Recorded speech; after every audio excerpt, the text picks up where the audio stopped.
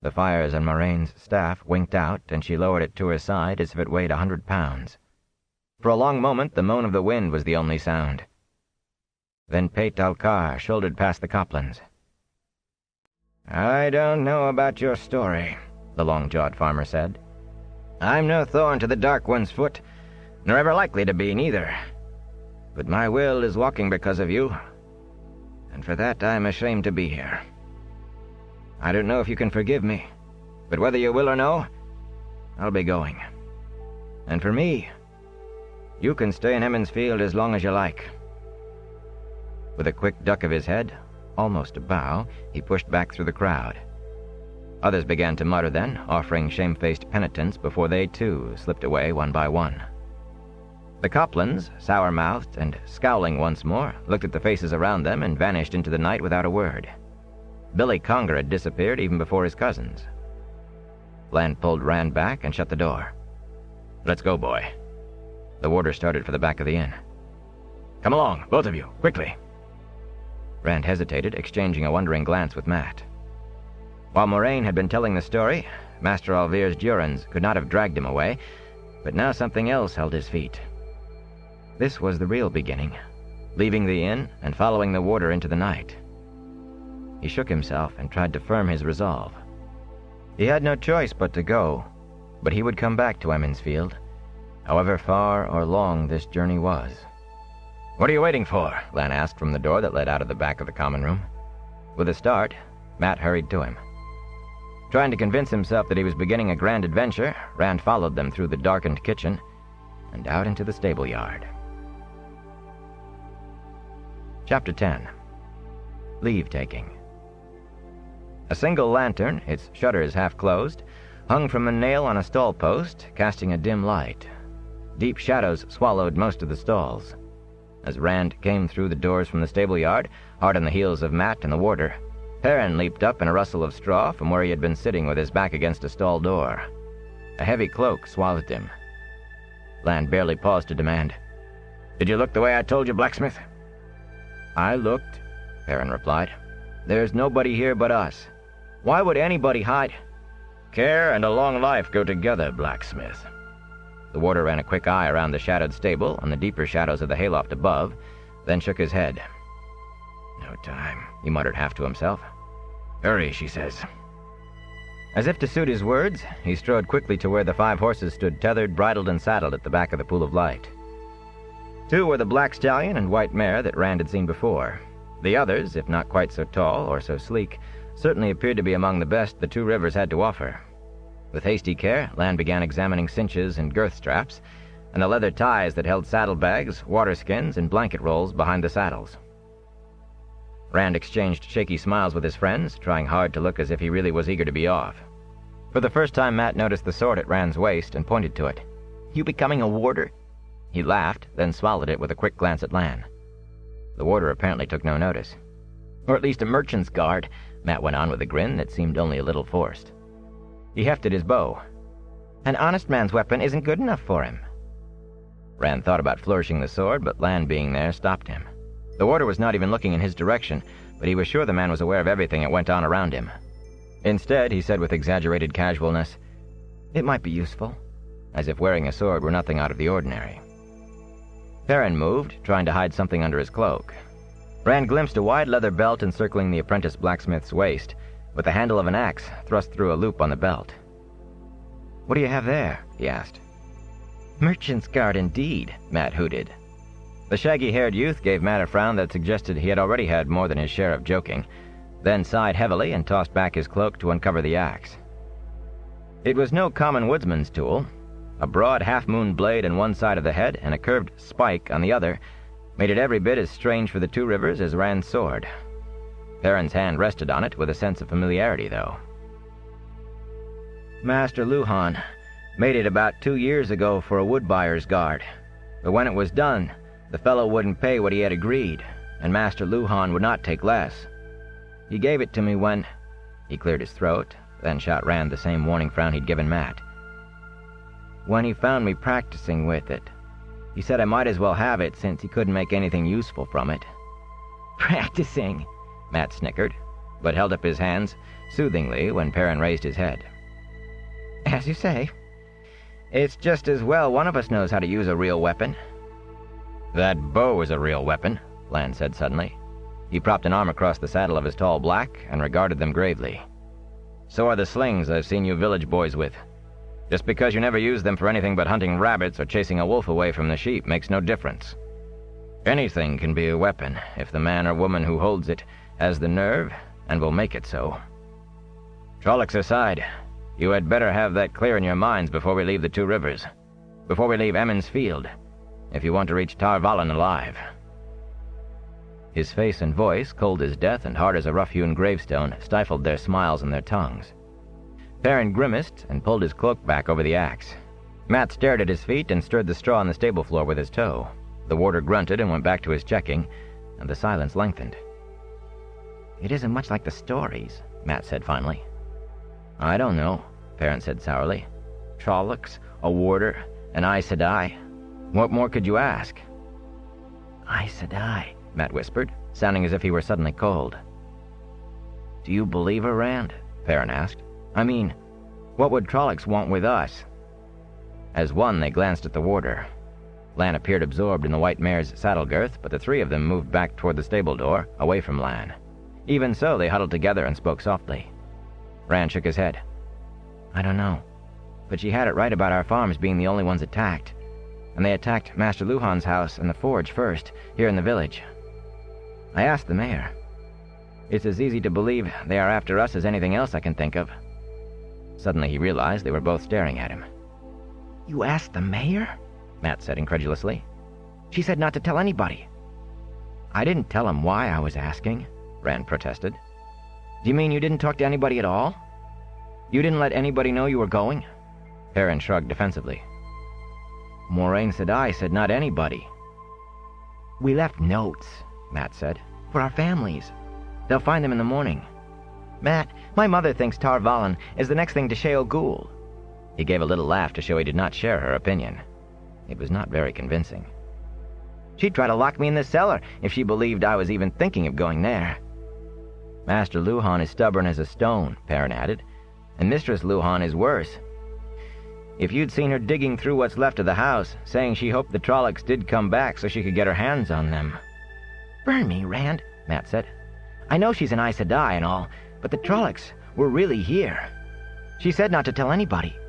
If an Aes Sedai doesn't know what to do about something like this, who does?" "I don't know." Rand rubbed at his forehead. His head hurt. He could not get that dream out of his mind. "My father believes her. At least he agreed that we had to go." Suddenly Moraine was in the doorway. "You talked to your father about this journey?"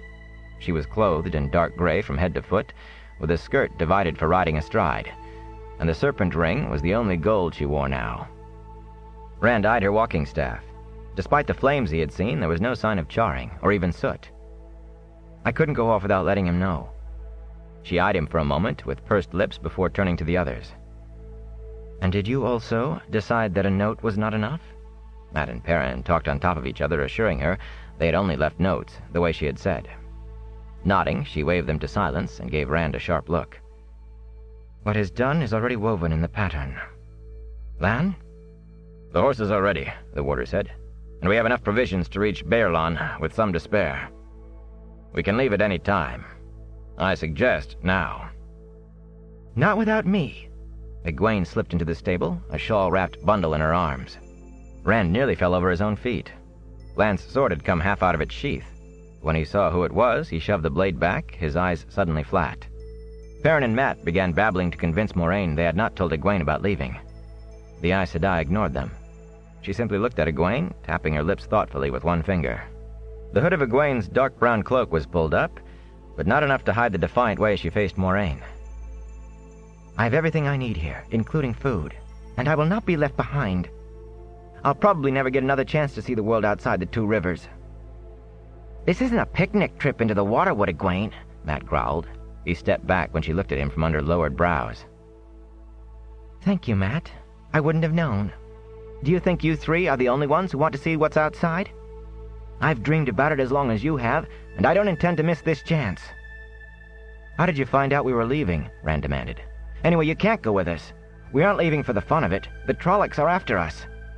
She gave him a tolerant look, and he flushed and stiffened indignantly. "First," she told him patiently, "I saw Matt creeping about, trying hard not to be noticed.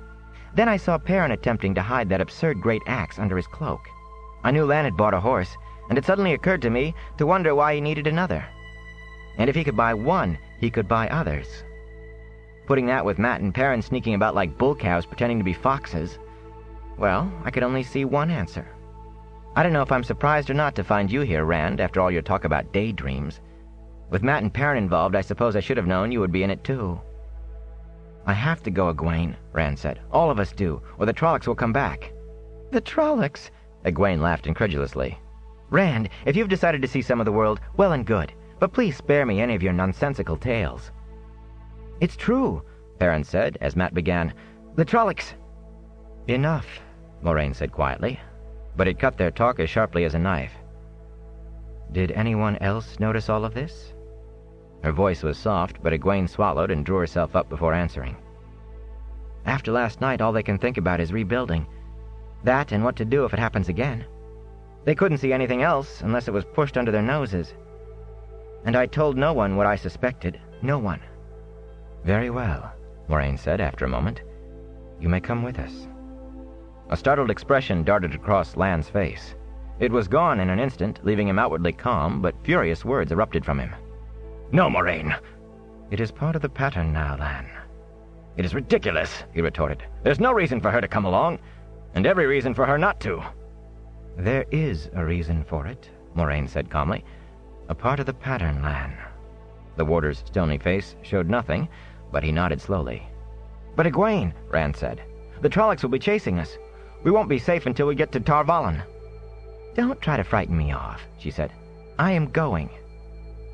Rand knew that tone of voice. He had heard it since she decided that climbing the tallest trees was for children. But he remembered it well. "If you think being chased by Trollocs will be fun," he began, but Moraine interrupted. "We have no time for this. We must be as far away as possible by daybreak. If she is left behind, Rand, she could rouse the village before we have gone a mile, and that would surely warn the Myrddraal." "I would not do that," Egwene protested.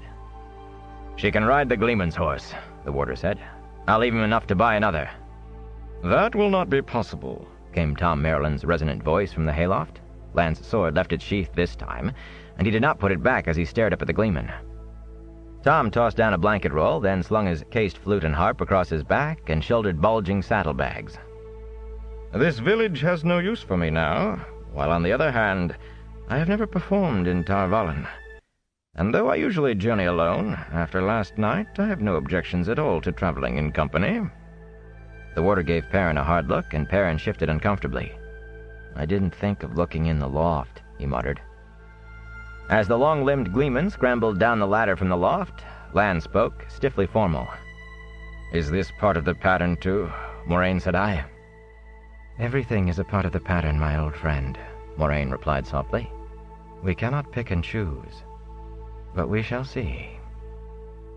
Tom put his feet on the stable floor and turned from the ladder, brushing straw from his patch-covered cloak. "In fact," he said in more normal tones, "you might say that I insist on traveling in company. I have given many hours over many mugs of ale to thinking of how I might end my days. A Trollocs cookpot was not one of the thoughts." He looked askance at the warder's sword. "There's no need for that. I am not a cheese for slicing." "Master Merrilin," Moraine said, "we must go quickly and almost certainly in great danger. The Trollocs are still out there, and we go by night. Are you sure that you want to travel with us?" Tom eyed the lot of them with a quizzical smile. "If it is not too dangerous for the girl, it can't be too dangerous for me. Besides, what Gleeman would not face a little danger to perform in Tar Valon?" Moraine nodded, and Lan scabbarded his sword. Rand suddenly wondered what would have happened if Tom had changed his mind, or if Moraine had not nodded. The Gleeman began saddling his horse as if similar thoughts had never crossed his mind, but Rand noticed that he eyed Lan's sword more than once. "Now," Moraine said, "what horse for Egwene?" "The peddler's horses are as bad as the Durans," the warrior replied sourly. "Strong but slow plotters." "Bella," Rand said, getting a look from Lan that made him wish he had kept silent. But he knew he could not dissuade Egwene. The only thing left was to help. Bella may not be as fast as the others, but she's strong. I ride her sometimes. She can keep up. Lan looked into Bella's stall, muttering under his breath. She might be a little better than the others, he said finally. I don't suppose there is any other choice. Then she will have to do, Moraine said. Rand, find a saddle for Bella. Quickly now. We have tarried too long already. Rand hurriedly chose a saddle and blanket in the tack room, then fetched Bella from her stall. The mare looked back at him in sleepy surprise when he put the saddle on her back. When he rode her, it was barebacked. She was not used to a saddle. He made soothing noises while he tightened the girth strap, and she accepted the oddity with no more than a shake of her mane. Taking Egwene's bundle from her, he tied it on behind the saddle while she mounted and adjusted her skirts. They were not divided for riding astride, so her wool stockings were bared to the knee. She wore the same soft leather shoes as all the other village girls. They were not at all suited for journeying to Watch Hill, much less Tar Valon. I still think you shouldn't come, he said. I wasn't making it up about the Trollocs, but I promise you I will take care of you. Perhaps I'll take care of you, she replied lightly. At his exasperated look, she smiled and bent down to smooth his hair. I know you'll look after me, Rand. We will look after each other. But now you had better look after getting on your horse. All of the others were already mounted and waiting for him, he realized.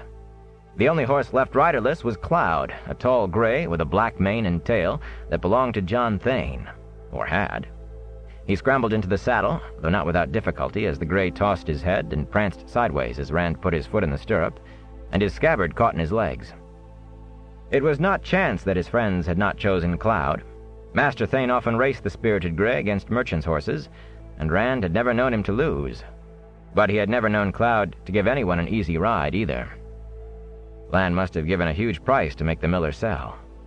As he settled in the saddle, Cloud's dancing increased, as if the gray were eager to run. Rand gripped the reins firmly and tried to think that he would have no trouble. Perhaps if he convinced himself, he could convince the horse, too. An owl hooted in the night outside, and the village people jumped before they realized what it was. They laughed nervously and exchanged shamefaced looks. Next thing, field mice will chase us up a tree, Egwene said with an unsteady chuckle. Lan shook his head. Better if it had been wolves. Wolves? Perrin exclaimed, and the warder favored him with a flat stare. Wolves don't like Trollocs, blacksmith, and Trollocs don't like wolves or dogs either. If I heard wolves, I would be sure there were no Trollocs waiting out there for us.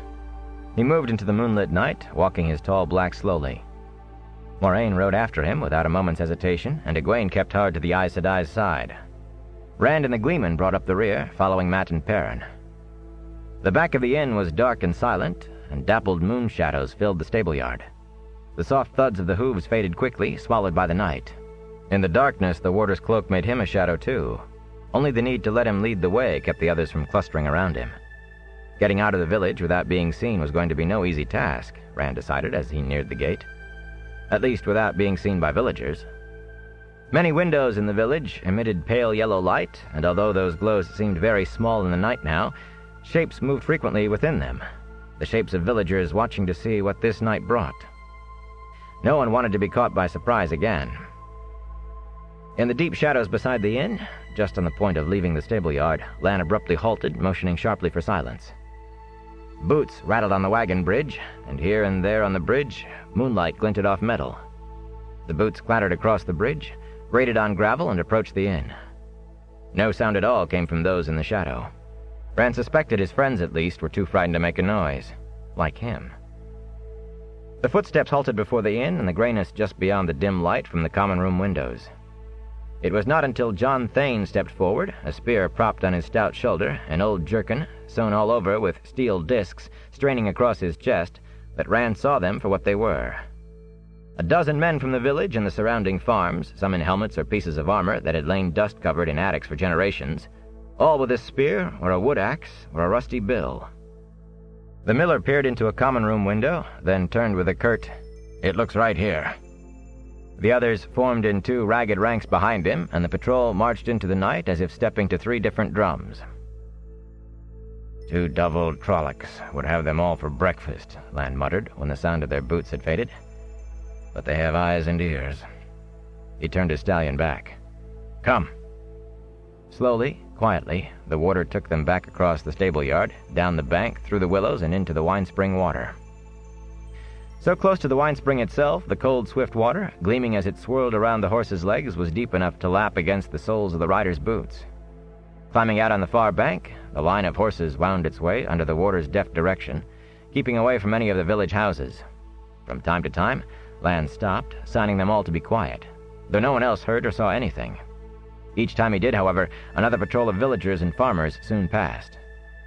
Slowly they moved toward the north edge of the village. Rand peered at the high-peaked houses in the dark, trying to impress them on his memory. A fine adventurer I am, he thought. He was not even out of the village yet, and already he was homesick. But he did not stop looking. They passed beyond the last farmhouses on the outskirts of the village and into the countryside, paralleling the north road that led to Tarn Ferry. Rand thought that surely no night sky elsewhere could be as beautiful as the Two Rivers sky. The clear black seemed to reach forever, and myriad stars gleamed like points of light scattered through crystal. The moon, only a thin slice less than full, appeared almost close enough to touch, if he stretched, and... A black shape flew slowly across the silvery ball of the moon. Rand's involuntary jerk on the reins halted the gray. A bat, he thought weakly, but he knew it was not. Bats were a common sight of an evening, darting after flies and bite-me's in the twilight. The wings that carried this creature might have the same shape, but they moved with the slow, powerful sweep of a bird of prey. And it was hunting. The way it cast back and forth in the long arcs left no doubt of that. Worst of all was the size. For a bat to seem so large against the moon, it would have had to be almost within arm's reach. He tried to judge in his mind how far away it must be and how big. The body of it had to be as large as a man, and the wings... It crossed the face of the moon again, wheeling suddenly downward to be engulfed by the night. He did not realize that Lan had ridden back to him until the water caught his arm. "What are you sitting here and staring at, boy? We have to keep moving." The others waited behind Lan. Half expecting to be told he was letting fear of the Trollocs overcome his sense, Rand told what he had seen. He hoped that Lan would dismiss it as a bat or a trick of his eyes. Lan growled a word, sounding as if it left a bad taste in his mouth. "Draghkar." Egwene and the other Two Rivers folk stared at the sky nervously in all directions, but the Gleeman groaned softly. "Yes," Moraine said. "It is too much to hope otherwise. And if the Myrddraal has a Draghkar at his command, then he will soon know where we are, if he does not already. We must move more quickly than we can cross-country. We may still reach Tarn Ferry ahead of the Myrddraal, and he and his Trollocs will not cross as easily as we." "A Draghkar?" Egwene said. "What is it?" It was Tom Merrilin who answered her hoarsely. "In the war that ended the Age of Legends, worse than Trollocs and half-men were created." Moraine's head jerked toward him as he spoke. Not even the dark could hide the sharpness of her look. Before anyone could ask the Gleeman for more, Lan began giving directions. "We take to the North Road now. For your lives, follow my lead, keep up and keep together." He wheeled his horse about, and the others galloped wordlessly after him. Chapter 11. The Road to Tarn Ferry. On the hard-packed dirt of the North Road, the horses stretched out, manes and tails streaming back in the moonlight as they raced northward, hooves pounding a steady rhythm.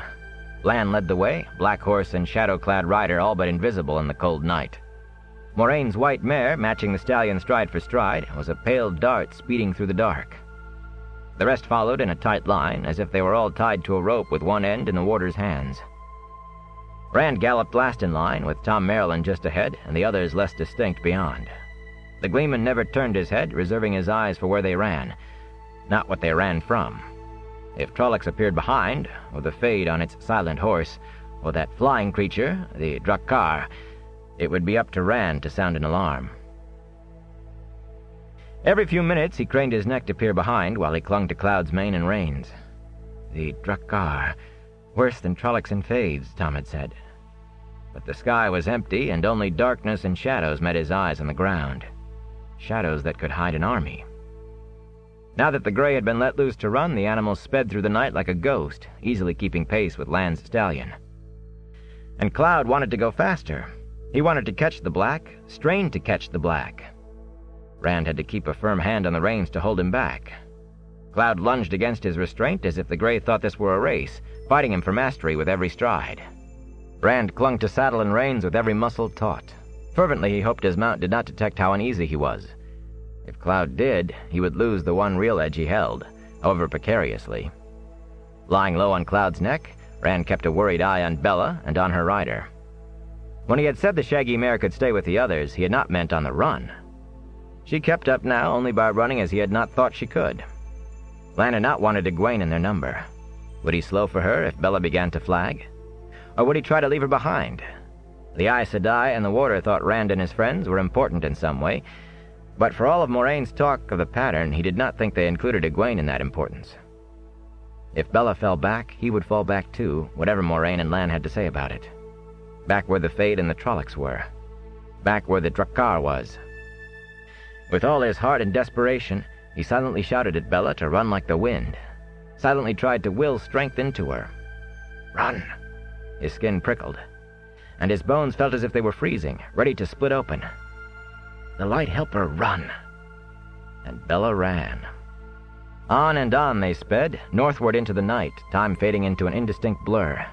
Now and again the lights of farmhouses flashed into sight, then disappeared as quickly as imagination.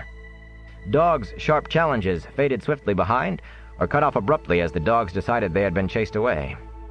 They raced through darkness relieved only by watery pale moonlight, a darkness where trees along the road loomed up without warning, then were gone.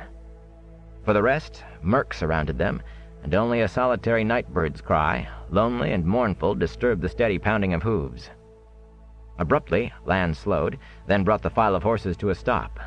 Rand was not sure how long they had been moving, but a soft ache filled his legs from gripping the saddle.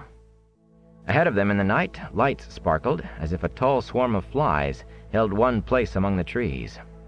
Rand frowned at the lights in puzzlement, then suddenly gasped with surprise. The fireflies were windows, the windows of houses covering the sides and top of a hill. It was Watch Hill. He could hardly believe they had come so far. They had probably made the journey as fast as it had ever been traveled. Following Lan's example, Rand and Tom Merrilin dismounted. Cloud stood head down, sides heaving. Lather, almost indistinguishable from the horse's smoky sides, flecked the gray's neck and shoulders. Rand thought that Cloud would not be carrying anyone further that night. "Much as I would like to put all these villages behind me," Tom announced, "a few hours' rest would not go amiss right now. Surely we have enough of a lead to allow that." Rand stretched, knuckling the small of his back. "If we're stopping the rest of the night in Watch Hill, we may as well go on up." A vagrant gust of wind brought a fragment of song from the village and smells of cooking that made his mouth water. They were still celebrating in Watch Hill. There had been no Trollocs to disturb their Beltane. He looked for Egwene. She was leaning against Bella, slumped with weariness. The others were climbing down as well, with many a sigh and much stretching of aching muscles. Only the Warder and the Aes Sedai showed no visible sign of fatigue. "I could do with some singing," Matt put in tiredly, "and maybe a hot mutton pie at the White Boar." Pausing, he added, "I've never been further than Watch Hill. The White Boar is not nearly as good as the Winespring Inn." "The White Boar isn't so bad," Perrin said. "A mutton pie for me, too, and lots of hot tea to take the chill off my bones." "We cannot stop until we are across the Tarren," Lan said sharply. "Not for more than a few minutes." "We cannot stop until we are across the Tarren," Lan said sharply. "Not for more than a few minutes." "But the horses," Rand protested. "We'll run them to death if we try to go any further tonight. Moiraine Sedai, surely you—" He had vaguely noticed her moving among the horses, but he had not paid any real attention to what she did. Now she brushed past him to lay her hands on Cloud's neck. Rand fell silent. Suddenly the horse tossed his head with a soft whicker, nearly pulling the reins from Rand's hands. The gray danced a step sideways, as restive as if he had spent a week in a stable. Without a word, Moiraine went to Bella. "I did not know she could do that," Rand said softly to Lan, his cheeks hot. "You, of all people, should have suspected it," the Warder replied. "You watched her with your father. She will wash all the fatigue away, first from the horses, then from the rest of you." "The rest of us? Not you?" "Not me, sheepherder. I don't need it, not yet. And not her. What she can do for others, she cannot do for herself. Only one of us will ride tired. You had better hope she does not grow too tired before we reach Tar Valon." Too tired for what? Rand asked the warder. You are right about your Bella, Rand, Moraine said from where she stood by the mare. She has a good heart, and as much stubbornness as the rest of you Two Rivers folk. Strange as it seems, she may be the least weary of all. A scream ripped the darkness, a sound like a man dying under sharp knives, and wings swooped low above the party. The night deepened in the shadow that swept over them. With panicked cries, the horses reared wildly. The wind of the Draakar's wings beat at Rand with a feel like the touch of slime, like chittering in the dank dimness of a nightmare. He had no time even to feel the fear of it, for Cloud exploded into the air with a scream of his own, twisting desperately as if attempting to shake off some clinging thing. Rand, hanging onto the reins, was jerked off his feet and dragged across the ground, Cloud screaming as though the big gray felt wolves tearing at his hocks. Somehow he maintained his grip on the reins. Using the other hand, as much as his legs, he scrambled onto his feet, taking leaping, staggering steps to keep from being pulled down again. His breath came in ragged pants of desperation. He could not let Cloud get away. He threw out a frantic hand, barely catching the bridle. Cloud reared, lifting him into the air. Rand clung helplessly, hoping against hope that the horse would quieten. The shock of landing jarred Rand to his teeth, but suddenly the gray was still, nostrils flaring and eyes rolling, stiff-legged and trembling. Rand was trembling as well, and all but hanging from the bridle. That jolt must have shaken the fool animal, too, he thought. He took 3 or 4 deep, shaky breaths. Only then could he look around and see what had happened to the others. Chaos reigned among the party. They clutched reins against jerking heads, trying with little success to calm the rearing horses that dragged them about in a milling mass. Only 2 seemingly had no trouble at all with their mounts. Moraine sat straight in her saddle, the white mare stepping delicately away from the confusion as if nothing at all out of the ordinary had happened. On foot, Lan scanned the sky, sword in one hand and reins in the other. The sleek black stallion stood quietly beside him. Sounds of merrymaking no longer came from Watch Hill. Those in the village must have heard the cry too. Rand knew they would listen a while, and perhaps watch for what had caused it, then return to their jollity. They would soon forget the incident, its memory submerged by song and food and dance and fun. Perhaps when they heard the news of what had happened in Emmons Field, some would remember and wonder. A fiddle began to play, and after a moment a flute joined in. The village was resuming its celebration. "Mount!" Lan commanded curtly. Sheathing his sword, he leaped onto the stallion. The Draakar would not have showed itself unless it had already reported our whereabouts to the Myrddraal. Another strident shriek drifted down from far above, fainter but no less harsh. The music from Watch Hill silenced raggedly once more. It tracks us now, marking us for the half-man. He won't be far. The horses, fresh now as well as being fear-struck, pranced and backed away from those trying to mount. A cursing Tom Merrilin was the first into his saddle, but the others were up soon after. All but one. "Hurry, Rand!" Egwene shouted. The Draakar gave shrill voice once more, and Bella ran a few steps before she could rein the mare in. "Hurry!" With a start, Rand realized that instead of trying to mount Cloud, he had been standing there staring at the sky in a vain attempt to locate the source of those vile shrieks. More, all unaware, he had drawn Tam's sword as if to fight the flying thing. His face reddened, making him glad for the night to hide him. Awkwardly, with one hand occupied by the reins, he resheathed the blade, glancing hastily at the others. Moraine, Lan, and Egwene all were looking at him, though he could not be sure how much they could see in the moonlight. The rest seemed too absorbed with keeping their horses under control to pay him any mind. He put a hand on the pommel and reached the saddle in one leap, as if he had been doing the like all his life. If any of his friends had noticed the sword, he would surely hear about it later. There would be time enough to worry about it then. As soon as he was in the saddle, they were all off at a gallop again, up the road and by the dome-like hill. Dogs barked in the village. Their passage was not entirely unnoticed. Or maybe the dogs smelled Trollocs, Rand thought. The barking and the village lights alike vanished quickly behind them. They galloped in a knot, horses all but jostling each other as they ran. Lan ordered them to spread out again, but no one wanted to be even a little alone in the night. A scream came from high overhead. The warder gave up and let them run clustered. Rand was close behind Moraine and Lan, the gray straining in an effort to force himself between the warder's black and the Aes Sedai's trim mare. Egwene and the Gleeman raced on either flank of him, while Rand's friends crowded in behind. Cloud, spurred by the Drakkar's cries, ran beyond anything Rand could do to slow him, even if he had wished to. Yet the Grey could not gain so much as a step on the other two horses. The Drakkar's shriek challenged the night. Stout Bella ran with neck outstretched and tail and mane streaming in the wind of her running, matching the larger horses every stride. The Aes Sedai must have done something more than simply ridding her of fatigue. Egwene's face in the moonlight was smiling in excited delight. Her braid streamed behind like the horses' manes, and the gleam in her eyes was not all from the moon, Rand was sure. His mouth dropped open in surprise until a swallowed bite-me set him off into a fit of coughing. Lan must have asked a question, for Moraine suddenly shouted over the wind and the pounding of hooves. "I cannot.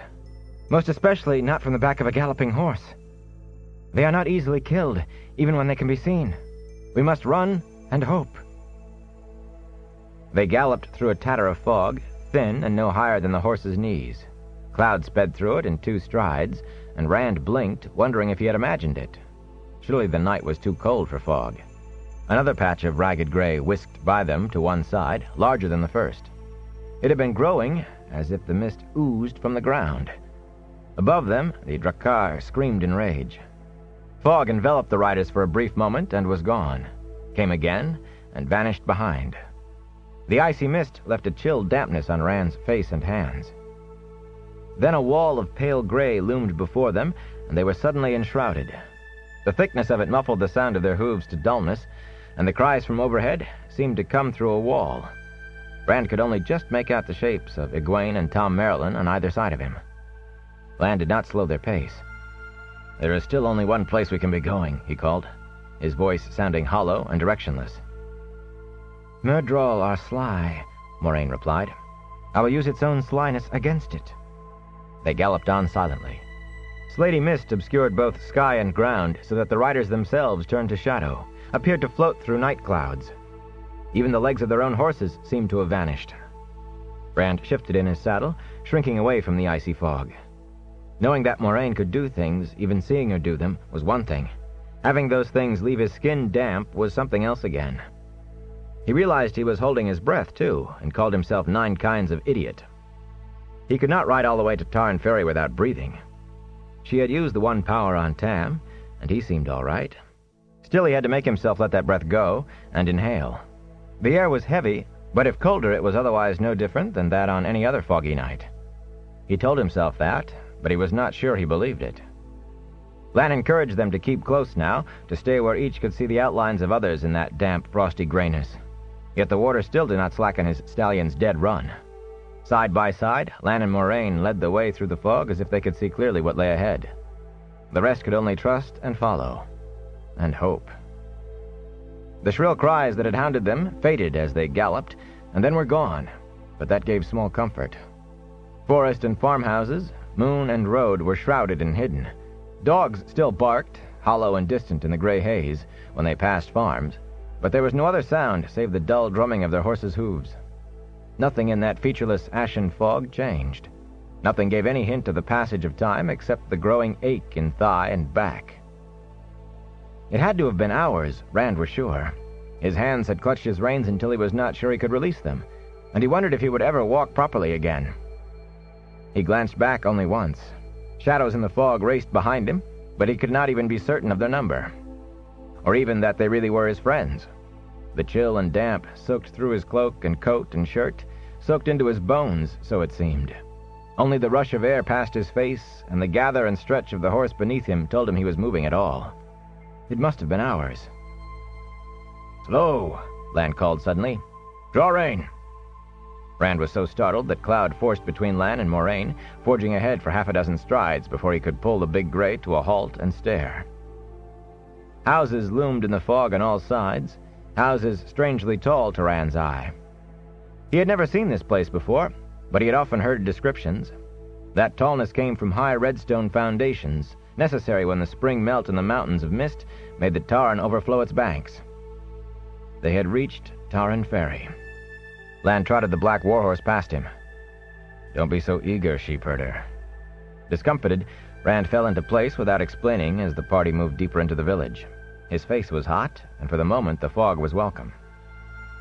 A lone dog, unseen in the cold mist, barked at them furiously, then ran away. Here and there a light appeared in a window as some early risers stirred. Other than the dog, no sound save the muted clops of their horses' hooves disturbed the last hour of the night. Rand had met few people from Tarn Ferry. He tried to recall what little he knew about them. They seldom ventured down into what they called the lower villages, with their noses up as if they smelled something bad. The few he had met bore strange names like Hilltop and Stoneboat. One and all, Tarn Ferry folk had a reputation for slyness and trickery. If you shook hands with a Tarn Ferryman, people said, you counted your fingers afterwards. Lan and Moraine stopped before a tall, dark house that looked exactly like any other in the village. Fog swirled around the warder like smoke as he leaped from his saddle and mounted the stairs that rose to the front door, as high above the street as their heads. At the top of the stairs, Lan hammered with his fist on the door. "I thought he wanted quiet," Matt muttered. Lan's pounding went on. A light appeared in the window of the next house, and someone shouted angrily, but the warder kept on with his drumming. Abruptly, the door was flung back by a man in a nightshirt that flapped about his bare ankles. An oil lamp in one hand illumined a narrow face with pointed features. He opened his mouth angrily, then let it stay open as his head swiveled to take in the fog, eyes bulging. "What's this?" he said. "What's this?" Chill gray tendrils curled into the doorway, and he hurriedly stepped back away from them. "Master Hightower," Lan said. "Just the man I need. We want to cross over on your ferry." "He never even saw Hightower," Matt snickered. Rand made shushing motions at his friend. The sharp-faced fellow raised his lamp higher and peered down at them suspiciously. After a minute, Master Hightower said crossly, "The ferry goes over in daylight. Not in the night, not ever. And not in this fog, neither. Come back when the sun's up and the fog's gone." He started to turn away, but Lan caught his wrist. The ferryman opened his mouth angrily. Gold glinted in the lamplight as the warder counted out coins one by one into the other's palm. Hightower licked his lips as the coins clinked, and by inches his head moved closer to his hand, as if he could not believe what he was seeing. "And as much again," Lan said, "when we are safely on the other side. But we leave now." "Now?" Chewing his lower lip, the Faraday man shifted his feet and peered out at the mist-laden night, then nodded abruptly. "Now it is. But let loose my wrist. I have to rouse my haulers. You don't think I pull the ferry across myself, do you?" "I will wait at the ferry," Lan said flatly. "For a little while." He released his hold on the ferryman. Master Hightower jerked the handful of coins to his chest and, nodding agreement, hastily shoved the door closed with his hip. Chapter 12. Across the Tarn. Lan came down the stairs, telling the company to dismount and lead their horses after him through the fog. Again they had to trust that the warder knew where he was going. The fog swirled around Rand's knees, hiding his feet, obscuring everything more than a yard away. The fog was not as heavy as it had been outside the town, but he could barely make out his companions. Still no human stirred in the night except for them.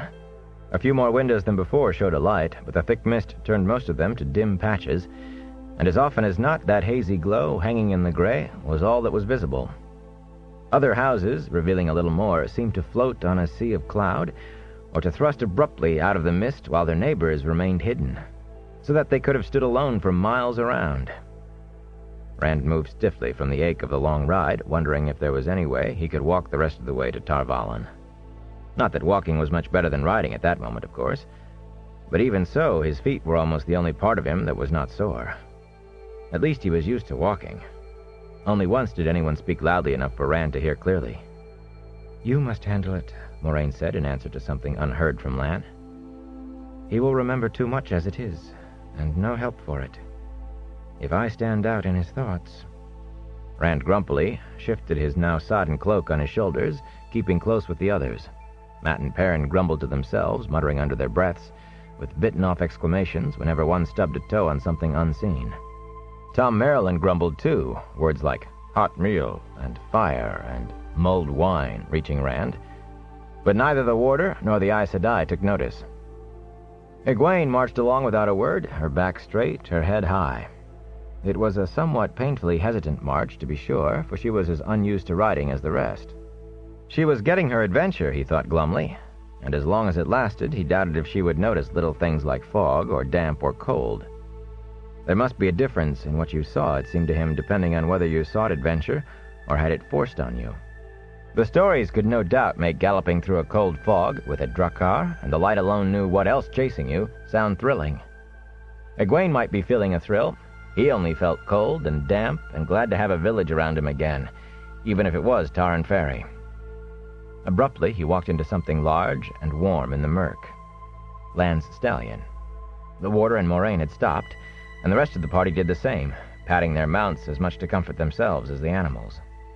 The fog was a little thinner here, enough for them to see one another more clearly than they had in a long while, but not enough to make out much more. Their feet were still hidden by low billows like gray floodwater. The houses seemed to have all been swallowed. Cautiously, Rand let Cloud forward a little way and was surprised to hear his boots scrape on wooden planks. The ferry landing. He backed up carefully, making the grayback as well. He had heard what the Tarren Ferry landing was like, a bridge that led nowhere except to the ferry boat. The Tarren was supposed to be wide and deep, with treacherous currents that could pull under the strongest swimmer.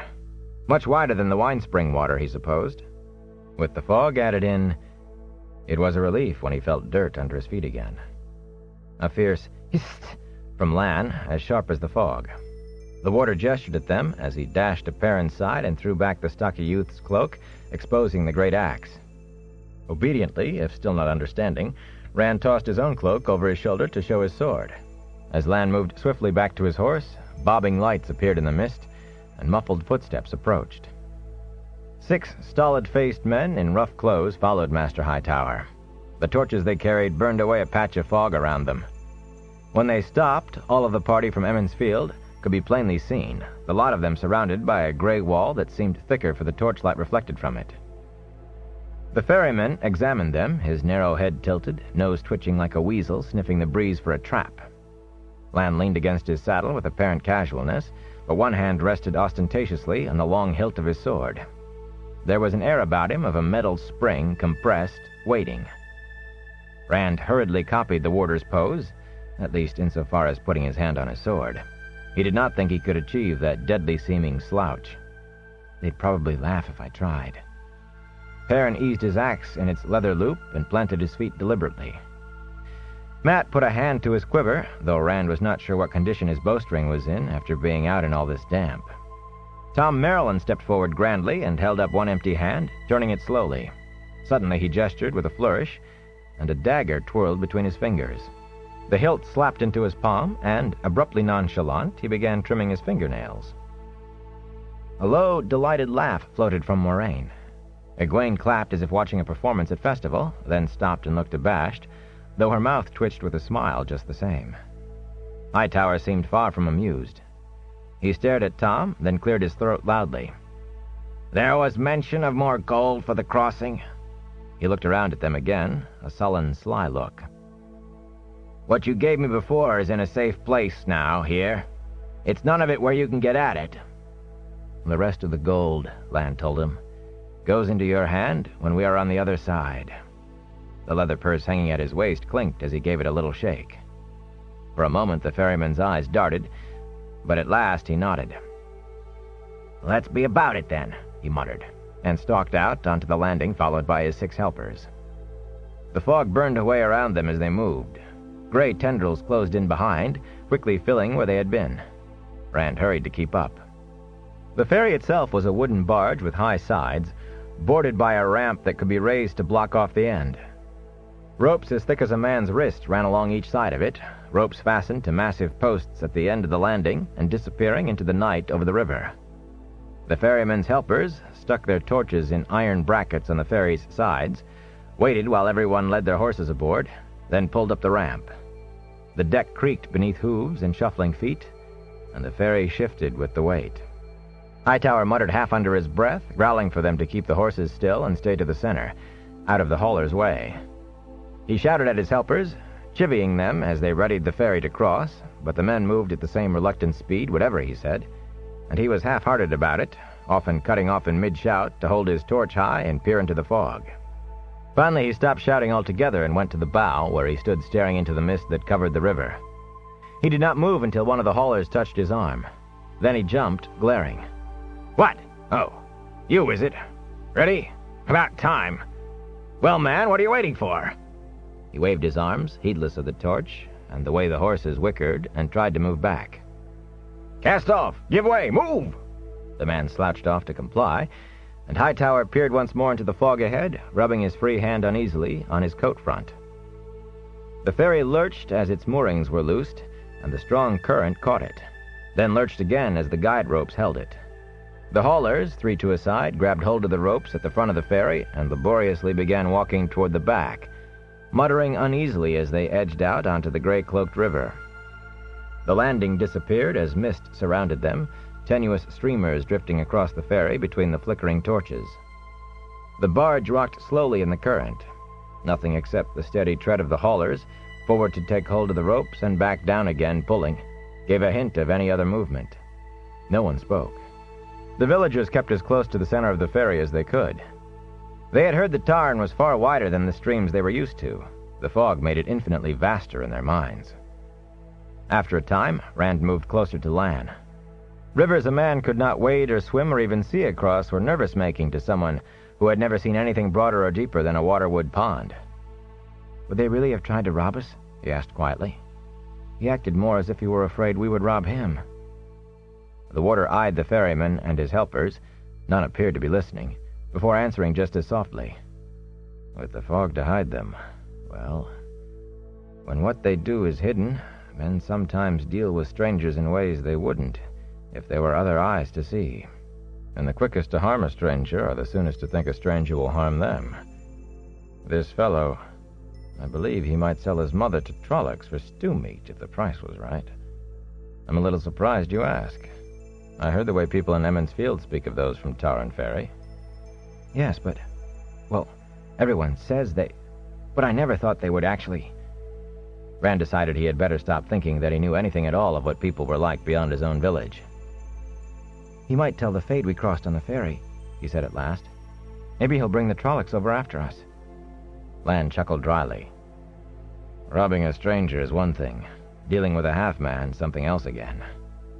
Can you really see him ferrying Trollocs over, especially in this fog, no matter how much gold was offered?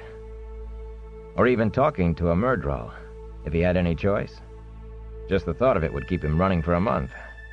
I don't think we have to worry very much about dark friends in Tarn Ferry. Not here. We are safe, for a time at least. From this lot, anyway. Watch yourself." Hightower had turned from peering into the fog ahead. Pointed face pushed forward and torch held high, he stared at Lan and Rand as if seeing them clearly for the first time.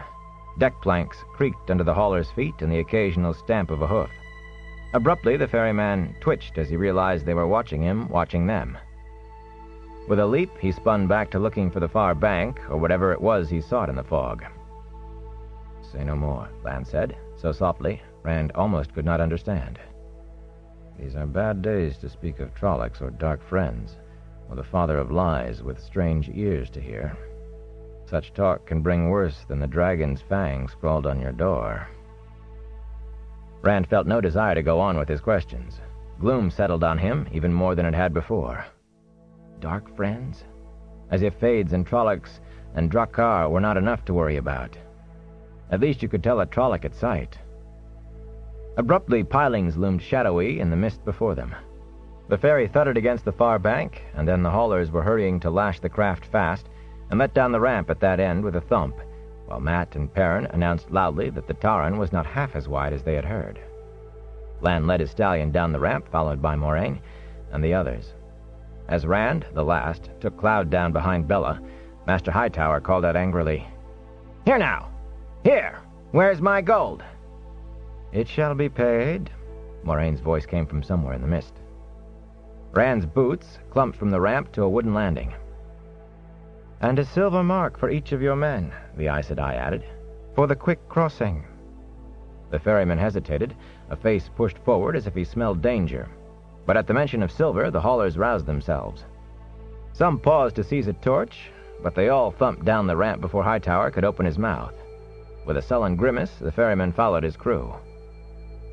Cloud's hooves clumped hollowly in the fog as Rand made his way carefully along the landing. The gray mist was as thick here as over the river. At the foot of the landing, the warder was handing out coins, surrounded by the torches of Hightower and his fellows. Everyone else except Moraine waited just beyond in an anxious cluster. The Aes Sedai stood looking at the river, though what she could see was beyond Rand. With a shiver, he hitched up his cloak, sodden as it was. He was really out of 2 rivers now, and it seemed much farther away than the width of a river. "There," Lan said, handing a last coin to Hightower, "as agreed." He did not put up his purse, and the ferrety-faced man eyed it greedily.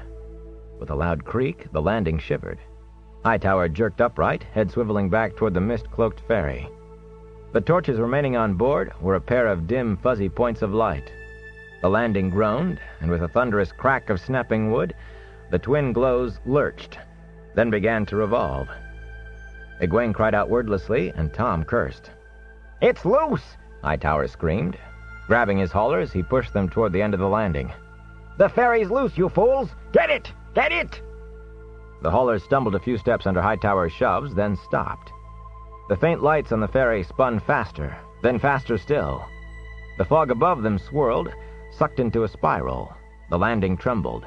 The cracking and splintering of wood filled the air as the ferry began breaking apart.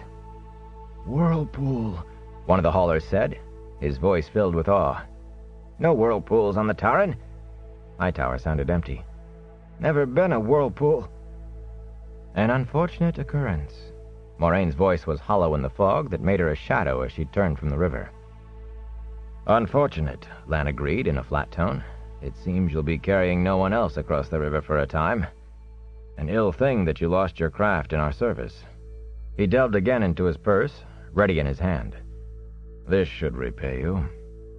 For a moment Hightower stared at the gold, glinting in Lan's hand in the torchlight. Then his shoulders hunched and his eyes darted to the others he had carried across. Made indistinct by the fog, the Emmons Fielders stood silently. With a frightened, inarticulate cry, the ferryman snatched the coins from Lan, whirled, and ran into the mist. His haulers were only half a step behind him, their torches quickly swallowed as they vanished upriver. "There is nothing further to hold us here," the Aes Sedai said, as if nothing out of the ordinary had happened. Leading her white mare, she started away from the landing, up the bank. Rand stood staring at the hidden river. It could have been a happenstance. "No whirlpools," he said, "but it—" Abruptly he realized everyone else had gone.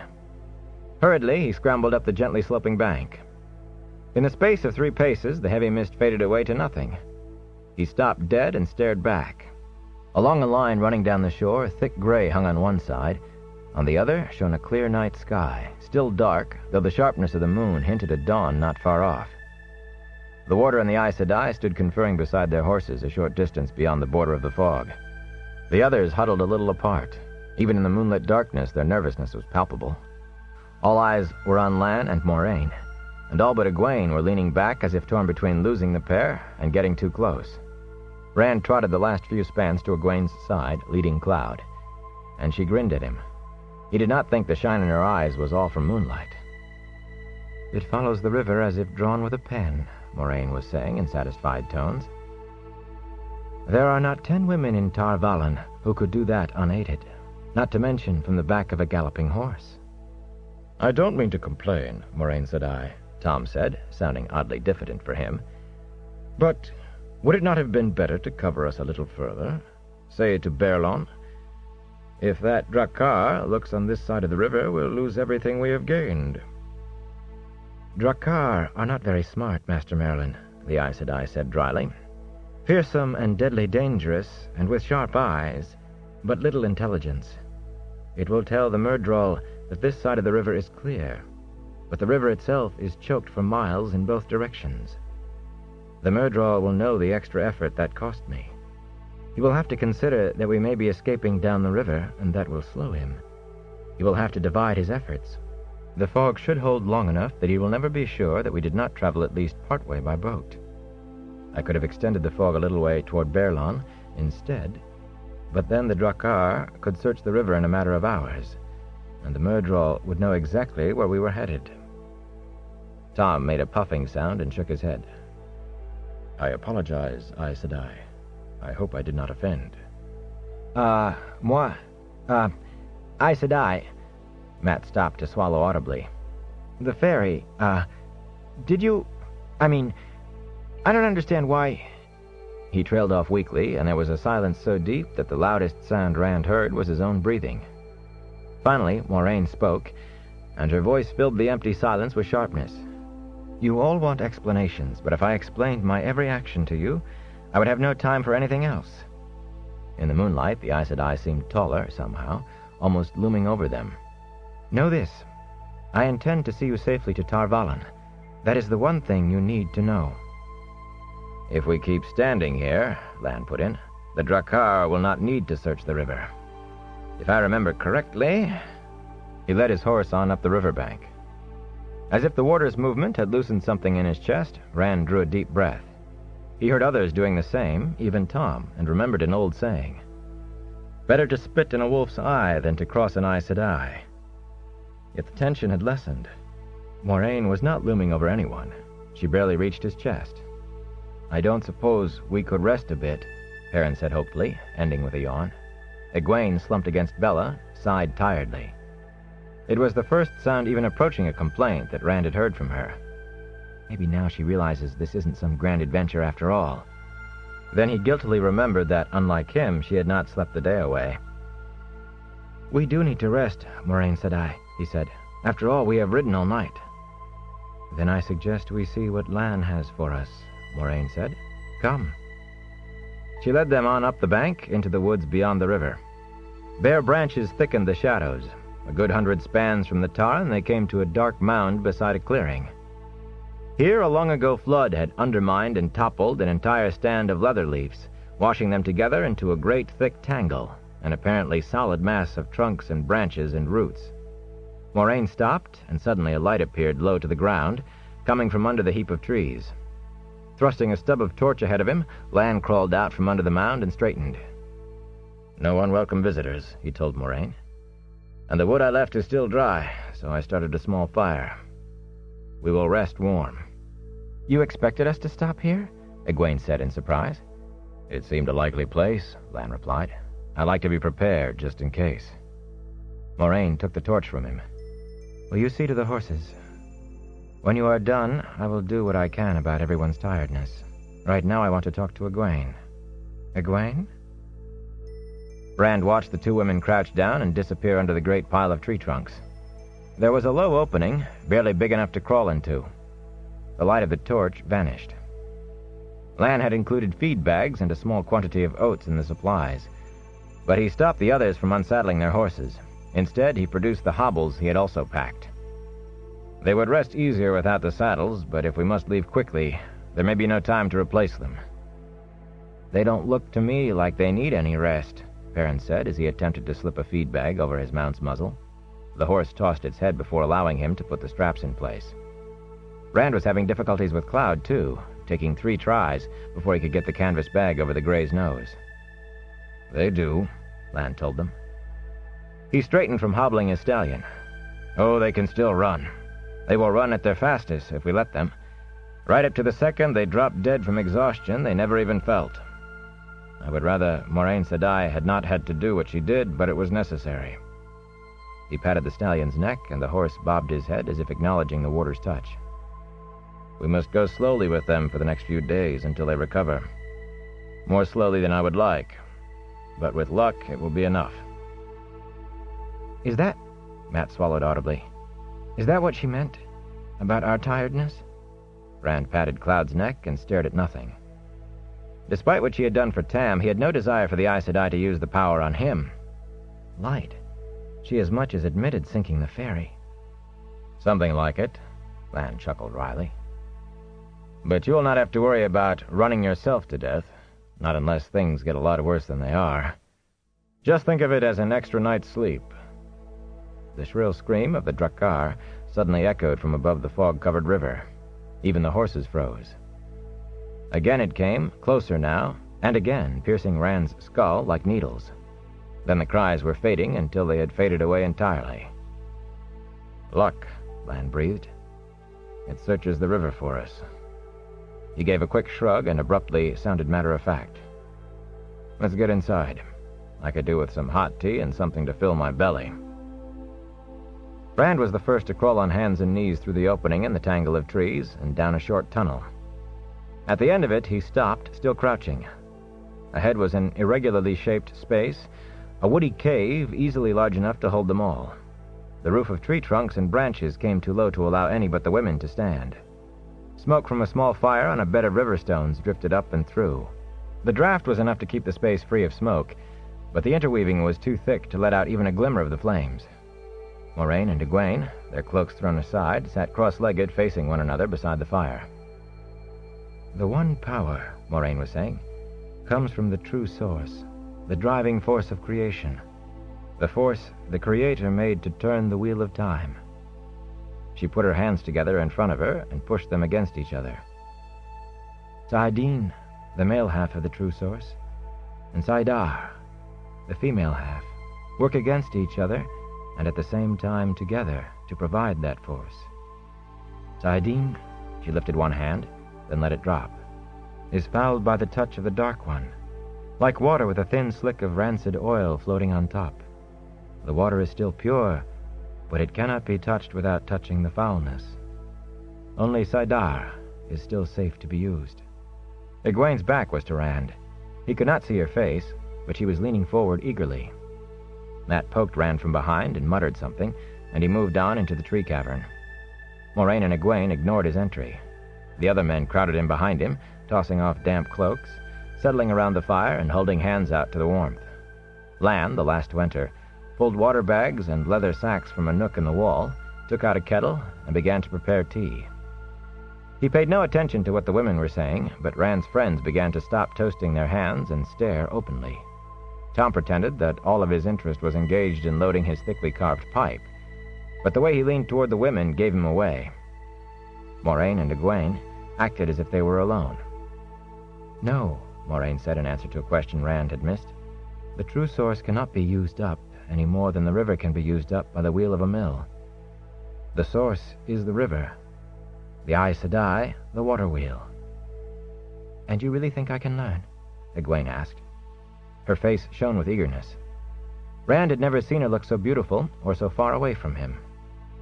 "I can become an Aes Sedai." Rand jumped up, cracking his head against the low roof of logs. Tom Merrilin grabbed his arm, yanking him back down. "Don't be a fool," the Gleeman murmured. He eyed the women, neither seemed to have noticed, and the look he gave Rand was sympathetic. "It's beyond you now, boy." "Child," Moraine said gently, "only a very few can learn to touch the true source and use the one power. Some of those can learn to a greater degree, some to a lesser. You are one of the bare handful for whom there is no need to learn. At least touching the source will come to you whether you want it or not. Without the teaching you can receive in Tar Valon, though, you will never learn to channel it fully, and you may not survive. Men who have the ability to touch saidin born in them die, of course, and if the Red Ajah does not find them and gentle them..." Tom growled deep in his throat, and Rand shifted uncomfortably. Men like those of whom the Aes Sedai spoke were rare. He had only heard of 3 in his whole life, and thank the light, never in the 2 rivers. But the damage they did before the Aes Sedai found them was always bad enough for the news to carry, like the news of wars or earthquakes that destroyed cities. He had never really understood what the Ajahs did. According to the stories, there were societies among the Aes Sedai that seemed to plot and squabble among themselves more than anything else. But the stories were clear on one point. The Red Ajah held its prime duty to be the prevention of another breaking of the world, and they did it by hunting down every man who even dreamed of wielding the one power. Mat and Perrin looked as if they suddenly wished they were back home in their beds. "But some of the women die too. It is hard to learn without a guide. The women we do not find, those who live, often become... Well, in this part of the world they might become wisdoms of their villages." The Aes Sedai paused thoughtfully. "The old blood is strong in Emond's Field, and the old blood sings. I knew you for what you were the moment I saw you. No Aes Sedai can stand in the presence of a woman who can channel, or who is close to her change and not feel it." She rummaged in the pouch at her belt and produced the small blue gem on a gold chain that she had earlier worn in her hair. "You are very close to your change, your first touching. It will be better if I guide you through it." That way you will avoid the unpleasant effects that come to those who must find their own way. Egwene's eyes widened as she looked at the stone, and she wet her lips repeatedly.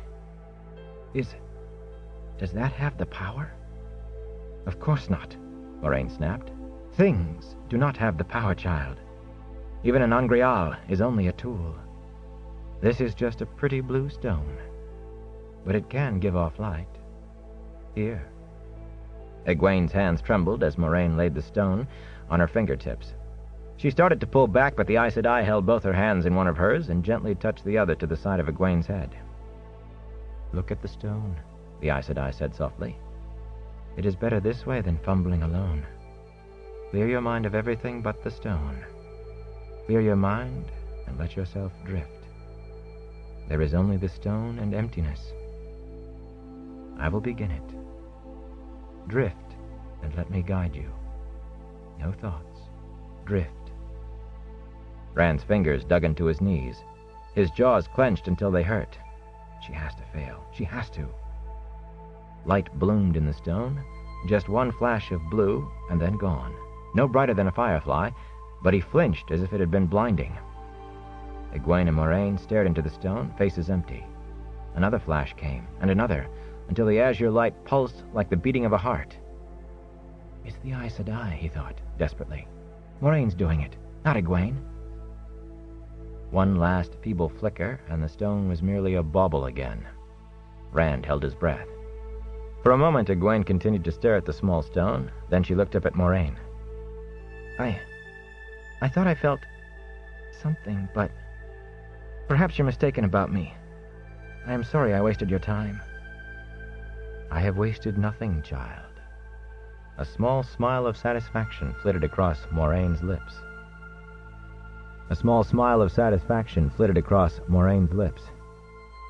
That last light was yours alone. It was? Egwene exclaimed, then slid immediately back into glumness. But it was barely there at all. Now you are behaving like a foolish village girl. Most who come to Tar Valon must study for many months before they can do what you just did. You may go far, perhaps even the Amaryllis seat one day, if you study hard and work hard. You mean... With a cry of delight, Egwene threw her arms around the Aes Sedai. Oh, thank you. Rand, did you hear? I'm going to be an Aes Sedai. Chapter 13. Choices. Before they went to sleep, Moraine knelt by each in turn and laid her hands on their heads. Lan grumbled that he had no need, and she should not waste her strength, but he did not try to stop her. Egwene was eager for the experience, Mat and Perrin clearly frightened of it, and frightened to say no. Tom jerked away from the Aes Sedai's hands, but she seized his gray head with a look that allowed no nonsense. The gleeman scowled through the entire thing. She smiled mockingly once she took her hands away. His frown deepened, but he did look refreshed. They all did. Rand had drawn back into a niche in the uneven wall where he hoped he would be overlooked. His eyes wanted to slide closed once he leaned back against the timber jumble, but he forced himself to watch. He pushed a fist against his mouth to stifle a yawn. A little sleep, an hour or two, and he would be just fine. Moraine did not forget him, though. He flinched at the coolness of her fingers on his face and said, I don't... His eyes widened in wonder. Tiredness drained out of him like water running downhill. Aches and soreness ebbed to dim memories and vanished. He stared at her with his mouth hanging open. She only smiled and withdrew her hands. It is done, she said, and as she stood with a weary sigh, he was reminded that she could not do the same for herself. Indeed, she only drank a little tea, refusing the bread and cheese Lan tried to press on her, before curling up beside the fire. She seemed to fall asleep the instant she wrapped her cloak around her. The others, all save Lan, were dropping asleep wherever they could find a space to stretch out, but Rand could not imagine why. He felt as if he had already had a full night in a good bed. No sooner did he lean back against the log wall, though, than sleep rolled him under. When Lan poked him awake an hour later, he felt as though he had had 3 days' rest. The warder awakened them all, except Moraine, and he sternly hushed any sound that might disturb her. Even so, he allowed them only a short stay in the snug cave of trees. Before the sun was twice its own height above the horizon, All traces that anyone had ever stopped there had been cleared away, and they were all mounted and moving north toward Baerlon, riding slowly to conserve the horses. The Aes Sedai's eyes were shadowed, but she sat her saddle upright and steady. Fog still hung thick over the river behind them, a gray wall resisting the efforts of the feeble sun to burn it away and hiding the two rivers from view. Rand watched over his shoulder as he rode, hoping for one last glimpse, even of Tarn Ferry, until the fog bank was lost to sight. "I never thought I'd ever be this far from home," he said when the trees at last hid both the fog and the river. "Remember when Watch Hill seemed a long way? 2 days ago, that was. It seems like forever." "In a month or two, we'll be back," Perrin said in a strained voice. "Think what we'll have to tell." "Even Trollocs can't chase us forever," Matt said. "Burn me, they can't." He straightened around with a heavy sigh, slumping in his saddle as if he did not believe a word that had been said. "Men," Egwene snorted. "You get the adventure you're always prating about, and already you're talking about home." She held her head high, yet Rand noticed a tremor to her voice, now that nothing more was to be seen of the two rivers.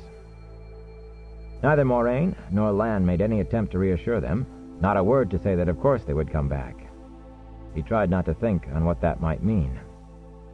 Even rested, he was full enough of doubts without searching for more. Hunching in his saddle, he began a waking dream of tending the sheep alongside Tam in a pasture with deep lush grass and larks singing of a spring morning. And a trip into Emmons Field and Beltane the way it had been, dancing on the green, with never a care beyond whether he might stumble in the steps. He managed to lose himself in it for a long time. The journey to Baerlon took almost a week. Lan muttered about the laggardness of their travel, but it was he who set the pace and forced the rest to keep it. With himself and his stallion Mondarb, he said it meant blade in the old tongue, he was not so sparing. The warder covered twice as much ground as they did, galloping ahead, his color-shifting cloak swirling in the wind to scout what lay before them, or dropping behind to examine their back trail.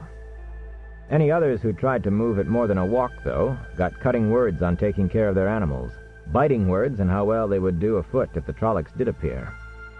Not even Moraine was proof against his tongue if she let the white mare pick up her step. Aldib, the mare was called, and the old tongue West Wind, the wind that brought the spring rains. The warder's scouting never turned up any sign of pursuit or ambush. He spoke only to Moraine of what he saw, and that quietly, so it could not be overheard, and the Aes Sedai informed the rest of them of what she thought they needed to know. In the beginning, Rand looked over his shoulder as much as he did ahead. He was not the only one. Perrin fingered his axe often, and Matt rode with an arrow knocked to his bow in the beginning. But the land behind remained empty of Trollocs or figures in black cloaks. The sky remained empty of Drakkar. Slowly, Rand began to think perhaps they really had escaped. No very great cover was to be had, even in the thickest parts of the woods. Winter clung as hard north of the Tarn as it did to the two rivers. Stands of pine or fir or leather leaf, and here and there a few spicewoods or laurels dotted a forest of otherwise bare gray branches. Not even the elders showed a leaf. Only scattered green sprigs of new growth stood out against brown meadows beaten flat by the winter's snows. Here, too, much of what did grow was stinging nettles and coarse thistle and stinkweed. On the bare dirt of the forest floor, some of the last snow still hung on, in shady patches and in drifts beneath the low branches of evergreens.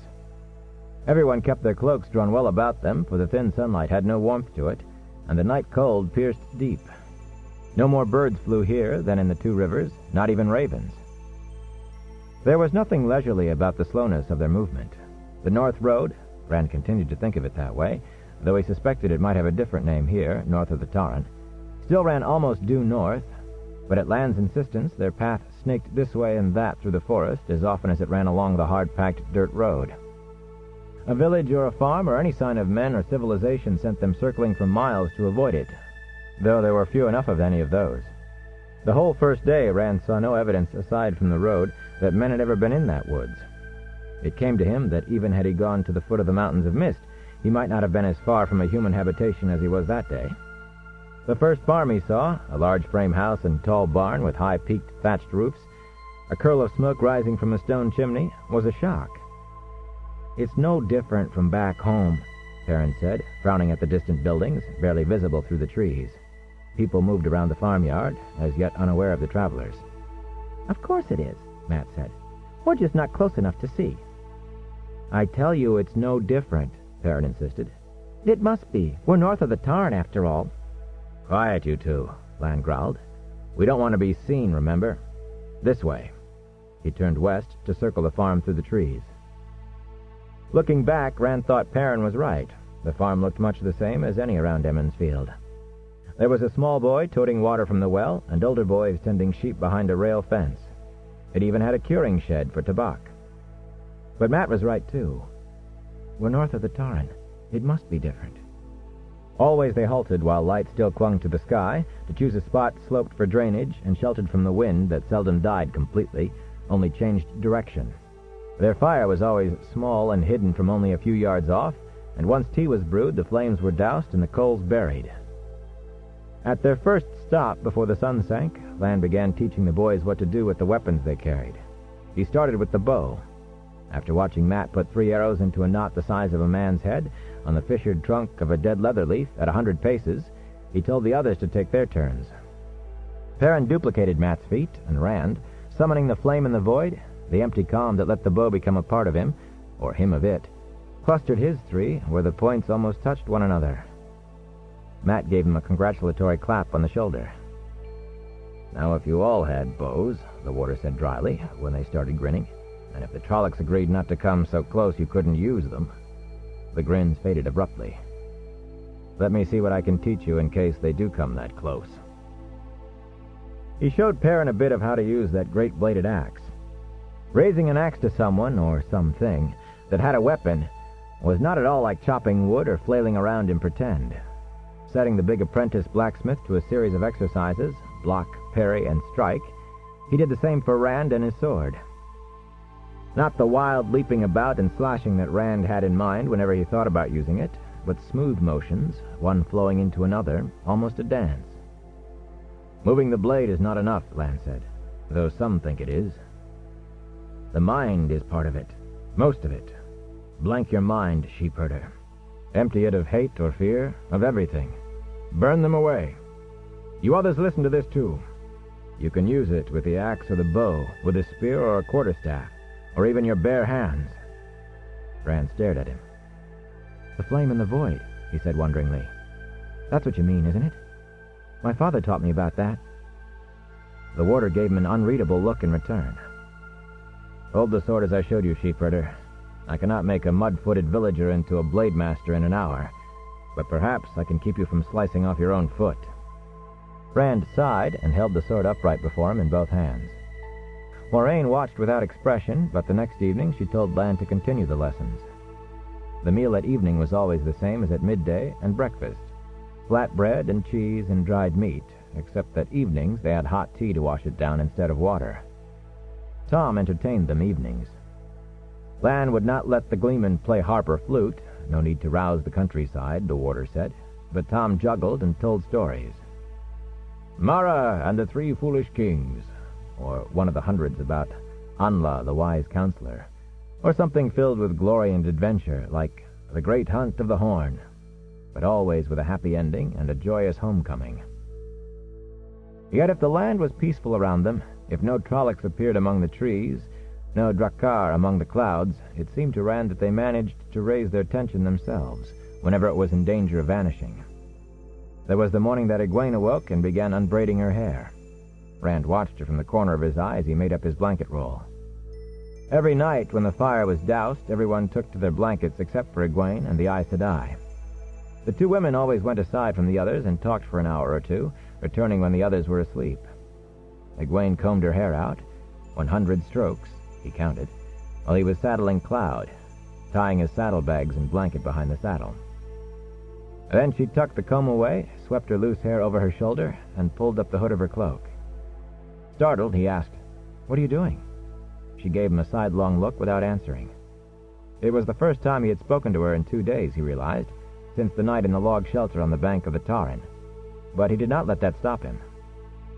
All your life you wanted to wear your hair in a braid, and now you're giving it up? Why? Because she doesn't braid hers? Aes Sedai don't braid their hair, she said simply. At least, not unless they want to. You aren't an Aes Sedai. You're Egwene Alvear from Emmons Field, and the Women's Circle will have a fit if they could see you now. Women's Circle business is none of yours, Randolph Thor. And I will be an Aes Sedai, just as soon as I reach Tar Valon. He snorted. As soon as you reach Tar Valon? Why, Light, tell me that. You're no dark friend. Do you think Moiraine Sedai is a dark friend? Do you? She squared around to face him with her fists clenched, and he almost thought she was going to hit him. After she saved the village? After she saved your father? I don't know what she is, but whatever she is, it doesn't say anything about the rest of them. The stories... Grow up, Rand. Forget the stories and use your eyes. My eyes saw her sink the ferry. Deny that. Once you get an idea in your head, you won't budge even if somebody points out you're trying to stand on water. If you're such a light-blinded fool, you'd see... Fool, am I? Let me tell you a thing or two, Randolph Thor. You are the muleyest, most bull-headed... You two trying to wake everybody inside 10 miles? The warder asked. Standing there with his mouth open, trying to get a word in edgewise, Rand suddenly realized he'd been shouting. They both had.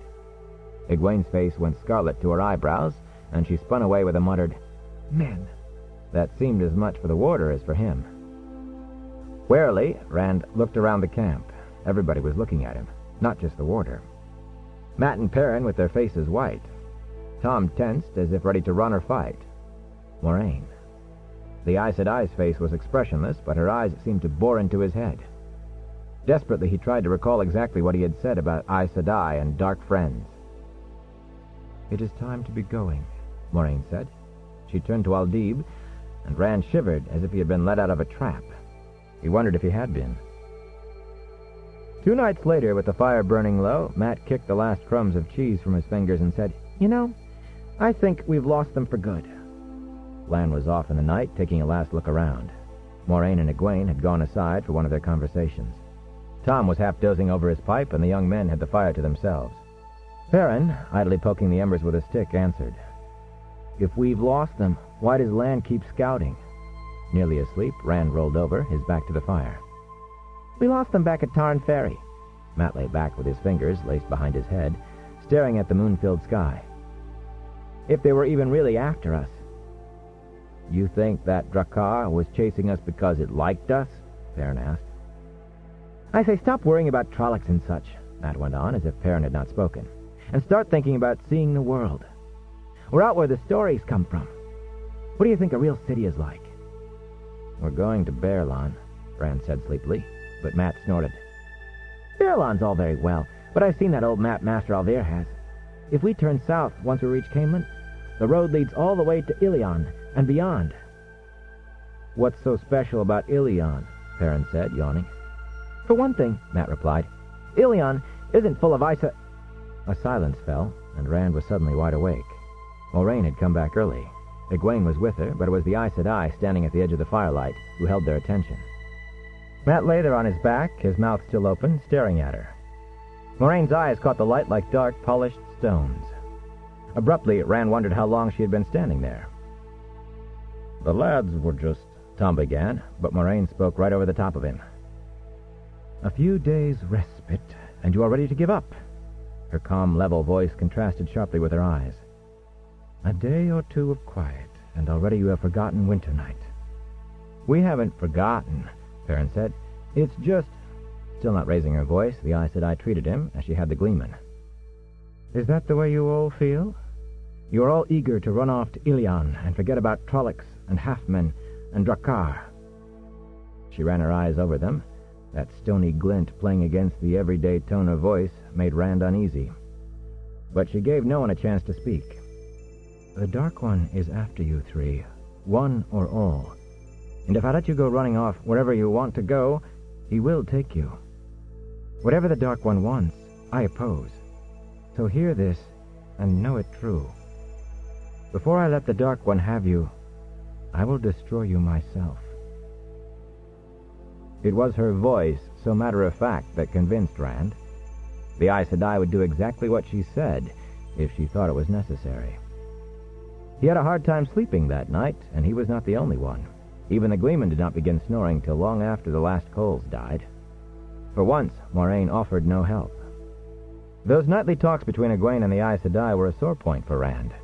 Whenever they disappeared into the darkness, aside from the rest for privacy, he wondered what they were saying, what they were doing. What was the Aes Sedai doing to Egwene? One night, he waited until the other men had all settled down, Tom snoring like a saw cutting an oak knot. Then he slipped away, clutching his blanket around him. Using every bit of skill he had gained stalking rabbits, he moved with the moon shadows until he was crouched at the base of a tall leather-leaf tree, thick with tough, broad leaves, close enough to hear Moraine and Egwene, where they had sat on a fallen log with a small lantern for light. "Ask," Moraine was saying, "and if I can tell you now, I will. Understand there is much for which you are not yet ready. Things you cannot learn until you have learned other things, which require still others to be learned before them. But ask what you will." "The 5 powers," Egwene said slowly. "Earth, wind, fire, water, and spirit. It doesn't seem fair that men should have been strongest in wielding earth and fire. Why should they have the strongest powers?" Moraine laughed. "Is that what you think, child? Is there a rock so hard that wind and water cannot wear it away? A fire so strong that water cannot quench it, or wind snuff it out?" Egwene was silent for a time, digging her toe into the forest floor. They were the ones who tried to free the Dark One and the Forsaken, weren't they? The male Aes Sedai." She took a deep breath and picked up speed. "The women were not part of it. It was the men who went mad and broke the world." "You are afraid," Moraine said grimly. "If you had remained in Emond's Field, you would have become wisdom in time. That was Nynaeve's plan, was it not? Or you would have sat in the women's circle and managed the affairs of Emond's Field while the village council thought it was doing so. But you did the unthinkable. You left Emond's Field, left the 2 rivers seeking adventure. You wanted to do it, and at the same time you are afraid of it. And you are stubbornly refusing to let your fear best you. You would not have asked me how a woman becomes an Aes Sedai otherwise. You would not have thrown custom and convention over the fence otherwise." "No," Egwene protested. "I'm not afraid. I do want to become an Aes Sedai." "Better for you if you were afraid. But I hope you'll hold to that conviction. Few women these days have the ability to become initiates, much less have the wish to." Moraine's voice sounded as if she had begun musing to herself. "Surely never before 2 in one village. The old blood is indeed still strong in the 2 rivers." In the shadows, Rand shifted. A twig snapped under his foot. He froze instantly, sweating and holding his breath, but neither of the women looked around. "2?" Egwene exclaimed. "Who else? Is it Kari? Kari Thane? Laura Ayelin?" Moraine gave an exasperated click of her tongue, then said sternly, "You must forget I said that. Her road lies another way, I fear. Concern yourself with your own circumstances. It is not an easy road you have chosen." "I will not turn back," Egwene said. "Be that as it may. But you still want reassurance, and I cannot give it to you. Not in the way you want." "I don't understand." "You want to know that Aes Sedai are good and pure, that it was those wicked men of the legends who caused the breaking of the world, not the women. Well, it was the men, but they were no more wicked than any men. They were insane, not evil. The Aes Sedai you will find in Tar Valon are human, no different from any other women except for the ability that sets us apart. They are brave and cowardly, strong and weak, kind and cruel, warm-hearted and cold. Becoming an Aes Sedai will not change you from what you are." Egwene drew a heavy breath. "I suppose I was afraid of that I'd be changed by the power. That and the Trollocs, and the Fade. And, Moraine Sedai, in the name of light, why did the Trollocs come to Emond's Field?" The Aes Sedai's head swung, and she looked straight at Rand's hiding place. His breath seized in his throat. Her eyes were as hard as when she had threatened them, and he had the feeling they could penetrate the leather-leaf's thick branches. Light, what will she do if she finds me listening? He tried to melt back into the deeper shadows. With his eyes on the women, a root snagged his foot, and he barely caught himself from tumbling into dead brush that would have pointed him out with a crackle of snapping branches like fireworks. Panting, he scrambled away on all fours, keeping silent as much by luck as by anything he did. His heart pounded so hard he thought that might give him away itself. Fool! Eavesdropping on an Aes Sedai. Back where the others were sleeping, he managed to slip in among them silently. Lan moved as he dropped to the ground and jerked his blanket up, but the warder settled back with a sigh. He had only been rolling over in his sleep. Rand let out a long, silent breath. A moment later, Moiraine appeared out of the night, stopping where she could study the slumbering shapes. Moonlight made a nimbus around her. Rand closed his eyes and breathed evenly, all the while listening hard for footsteps coming closer. None did. When he opened his eyes again, she was gone. When finally sleep came, it was fitful and filled with sweaty dreams where all the men in Emond's Field claimed to be the Dragon Reborn, and all the women had blue stones in their hair like the one Moiraine wore. He did not try to overhear Moiraine and Egwene again. On into the 6th day, the slow journey stretched. The warmthless sun slid slowly toward the treetops, while a handful of thin clouds drifted high to the north. The wind gusted higher for a moment, and Rand pulled his cloak back up onto his shoulders, muttering to himself. He wondered if they would ever get to Baerlon. The distance they had traveled from the river already was more than enough to take him from Tarn Ferry to the White River, but Lan always said it was just a short journey whenever he was asked, hardly worth calling a journey at all. It made him feel lost. Lan appeared ahead of them in the woods, returning from one of his forays. He reined in and rode beside Moiraine, his head bent close to hers.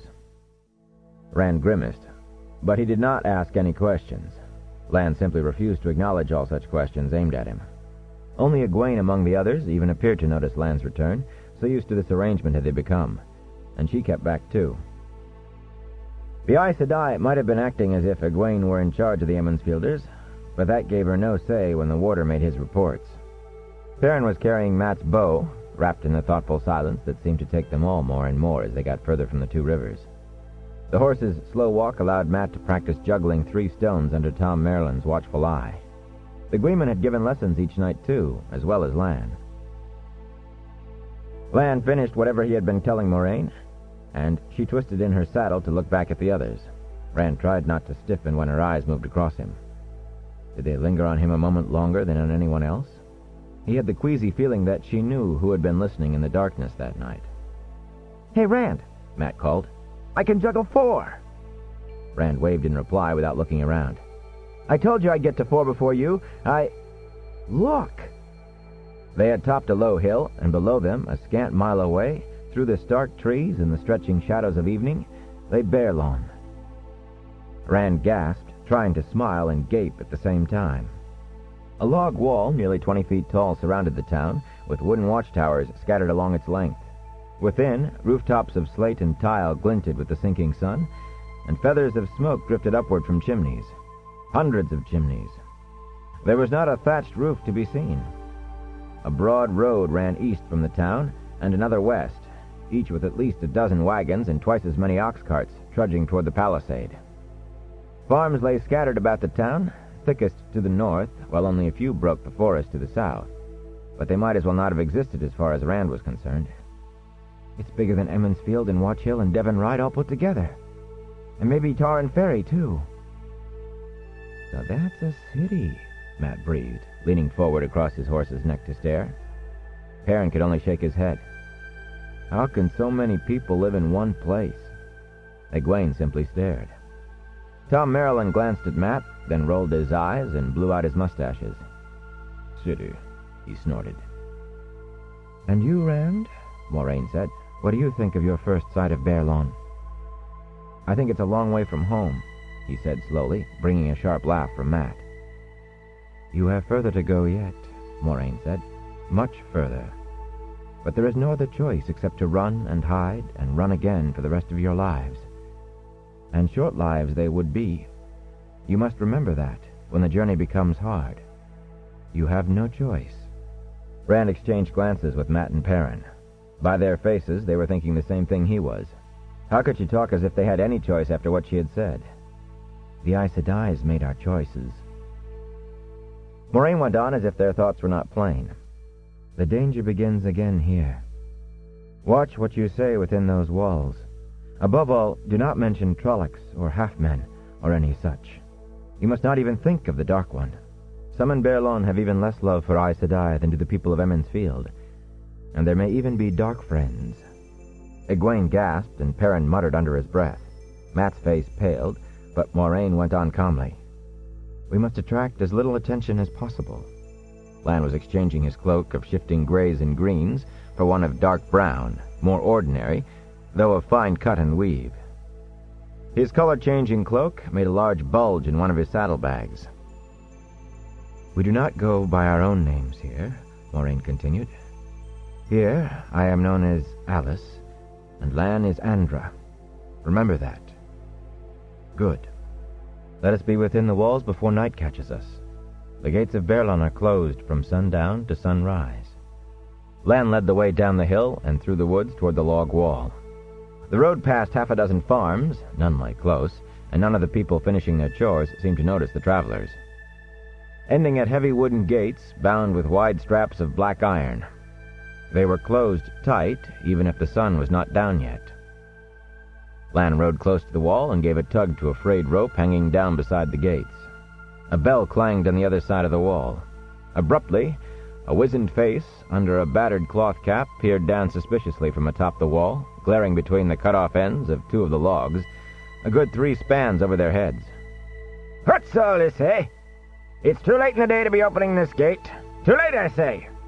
Go around to the White Bridge Gate if you want to." Moraine's mare moved out to where the man atop the wall had a clear view of her.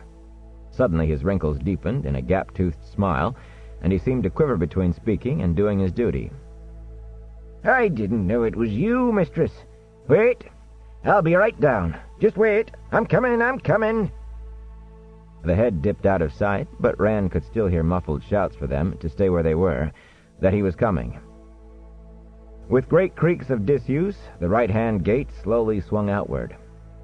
It stopped when opened just wide enough for one horse to pass through at a time, and the gatekeeper poked his head into the gap, flashed his half-toothless smile at them again, and darted back out of the way. Moraine followed Lan through, with Egwene right behind her. Rand trotted Cloud after Bella and found himself in a narrow street fronted by high wooden fences and warehouses, tall and windowless. Broad doors closed up tight. Moraine and Lan were already on foot speaking to the wrinkle-faced gatekeeper, so Rand dismounted too. The little man, in a much-mended cloak and coat, held his cloth cap crumpled in one hand and ducked his head whenever he spoke. He peered at those dismounting behind Lan and Moraine and shook his head. "Down-country folk," he grinned. "Why, Mistress Alice, you taking up collecting down-country folk with hay in their hair?" His look took in Tom Merrill and then. "You ain't a sheep farmer. I remember letting you go through some days back, I do. Didn't like your tricks down-country, eh, Gleeman?" "I hope you remember to forget letting us through, Master Oven," Lan said, pressing a coin into the man's free hand. "And letting us back in, too." "No need for that, Master Andra. No need for that. You give me plenty when you went out. Plenty." Just the same, Oven made the coin disappear as deftly as if he were a Gleeman, too. "I ain't told nobody, and I won't neither. Especially not them white cloaks," he finished with a scowl. He pursed up his lips to spit, then glanced at Moraine and swallowed instead. Rand blinked but kept his mouth shut. The others did too, though it appeared to be an effort for Mat. Children of the Light, Rand thought wonderingly. Stories told about the children by peddlers and merchants' guards varied from admiration to hatred, but all agreed the children hated Aes Sedai as much as they did Dark Friends. He wondered if this was more trouble already. "The children are in Baerlon," Lan demanded. "They surely are." The gatekeeper bobbed his head. "Came the same day you left, as I recall. Ain't nobody here likes 'em at all. Most don't let on, of course." "Have they said why they are here?" Moraine asked intently. "Why they're here, mistress?" Oven was so astonished he forgot to duck his head. "Of course they said why. Oh, I forgot. You been down country. Likely you ain't heard nothing but sheep bleating. They say they're here because of what's going on down in Gila-Dan. The dragon, you know. Well, him as calls himself dragon. They say the fellow's stirring up evil, which I expect he is. And they're here to stamp it out. Only he's down there in Gila-Dan, not here. Just an excuse to meddle in other people's business is what I figure. There's already been the dragon's fang on some people's doors." This time he did spit. Have they caused much trouble, then? Lan said, and Avin shook his head vigorously. Not that they don't want to, I expect. Only the governor don't trust them no more than I do. He won't let but maybe 10 or so inside the walls at one time. And ain't they mad about that? The rest of it camp a little ways north, I hear. Bet they got the farmers looking over their shoulders. The ones that do come in, they just stalk around in those white cloaks, looking down their noses at honest folk. Walk in the light, they say, and it's an order. Near come to blows more than once with the wagoneers and miners and smelters and all, and even the watch. But the governor wants it all peaceful, and that's how it's been so far. If they're hunting evil, I say, why aren't they up in Saldaia? There's some kind of trouble up there, I hear. Or down in Giladon. There's been a big battle down there, they say. Real big. Moraine drew a soft breath. I had heard that Aes Sedai were going to Giladon. Yes, they did, mistress. Avin's head started bobbing again. They went to Giladon, all right. And that's what started this battle, or so I hear. They say some of those Aes Sedai are dead. Maybe all of them. I know some folks don't hold with Aes Sedai, but I say, who else is going to stop a false dragon, eh? And those damn fools who think they can be men Aes Sedai or some such, what about them? Of course, some say, not the White Cloaks, mind, and not me, but some folks, that maybe this fellow really is the Dragon Reborn. He can do things, I hear. Use the one power. There's thousands following him. Don't be a fool, Lan snapped, and Avin's face folded into a hurt look. I'm only saying what I heard, ain't I? Just what I heard, Master Andra. They say, some do, that he's moving his army east and south toward Tyr. His voice became heavy with meaning. They say he's named them the People of the Dragon. Names mean little, Moraine said calmly. If anything she had heard disturbed her, she gave no outward sign of it now. You could call your mule People of the Dragon if you wanted. Not likely, mistress, Avin chuckled. Not with the White Cloaks around for sure. I don't expect anybody else would look kindly on a name like that neither. I see what you mean, but... Oh, no, mistress. Not my mule. No doubt a wise decision, Moraine said. Now we must be off. And don't you worry, mistress, Avin said, with a deep bob of his head. I ain't seen nobody.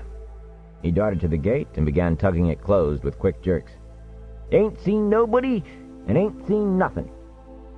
The gate thudded shut, and he pulled down the locking bar with a rope.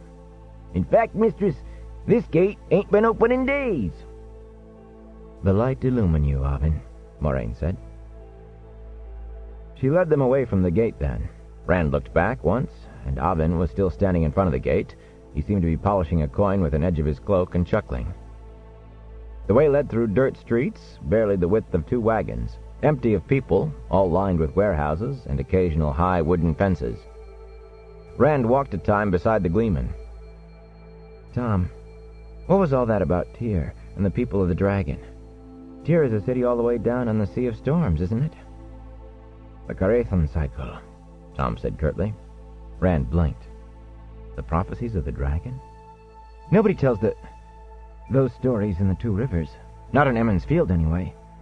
The wisdom would skin them alive if they did. I suppose she would at that, Tom said dryly.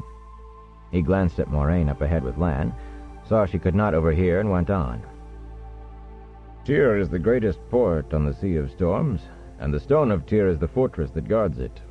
The stone is said to be the first fortress built after the breaking of the world, and in all this time it has never fallen, though more than one army has tried. One of the prophecies says that the stone of Tyr will never fall until the People of the Dragon come to the stone. Another says the stone will never fall till the sword that cannot be touched is wielded by the dragon's hand. Tom grimaced. The fall of the stone will be one of the major proofs that the dragon has been reborn. May the stone stand till I am dust. The sword that cannot be touched? That's what it says. I don't know whether it is a sword. Whatever it is, it lies in the heart of the stone, the central citadel of the fortress. None but the High Lords of Tyr can enter there. They never speak of what lies inside. Certainly not the Gleeman, anyway. Rand frowned. The stone cannot fall until the dragon wields the sword. But how can he unless the stone has already fallen? Is the dragon supposed to be a High Lord of Tyr? Not much chance of that, the Gleeman said dryly. Tyr hates anything to do with the power even more than Amador, and Amador is the stronghold of the Children of the Light. Then how can the prophecy be fulfilled? Rand asked. I'd like it well enough if the dragon was never reborn, but a prophecy that cannot be fulfilled doesn't make much sense. It sounds like a story meant to make people think the dragon never will be reborn. Is that it? You ask an awful lot of questions, boy, Tom said. A prophecy that was easily fulfilled would not be worth much, now would it? Suddenly his voice brightened. Well, we're here, wherever here is. Lan had stopped by a section of high wooden fence that looked no different from any other they had passed. He was working the blade of his dagger between two of the boards. Abruptly, he gave a grunt of satisfaction, pulled, and a length of fence swung out like a gate. In fact, it was a gate, Rand saw, though one meant to be opened only from the other side. The metal latch that Lan had lifted with his dagger showed that. Moraine went through immediately, drawing Aldib behind her. Lan motioned the others to follow and brought up the rear, closing the gate behind him. On the other side of the fence, Rand found himself in the stable yard of an inn. A loud bustle and clatter came from the building's kitchen, but what struck him was its size. It covered more than twice as much ground as the Wine Spring Inn, and was 4 stories high besides. Well over half the windows were aglow in the deepening twilight. He wondered at this city that could have so many strangers in it. No sooner had they come well into the stable yard than 3 men in dirty canvas aprons appeared at the huge stable's broad-arched doors. One, a wiry fellow, and the only one without a manure fork in his hands, came forward waving his arms. Here, here! You can't come in that way. You'll have to go around the front. Lan's hand went to his purse again, but even as it did, another man, as big around as Master Alvir, came hurrying out of the inn. Puffs of hair stuck out above his ears, and his sparkling white apron was as good as a sign proclaiming him the innkeeper. It's all right, Much, the newcomer said. It's all right. These folk are expected guests. Take care of their horses now. Good care. Much sullenly knuckled his forehead, then motioned his 2 companions to come help. Rand and the others hurriedly got their saddlebags and blanket rolls down, while the innkeeper turned to Moraine. He gave her a deep bow and spoke with a genuine smile. Welcome, Mistress Alice. Welcome. It's good to be seeing you. You and Master Andra both. Very good. Your fine conversation has been missed. Yes, it has. I must say I worried you going down country and all. Well, I mean at a time like this, with the weather all crazy and wolves howling right up to the walls in the night. Abruptly, he slapped both hands against his round belly and shook his head. Here I go on like this, chattering away instead of taking you inside. Come, come. Hot meals and warm beds, that's what you'll be wanting. And the best in Baerlon are right here. The very best. And hot baths, too, I trust, Master Fitch, Moraine said, and Egwene echoed her fervently. Oh, yes. Baths? The innkeeper said. Why, just the best and the hottest in Baerlon. Come! Welcome to the Stag and Lion. Welcome to Baerlon. Chapter 14. The Stag and Lion. Inside, the inn was every bit as busy as the sounds coming from it had indicated and more. The party from Emmons Field followed Master Fitch through the back door, soon weaving around and between a constant stream of men and women in long aprons, platters of food and trays of drink held high. The bearers murmured quick apologies when they got in anyone's way, but they never slowed by a step. One of the men took hurried orders from Master Fitch and disappeared at a run. The inn is near full, I'm afraid, the innkeeper told Moraine. Almost to the rafters. Every inn in the town is the same. With the winter we just had, well, as soon as it cleared enough for them to get down out of the mountains, we were inundated. Yes, that's the word. Inundated by men from the mines and smelters. All telling the most horrible tales. Wolves, and worse. The kind of tales men tell when they've been cooped up all winter. I can't think there's anyone left up there at all. We have that many here. But never fear. Things may be a little crowded, but I'll do my best by you and Master Andra. And your friends, too, of course. He glanced curiously once or twice at Rand and the others. Except for Tom, their clothes named them country folk, and Tom's Gleeman's cloak made him a strange traveling companion as well for Mistress Alice and Master Andra. I will do my best, you may rest assured. Rand stared at the bustle around them and tried to avoid being stepped on, though none of the help really seemed to be in any danger of that. Rand stared at the bustle around them and tried to avoid being stepped on, though none of the help really seemed to be in any danger of that. He kept thinking of how Master Alvir and his wife tended the Winespring Inn with sometimes a little assistance from their daughters.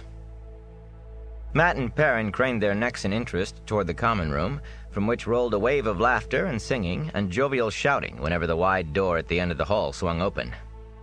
Muttering about finding out the news, the warder grimly disappeared through that swinging door, swallowed by a wave of merriment. Rand wanted to follow him, but he wanted a bath even more. He could have done with people and laughing right then, but the common room would appreciate his presence more when he was clean. Matt and Perrin apparently felt the same. Matt was scratching surreptitiously. "Master Fitch," Moraine said, "I understand there are Children of the Light in Baerlon. Is there likely to be trouble?" Oh, never you worry about them, Mistress Alice. They're up to their usual tricks. Claim there's an Aes Sedai in the town. Moraine lifted an eyebrow, and the innkeeper spread his plump hands. Don't you worry. They've tried it before. There's no Aes Sedai in Baerlon, and the governor knows it. The White Cloaks think if they show an Aes Sedai, some woman they claim is an Aes Sedai, people will let all of them inside the walls. Well, I suppose some would. But most people know what the White Cloaks are up to, and they support the governor. No one wants to see some harmless old woman hurt just so the children can have an excuse for whipping up a frenzy. "I am glad to hear it," Moraine said dryly. She put a hand on the innkeeper's arm. "Is Min still here? I wish to talk with her, if she is." Master Fitch's answer was lost to Rand in the arrival of attendants to lead them to the baths. Moraine and Egwene vanished behind a plump woman with a ready smile and an armload of towels. The Gleeman and Rand and his friends found themselves following a slight dark-haired fellow, Ara by name. Rand tried asking Ara about Baerlon, but the man barely said 2 words together except to say Rand had a funny accent. And then the first sight of the bath chamber drove all thoughts of talk right out of Rand's head. A dozen tall copper bathtubs sat in a circle on the tiled floor, which sloped down slightly to a drain in the center of the big stone-walled room. A thick towel, neatly folded, and a large cake of yellow soap sat on a stool beside each tub, and big black iron cauldrons of water stood heating over fires along one wall. On the opposite wall, logs blazing and a deep fireplace added to the general warmth. "Almost as good as the Winespring Inn back home," Perrin said loyally, if not exactly with great attention to truth. Tom barked a laugh, and Matt sniggered. "Sounds like we brought a Copland with us and didn't know it." Rand shrugged out of his cloak and stripped off his clothes, while Ara filled 4 of the copper tubs. None of the others was far behind Rand in choosing a bathtub. Once their clothes were all in piles on the stools, Ara brought them each a large bucket of hot water and a dipper. That done, he sat on a stool by the door, leaning back against the wall with his arms crossed, apparently lost in his own thoughts. There was little in the way of conversation while they lathered and sluiced away a week of grime with dippers of steaming water. Then it was into the tubs for a long soak. Ara had made the water hot enough that settling in was a slow process of luxuriant sighs. The air in the room went from warm to misty and hot. For a long time, there was no sound except the occasional long, relaxing exhalation as tight muscles loosened and a chill that they had come to think permanent was drawn out of their bones. "Need anything else?" Ara asked suddenly. He did not have much room to talk about people's accents. He and Master Fitch both sounded as if they had a mouthful of mush. "More towels? More hot water?" "Nothing," said Tom in his reverberant voice. Eyes closed, he gave an indolent wave of his hand. "Go and enjoy the evening. At a later time I will see that you receive more than adequate recompense for your services." He settled lower in the tub until the water covered everything but his eyes and nose. Ara's eyes went to the stools behind the tubs, where their clothes and belongings were stacked. He glanced at the bow, but lingered longest over Rand's sword and Perrin's axe. "Is there trouble down country too?" he said abruptly. "In the rivers, or whatever you call it." "The 2 rivers," Matt said, pronouncing each separate word distinctly. "It's the 2 rivers. As for trouble, why—" "What do you mean, 2? Rand asked. "Is there some kind of trouble here?" Perrin, enjoying his soak, murmured, "Good. Good. Tom raised himself back up a little and opened his eyes. Yeah, Ara snorted. trouble? Miners having fistfights in the streets in the dark of the morning aren't trouble. Or, He stopped and eyed them a moment. I meant the Gila Dawn kind of trouble, He said finally. No, I suppose not. Nothing but sheep down country, is there? No offense. I just meant it's quiet down there. Still, it's been a strange winter. Strange things in the mountains. I heard the other day there were Trollocs up in Saldea. But that's the borderlands then, isn't it? He finished with his mouth still open. Then he snapped it shut, appearing surprised that he had said so much.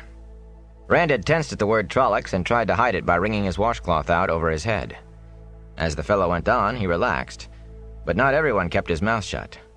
Trollocs, Matt chortled. Rand splashed water at him, but Matt just wiped it off of his face with a grin. You just let me tell you about Trollocs.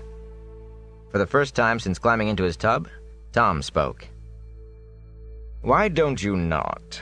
I'm a little tired of hearing my own stories back from you. He's a gleeman, Perrin said, and Ara gave him a scornful look. I saw the cloak. You going to perform? Just a minute, Matt protested. What's this about me telling Tom stories? Are you all... You just don't tell them as well as Tom, Rand cut him off hastily, and Perrin hopped in. You keep adding in things, trying to make it better, and they never do. And you get it all mixed up, too, Rand added. Best leave it to Tom. They were all talking so fast that Ara stared at them with his mouth hanging open. Matt stared too, as if everyone else had suddenly gone crazy. Rand wondered how to shut him up, short of jumping on him. The door banged open to admit Lan, brown cloak slung over one shoulder, along with a gust of cooler air that momentarily thinned the mist. Well, the warder said, rubbing his hands, this is what I have been waiting for. Ara picked up a bucket, but Lan waved it away. No, I will see to myself. Dropping his cloak on one of the stools, he bundled the bath attendant out of the room, despite the fellow's protests, and shut the door firmly after him. He waited there a moment, his head cocked to listen, and when he turned back to the rest of them, his voice was stony and his eyes stabbed at Matt. It's a good thing I got back when I did, farm boy. Don't you listen to what you are told? I didn't do anything, Matt protested. I was just going to tell him about the Trollocs, not about... He stopped and leaned back from the warder's eyes, flat against the back of the tub. Don't talk about Trollocs, Lan said grimly. Don't even think about Trollocs. With an angry snort, he began filling himself a bathtub. Blood and ashes. You had better remember the Dark One has eyes and ears where you least expect. And if the Children of the Light heard Trollocs were after you, they'd be burning to get their hands on you. To them, it would be as much as naming you Dark Friend.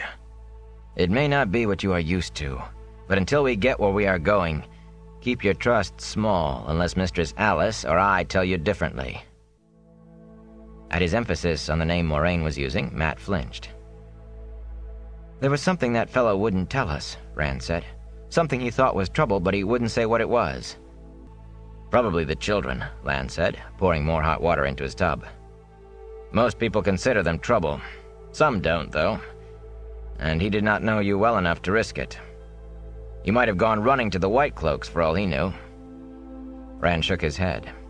This place already sounded worse than Tarn Ferry could possibly be. He said there were Trollocs in Saldea, wasn't it? Perrin said. Lan hurled his empty bucket to the floor with a crash. You will talk about it, won't you? There are always Trollocs in the borderlands, blacksmith. Just you put it in the front of your mind that we want no more attention than mice in a field. Concentrate on that. Moraine wants to get you all to Tar Valon alive, and I will do it if it can be done. But if you bring any harm to her... The rest of their bathing was done in silence, and dressing afterwards, too. When they left the bath chamber, Moraine was standing at the end of the hall with a slender girl not much taller than herself. At least Rand thought it was a girl, though her dark hair was cut short and she wore a man's shirt and trousers. Moraine said something, and the girl looked at the men sharply, then nodded to Moraine and hurried away. Well now, Moraine said as they drew closer, I am sure a bath has given you all an appetite. Master Fitch has given us a private dining room. She talked on inconsequentially as she turned to lead the way, about their rooms and the crowding in the town, and how the innkeeper hoped Tom would favor the common room with some music and a story or two. She never mentioned the girl, if girl it had been. The private dining room had a polished oak table with a dozen chairs around it and a thick rug on the floor. As they entered, Egwene, freshly gleaming hair combed out around her shoulders, turned from warming her hands at the fire crackling on the hearth. Rand had had plenty of time for thought during the long silence in the bath chamber. Lan's constant admonitions not to trust anyone, and especially Ara being afraid to trust them, had made him think of just how alone they really were. It seemed they could not trust anyone but themselves, and he was still not too sure how far they could trust Moraine or Lan. Just themselves. And Egwene was still Egwene. Moraine said it would have happened to her anyway, this touching the true source. She had no control over it, and that meant it was not her fault. And she was still Egwene. He opened his mouth to apologize, but Egwene stiffened and turned her back before he could get a word out. Staring sullenly at her back, he swallowed what he was going to say. All right, then. If she wants to be like that, there's nothing I can do. Master Fitch bustled in then, followed by 4 women in white aprons as long as his, with a platter holding 3 roast chickens, and others bearing silver and pottery dishes and covered bowls. The women began setting the table immediately, while the innkeeper bowed to Moraine. My apologies, Mr. Sellers, for making you wait like this, but with so many people in the inn, it's a wonder anybody gets served at all. I'm afraid the food isn't what it should be, either. Just the chickens and some turnips and hen peas with a little cheese for after. No, it just isn't what it should be. I truly do apologize. A feast, Moraine smiled. For these troubled times, a feast indeed, Master Fitch. The innkeeper bowed again. His wispy hair, sticking out in all directions as if he constantly ran his hands through it, made the bow comical, but his grin was so pleasant that anyone who laughed would be laughing with him, not at him. My thanks, Mr. Sellers, my thanks. As he straightened, he frowned and wiped an imagined bit of dust from the table with a corner of his apron. It isn't what I would have laid before you a year ago, of course. Not nearly. The winter. Yes, the winter. My cellars are emptying out and the market is all but bare. And who can blame the farm folk? Who? There's certainly no telling when they'll harvest another crop. No telling at all. It's the wolves get the mutton and beef that should go on people's tables, and... Abruptly, he seemed to realize that this was hardly the conversation to settle his guests to a comfortable meal. How I do run on. Full of old wind, that's me, old wind. Mari, Cinda, let these good people eat in peace. He made shooing gestures at the women, and, as they scurried from the room, swung back to bow to Moraine yet again. I hope you enjoy your meal, Mr. Sellers. If there's anything else you need, just speak it and I will fetch it. Just you speak it. It is a pleasure serving you and Master Andra. A pleasure. He gave one more deep bow and was gone, closing the door softly behind him. Lan had slouched against the wall through all of this, as if half asleep. Now he leaped up and was at the door in 2 long strides. Pressing an ear to a door panel, he listened intently for a slow count of 30, then snatched open the door and stuck his head into the hall. They're gone, he said at last, closing the door. We can talk safely. I know you say not to trust anyone, Egwene said. But if you suspect the innkeeper, why stay here? I suspect him no more than anyone else, Lan replied. But then, until we reach Tar Valon, I suspect everyone. There, I'll suspect only half. Rand started to smile, thinking the warder was making a joke. Then he realized there was not a trace of humor on Lan's face. He really would suspect people in Tar Valon. Was anywhere safe? He exaggerates, Moraine told them soothingly. Master Fitch is a good man, honest and trustworthy. But he does like to talk, and with the best will in the world, he might let something slip to the wrong ear. And I have never yet stopped at an inn where half the maids do not listen at doors and spend more time gossiping than making beds. Come, let us be seated before our meal gets cold. They took places around the table, with Moraine at the head and Lan at the foot, and for a while everyone was too busy filling their plates for talk. It might not have been a feast, but after close to a week of flat bread and dried meat, it tasted like one. After a time, Moraine asked, "What did you learn in the common room?" Knives and forks stilled, suspended in mid-air, and all eyes turned to the warder. "Little that's good," Lan replied. "Alvin was right, at least as far as talk has it. There was a battle at Ghiladun, and Loghain was the victor. A dozen different stories are floating about, but they all agree on that." Loghain? That must be the false dragon. It was the first time Rand had heard a name put to the man. Lan sounded almost as if he knew him. The Aes Sedai?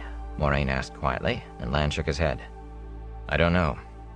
Some say they were all killed, some say none. He snorted. Some even say they went over to Loghain. There's nothing reliable, and I did not care to show too much interest. Yes, Moraine said. Little that is good. With a deep breath, she brought her attention back to the table. And what of our own circumstances? There the news is better. No odd happenings, no strangers around who might be Myrddraal, certainly no Trollocs. And the White Cloaks are busy trying to make trouble for Governor Edan, because he won't cooperate with them.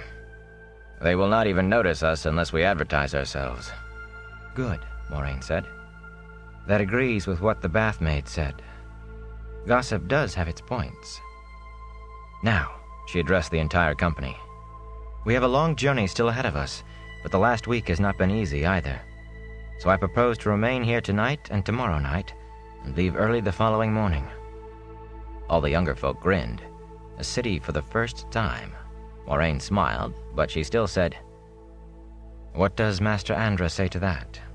Lan eyed the grinning faces flatly. Well enough, if they remember what I've told them for a change. Tom snorted through his mustaches. These country folk loose in a city? He snorted again and shook his head. With the crowding at the inn, there were only 3 rooms to be had, one for Moraine and Egwene, and 2 to take the men. Rand found himself sharing with Lan and Tom on the 4th floor at the back, close up under the overhanging eaves, with a single small window that overlooked the stable yard. Full night had fallen, and light from the inn made a pool outside. It was a small room to begin, and an extra bed set up for Tom made it smaller, though all 3 were narrow. And hard, Rand found when he threw himself down on his. Definitely not the best room. Tom stayed only long enough to uncase his flute and harp, then left already practicing grand poses. Lan went with him. It was strange, Rand thought as he shifted uncomfortably on the bed. A week ago, he would have been downstairs like a falling rock for just the chance he might see a Gleeman perform, for just the rumor of it. But he had heard Tom tell his stories every night for a week, and Tom would be there tomorrow night and the next. And the hot bath had loosened kinks in muscles that he had thought would be there forever. And his first hot meal in a week oozed lethargy into him. Sleepily, he wondered if Lan really did know the false dragon Loghain. A muffled shout came from below stairs, the common room greeting Tom's arrival. But Rand was already asleep. The stone hallway was dim and shadowy, and empty except for Rand. He could not tell where the light came from, what little there was of it. The gray walls were bare of candles or lamps, nothing at all to account for the faint glow that seemed to just be there. The air was still and dank, and somewhere in the distance water dripped with a steady, hollow plonk. Wherever this was, it was not the inn. Frowning, he rubbed at his forehead. Inn? His head hurt, and thoughts were hard to hold on to. There had been something about an inn? It was gone, whatever it was. He licked his lips and wished he had something to drink. He was awfully thirsty, dry as dust thirsty. It was the dripping sound that decided him. With nothing to choose by except his thirst, he started toward that steady plonk, plonk, plonk. The hallway stretched on, without any crossing corridor, and without the slightest change in appearance. The only features at all were the rough doors set at regular intervals in pairs, one on either side of the hall, the wood splintered and dry despite the damp in the air. The shadows receded ahead of him, staying the same, and the dripping never came any closer. After a long time, he decided to try one of those doors. It opened easily, and he stepped through into a grim, stone-walled chamber. One wall opened in a series of arches onto a gray stone balcony, and beyond that was a sky such as he had never seen. Striated clouds in blacks and grays, reds and oranges streamed by as if storm winds drove them, weaving and interweaving endlessly. No one could ever have seen a sky like that. It could not exist. He pulled his eyes away from the balcony, but the rest of the room was no better. Odd curves and peculiar angles, as if the chamber had been melted almost haphazardly out of the stone, and columns that seemed to grow out of the gray floor. Flames roared on the hearth like a forge fire with the bellows pumping, but gave no heat. Strange oval stones made the fireplace. They just looked like stones, wet slick despite the fire when he looked straight at them. But when he glimpsed them from the corner of his eye, they seemed to be faces instead. The faces of men and women writhing in anguish, screaming silently. The high-backed chairs and the polished table in the middle of the room were perfectly ordinary, but that in itself emphasized the rest. A single mirror hung on the wall, but that was not ordinary at all. When he looked at it, he saw only a blur where his reflection should have been. Everything else in the room was shown true, but not him. A man stood in front of the fireplace. He had not noticed the man when he first came in. If he had not known it was impossible, he would have said no one had been there until he actually looked at the man. Dressed in dark clothes of a fine cut, he seemed in the prime of his maturity, and Rand supposed women would have found him good-looking. "Once more we meet face to face," the man said, and, just for an instant, his mouth and eyes became openings into endless caverns of flame. With a yell, Rand hurled himself backwards out of the room, so hard that he stumbled across the hall and banged into the door there, knocking it open. He twisted and grabbed at the door handle to keep from falling to the floor, and found himself staring wide-eyed into a stone room with an impossible sky through the arches leading to a balcony and a fireplace. "You cannot get away from me that easily," the man said. Rand twisted, scrambling back out of the room, trying to regain his feet without slowing down. This time there was no corridor.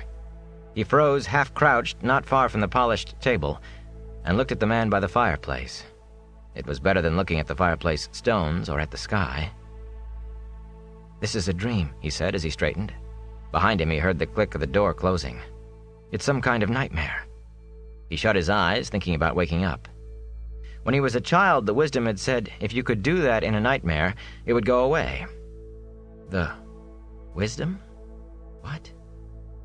If only his thoughts would stop sliding away. If only his head would stop hurting. Then he could think straight. He opened his eyes again. The room was still as it had been, the balcony, the sky, the man by the fireplace. "Is it a dream?" the man said.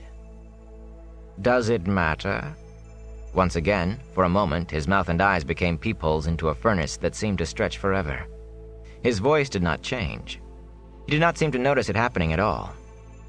Rand jumped a little this time, but managed to keep from yelling. "This is a dream. It has to be." All the same, he stepped backwards all the way to the door, never taking his eyes off the fellow by the fire, and tried the handle. It did not move. The door was locked. "You seem thirsty," the man by the fire said. "Drink." On the table was a goblet, shining gold and ornamented with rubies and amethysts. It had not been there before. He wished he could stop jumping. It was only a dream. His mouth felt like dust. "I am, a little," he said, picking up the goblet. The man leaned forward intently, one hand on the back of a chair, watching him. The smell of spiced wine drove home to Rand just how thirsty he was, as if he had had nothing to drink in days. "Have I?" With the wine halfway to his mouth, he stopped. Whispers of smoke were rising from the chair back between the man's fingers, and those eyes watched him so sharply, flickering rapidly in and out of flames.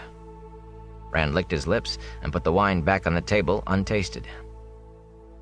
"I'm not as thirsty as I thought." The man straightened abruptly, his face without expression. His disappointment could not have been more plain if he had cursed. Rand wondered what was in the wine. But that was a stupid question, of course. This was all a dream. Then why won't it stop? "What do you want?" he demanded. "Who are you?" Flames rose in the man's eyes and mouth. Rand thought he could hear them roar. "Some call me Baal-Zaman."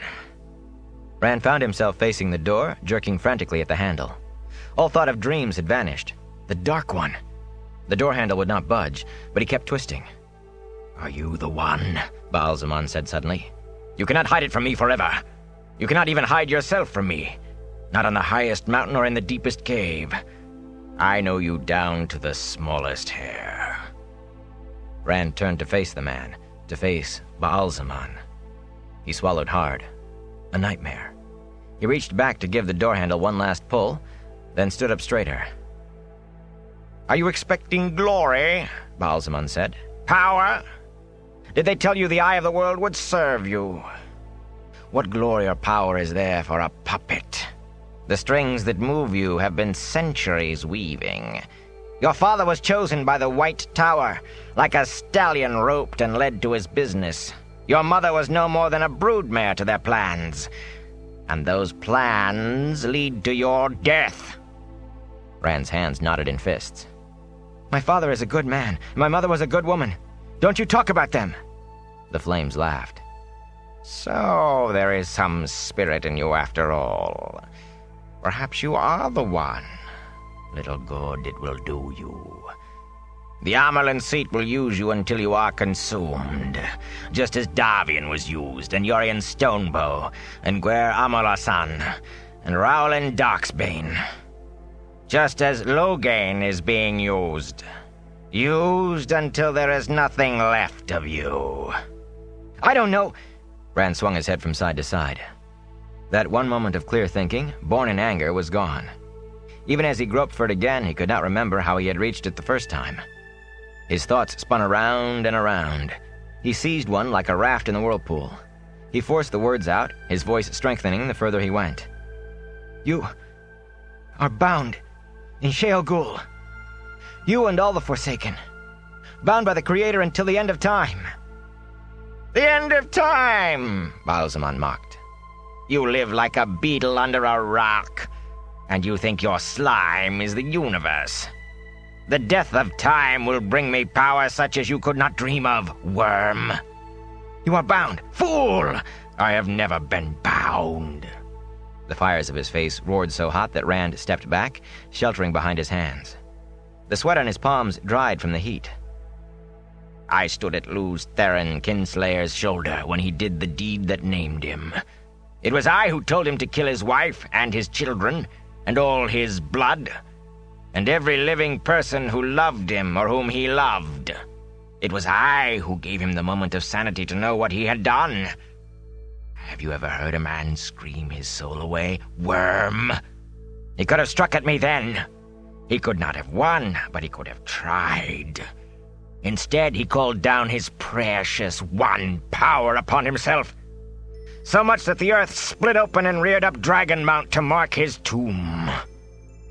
1,000 years later, I sent the Trollocs ravening south, and for 3 centuries they savaged the world. Those blind fools in Tar Valon said I was beaten in the end, but the Second Covenant, the Covenant of the 10 Nations, was shattered beyond remaking. And who was left to oppose me then? I whispered in Arthur Hawkwing's ear, and the length and breadth of the land Aes Sedai died. I whispered again, and the High King sent his armies across the Arith Ocean, across the World Sea, and sealed 2 dooms. The doom of his dream of one land and one people, and a doom yet to come. At his deathbed I was there when his counselors told him only Aes Sedai could save his life. I spoke, and he ordered his counselors to the stake. I spoke, and the High King's last words were to cry that Tar Valon must be destroyed. When men such as these could not stand against me, what chance do you have? A toad crouching beside a forest puddle. You will serve me, or you will dance on Aes Sedai strings until you die. And then you will be mine. The dead belong to me. No, Rand muttered. This is a dream. It is a dream. Do you think you are safe from me in your dreams? Look! Baalzamon pointed commandingly, and Rand's head turned to follow, although he did not turn it. He did not want to turn. The goblet was gone from the table. Where it had been, crouched a large rat, blinking at the light, sniffing the air warily.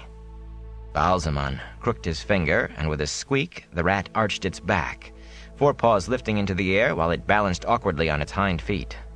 The finger curved more, and the rat toppled over, scrabbling frantically, pawing at nothing, squealing shrilly, its back bending, bending, bending.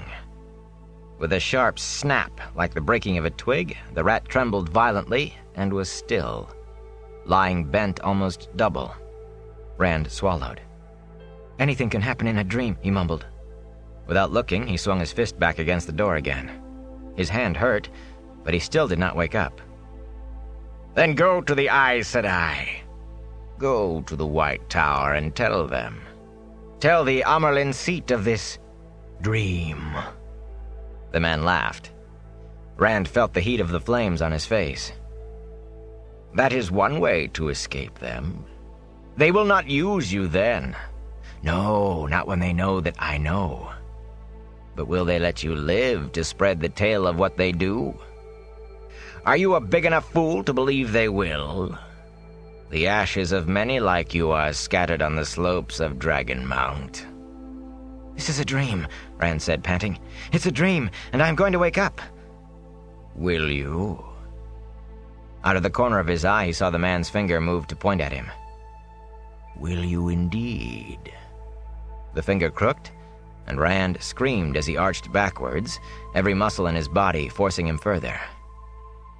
"Will you ever wake again?" Convulsively, Rand jerked up in the darkness, his hands tightening on cloth. A blanket. Pale moonlight shone through the single window.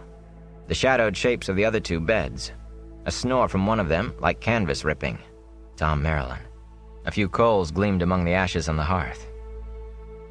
It had been a dream, then, like that nightmare in the Wine Spring Inn the day of Beltane. Everything that he had heard and done all jumbled in together with old tales and nonsense from nowhere. He pulled the blanket up around his shoulders, but it was not cold that made him shake. His head hurt, too. Perhaps Moraine could do something to stop these dreams. She said she could help with nightmares. With a snort, he lay back. Were the dreams really bad enough for him to ask the help of an Aes Sedai? On the other hand, could anything he did now get him in any deeper? He had left the Two Rivers, come away with an Aes Sedai. But there had not been any choice, of course.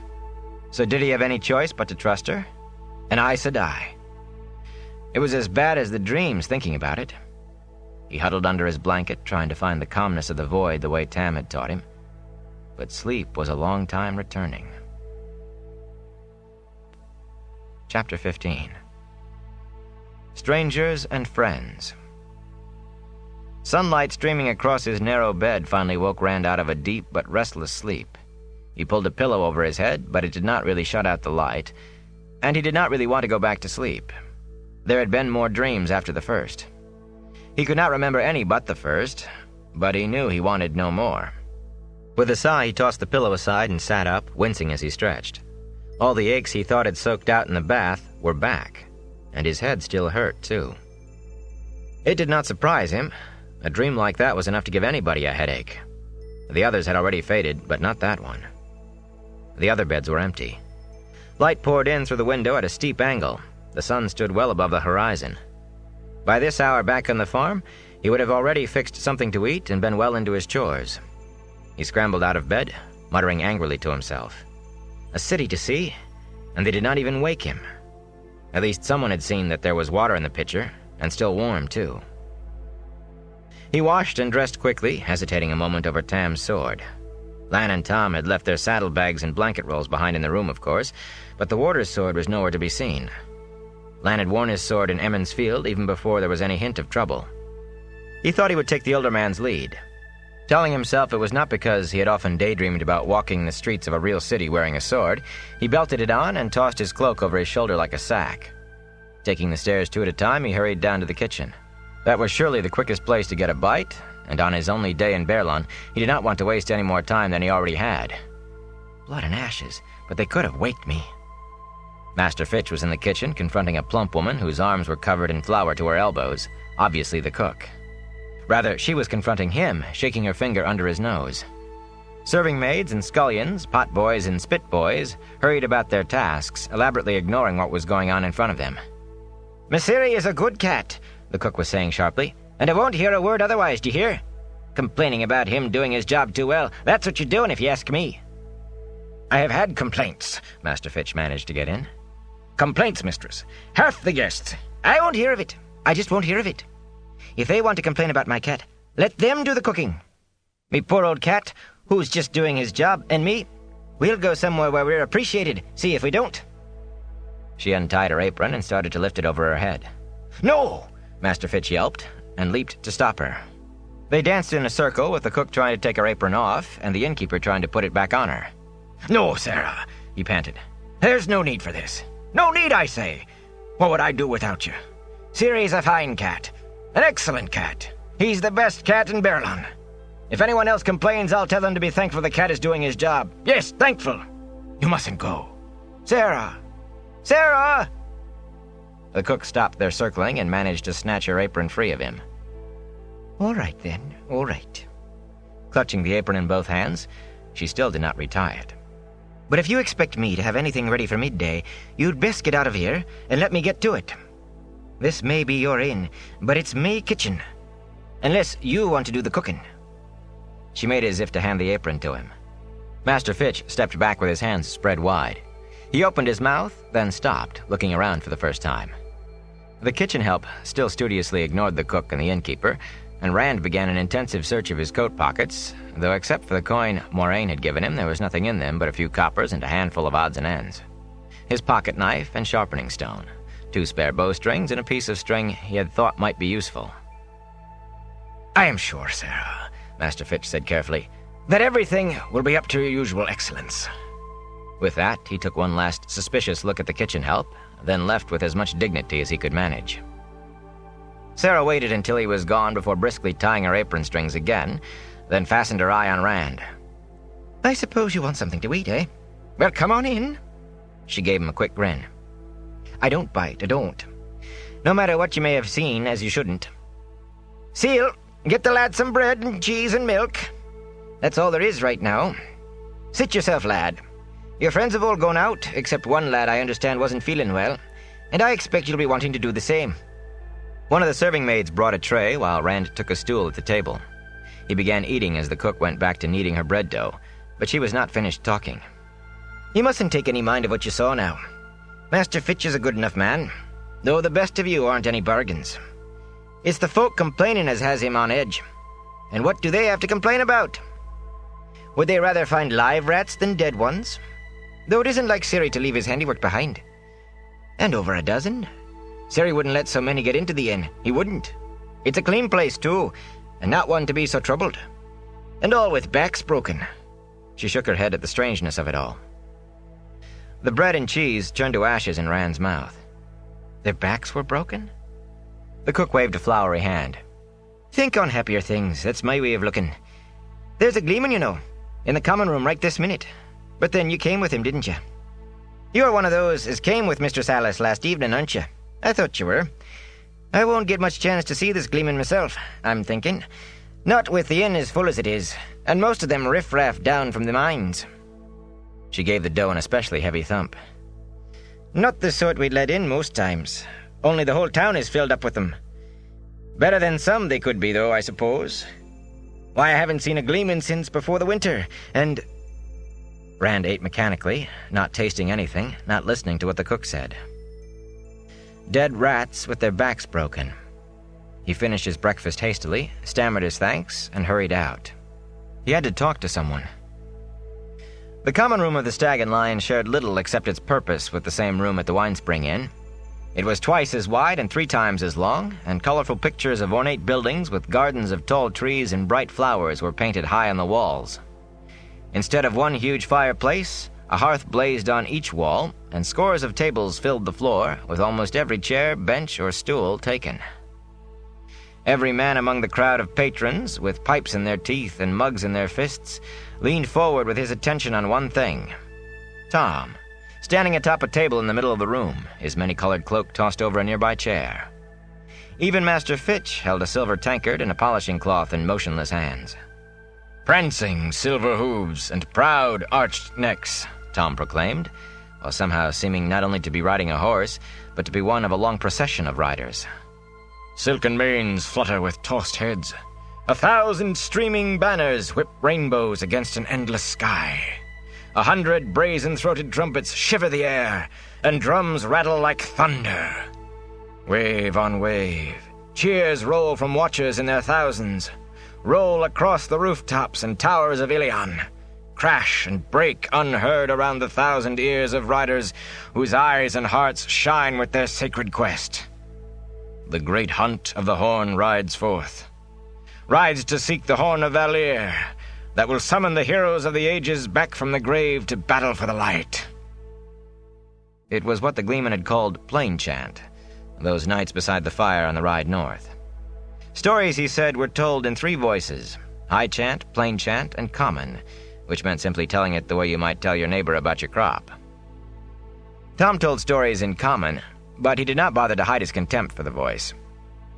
Rand closed the door without going in and slumped against the wall. He would get no advice from Tom. Moiraine? What would she do if she knew? He became aware of people staring at him as they passed and realized he was muttering under his breath. Smoothing his coat, he straightened. He had to talk to somebody. The cook had said one of the others had not gone out. It was an effort not to run. When he rapped on the door of the room where the other boys had slept and poked his head in, only Perrin was there, lying on his bed and still not dressed. He twisted his head on the pillow to look at Rand, then closed his eyes again. Mat's bow and quiver were propped in the corner. "I heard you weren't feeling well," Rand said. He came in and sat on the next bed. "I just wanted to talk. He did not know how to bring it up, he realized. "If you're sick," he said, half standing, "maybe you ought to sleep. I can go." "I don't know if I'll ever sleep again," Perrin sighed. "I had a bad dream, if you must know, and couldn't get back to sleep. Mat will be quick enough to tell you. He laughed this morning when I told them why I was too tired to go out with him. But he dreamed too. I listened to him for most of the night, tossing and muttering, and you can't tell me he got a good night's sleep." He threw a thick arm across his eyes. "Light, but I'm tired. Maybe if I just stay here for an hour or 2, I'll feel like getting up. Mat will never let me hear the end of it if I miss seeing Baerlon because of a dream." Rand slowly lowered himself to the bed again.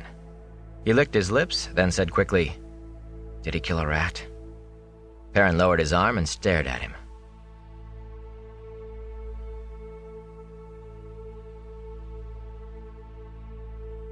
Perrin lowered his arm and stared at him. "You too?" he said finally. When Rand nodded, he said, "I wish I was back home. He told me. He said, 'What are we going to do?' Have you told Moiraine?" "No, not yet. Maybe I won't, I don't know. What about you?"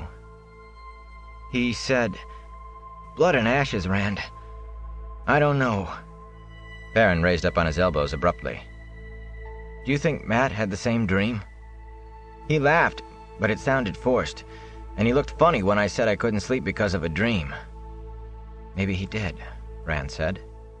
Guiltily, he felt relieved he was not the only one. "I was going to ask Tom for advice. He's seen a lot of the world. You don't think we should tell Moiraine, do you?" Perrin fell back on his pillow. "You've heard the stories about Aes Sedai. Do you think we can trust Tom? If we can trust anybody.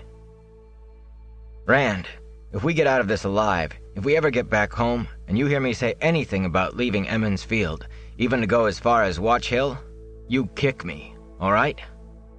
"That's no way to talk," Rand said. He put on a smile, as cheerful as he could make it. "Of course we'll get home. Come on, get up. We're in a city, and we have a whole day to see it. Where are your clothes?" "You go. I just want to lie here a while."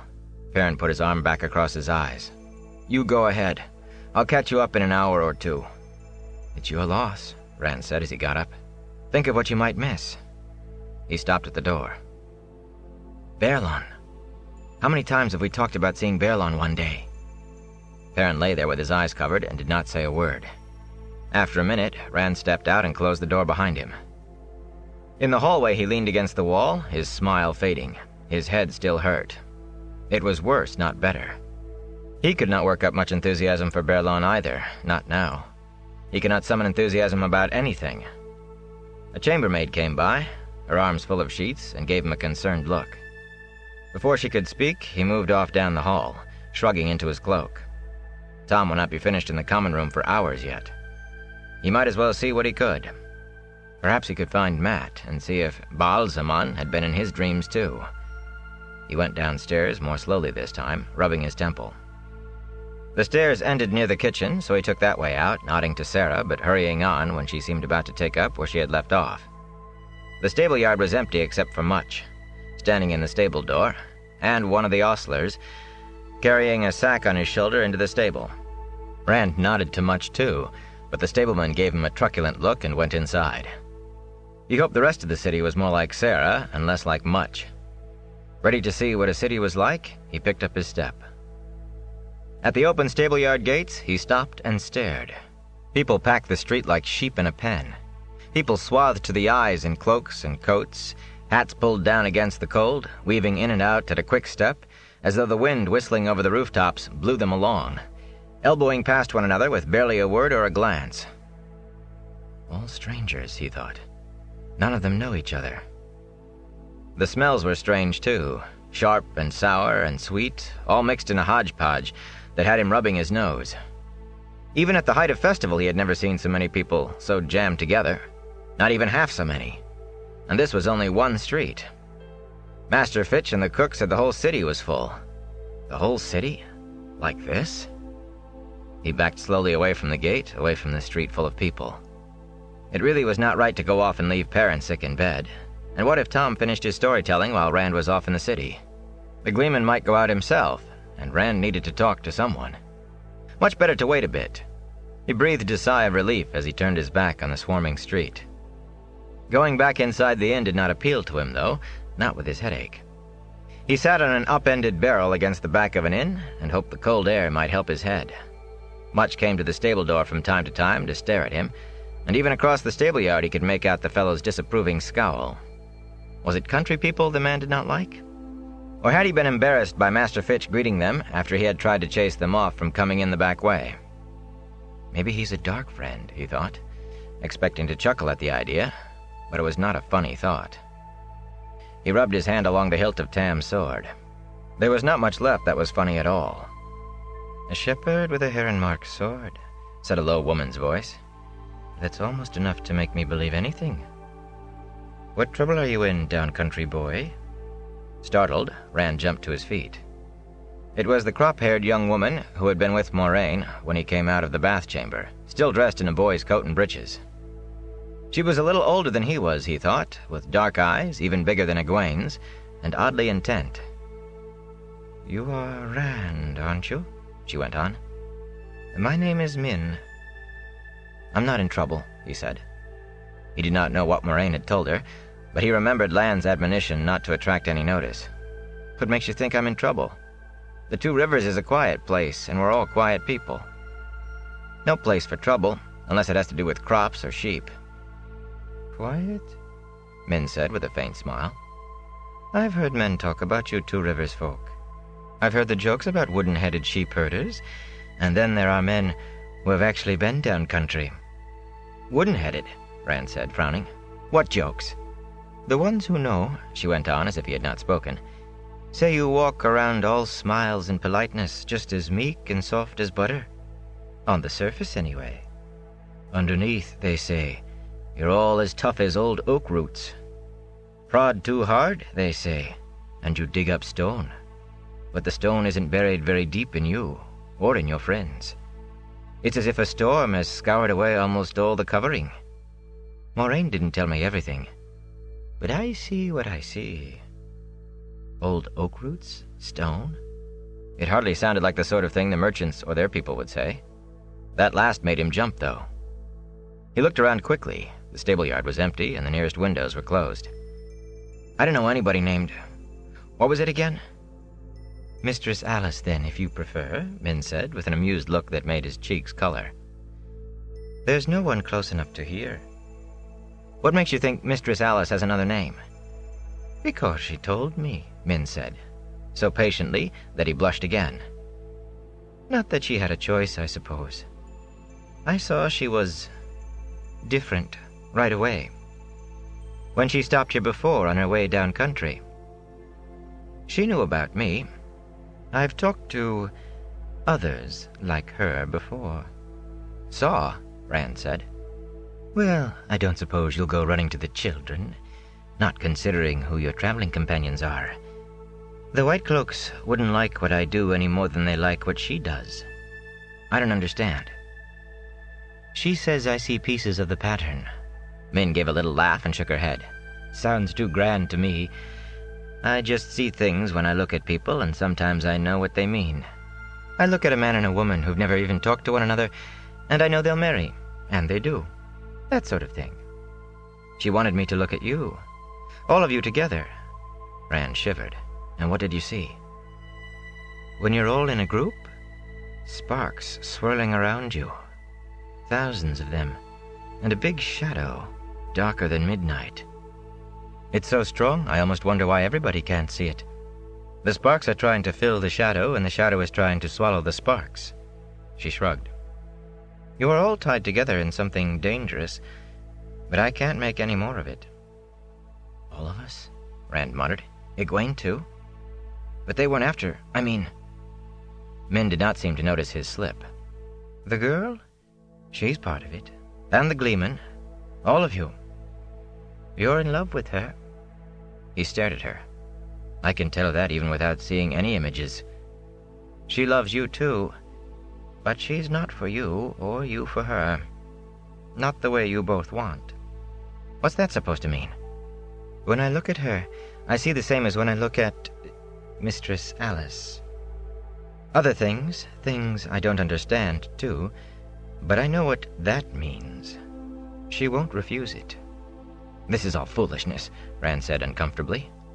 His headache was fading to numbness. His head felt packed with wool. He wanted to get away from this girl and the things she saw. And yet... "What do you see when you look at the rest of us?" "All sorts of things," Min said, with a grin as if she knew what he really wanted to ask.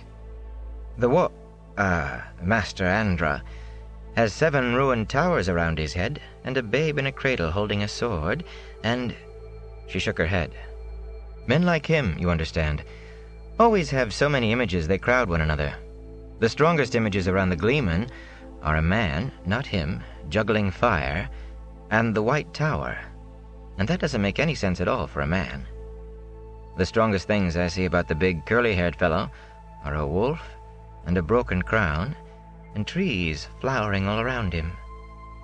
And the other one, a red eagle, an eye on a balance scale, a dagger with a ruby, a horn, and a laughing face. There are other things, but you see what I mean. This time I can't make up or down out of any of it." She waited then, still grinning, until he finally cleared his throat and asked, "What about me?" Her grin stopped just short of outright laughter. "The same kind of things as the rest. A sword that isn't a sword, a golden crown of laurel leaves, a beggar's staff, you pouring water on sand, a bloody hand and a white-hot iron, 3 women standing over a funeral bier with you on it. Black rock wet with blood. All right," he broke in uneasily. "You don't have to list it all." "Most of all, I see lightning around you. Some striking at you, some coming out of you. I don't know what any of it means, except for one thing. You and I will meet again."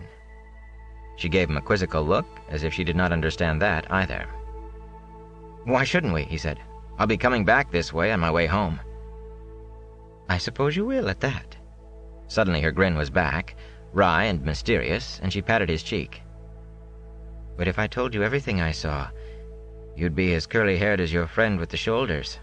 He jerked back from her hand as if it were red hot. "What do you mean? Do you see anything about rats or dreams?" "Rats? No rats. As for dreams, maybe it's your idea of a dream, but I never thought it was mine." He wondered if she was crazy, grinning like that. "I have to go," he said, edging around her. I have to meet my friends." "Go then. But you won't escape." He didn't exactly break into a run, but every step he took was quicker than the step before. "Run if you want," she called after him. "You can't escape me." Her laughter sped him across the stable yard and out into the street, into the hubbub of people. Her last words were too close to what Baalzamon had said. He blundered into people as he hurried through the crowd, earning hard looks and hard words, but he did not slow down until he was several streets away from the inn. After a time, he began to pay attention again to where he was. His head felt like a balloon, but he stared and enjoyed anyway. He thought Baerlon was a grand city, if not exactly in the same way as cities in Tom's stories. He wandered up broad streets, most paved with flagstone, and down narrow, twisting lanes, wherever chance and the shifting of the crowd took him. It had rained during the night, and the streets that were unpaved had already been churned to mud by the crowds, but muddy streets were nothing new to him. None of the streets in Emond's Field were paved. There certainly were no palaces, and only a few houses were very much bigger than those back home. But every house had a roof of slate or tile, as fine as the roof of the Winespring Inn. He supposed there would be a palace or two in Camelin. As for inns, he counted 9. Not one smaller than the Winespring, and most as large as the Stag and Lion, and there were plenty of streets he had not seen yet. Shops dotted every street, with awnings out front sheltering tables covered with goods, everything from cloth to books to pots to boots. It was as if 100 peddlers' wagons had spilled out their contents. He stared so much that more than once he had to hurry on at the suspicious look of a shopkeeper. He had not understood the first shopkeeper's stare. When he did, he started to get angry until he remembered that here he was the stranger. He could not have bought much anyway. He gasped when he saw how many coppers were exchanged for a dozen discolored apples or a handful of shriveled turnips, the sort that would be fed to the horses in the 2 rivers. But people seemed eager to pay. There were certainly more than enough people to his estimation. For a while, the sheer number of them almost overwhelmed him. Some wore clothes of finer cut than anyone in the 2 rivers, almost as fine as Moraine's. And quite a few had long fur-lined coats that flapped around their ankles.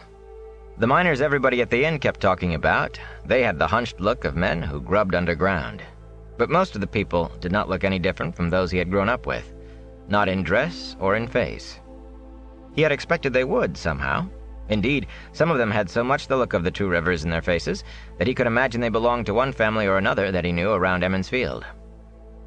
A toothless, gray-haired fellow with ears like jug handles, sitting on a bench outside one of the inns and peering mournfully into an empty tankard, could easily have been Billy Conger's close cousin.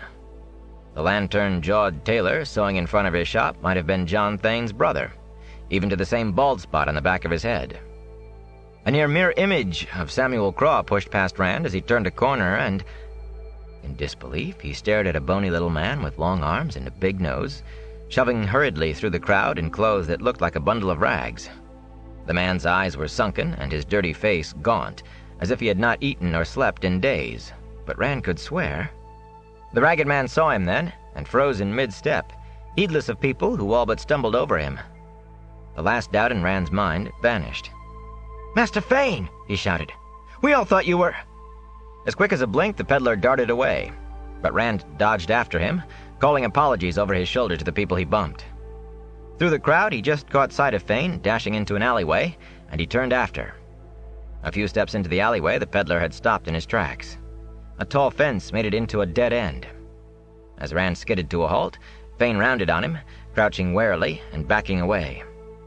He flapped grimy hands at Rand to stay back. More than one rip showed in his coat, and his cloak was worn and tattered, as if it had seen much harder use than it was meant for. "Master Fane?" Rand said hesitantly. "What is the matter?" "It's me, Randolph Thor, from Emond's Field. We all thought the Trollocs had taken you." Fane gestured sharply and, still in a crouch, ran a few crabbed steps toward the open end of the alley. He did not try to pass Rand, or even come close to him. "Don't!" he rasped. His head shifted constantly as he tried to see everything in the street beyond Rand. "Don't mention." His voice dropped into a hoarse whisper, and he turned his head away, watching Rand with quick, sidelong glances. "There be white cloaks in the town." "They have no reason to bother us," Rand said. "Come back to the Stag and Lion with me. I'm staying there with friends. You know most of them. They'll be glad to see you. We all thought you were dead." "Dead?" the peddler snapped indignantly. "Not Podon Fane. Podon Fane knows which way to jump and where to land." He straightened his rags as if they were feast day clothes. "Always have and always will. I'll live a long time. Longer than—" Abruptly his face tightened and his hands clutched hold of his coat front. "They burned my wagon and all my goods. Had no cause to be doing that, did they? I couldn't get to my horses. My horses! But that fat old innkeeper had them locked up in his stable. I had to step quick not to get my throat slit. And what did it get me? All that I've got left is what I stand up in. Now is that fair? Is it now? Your horses are safe in Master Alvir's stable. You can get them any time. If you come to the inn with me, I'm sure Moraine will help you get back to the Two Rivers. Ah, she's the Aes Sedai, is she? A guarded look came over Fane's face. Maybe, though.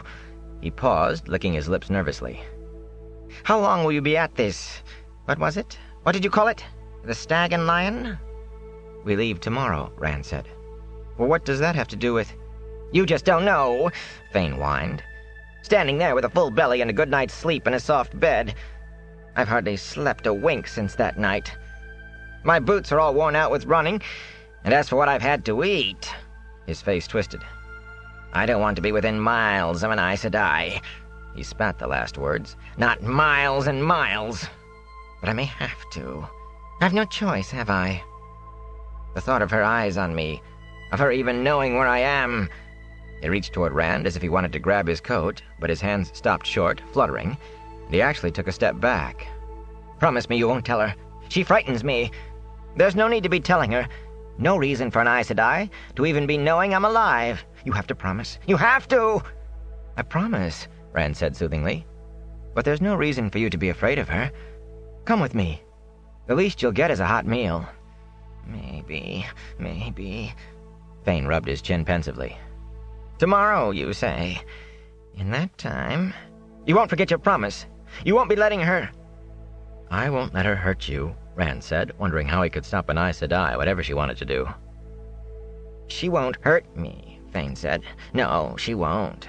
I won't be letting her. Like a flash, he hared past Rand into the crowd. Master Fane, Rand called. Wait! He dashed out of the alley just in time to catch sight of a ragged coat disappearing around the next corner. Still calling, he ran after it, darted around the corner. He only had time to see a man's back before he crashed into it, and they both went down in a heap in the mud. Can't you watch where you're going? Came a mutter from under him, and Rand scrambled up in surprise. Matt? Matt sat up with a baleful glare and began scraping mud off his cloak with his hands. You must really be turning into a city man. Sleep all morning and run right over people. Climbing to his feet, he stared at his muddy hands, then muttered and wiped them off on his cloak. Listen, you'll never guess who I thought I just saw. Padan Fain, Rand said. Padan Fain! How did you know? I was talking to him, but he ran off. So the Trolla...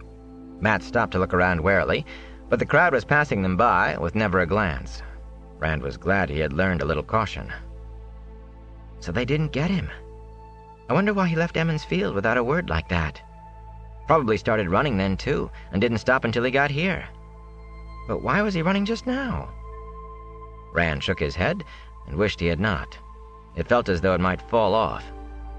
I don't know, except that he's afraid of Mistress Alice. All this watching what you said was not easy. He doesn't want her to know he's here. He made me promise I wouldn't tell her. Well, his secret is safe with me, Matt said. I wish she didn't know where I was either. Matt... People still streamed by without paying them any heed, but Rand lowered his voice anyway and leaned closer. Matt, did you have a nightmare last night about a man who killed a rat? Matt stared at him without blinking. You too? He said finally. And Perrin, I suppose. I almost asked him this morning, but he must have. Blood and ashes. Now somebody's making us dream things. Rand, I wished nobody knew where I was. There were dead rats all over the inn this morning. He did not feel as afraid at saying it as he would have earlier. He did not feel much of anything. Their backs were broken. His voice rang in his own ears. If he was getting sick, he might have to go to Moraine. He was surprised that even the thought of the one power being used on him did not bother him. Matt took a deep breath, hitching his cloak, and looked around as if searching for somewhere to go. What's happening to us, Rand? What? I don't know. I'm going to ask Tom for advice about whether to tell anyone else. No, not her. Maybe him, but not her. The sharpness of it took Rand by surprise. Then you believed him? He did not need to say which him he meant. The grimace on Matt's face said he understood. "No," Matt said slowly. "It's the chances, that's all. If we tell her and he was lying, then maybe nothing happens. Maybe. But maybe just him being in our dreams is enough for... I don't know." He stopped to swallow. "If we don't tell her, maybe we'll have some more dreams. Rats or no rats, dreams are better than... Remember the fairy? I say we keep quiet." All right. Rand remembered the fairy, and Moraine's threat, too. But somehow it seemed a long time ago. All right. "Perrin won't say anything, will he?" Matt went on, bouncing on his toes. "We have to get back to him. If he tells her, she'll figure it out about all of us. You can bet on it. Come on." He started off briskly through the crowd. Rand stood there looking after him until Matt came back and grabbed him. At the touch of his arm, he blinked, then followed his friend. "What's the matter with you?" Matt asked. "You going to sleep again?" "I think I have a cold," Rand said. His head was as tight as a drum and almost as empty. "You can get some chicken soup when we get back to the inn," Matt said. He kept up a constant chatter as they hunted through the packed streets. Rand made an effort to listen and even to say something now and then, but it was an effort. He was not tired. He did not want to sleep. He just felt as if he were drifting. After a while, he found himself telling Matt about Min. "A dagger with a ruby, eh?" Matt said. "I like that. I don't know about the eye, though. Are you sure she wasn't making it up? It seems to me she would know what it all means, if she really is a soothsayer." "She didn't say she's a soothsayer," Rand said. "I believe she does see things. Remember, Moraine was talking to her when we finished our baths? And she knows who Moraine is." Matt frowned at him. "I thought we weren't supposed to use that name." "No," Rand muttered. He rubbed his head with both hands. It was so hard to concentrate on anything. "I think maybe you really are sick," Matt said, still frowning. Suddenly he pulled Rand to a stop by his coat sleeve. "Look at them." 3 men in breastplates and conical steel caps, burnished till they shone like silver, were making their way down the street toward Rand and Matt. Even the mail on their arms gleamed. Their long cloaks, pristine white and embroidered on the left breast with a golden sunburst, just cleared the mud and puddles of the street. Their hands rested on their sword hilts, and they looked around them as if looking at things that had wriggled out from under a rotting log. Nobody looked back, though. Nobody even seemed to notice them. Just the same, the 3 did not have to push through the crowd. The bustle parted to either side of the white-cloaked men, as if by happenstance, leaving them to walk in a clear space that moved with them. "Do you suppose they're children of the light?" Matt asked in a loud voice. A passerby looked hard at Matt, then quickened his pace. Rand nodded. Children of the light. White cloaks. Men who hated Aes Sedai. Men who told people how to live, causing trouble for those who refused to obey. If burned farms, and worse, could be called as mild as trouble. I should be afraid, he thought. Or curious. Something, at any rate. Instead, he stared at them passively. "They don't look like so much to me," Matt said. "Full of themselves, though, aren't they?" "They don't matter," Rand said. "The inn. We have to talk to Perrin." "Like Edward Conger. He always has his nose in the air, too." Suddenly Matt grinned, a twinkle in his eye. "Remember when he fell off the wagon bridge and had to tramp home dripping wet? That took him down a peg for a month." "What does that have to do with Perrin?" "See that?" Matt pointed to a cart resting on its shafts in an alleyway just ahead of the children. A single stake held a dozen stacked barrels in place in the flatbed. "Watch." Laughing, he darted into a cutler's shop to their left.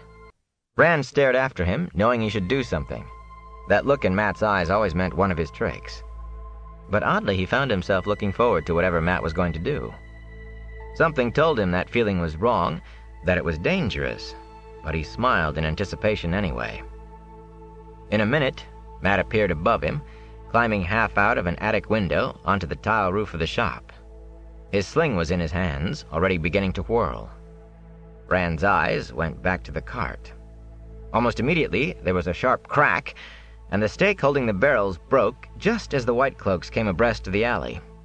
People jumped out of the way as the barrels rolled down the cart shafts with an empty rumble and jounced into the street, splashing mud and muddy water in every direction. The three children jumped no less quickly than anyone else, their superior looks replaced by surprise.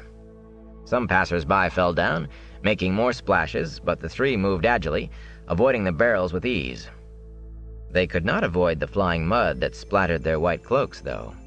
A bearded man in a long apron hurried out of the alley, waving his arms and shouting angrily. But one look at the three trying vainly to shake the mud from their cloaks, and he vanished back into the alley even faster than he had come out. Rand glanced back up at the shop roof. Matt was gone. It had been an easy shot for any Two Rivers lad, but the effect was certainly all that could be hoped for. He could not help laughing. The humor seemed to be wrapped in wool, but it was still funny. When he turned back to the street, the three White Cloaks were staring straight at him. "You find something funny, yes?" The one who spoke stood a little in front of the others. He wore an arrogant, unblinking look, with a light in his eyes as if he knew something important, something no one else knew. Rand's laughter cut off short. He and the children were alone with the mud and the barrels. The crowd that had been all around them had found urgent business up or down the street. "Does fear of the light hold your tongue?" Anger made the White Cloak's narrow face seem even more pinched. He glanced dismissively at the sword hilt sticking out from Rand's cloak. "Perhaps you are responsible for this, yes?" Unlike the others, he had a golden knot beneath the sunburst on his cloak. Rand moved to cover the sword, but instead swept his cloak back over his shoulder. In the back of his head was a frantic wonder at what he was doing, but it was a distant thought. "Accidents happen," he said. "Even to the children of the light." The narrow-faced man raised an eyebrow. "You are that dangerous, youngling?" He was not much older than Rand. "Herrenmark, Lord Bornhold," one of the others said, warningly. The narrow-faced man glanced at Rand's sword hilt again. The bronze heron was plain, and his eyes widened momentarily. Then his gaze rose to Rand's face, and he sniffed dismissively. "He is too young." "You are not from this place, yes?" he said coldly to Rand. "You come from where?" "I just arrived in Baerlon." A tingling thrill ran along Rand's arms and legs. He felt flushed, almost warm. "You wouldn't know of a good inn, would you?" "You avoid my questions," Bornhold snapped. "What evil is in you that you do not answer me?" His companions moved up to either side of him, faces hard and expressionless. Despite the mudstains on their cloaks, there was nothing funny about them now. The tingling filled Rand. The heat had grown to a fever. He wanted to laugh, it felt so good. A small voice in his head shouted that something was wrong, but all he could think of was how full of energy he felt, nearly bursting with it. Smiling, he rocked on his heels and waited for what was going to happen. Vaguely, distantly, he wondered what it would be. The leader's face darkened. One of the others drew his sword enough for an inch of steel to show and spoke in a voice quivering with anger. "When the children of the light ask questions, you gray-eyed bumpkin, we expect answers or—" He cut off as the narrow-faced man threw an arm across his chest. Bornhold jerked his head up the street. The town watch had arrived, a dozen men in round steel caps and studded leather jerkins, carrying quarterstaffs, as if they knew how to use them. They stood watching, silently, from 10 paces off. "This town has lost the light," growled the man, who had half drawn his sword. He raised his voice to shout at the watch. "Baerlon stands in the shadow of the Dark One!" At a gesture from Bornhold, he slammed his blade back into its scabbard. Bornhold turned his attention back to Rand. The light of knowing burned in his eyes. "Dark friends do not escape us, youngling, even in a town that stands in the shadow. We will meet again. You may be sure of it." He spun on his heel and strode away, his two companions close behind as if Rand had ceased to exist.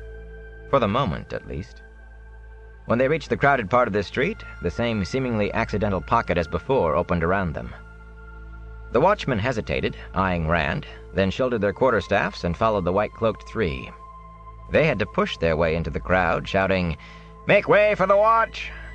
Few did make way, except grudgingly.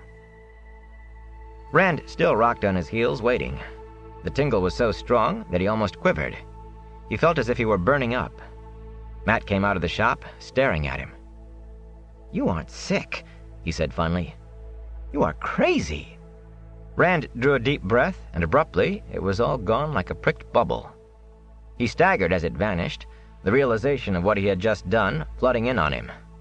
Licking his lips, he met Matt's stare. "I think we had better go back to the inn now," he said unsteadily. "Yes," Matt said. "Yes, I think we better had." The street had begun to fill up again, and more than one passerby stared at the two boys and murmured something to a companion. Rand was sure the story would spread. A crazy man had tried to start a fight with 3 children of the light. That was something to talk about. Maybe the dreams are driving me crazy. The two lost their way several times in the haphazard streets, but after a while they fell in with Tom Maryland, making a grand procession all by himself through the throng. The gleeman said he was out to stretch his legs and for a bit of fresh air, but whenever anyone looked twice at his colorful cloak, he would announce in a resounding voice, "I am at the Stag and Lion, tonight only." It was Matt who began disjointedly telling Tom about the dream and their worry over whether or not to tell Moraine. But Rand joined in, for there were differences in exactly how they remembered it. Or maybe each dream was a little different, he thought. The major part of the dreams was the same, though.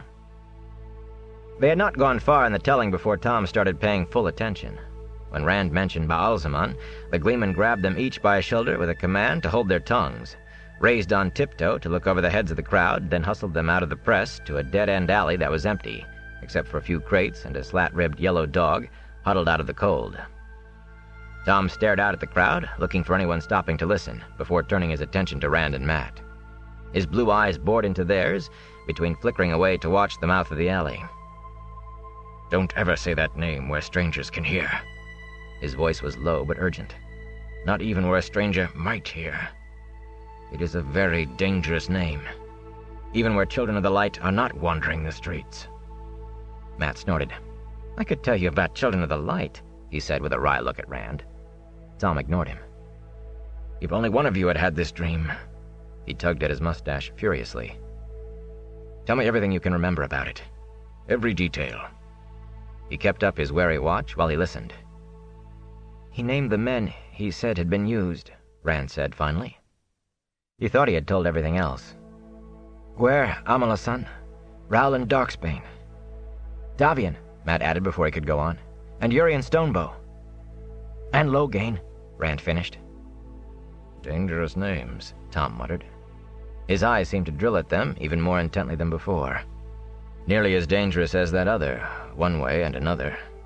All dead now, except for Loghain. Some long dead. Rowland Darksbane, nearly 2,000 years. But dangerous just the same. Best you don't say them aloud even when you're alone. Most people wouldn't recognize a one of them, but if the wrong person overhears... "But who were they?" Rand said. "Men," Tom murmured. "Men who shook the pillars of heaven and rocked the world on its foundations." He shook his head. "It doesn't matter. Forget about them. They are dust now." Were they used, like you said?" Matt asked. "And killed?" "You might say the White Tower killed them. You might say that." Tom's mouth tightened momentarily, then he shook his head again.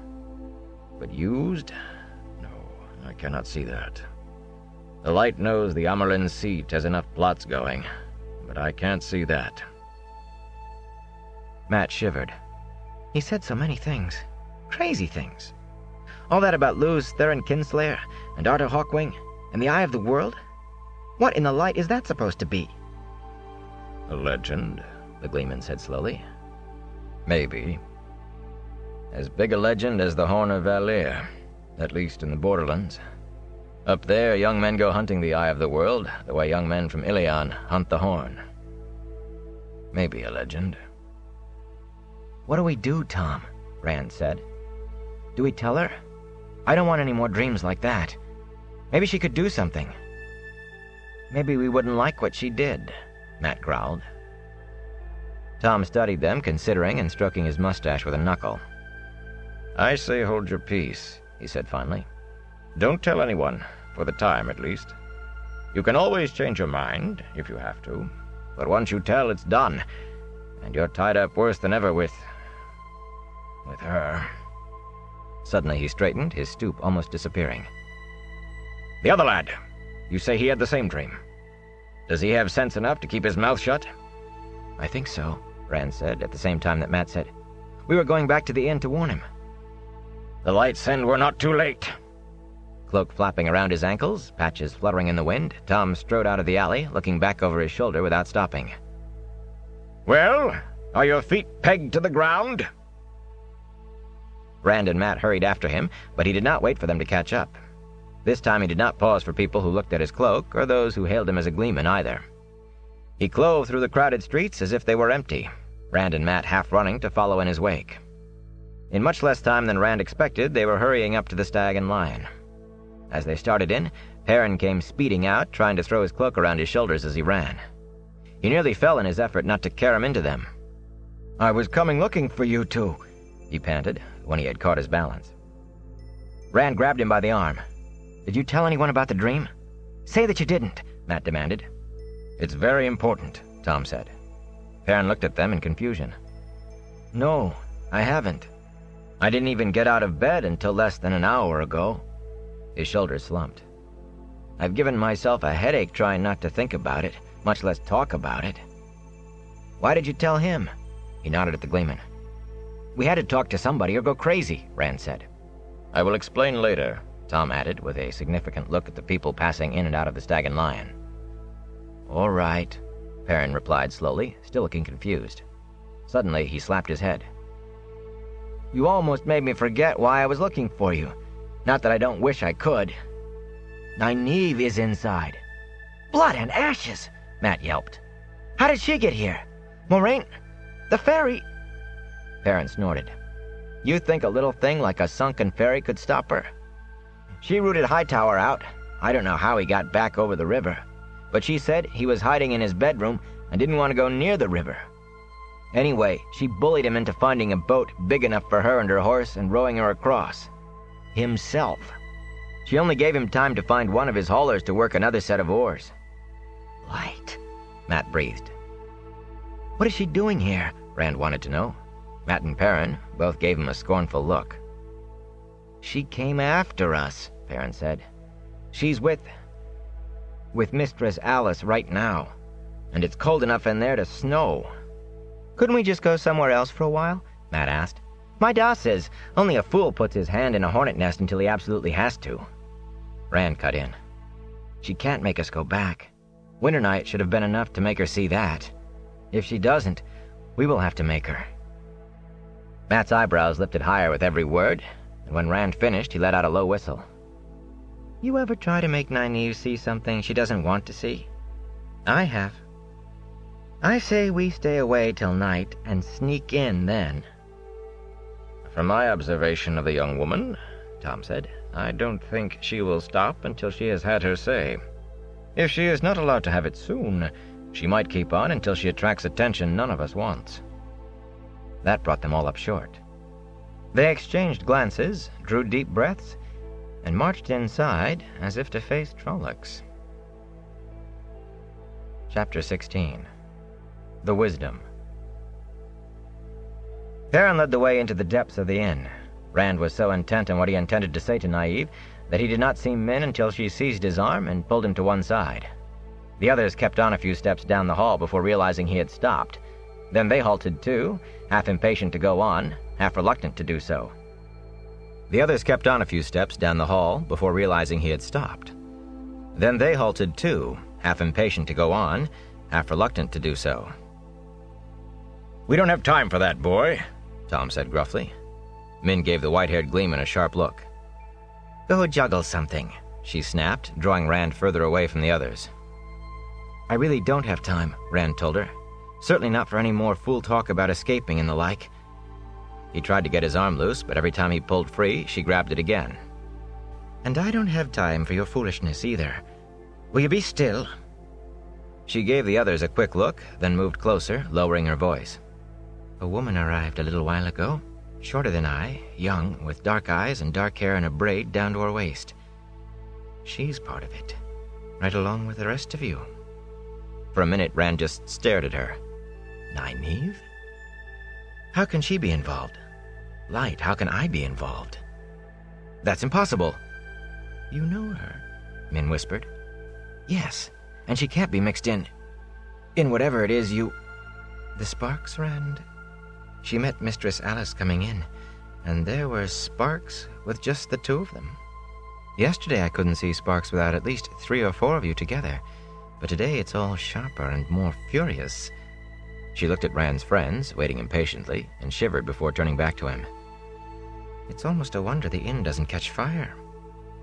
You're all in more danger today than yesterday, since she came. Rand glanced at his friends. Tom, his brows drawn down in a bushy V, was leaning forward on the point of taking some action to hurry him along. She won't do anything to hurt us, he told Min. I have to go now. He succeeded in getting his arm back this time. Ignoring her squawk, he joined the others, and they started off again down the corridor. Rand looked back once. Min shook her fist at him and stamped her foot. What did she have to say? Matt asked. Nynaeve is part of it, Rand said without thinking, then shot Matt a hard look that caught him with his mouth open. Then understanding slowly spread across Matt's face. Part of what? Tom said softly. Does that girl know something? While Rand was still trying to gather in his head what to say, Matt spoke up. Of course she's part of it, he said grumpily. Part of the same bad luck we've been having since winter night. Maybe having the wisdom show up is no great affair to you, but I'd as soon have the White Cloaks here myself. She saw Nynaeve arrive, Rand said. Saw her talking to Mistress Alice, and thought she might have something to do with us. Tom gave him a sidelong look and ruffled his mustaches with a snort, but the others seemed to accept Rand's explanation. He did not like keeping secrets from his friends, but Min's secret could be as dangerous for her as any of theirs was for them. Perrin stopped suddenly in front of a door, and despite his size, he seemed oddly hesitant.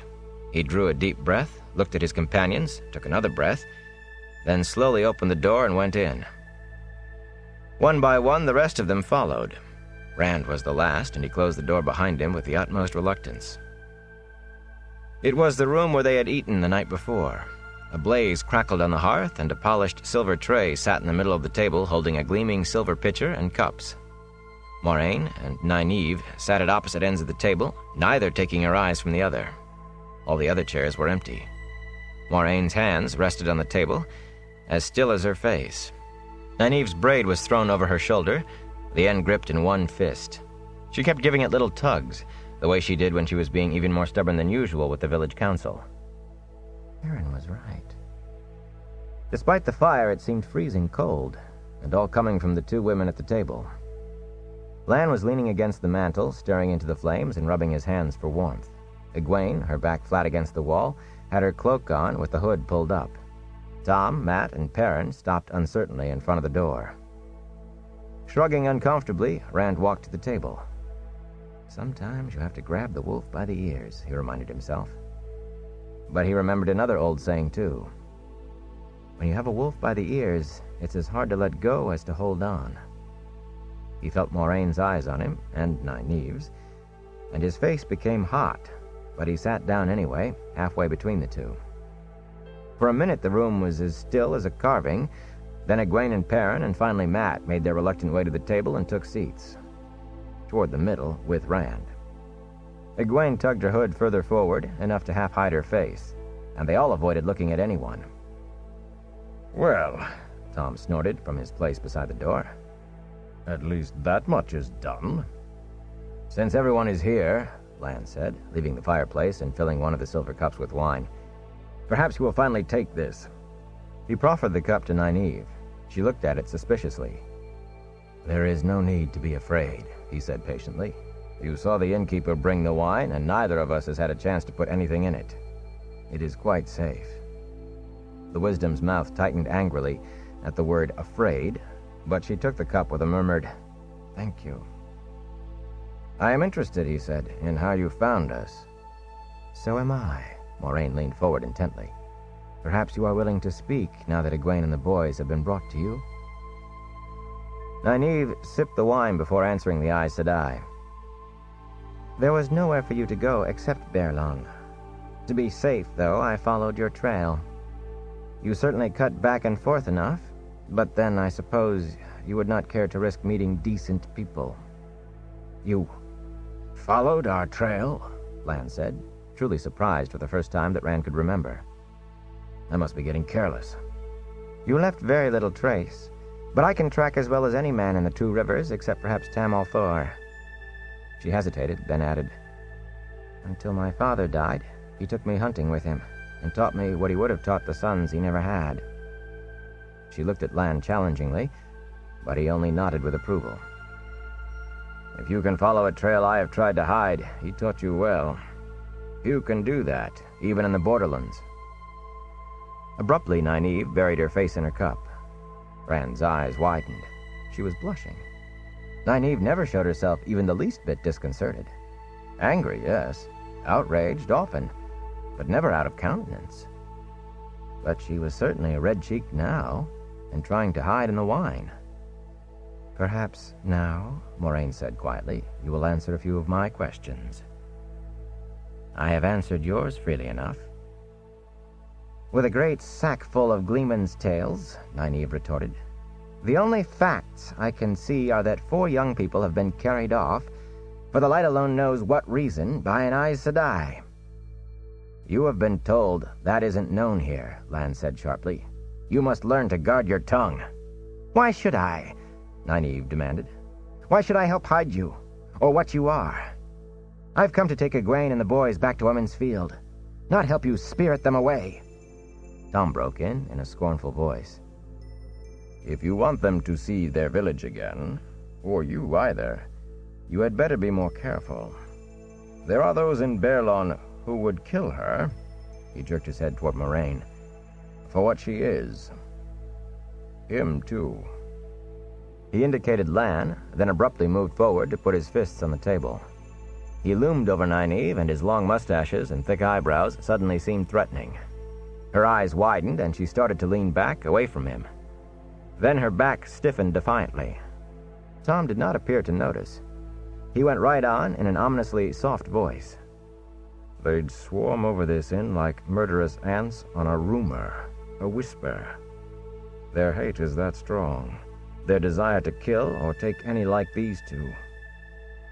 And the girl, the boys, you are all associated with them, enough for the White Cloaks anyway. You wouldn't like the way they ask questions, especially when the White Tower is involved. White Cloak questioners assume you're guilty before they start, and they have only one sentence for that kind of guilt. They don't care about finding the truth. They think they know that already. All they go after with their hot irons and pincers is a confession. Best you remember, some secrets are too dangerous for saying aloud, even when you think you know who hears. He straightened with a muttered, I seem to tell that to people often of late. Well put, Gleeman, Lan said. The warder had that weighing look in his eyes again. I'm surprised to find you so concerned. Tom shrugged. It's known I arrived with you, too. I don't care for the thought of a questioner with a hot iron telling me to repent my sins and walk in the light. That, Nynaeve put in sharply, is just one more reason for them to come home with me in the morning. Or this afternoon, for that matter. The sooner we're away from you and on our way back to Emond's Field, the better. We can't, Rand said, and was glad that his friends all spoke up at the same time. That way Nynaeve's glare had to be spread around. She spared no one as it was. But he had spoken first, and they all fell silent, looking at him. Even Moraine sat back in her chair, watching him over steepled fingers. It was an effort for him to meet the Wisdom's eyes. If we go back to Emond's Field, the Trollocs will come back too. They're hunting us. I don't know why, but they are. Maybe we can find out why in Tar Valon. Maybe we can find out how to stop it. It's the only way. Nynaeve threw up her hands. You sound just like Tam. He had himself carried to the village meeting and tried to convince everybody. He'd already tried with the village council. The light knows how your Mistress Alice, she invested the name with a wagon load of scorn, managed to make him believe. He has a mite of sense, usually, more than most men. In any case, the council is a pack of fools most of the time, but not foolish enough for that, and neither was anyone else. They agreed you had to be found. Then Tam wanted to be the one to come after you, and him not able to stand by himself. Foolishness must run in your family. Matt cleared his throat, then mumbled, "What about my da? What did he say?" "He's afraid you'll try your tricks with Outlanders and get your head thumped. He seemed more afraid of that than of Mistress Alice here, but then he was never much brighter than you." Matt seemed unsure how to take what she had said, or how to reply, or even whether to reply. "I expect," Perrin began hesitantly. I suppose Master Luhan was not too pleased about my leaving either." "Did you expect him to be?" Nynaeve shook her head disgustedly and looked at Egwene. "Maybe I should not be surprised at this hair-brained idiocy from you three, but I thought others had more judgment." Egwene sat back, so she was shielded by Perrin. "I left a note," she said faintly. She tugged at the hood of her cloak as if she was afraid her unbound hair showed. "I explained everything." Nynaeve's face darkened.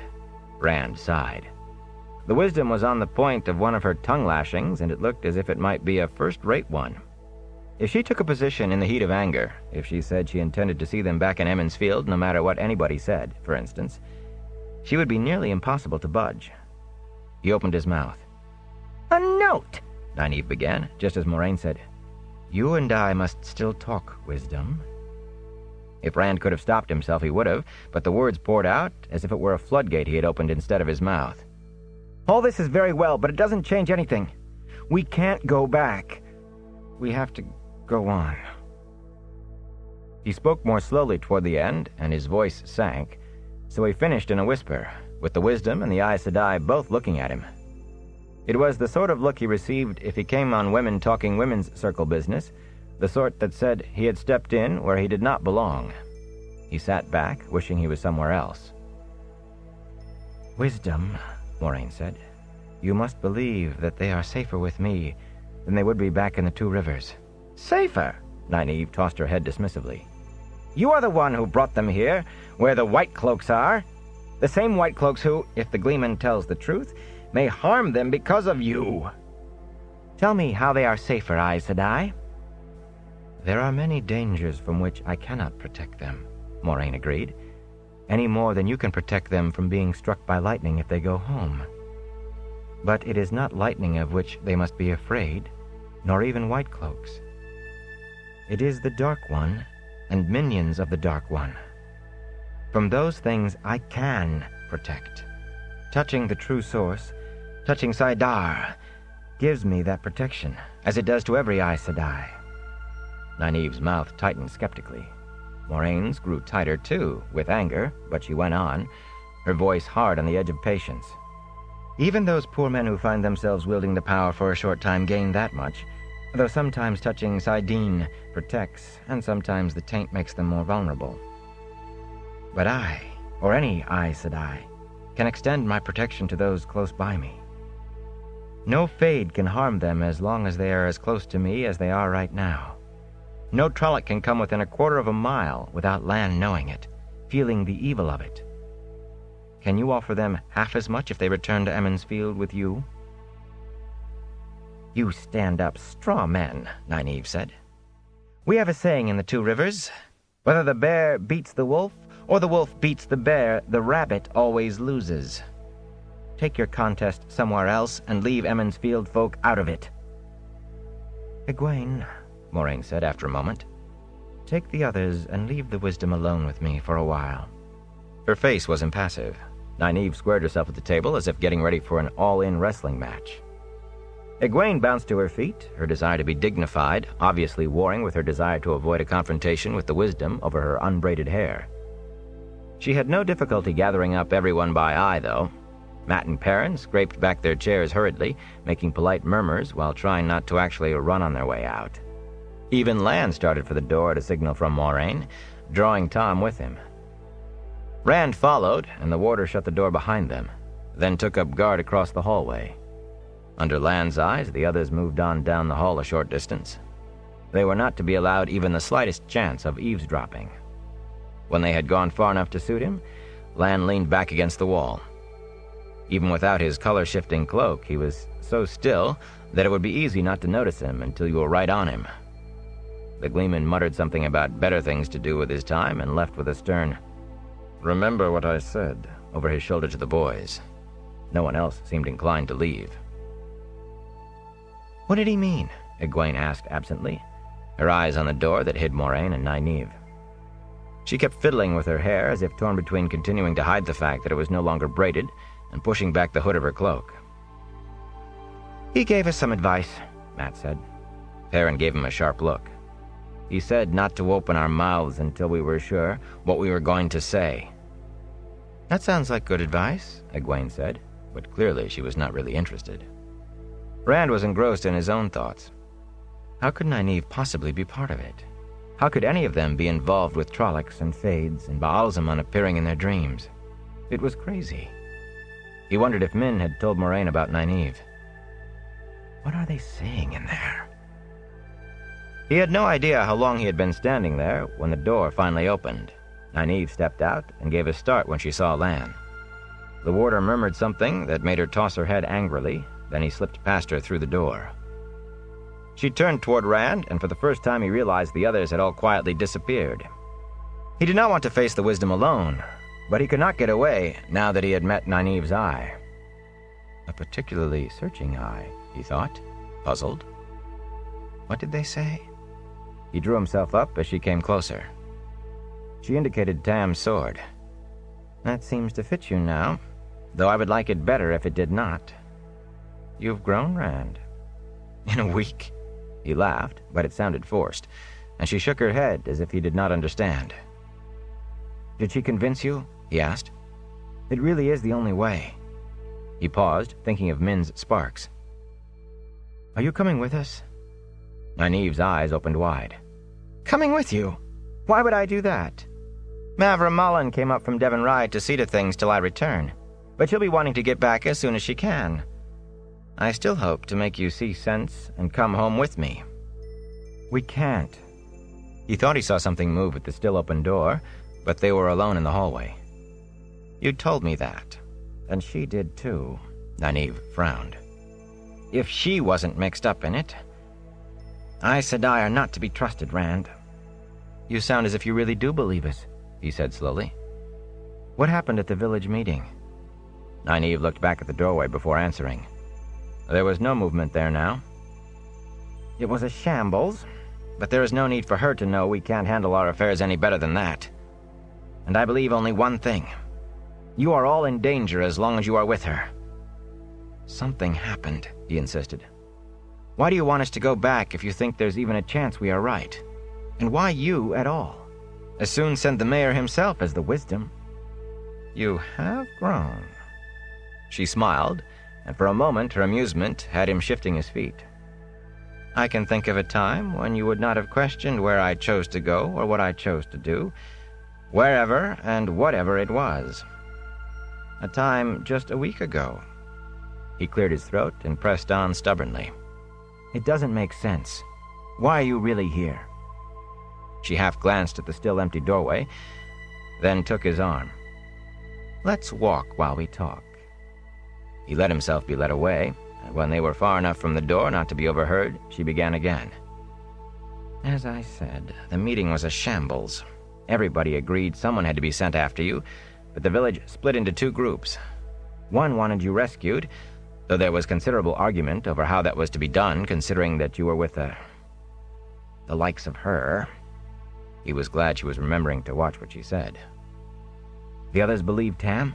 He said. Not exactly, but they thought you shouldn't be among strangers either, especially not with someone like her. Either way, though, almost every man wanted to be one of the party. Tam and Bran Al'Vir, with the scales of office around his neck, and Har-Ol Luhan, till Alsbet made him sit down. Even Sen Bui. The light saved me from men who think with the hair on their chests, though I don't know as there are any other kind. She gave a hearty sniff and looked up at him, an accusing glance.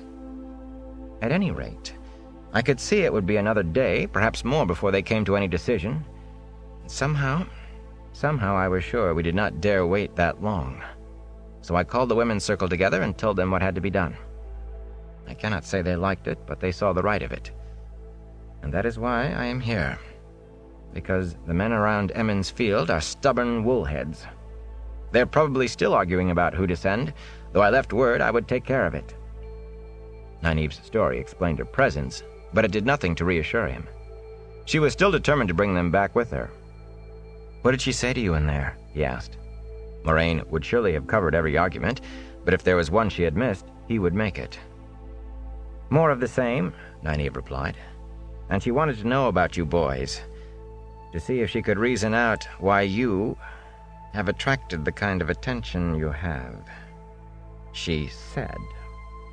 She paused, watching him out of the corner of her eye. "She tried to disguise it, but most of all she wanted to know if any of you was born outside the Two Rivers." His face was suddenly as taut as a drumhead. He managed a hoarse chuckle. "She does think of some odd things. I hope you assured her we're all Emond's Field born." "Of course," she replied. There had only been a heartbeat's pause before she spoke, so brief he would have missed it if he had not been watching for it. He tried to think of something to say, but his tongue felt like a piece of leather.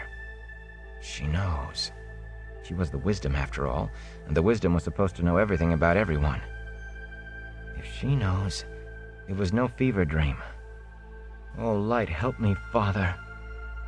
"Are you all right?" Nynaeve asked. He said I wasn't his son. When he was delirious, with the fever. He said he found me. I thought it was just..." His throat began to burn, and he had to stop. "Oh, Rand." She stopped and took his face in both hands. She had to reach up to do it. "People say strange things in a fever. Twisted things. Things that are not true or real. Listen to me. Tamil Thor ran away seeking adventure when he was a boy no older than you.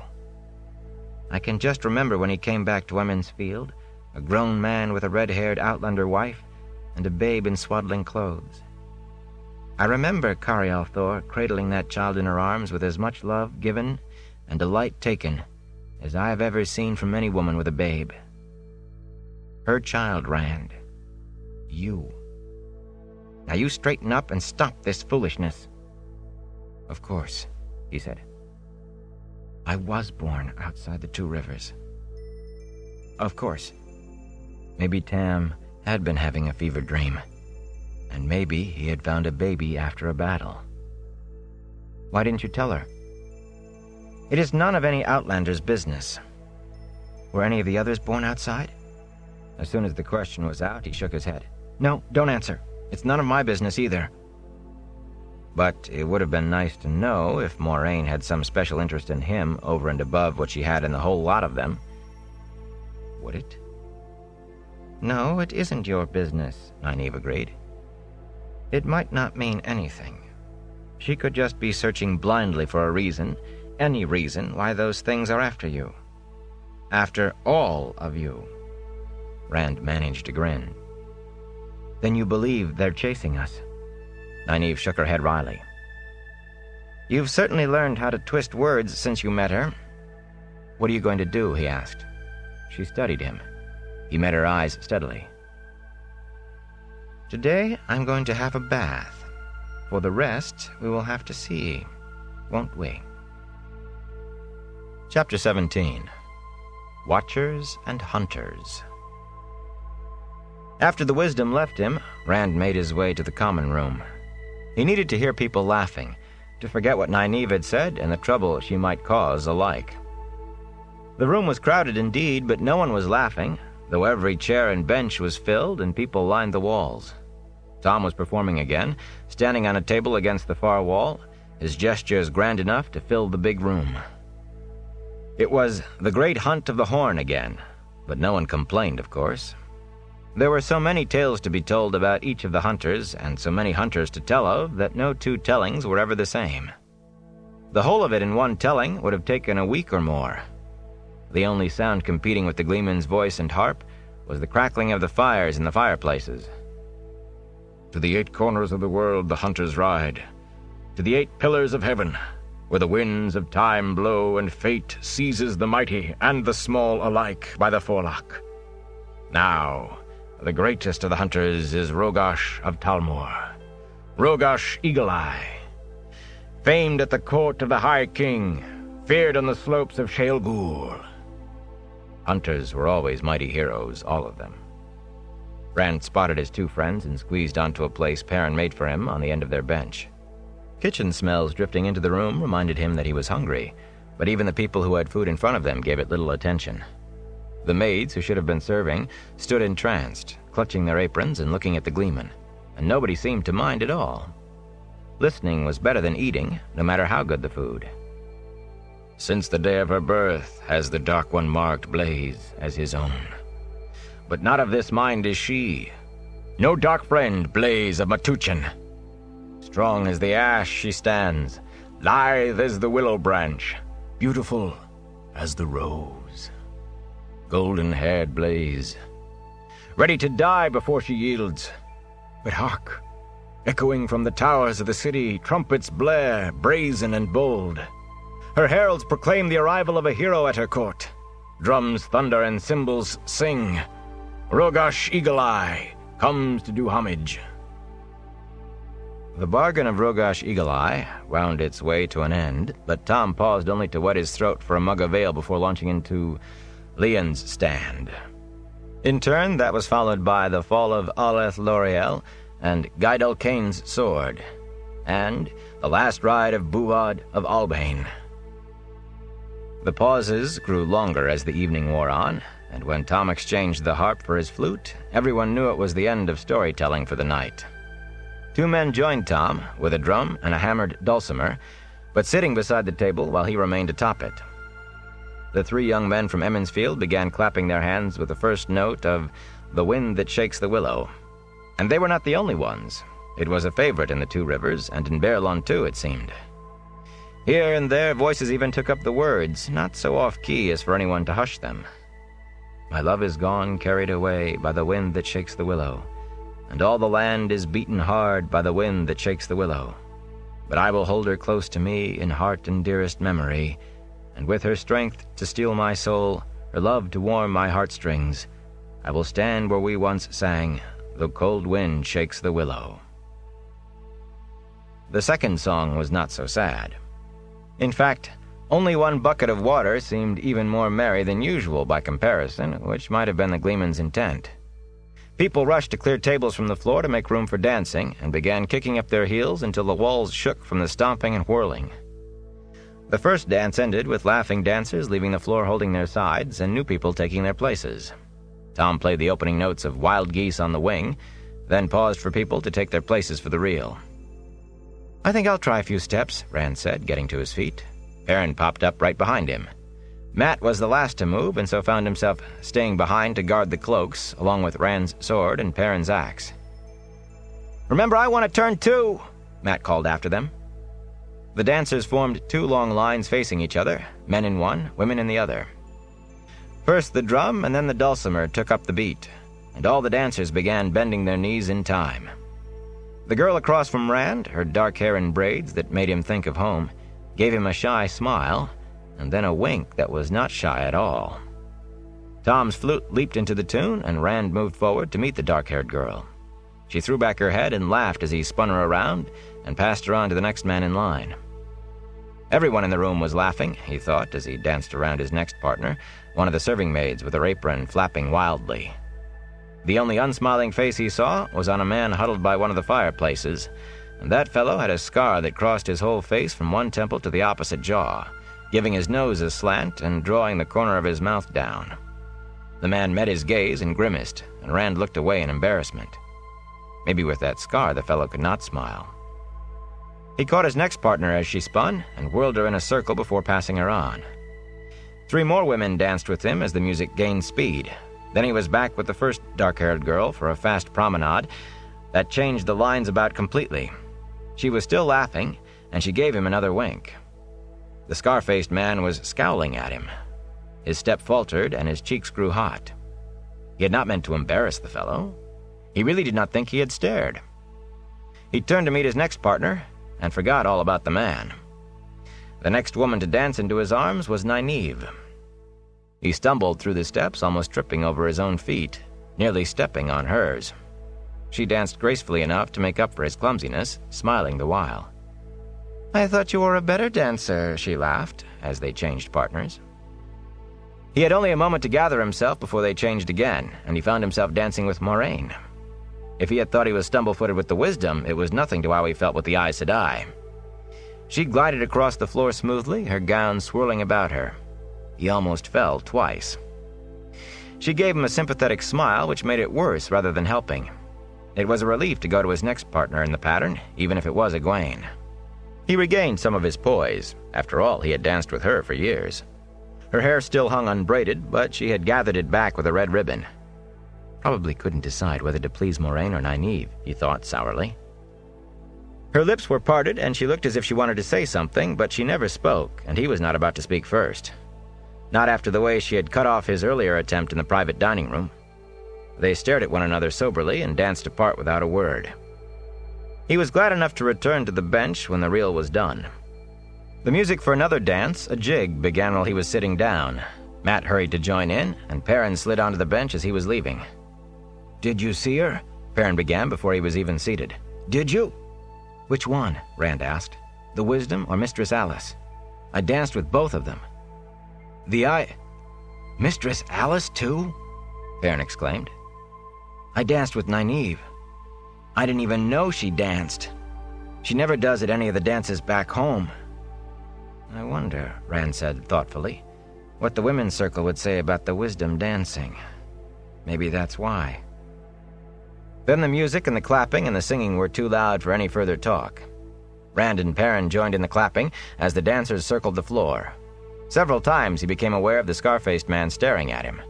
The man had a right to be touchy with that scar, but Rand did not see anything he could do now that would not make matters worse. He concentrated on the music and avoided looking at the fellow. The dancing and singing went on into the night. The maids finally did remember their duties.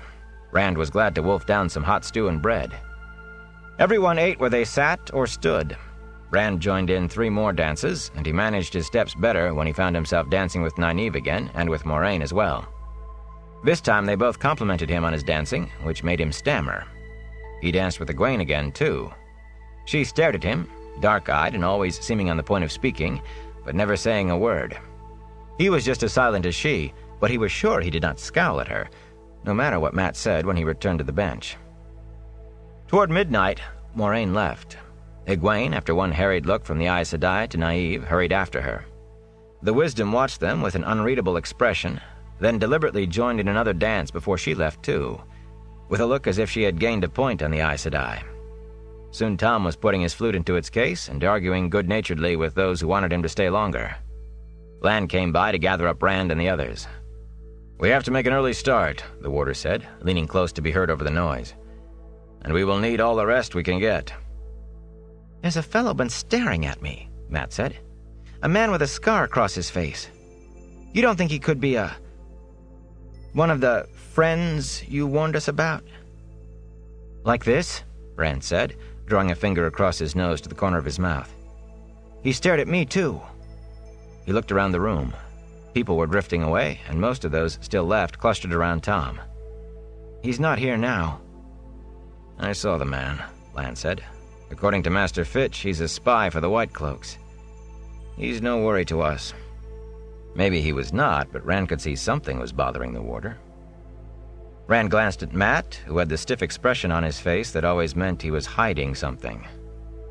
A Whitecloak spy. Could Bornhald want to get back at us that much?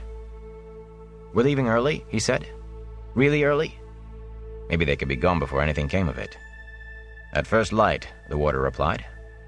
As they left the common room, Mat singing snatches of song under his breath and Perrin stopping now and again to try out a new step he had learned, Tom joined them in high spirits. Lan's face was expressionless as they headed for the stairs.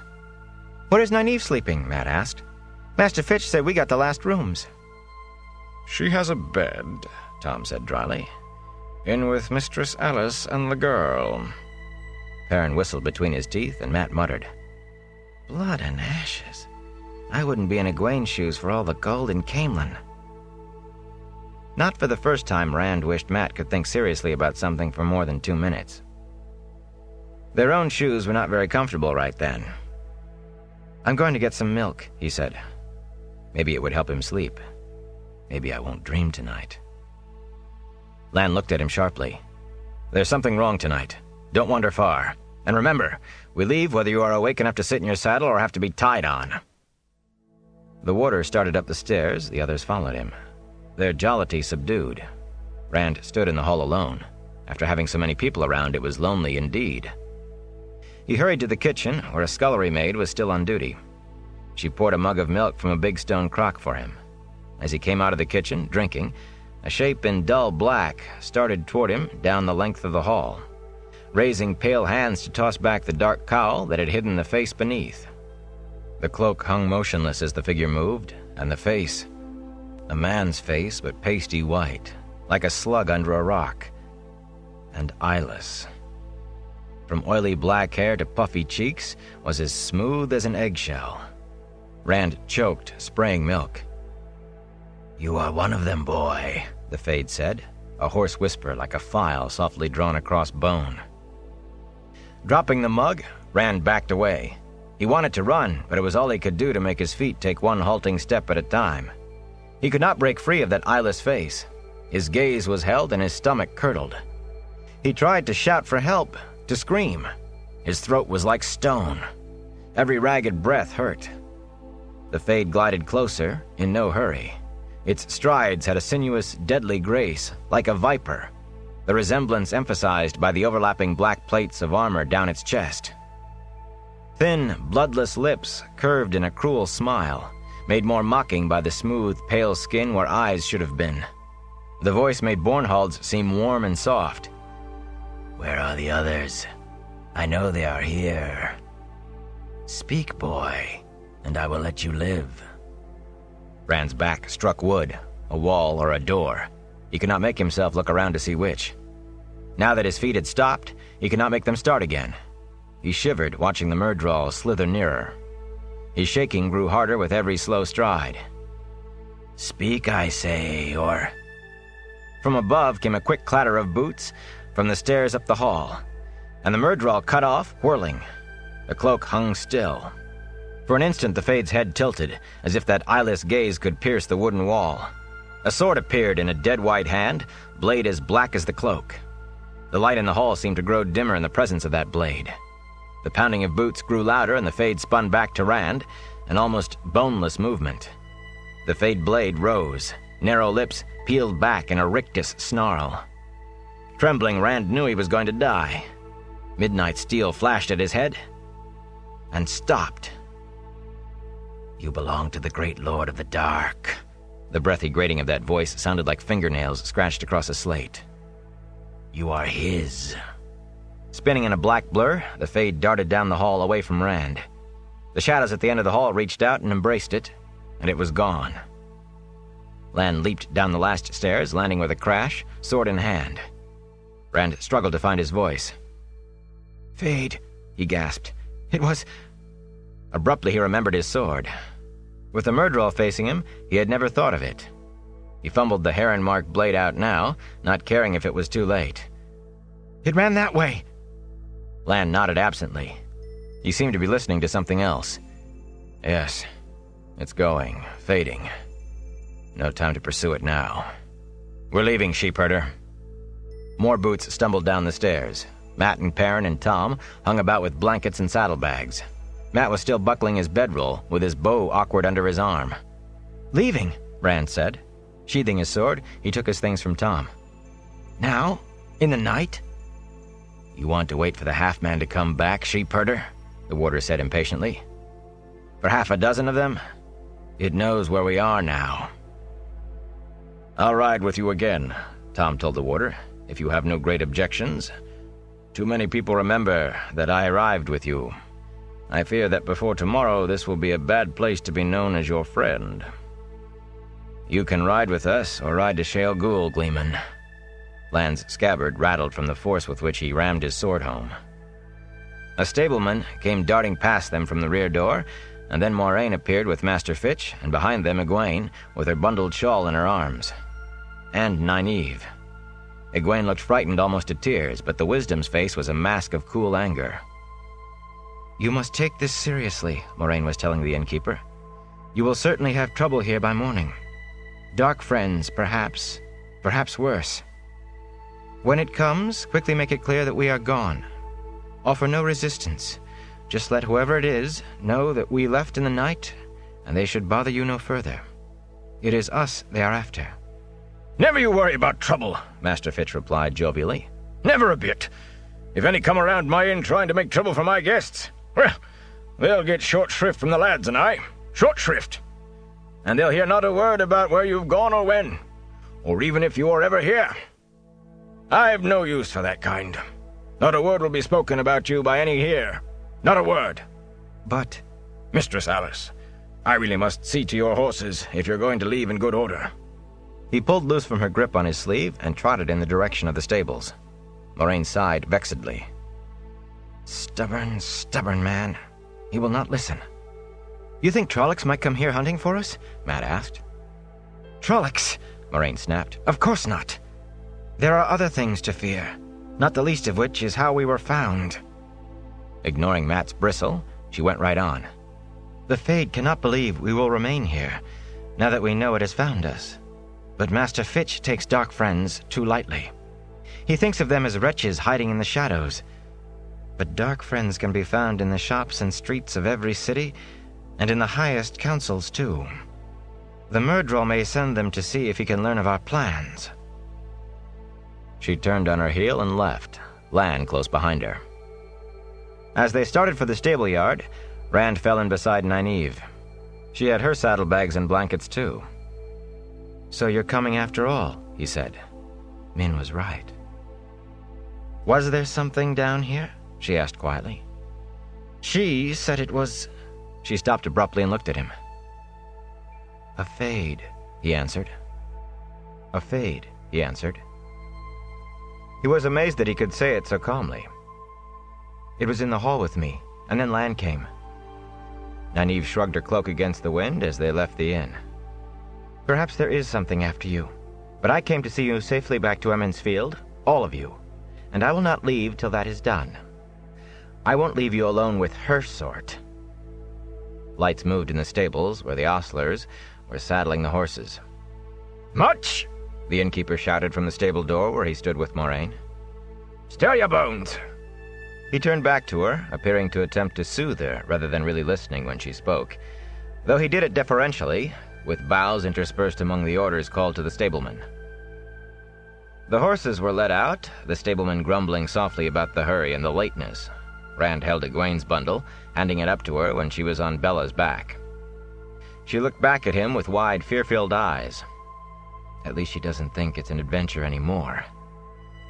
He was ashamed as soon as he thought it. She was in danger because of him and the others.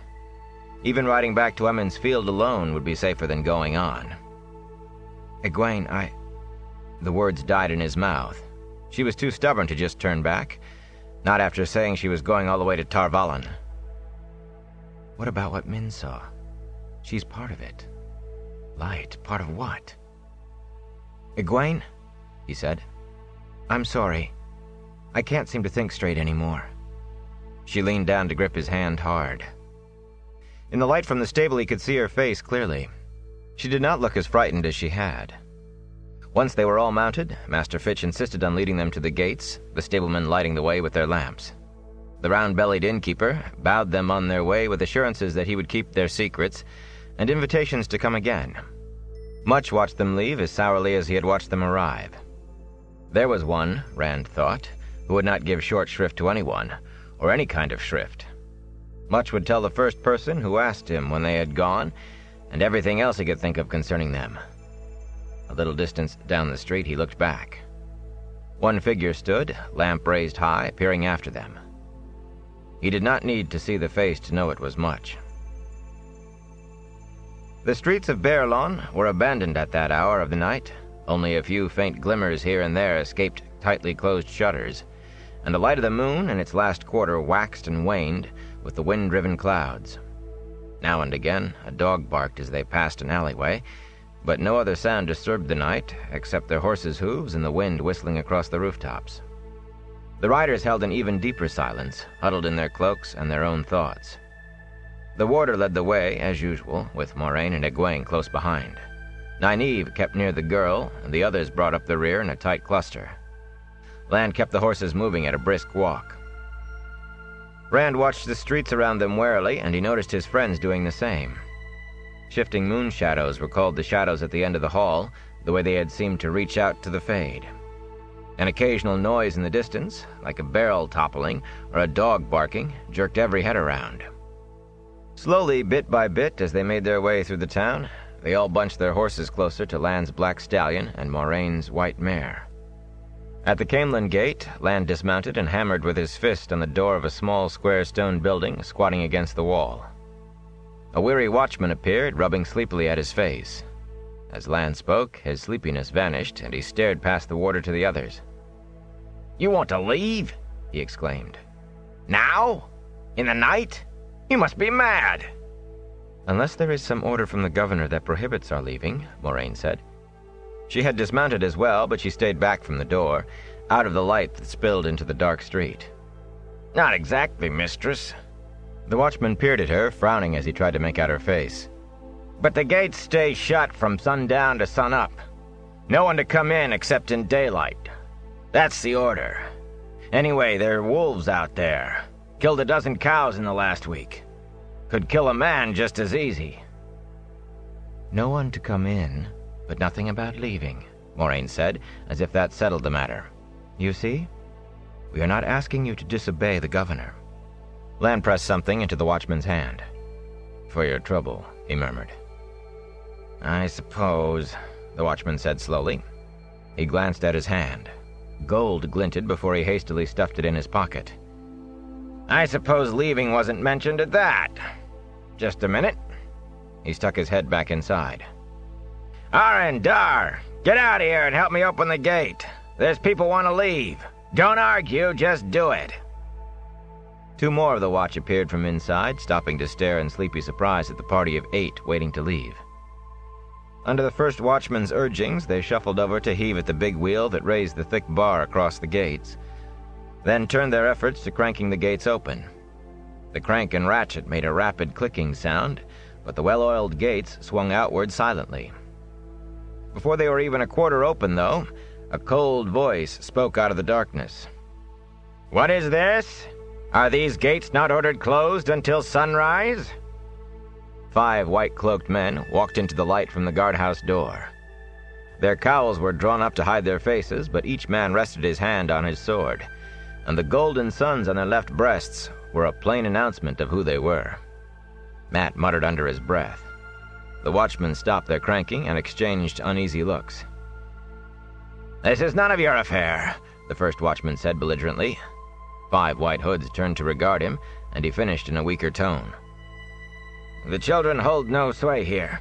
The governor—" "The children of the light," the white-cloaked man, who had first spoken, said softly, "hold sway wherever men walk in the light.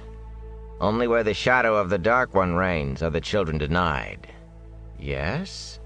He swung his hood from the watchman to Lan, then suddenly gave the warder a second, more wary look. The warder had not moved. In fact, he seemed completely at ease. But not many people could look at the children so uncaringly. Lan's stony face could as well have been looking at a bootblack. When the white cloak spoke again, he sounded suspicious.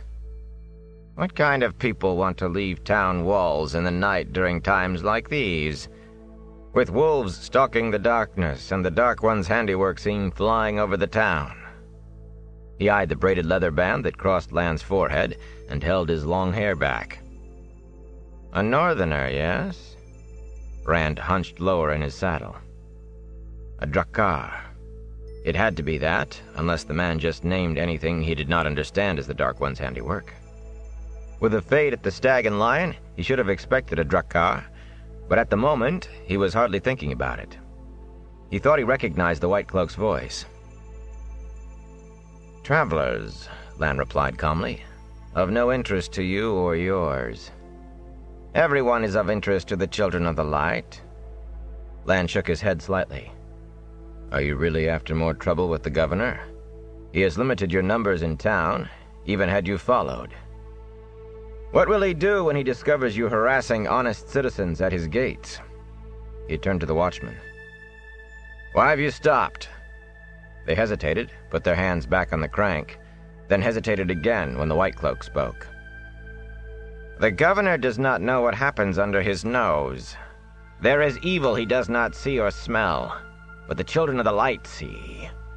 The watchmen looked at one another, their hands opened and closed as if regretting the spears left inside the guardhouse. "The Children of the Light smell the evil." The White Cloak's eyes turned to the people on horseback. "We smell it and root it out, wherever it is found." Rand tried to make himself even smaller, but the movement drew the man's attention. "What have we here? Someone who does not wish to be seen? What do you... Ah!" The man brushed back the hood of his white cloak, and Rand was looking at the face he had known would be there.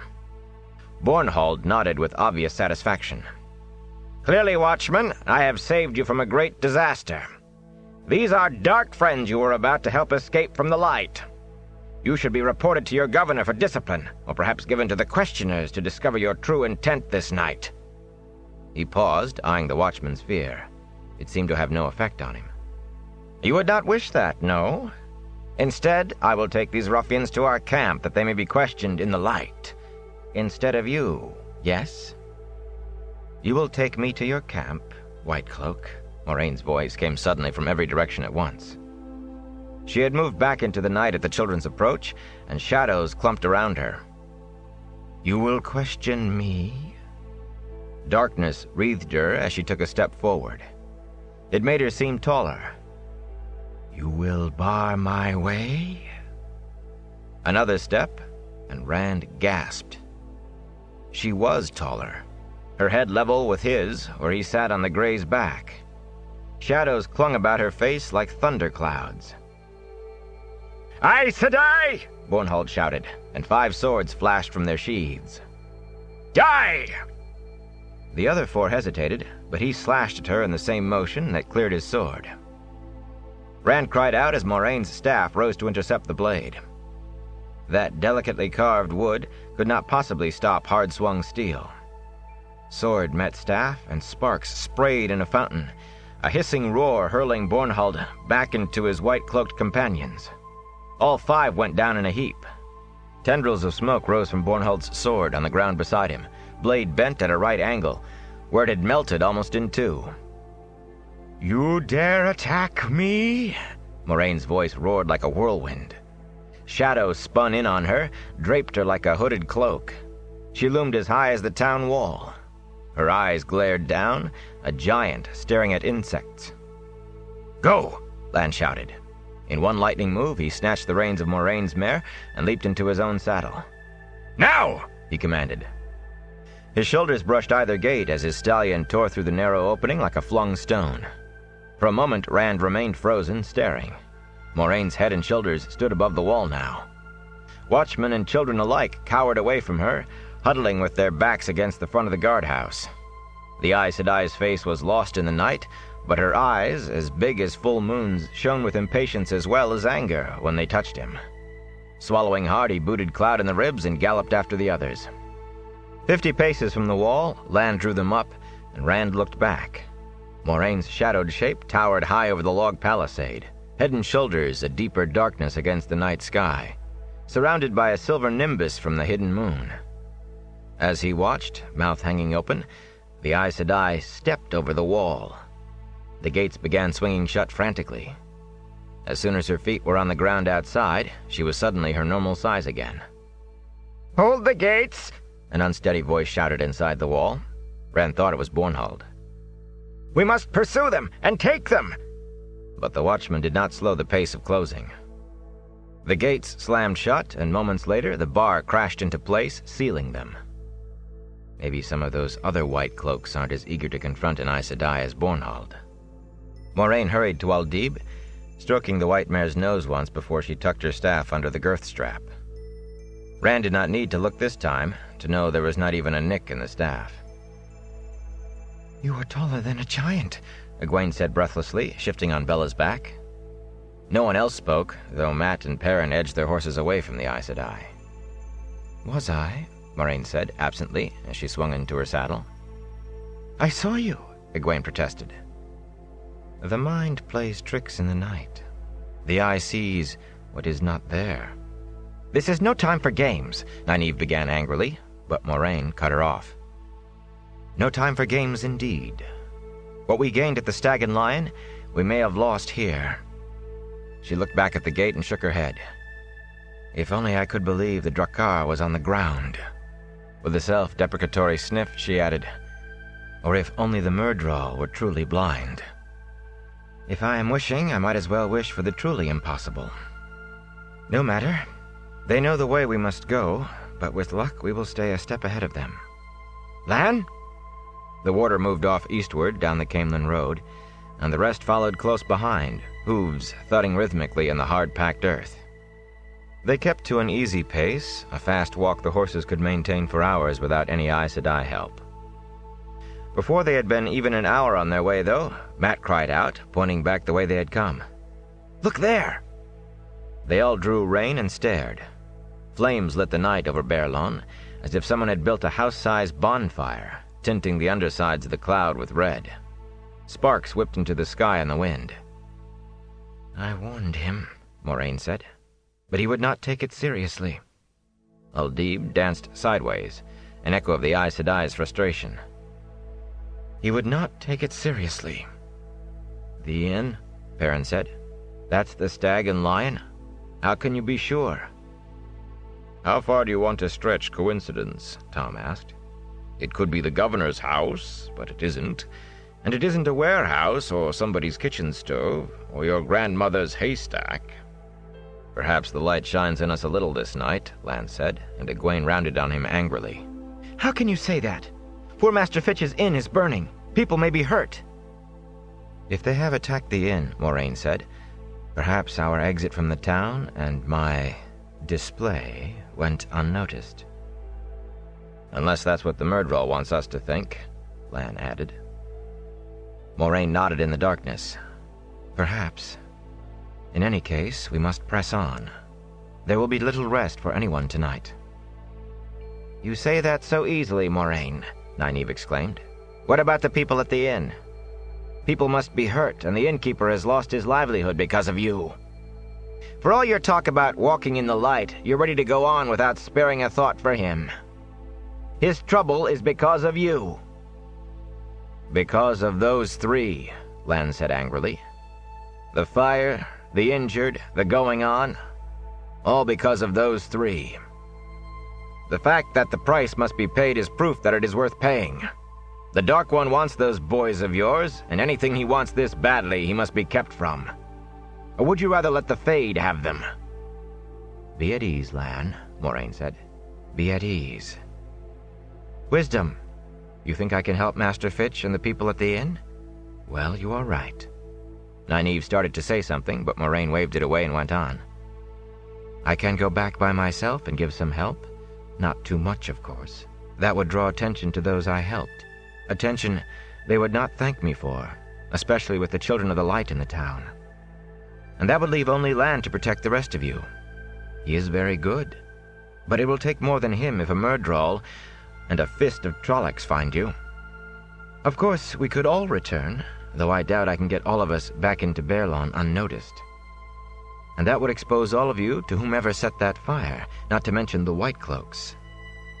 Which alternative would you choose, Wisdom, if you were I?" "I would do something," Nynaeve muttered unwillingly.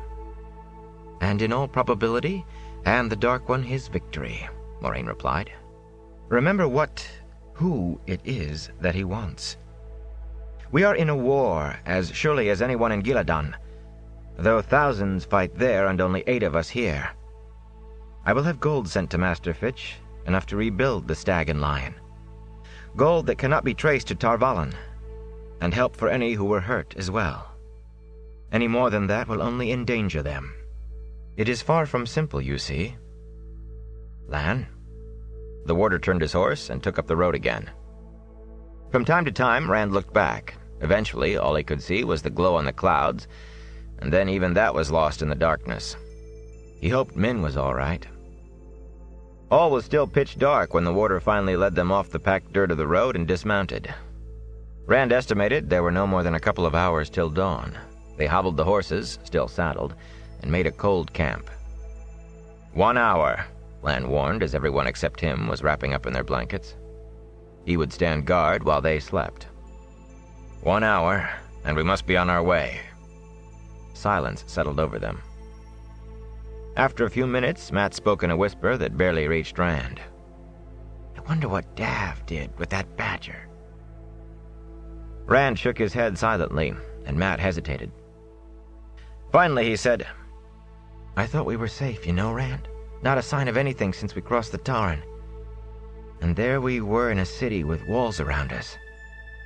I thought we were safe. And then that dream, and a fade.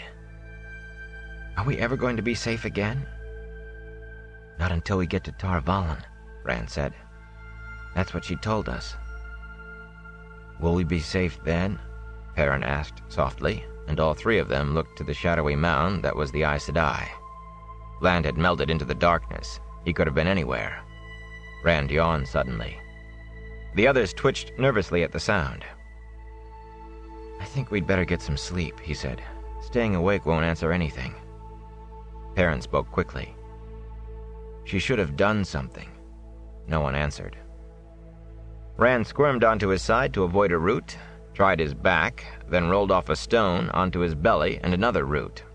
It was not a good campsite they had stopped at, not like the spots the warder had chosen on the way north from the Tauren. He fell asleep wondering if the roots digging into his ribs would make him dream, and woke at Lan's touch on his shoulder, ribs aching and grateful that if any dreams had come, he did not remember them. It was still the dark just before dawn, but once the blankets were rolled and strapped behind their saddles, Lan had them riding east again. As the sun rose, they made a bleary-eyed breakfast on bread and cheese and water, eating while they rode, huddled in their cloaks against the wind. All except Lan, that is. He ate, but he was not bleary-eyed, and he did not huddle.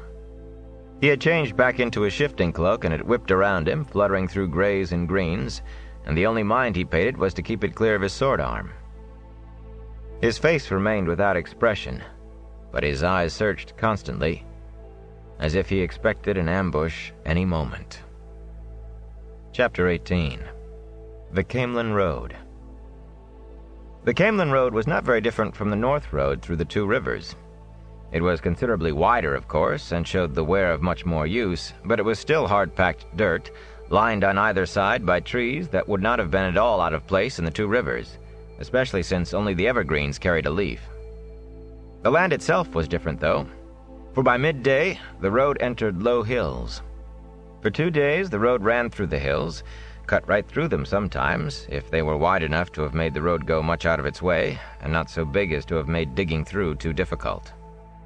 As the angle of the sun shifted each day, it became apparent that the road, for all it appeared straight to the eye, curved slowly southward as it ran east. Rand had daydreamed over Master Alvir's old map, half the boys in Emmons Field had daydreamed over it, and as he remembered, the road curved around something called the Hills of Abshur, until it reached Whitebridge. From time to time, Lan had them dismount atop one of the hills, where he could get a good view of the road both ahead and behind, and the surrounding countryside as well. The warder would study the view while the others stretched their legs or sat under the trees and ate. I used to like cheese, Egwene said on the third day after leaving Baerlon. She sat with her back to the bole of a tree, grimacing over a dinner that was once again the same as breakfast, as supper would be. Not a chance of tea. Nice hot tea. She pulled her cloak tighter and shifted around the tree in a vain effort to avoid the swirling wind. Flatwort tea and andalay root, Nynaeve was saying to Moraine, are best for fatigue. They clear the head and dim the burn in tired muscles. I am sure they do, the Aes Sedai murmured, giving Nynaeve a sidelong glance. Nynaeve's jaw tightened, but she continued in the same tone. Now, if you must go without sleep... No tea, Lan said sharply to Egwene. No fire. We can't see them yet, but they are back there somewhere. A fade or two and they're Trollocs, and they know we are taking this road. No need to tell them exactly where we are." "I wasn't asking," Egwene muttered into her cloak. "Just regretting." "If they know we're on the road," Perrin asked, "why don't we go straight across to Whitebridge?" "Even Lan cannot travel as fast cross-country as by road," Moraine said, interrupting Nynaeve, "especially not through the hills of Abshur." The Wisdom gave an exasperated sigh. Rand wondered what she was up to. After ignoring the Aes Sedai completely for the first day, Nynaeve had spent the last 2 trying to talk to her about herbs. Moraine moved away from the Wisdom as she went on. "Why do you think the road curves to avoid them? And we would have to come back to this road eventually, and we might find them ahead of us instead of following." Rand looked doubtful, and Mat muttered something about the long way round. "Have you seen a farm this morning?" Lan asked. "Or even the smoke from a chimney? You haven't, because it's all wilderness from Baerlon to Whitebridge. And Whitebridge is where we must cross the Aranel. That is the only bridge spanning the Aranel south of Maradan in Saldaea." Tom snorted and blew out his mustaches. "What is to stop them from having something, at Whitebridge already?" From the west came the keening wail of a horn. Lan's head whipped around to stare back down the road behind them. Rand felt a chill. A part of him remained calm enough to think, 10 miles, no more. "Nothing stops them, Gleeman," the warder said. "We trust to the light and luck. But now we know for certain there are Trollocs behind us." Moraine dusted her hands. "It is time for us to move on." The Aes Sedai mounted her white mare. They set off a scramble for the horses, speeded by a second winding of the horn. This time others answered, the thin sounds floating out of the west like a dirge. Rand made ready to put Cloud to a gallop right away, and everyone else settled their reins with the same urgency. Everyone except Lan and Moraine. The warder and the Aes Sedai exchanged a long look. "Keep them moving, Moraine Sedai," Lan said finally. "I will return as soon as I am able. You will know if I fail." Putting a hand on Mondarb's saddle, he vaulted to the back of the Black Stallion and galloped down the hill, heading west. The horns sounded again. "The light go with you, last Lord of the Seven Towers," Moraine said almost too softly for Rand to hear. Drawing a deep breath, she turned Aldib to the east. "We must go on," she said, and started off at a slow, steady trot. The others followed her in a tight file. Rand twisted once in his saddle to look for Lan, but the warder was already lost to sight among the low hills and leafless trees.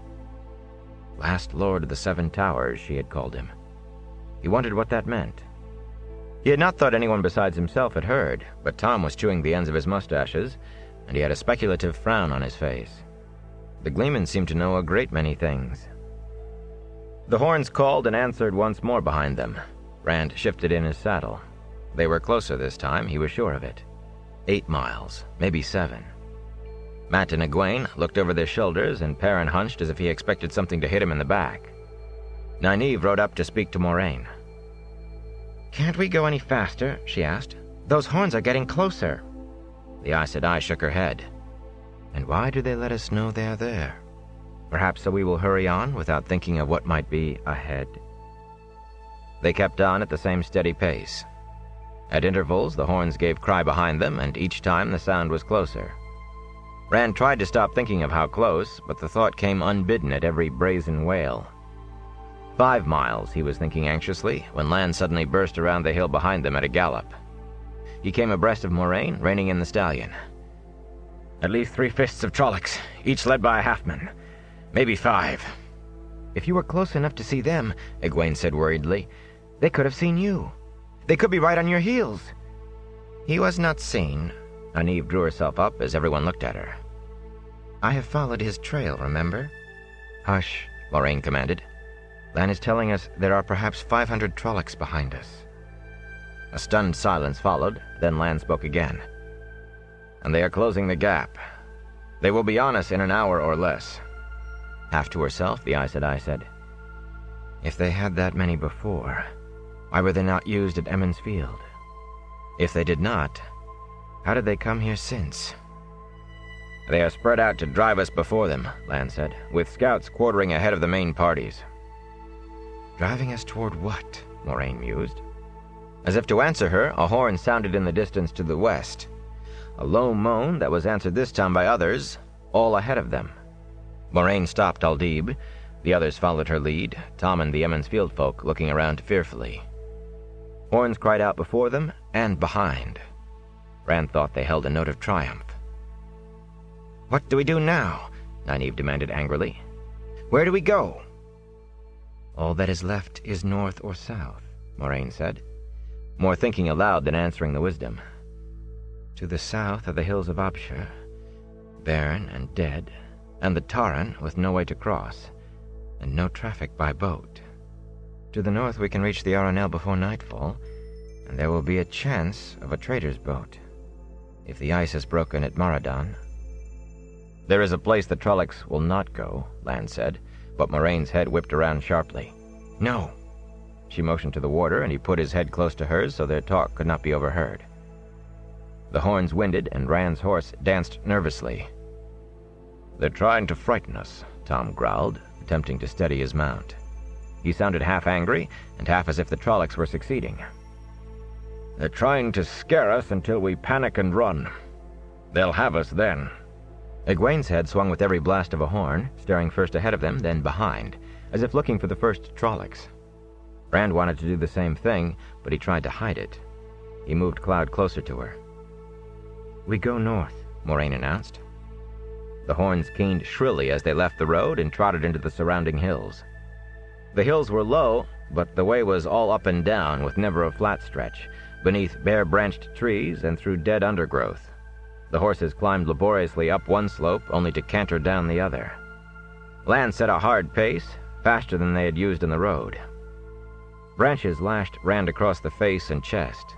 Old creepers and vines caught his arms, and sometimes snagged his foot right out of the stirrup. The keening horns came ever closer, and ever more frequently. As hard as Lan pushed them, they were not getting farther on very quickly. They traveled 2 feet up or down for every one forward, and every foot was a scrambling effort. And the horns were coming nearer. 2 miles, he thought, maybe less. After a time, Lan began peering first one way, then another, the hard planes of his face as close to worry as Rand had seen them. Once the warder stood in his stirrups to stare back the way they had come. All Rand could see were trees. Lan settled back into his saddle and unconsciously pushed back his cloak to clear his sword as he resumed searching the forest. Rand met Matt's eyes questioningly, but Matt only grimaced at the warder's back and shrugged helplessly. Lan spoke then over his shoulder. "There are Trollocs nearby." They topped a hill and started down the other side. "Some of the scouts sent ahead of the rest, probably. If we come on them, stay with me at all costs, and do as I do. We must keep on the way we are going." "Blood and ashes," Tom muttered. Nynaeve motioned to Egwene to keep close. Scattered stands of evergreens provided the only real cover, but Rand tried to peer in every direction at once, his imagination turning gray tree trunks, caught out of the corner of his eye, into Trollocs. The horns were closer, too. And directly behind them, he was sure of it. Behind and coming closer. They topped another hill. Below them, just starting up the slope, marched Trollocs carrying poles tipped with great loops of rope or long hooks. Many Trollocs. The line stretched far to either side, the ends out of sight. But at its center, directly in front of Lan, a fade road. The Myrddraal seemed to hesitate as the humans appeared atop the hill, but in the next instant it produced a sword with the black blade Rand remembered so queasily, and waved it over its head. The line of Trollocs scrambled forward. Even before the Myrddraal moved, Lan's sword was in his hand. "Stay with me," he cried, and Mondar plunged down the slope toward the Trollocs. "For the 7 towers!" he shouted. Rand gulped and booted the Grey forward. The whole group of them streamed after the warder. He was surprised to find Tam's sword in his fist. Caught up by Lan's cry, he found his own. "Manetheren! Manetheren!" Perrin took it up. "Manetheren! Manetheren!" But Matt shouted, "Karayan Kaldazar! Karayan Elisanda! Al-Alisanda!" The Matt's head turned from the Trollocs to the riders charging toward him. The black sword froze over its head, and the opening of its cowl swiveled, searching among the oncoming horsemen. Then Lan was on the Myrddraal as the human folk fell on the Trolloc line. Warder's blade met black steel from the forges of Thakandar with a clang like a great bell, the toll echoing in the hollow, a flash of blue light filling the air like sheet lightning. Beast-muzzled, almost men swarmed around each of the humans, catch-poles and hooks flailing. Only Lan and the Myrddraal did they avoid. Those two fought in a clear circle, black horses matching step for step, swords matching stroke for stroke. The air flashed and pealed. Cloud rolled his eyes and screamed, rearing and lashing out with his hooves at the snarling, sharp-toothed faces surrounding him. Heavy bodies crowded shoulder to shoulder around him. Digging his heels in ruthlessly, Rand forced the Grey on regardless, swinging his sword with little of the skill Lan had tried to impart, hacking as if hewing wood. Egwene. Desperately he searched for her as he kicked the Grey onward, slashing a path through the hairy bodies as though chopping undergrowth. Moraine's white mare dashed and cut at the slightest touch of the Aes Sedai's hands on the reins. Her face was as hard as Lan's as her staff lashed out. Flame enveloped Trollocs, then burst with a roar that left misshapen forms unmoving on the ground. Nynaeve and Egwene rode close to the Aes Sedai with frantic urgency, teeth bared almost as fiercely as the Trollocs, belt knives in hand. Those short blades would be no use at all if a Trolloc came close. Rand tried to turn Cloud toward them, but the Grey had the bit in his teeth. Screaming and kicking, Cloud struggled forward however hard Rand tugged at the reins. Around the three women, a space opened as Trollocs tried to flee from Moraine's staff, but as they attempted to avoid her, she sought them out.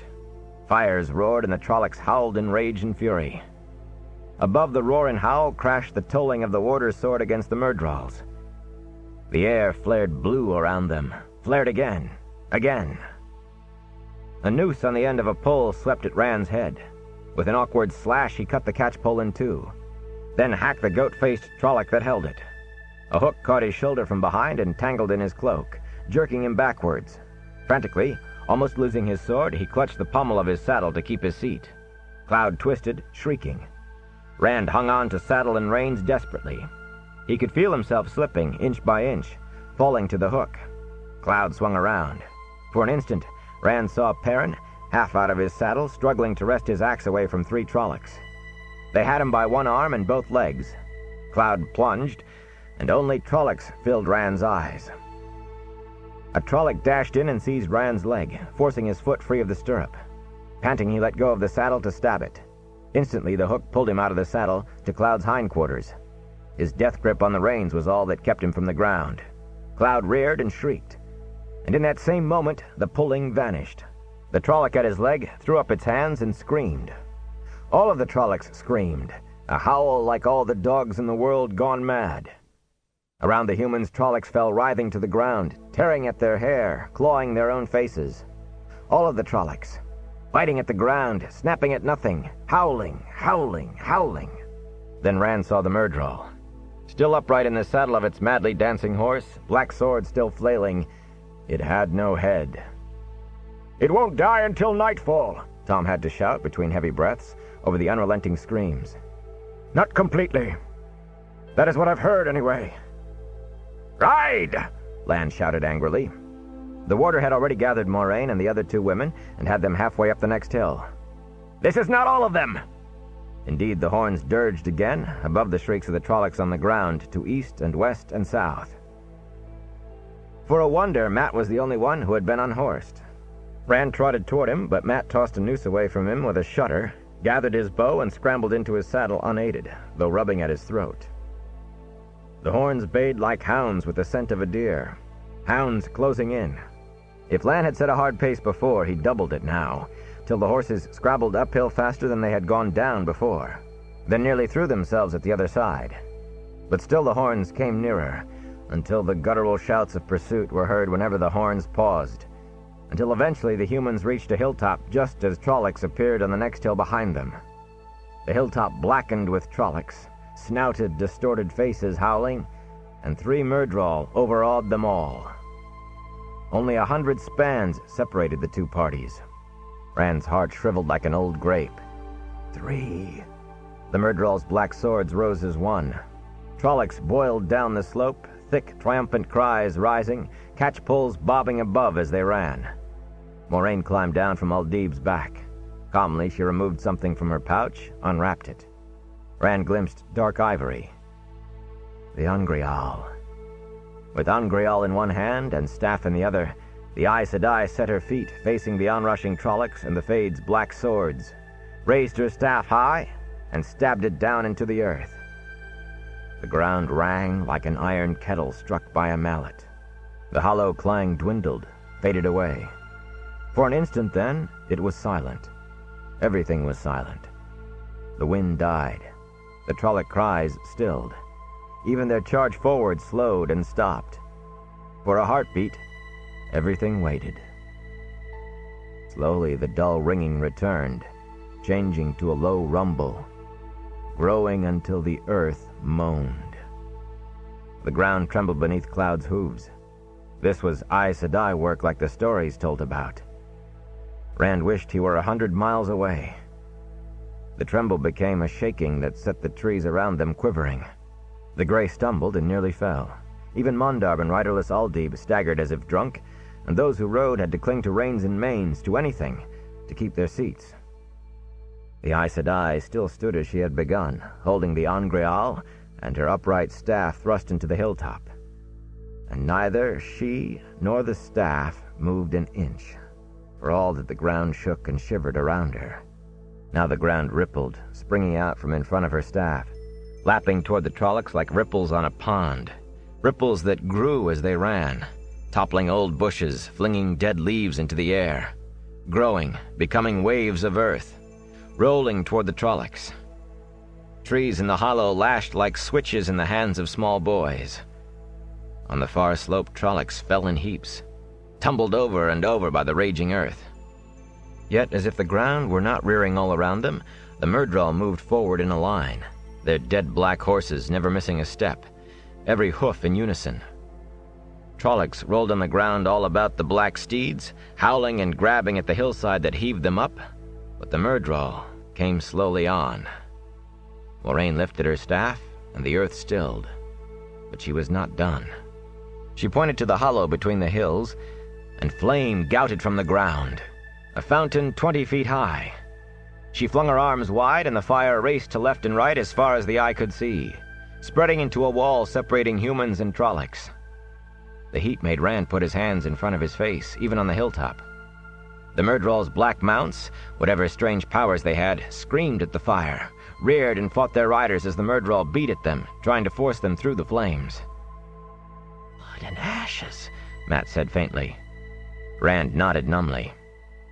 Abruptly, Moraine wavered and would have fallen had Lan not leaped from his horse to catch her. "Go on," he told the others. The harshness of his voice was at odds with the gentle way he lifted the Aes Sedai to her saddle. "That fire won't burn forever. Hurry! Every minute counts!" The wall of flame roared as if it would indeed burn forever, but Rand did not argue. They galloped northward as fast as they could make their horses go. The horns in the distance shrilled out disappointment, as if they already knew what had happened, then fell silent. Lan and Moraine soon caught up with the others, though Lan led Aldib by the reins while the Aes Sedai swayed and held the pommel of her saddle with both hands. "I will be all right soon," she said to their worried looks. She sounded tired, yet confident, and her gaze was as compelling as ever. "I am not at my strongest when working with earth and fire. A small thing." The two of them moved into the lead again at a fast walk. Rand did not think Moraine could stay in the saddle at any faster pace. Nynaeve rode forward beside the Aes Sedai, steadying her with a hand. For a time, as the party went on across the hills, the two women whispered. Then the Wisdom delved into her cloak and handed a small packet to Moraine. Moraine unfolded it and swallowed the contents. Nynaeve said something more, then fell back with the others, ignoring their questioning looks. Despite their circumstances, Rand thought she had a slight look of satisfaction. He did not really care what the Wisdom was up to. He rubbed the hilt of his sword continually, and whenever he realized what he was doing, he stared down at it in wonder. So that's what a battle is like. He could not remember much of it, not any particular part. Everything ran together in his head, a melted mass of hairy faces and fear. Fear and heat. It had seemed as hot as a midsummer noon while it was going on. He could not understand that. The icy wind was trying to freeze beads of perspiration all over his face and body. He glanced at his two friends. Matt was scrubbing sweat off his face with the edge of his cloak.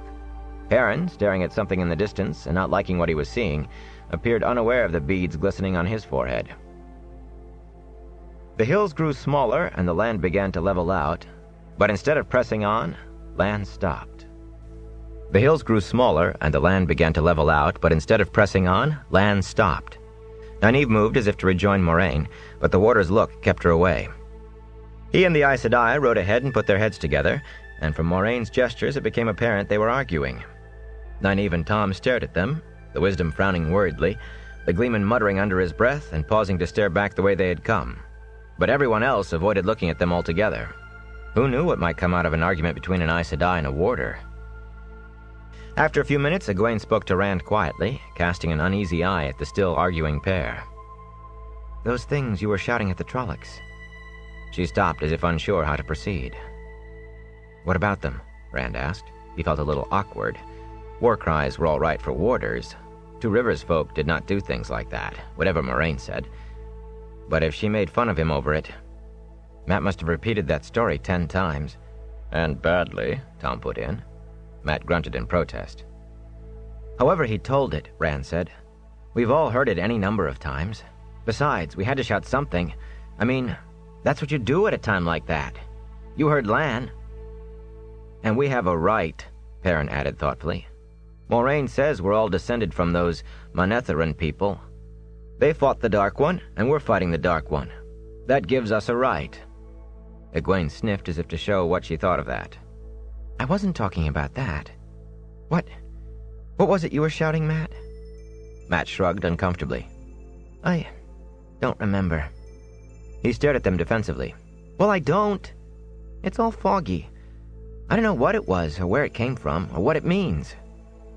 He gave a self-deprecating laugh. "I don't suppose it means anything."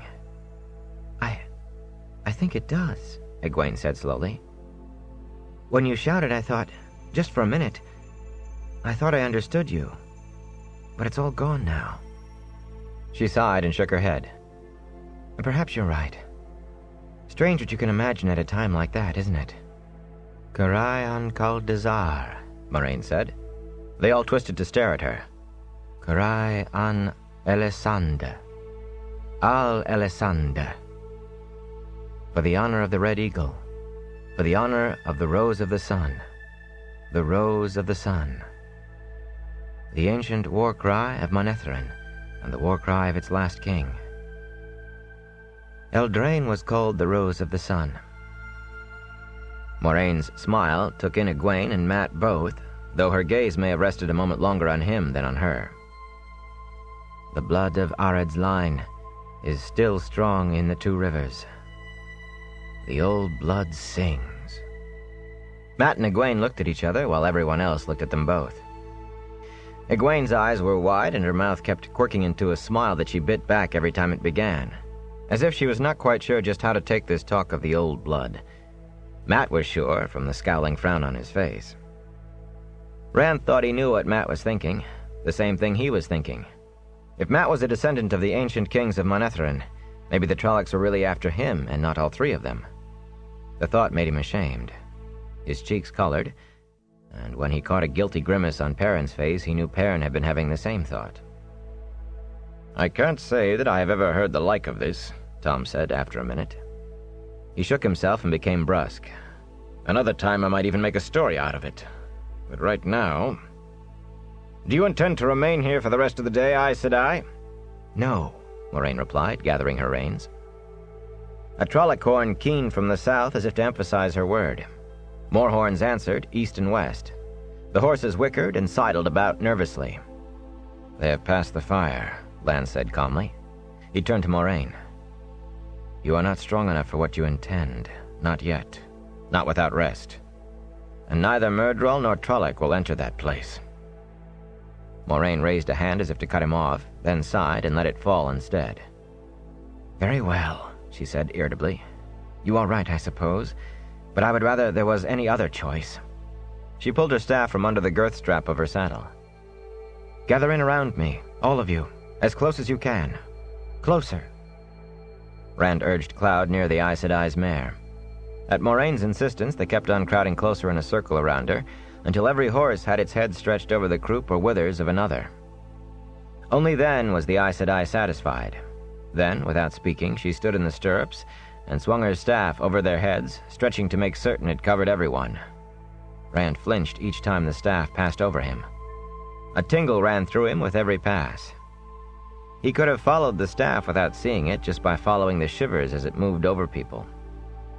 It was no surprise to him that Lan was the only one not affected. Abruptly, Moraine thrust the staff out to the west.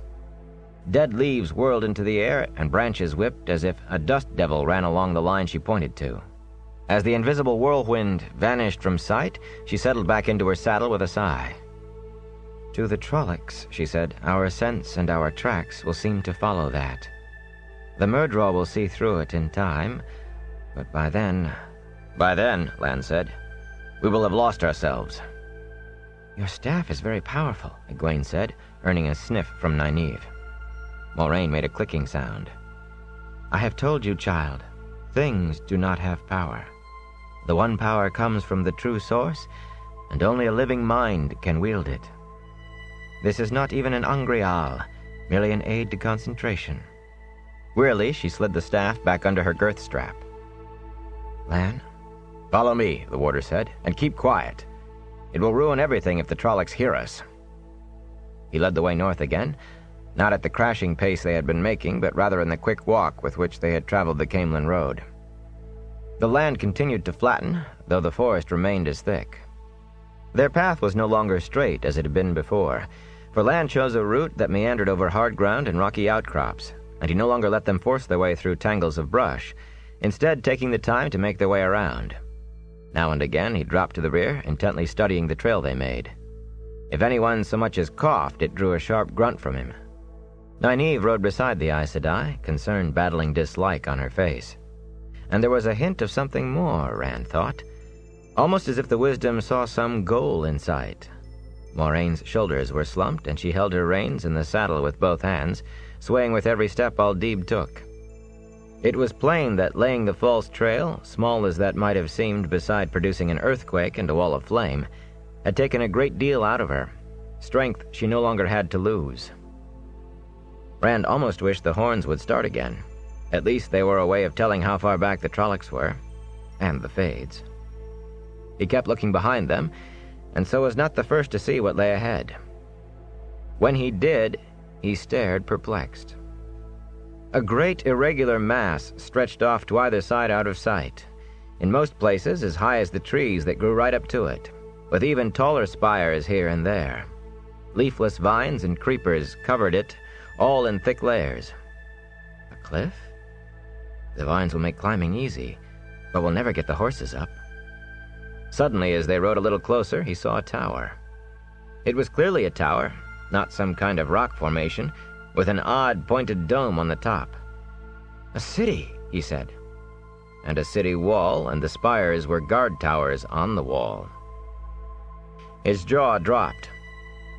It had been 10 times as big as Baerlon, 50 times as big. Mat nodded. A city, he agreed. But what's a city doing in the middle of a forest like this? And without people, Perrin said. When they looked at him, he pointed to the wall. Would people let vines grow over everything like that? You know how creepers can tear down a wall. Look how it's fallen. What Rand saw adjusted itself in his mind again. It was as Perrin said. Under almost every low space in the wall was a brush-covered hill, rubble from the collapsed wall above. No two of the guard towers were the same height. I wonder what city it was, Egwene mused. I wonder what happened to it. I don't remember anything from Papa's map. It was called Aridhol, Moraine said. In the days of the Trolloc Wars, it was an ally of Manetheren. Staring at the massive walls, she seemed almost unaware of the others, even of Nynaeve, who supported her in the saddle with a hand on her arm. Later, Aridhol died, and this place was called by another name. What name? Mat asked. Here, Lan said. He stopped Mondarb in front of what had once been a gate wide enough for 50 men to march through abreast. Only the broken, vine-encrusted watchtowers remained. Of the gates there was no sign. "We enter here." Trolloc horns shrieked in the distance. Lan peered in the direction of the sound, then looked at the sun, halfway down toward the treetops in the west. "They have discovered it's a false trail. Come, we must find shelter before dark." "What name?" Matt asked again. Moraine answered as they rode into the city. "Shadar Logoth," she said. It was called Shadar Logoth. Chapter 19. Shadows Waiting. Broken paving stones crunched under the horses' hooves as Lan led the way into the city. The entire city was broken, what Rand could see of it, and as abandoned as Perrin had said. Not so much as a pigeon moved, and weeds, mainly old and dead, sprouted from cracks in walls as well as pavement. More buildings had roofs fallen in than had them whole. Tumbled walls spilled fans of brick and stone into the streets. Towers stopped, abrupt and jagged like broken sticks. Uneven rubble hills, with a few stunted trees growing on their slopes, could have been the remains of palaces or of entire blocks of the city. Yet what was left standing was enough to take Rand's breath. The largest building in Baerlon would have vanished in the shadows of almost anything here. Pale marble palaces topped with huge domes met him wherever he looked. Every building appeared to have at least one dome. Some had 4 or 5, and each one shaped differently. Long walks lined by columns ran hundreds of paces to towers that seemed to reach the sky. At every intersection stood a bronze fountain, or the alabaster spire of a monument, or a statue on a pedestal. If the fountains were dry, most of the spires toppled and many of the statues broken. What remained was so great that he could only marvel. And I thought Baerlon was a city. Burn me, but Tom must have been laughing up his sleeve. Moraine and Lan, too. He was so caught up in staring that he was taken by surprise when Lan suddenly stopped in front of a white stone building that had once been twice as big as the Stag and Lion in Baerlon. There was nothing to say what it had been when the city lived and was great, perhaps even an inn. Only a hollow shell remained of the upper floors. The afternoon sky was visible through empty window frames, glass and wood alike, long since gone. But the ground floor seemed sound enough. Moraine, hands still on the pommel, studied the building intently before nodding. "This will do." Lan leaped from his saddle and lifted the Aes Sedai down in his arms. "Bring the horses inside," he commanded. "Find a room in the back to use for a stable. Move, farm boys. This isn't the village green." He vanished inside, carrying the Aes Sedai. Nynaeve scrambled down and hurried after him, clutching her bag of herbs and ointments. Egwene was right behind her. They left their mounts standing. "Bring the horses inside," Tom muttered wryly, and puffed out his mustaches. He climbed down, stiff and slow, knuckled his back and gave a long sigh, then took Aldib's reins. "Well," he said, lifting an eyebrow at Rand and his friends. They hurried to dismount and gathered up the rest of the horses.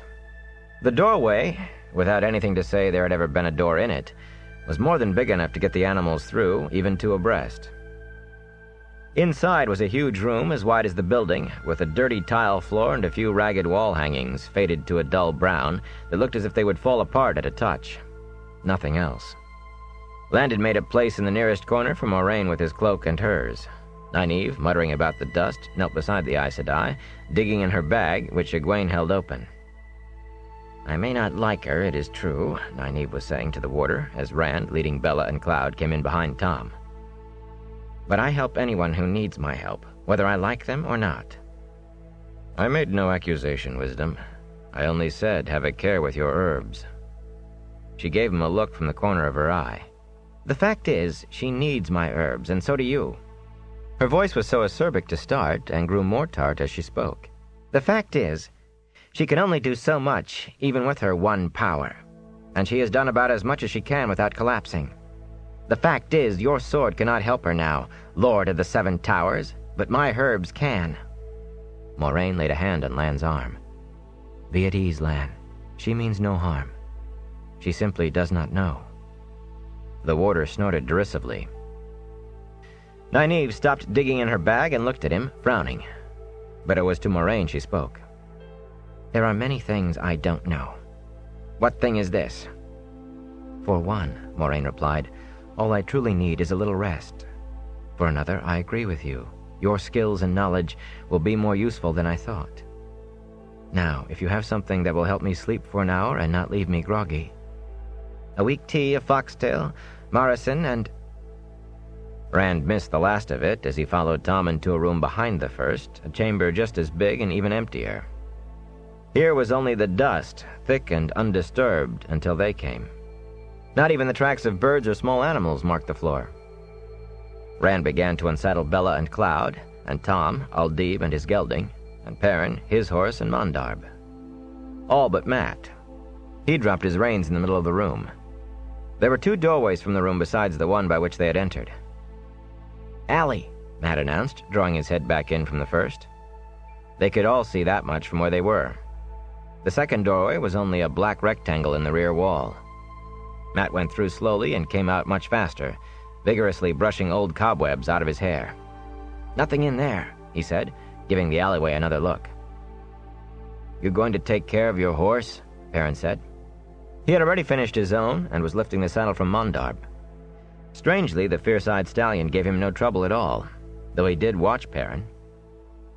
"Nobody is going to do it for you." Matt gave the alley one last look and went to his horse with a sigh. As Rand laid Bella's saddle on the floor, he noticed that Matt had taken on a glum stare. His eyes seemed 1,000 miles away, and he was moving by rote. "Are you all right, Matt?" Rand said. Matt lifted the saddle from his horse and stood holding it. "Matt? Matt?" Matt gave a start and almost dropped the saddle. "What? Oh, I was just thinking." "Thinking?" Perrin hooted from where he was replacing Mondarb's bridle with a hackamore. "You were asleep." Matt scowled. "I was thinking about what happened back there. About those words Everybody turned to look at him then, not just Rand, and he shifted uneasily. "Well, you heard what Moraine said. It's as if some dead man was speaking with my mouth. I don't like it." His scowl grew deeper when Perrin chuckled. "Aemon's war cry," she said, "right? Maybe your Aemon come back again. The way you go on about how dull Emond's Field is, I'd think you would like that. Being a king and hero reborn." "Don't say that." Tom drew a deep breath. Everybody stared at him now. "That is dangerous talk, stupid talk. The dead can be reborn, or take a living body. And it is not something to speak of lightly." He took another breath to calm himself before going on. "The old blood," she said. "The blood, not a dead man. I've heard that it can happen sometimes. Heard, though I never really thought. It was your roots, boy. A line running from you to your father to your grandfather right on back to Monetherin, and maybe beyond. Well, now you know your family is old. You ought to let it go at that and be glad. Most people don't know much more than that they had a father." "Some of us can't even be sure of that," Rand thought bitterly. Maybe the wisdom was right. Light, I hope she was. Matt nodded at what the Gleeman said. "I suppose I should. Only, do you think it has anything to do with what's happened to us? The Trollocs and all. I mean... Oh, I don't know what I mean." "I think you ought to forget about it and concentrate on getting out of here safely." Tom produced his long-stemmed pipe from inside his cloak. "And I think I'm going to have a smoke." With a waggle of the pipe in their direction, he disappeared into the front room. "We are all in this together, not just one of us," Rand told Matt. Matt gave himself a shake and laughed, a short bark. "Right. Well, speaking of being in things together, now that we're done with the horses, why don't we go see a little more of this city? A real city, and no crowds to jostle your elbow and poke you in the ribs. Nobody looking down their long noses at us. There's still an hour, maybe 2, of daylight left." "Aren't you forgetting the Trollocs?" Perrin said. Matt shook his head scornfully. "Lan said they wouldn't come in here, remember? You need to listen to what people say." "I remember," Perrin said, "and I do listen. This city, Aradhol, was an ally of Manetheren. See, I listen. Aradhal must have been the greatest city in the Trolloc Wars, Rand said, for the Trollocs to still be afraid of it. They weren't afraid to come into the Two Rivers, and Moraine said Manetheren was, how did she put it? A thorn to the Dark One's foot. Perrin raised his hands. Don't mention the Shepherd of the Night, please. What do you say? Matt laughed. Let's go. We should ask Moraine, Perrin said, and Matt threw up his hands. Ask Moraine? You think she'll let us out of her sight? And what about Nynaeve? Blood and ashes, Perrin. Why not ask Mistress Luhan while you're about it? Perrin nodded reluctant agreement, and Matt turned to Rand with a grin. What about you? A real city with palaces. He gave a sly laugh. And no white cloaks to stare at us. Rand gave him a dirty look, but he hesitated only a minute. Those palaces were like a gleeman's tale. All right. Stepping softly so as not to be heard in the front room, they left by the alley, following it away from the front of the building to a street on the other side. They walked quickly, and when they were a block away from the white stone building, Matt suddenly broke into a capering dance. Free! He laughed. Free! He slowed until he was turning a circle, staring at everything and still laughing. The afternoon shadows stretched long and jagged, and the sinking sun made the ruined city golden. Did you ever dream of a place like this? Did you? Perrin laughed too, but Rand shrugged uncomfortably. This was nothing like the city in his first dream, but just the same. If we're going to see anything, he said, we had better get on with it. There isn't much daylight left. Matt wanted to see everything, it seemed, and he pulled the others along with his enthusiasm. They climbed over dusty fountains with basins wide enough to hold everybody in Emond's Field, and wandered in and out of structures chosen at random, but always the biggest they could find. Some they understood, and some not. A palace was plainly a palace, but what was a huge building that was one round white dome as big as a hill outside, and one monstrous room inside, and a walled place open to the sky and big enough to have held all of Emond's Field, surrounded by row on row of stone benches. Matt grew impatient when they found nothing but dust or rubble or colorless rags of wall hangings that crumbled at a touch. Once some wooden chairs stood stacked against a wall. They all fell to bits when Perrin tried to pick one up. The palaces, with their huge empty chambers, some of which could have held the Wine Spring Inn with room to spare on every side and above as well, made Rand think too much of the people who had once filled them.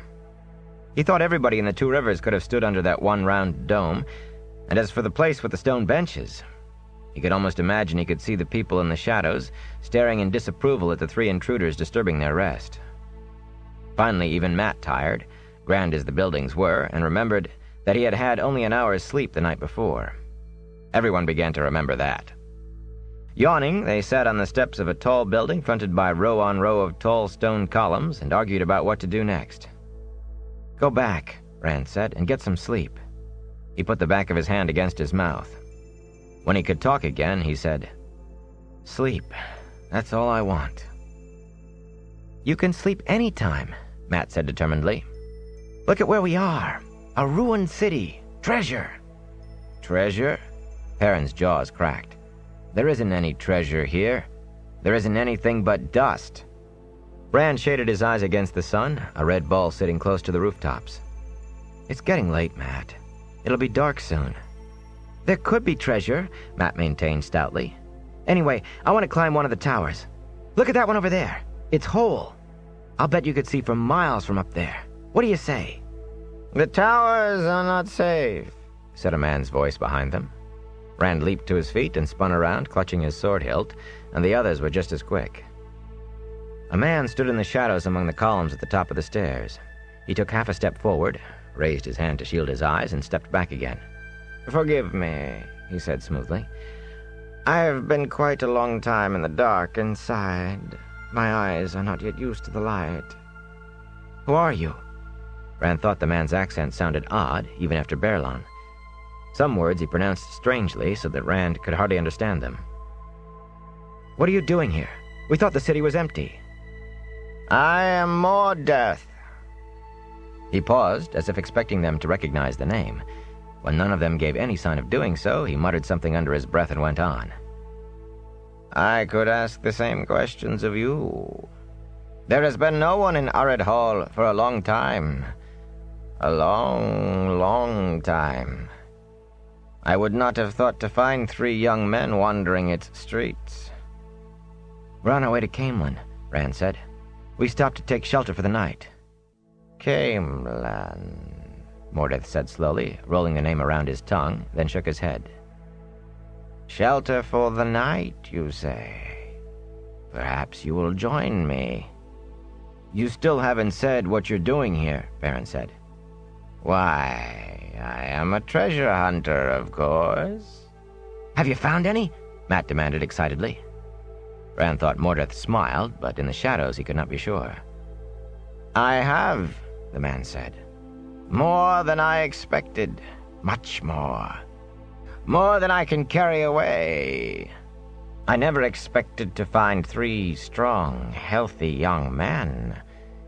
If you will help me move what I can take to where my horses are, you may each have a share of the rest. As much as you can carry. Whatever I leave will be gone, carried off by some other treasure hunter before I can return for it. I told you there must be treasure in a place like this, Mat exclaimed. He darted up the stairs. We'll help you carry it. Just take us to it. He and Mordeth moved deeper into the shadows among the columns. Rand looked at Perrin.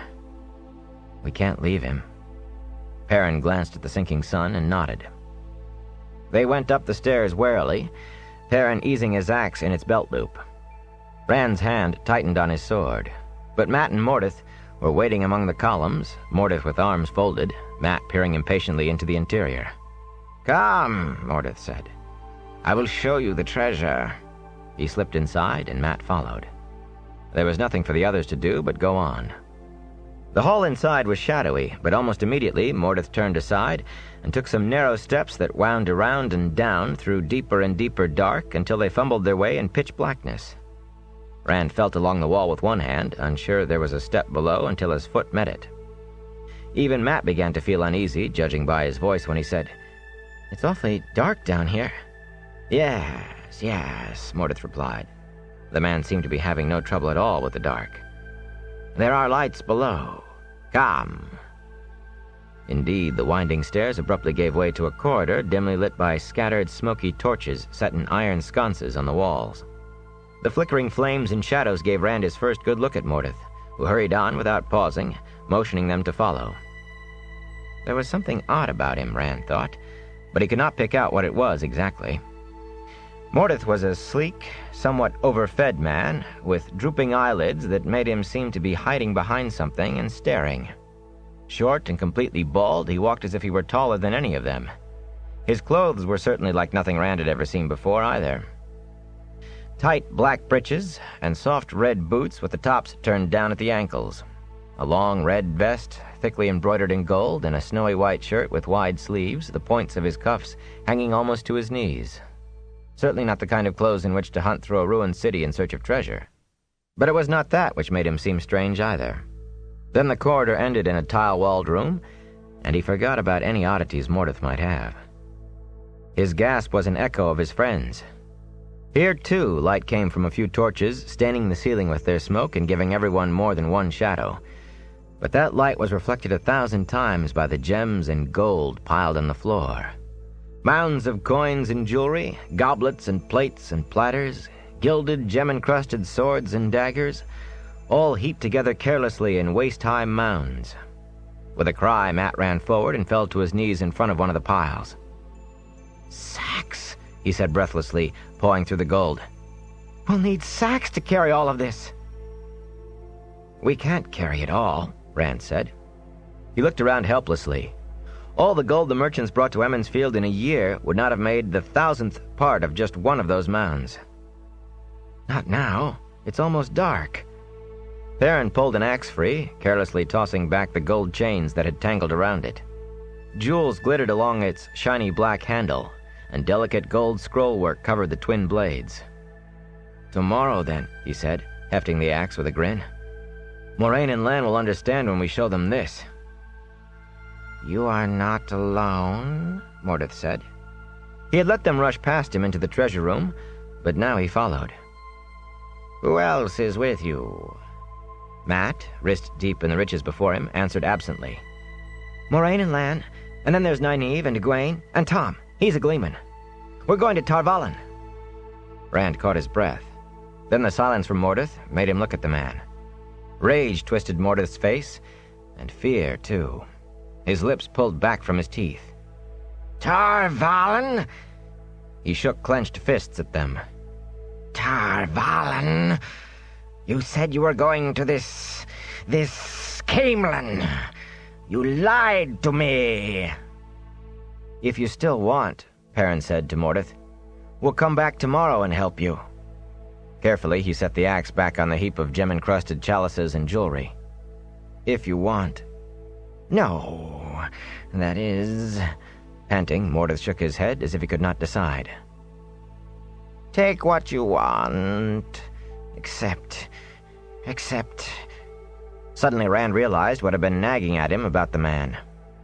The scattered torches in the hallway had given each of them a ring of shadows, just as the torches in the treasure room did. Only... He was so shocked he said it out loud. You don't have a shadow. A goblet fell from Matt's hand with a crash. Mordeth nodded, and for the first time his fleshy eyelids opened all the way. His sleek face suddenly appeared pinched and hungry. So... He stood straighter, seeming taller. It is decided. Abruptly, there was no seeming to it. Like a balloon, Mordeth swelled, distorted, head pressed against the ceiling, shoulders butting the walls, filling the end of the room, cutting off escape. Hollow-cheeked, teeth bared in a rictus snarl, he reached out with hands big enough to engulf a man's head. With a yell, Rand leaped back. His feet tangled in a gold chain, and he crashed to the floor. The wind knocked out of him. Struggling for breath, he struggled at the same time for his sword, fighting his cloak, which had become wrapped around the hilt. The yells of his friends filled the room, and the clash of gold platters and goblets clattering across the floor.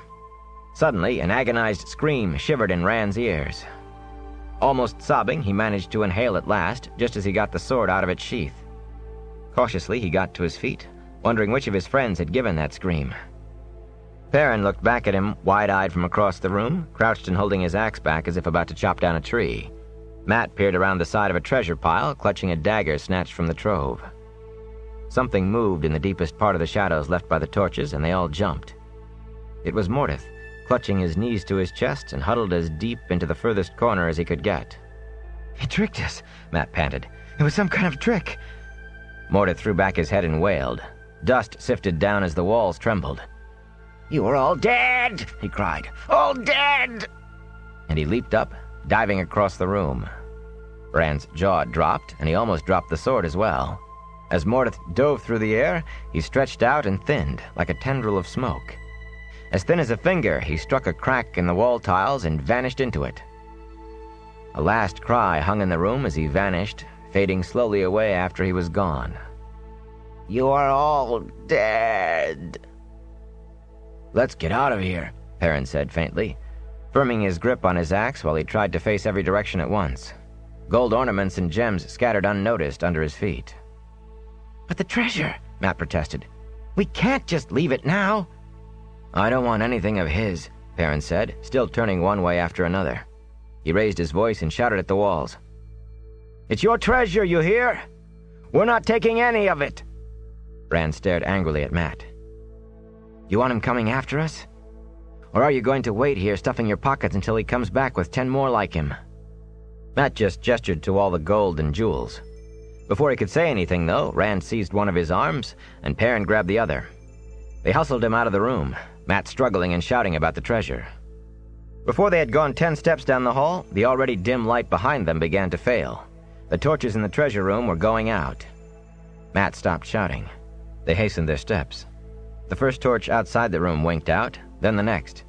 By the time they reached the winding stairs, there was no need to drag Matt any longer. They were all running, with the dark closing in behind them. Even the pitch black of the stairs only made them hesitate an instant. Then they sped upwards, shouting at the top of their lungs. Shouting to scare anything that might be waiting. Shouting to remind themselves they were still alive. They burst out into the hall above, sliding and falling on the dusty marble, scrambling out through the columns, to tumble down the stairs and land in a bruised heap in the street. Rand untangled himself and picked Tam's sword up from the pavement, looking around uneasily.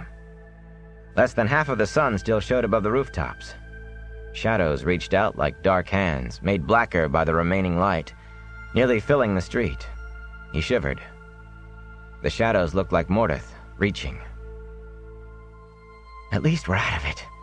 Matt got up from the bottom of the pile, dusting himself off in a shaky imitation of his usual manner. And at least Are we? Perrin said. Rand knew it was not his imagination this time. The back of his neck prickled. Something was watching them from the darkness in the columns. He spun around, staring at the buildings across the way. He could feel eyes on him from there, too. His grip tightened on his sword hilt, though he wondered what good it would be. Watching eyes seemed to be everywhere. The others looked around warily. He knew they could feel it, too. We stay in the middle of the street, he said hoarsely. They met his eyes. They looked as frightened as he felt. He swallowed hard. We stay in the middle of the street, keep out of shadows as much as we can, and walk fast. Walk very fast, Matt agreed fervently. The watchers followed them. Or else there were lots of watchers, lots of eyes staring out of almost every building. Rand could not see anything move, hard as he tried, but he could feel the eyes, eager, hungry. He did not know which would be worse, thousands of eyes or just a few following them. In the stretches where the sun still reached them, they slowed, just a little, squinting nervously into the darkness that always seemed to lay ahead. None of them was eager to enter the shadows. No one was really sure something might not be waiting. The watchers' anticipation was a palpable thing whenever shadows stretched across the street, barring their way. They ran through those dark places shouting. Rand thought he could hear dry, rustling laughter. At last, with twilight falling, they came inside of the white stone building they had left what seemed like days ago. Suddenly, the watching eyes departed. Between one step and the next, they vanished in a blink. Without a word, Rand broke into a trot, followed by his friends, then a full run that only ended when they hared through the doorway and collapsed, panting. A small fire burned in the middle of the tile floor, the smoke vanishing through a hole in the ceiling in a way that reminded Rand unpleasantly of Mordeth. Everyone except Lan was there, gathered around the flames, and their reactions varied considerably. Egwene, warming her hands at the fire, gave a start as the three burst into the room, clutching her hands to her throat. When she saw who it was, a relieved sigh spoiled her attempt at a withering look. Tom merely muttered something about his pipe stem, but Rand caught the word fools before the gleeman went back to poking the flames with a stick. You wool-headed witlings! The wisdom snapped. She bristled from head to foot. Her eyes glittered and bright spots of red burned on her cheeks. Why under the light did you run off like that? Are you all right? Have you no sense at all? Lan is out looking for you now, and you'll be luckier than you deserve if he does not pound some sense into the lot of you when he gets back. The Aes Sedai's face betrayed no agitation at all, but her hands had loosed a white-knuckled grip on her dress at the sight of them. Whatever Nynaeve had given her must have helped, for she was on her feet. You should not have done what you did, she said in a voice as clear and serene as a waterwood pond. We will speak of it later. Something happened out there, or you would not be falling all over one another like this. Tell me. You said it was safe, Matt complained, scrambling to his feet. You said Aradhal was an ally of Manetheren, and Trollocs wouldn't come into the city, and... Moraine stepped forward so suddenly that Matt cut off with his mouth open, and Rand and Perrin paused in getting up, halfway crouched or on their knees. Trollocs. Did you see Trollocs inside the walls? Rand swallowed. Not Trollocs, he said, and all three began talking excitedly, all at the same time. Everyone began in a different place. Matt started with finding the treasure, sounding almost as if he had done it alone, while Perrin began explaining why they had gone off in the first place without telling anyone. Rand jumped right to what he thought was important, meeting the stranger among the columns. But they were all so excited that nobody told anything in the order it happened. Whenever one of them thought of something, he blurted it out with no regard for what came before or after, or for who was saying what. The Watchers. They all babbled about the Watchers. It made the whole tale close to incoherent, but their fear came through.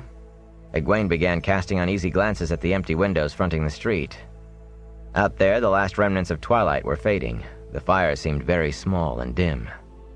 Tom took his pipe from between his teeth and listened with his head cocked, frowning. Moraine's eyes showed concern, but not an undue amount. Until... Suddenly the Aes Sedai hissed and grabbed Rand's elbow in a tight grip. "Mordeth, are you sure of that name? Be very sure, all of you. Mordeth?" They murmured a chorused yes, taken aback by the Aes Sedai's intensity. "Did he touch you?" she asked them all. "Did he give you anything, or did you do anything for him? I must know." "No," Rand said. "None of us. None of those things." Perrin nodded agreement and added, "All he did was try to kill us. Isn't that enough? He swelled up until he filled half the room, shouted that we were all dead men, then vanished." He moved his hand to demonstrate. "Like smoke." Egwene gave a squeak. Mat twisted away petulantly. "Safe, you said. All that talk about Trollocs not coming here. What were we supposed to think?" "Apparently you did not think at all," she said, coolly composed once more. "Anyone who thinks would be wary of a place that Trollocs are afraid to enter." "Mat's doing," Nynaeve said, certainty in her voice. "He's always talking some mischief or other, and the others lose the little wits they were born with when they're around him." Moraine nodded briefly, but her eyes remained on Rand and his two friends. "Late in the Trolloc Wars, an army camped within these ruins. Trollocs, Dark Friends, Myrddraal, Dreadlords, thousands in all. When they did not come out, scouts were sent inside the walls. The scouts found weapons, bits of armor, and blood splattered everywhere, and messages scratched on walls in the Trolloc tongue, calling on the Dark One to aid them in their last hour. Men who came later found no trace of the blood or the messages. They had been scoured away. Halfmen and Trollocs remember still. That is what keeps them outside this place." "And this is where you picked for us to hide?" Rand said in disbelief. "We'd be safer out there trying to outrun them." "If you had not gone running off," Moraine said patiently, "you would know that I set wards around this building. A Myrddraal would not even know these wards were there, for it is a different kind of evil they are meant to stop. For what resides in Shadar Logoth will not cross them, or even come too near. In the morning it will be safe for us to go. These things cannot stand the light of the sun. They will be hiding deep in the earth." "Shadar Logoth," Egwene said uncertainly. "I thought you said the city was called Aridhall." "Once it was called Aridhall," Moraine replied, "and was one of the 10 nations, the lands that made the Second Covenant, the lands that stood against the Dark One from the first days after the breaking of the world." "Once it was called Aridhall," Moraine replied, "and was one of the 10 nations, the lands that made the Second Covenant, the lands that stood against the Dark One from the first days after the breaking of the world. In the days when Thorin al-Torin al-Ban was king of Manetheren, the king of Aridhall was Balwin Mael. Balwin Ironhand. In a twilight of despair during the Trolloc Wars, when it seemed the Father of Lies must surely conquer, the man called Mordeth came to Balwin's court." "The same man?" Rand exclaimed, and Mat said, "It couldn't be." A glance from Moraine silenced them. Stillness filled the room except for the Aes Sedai's voice.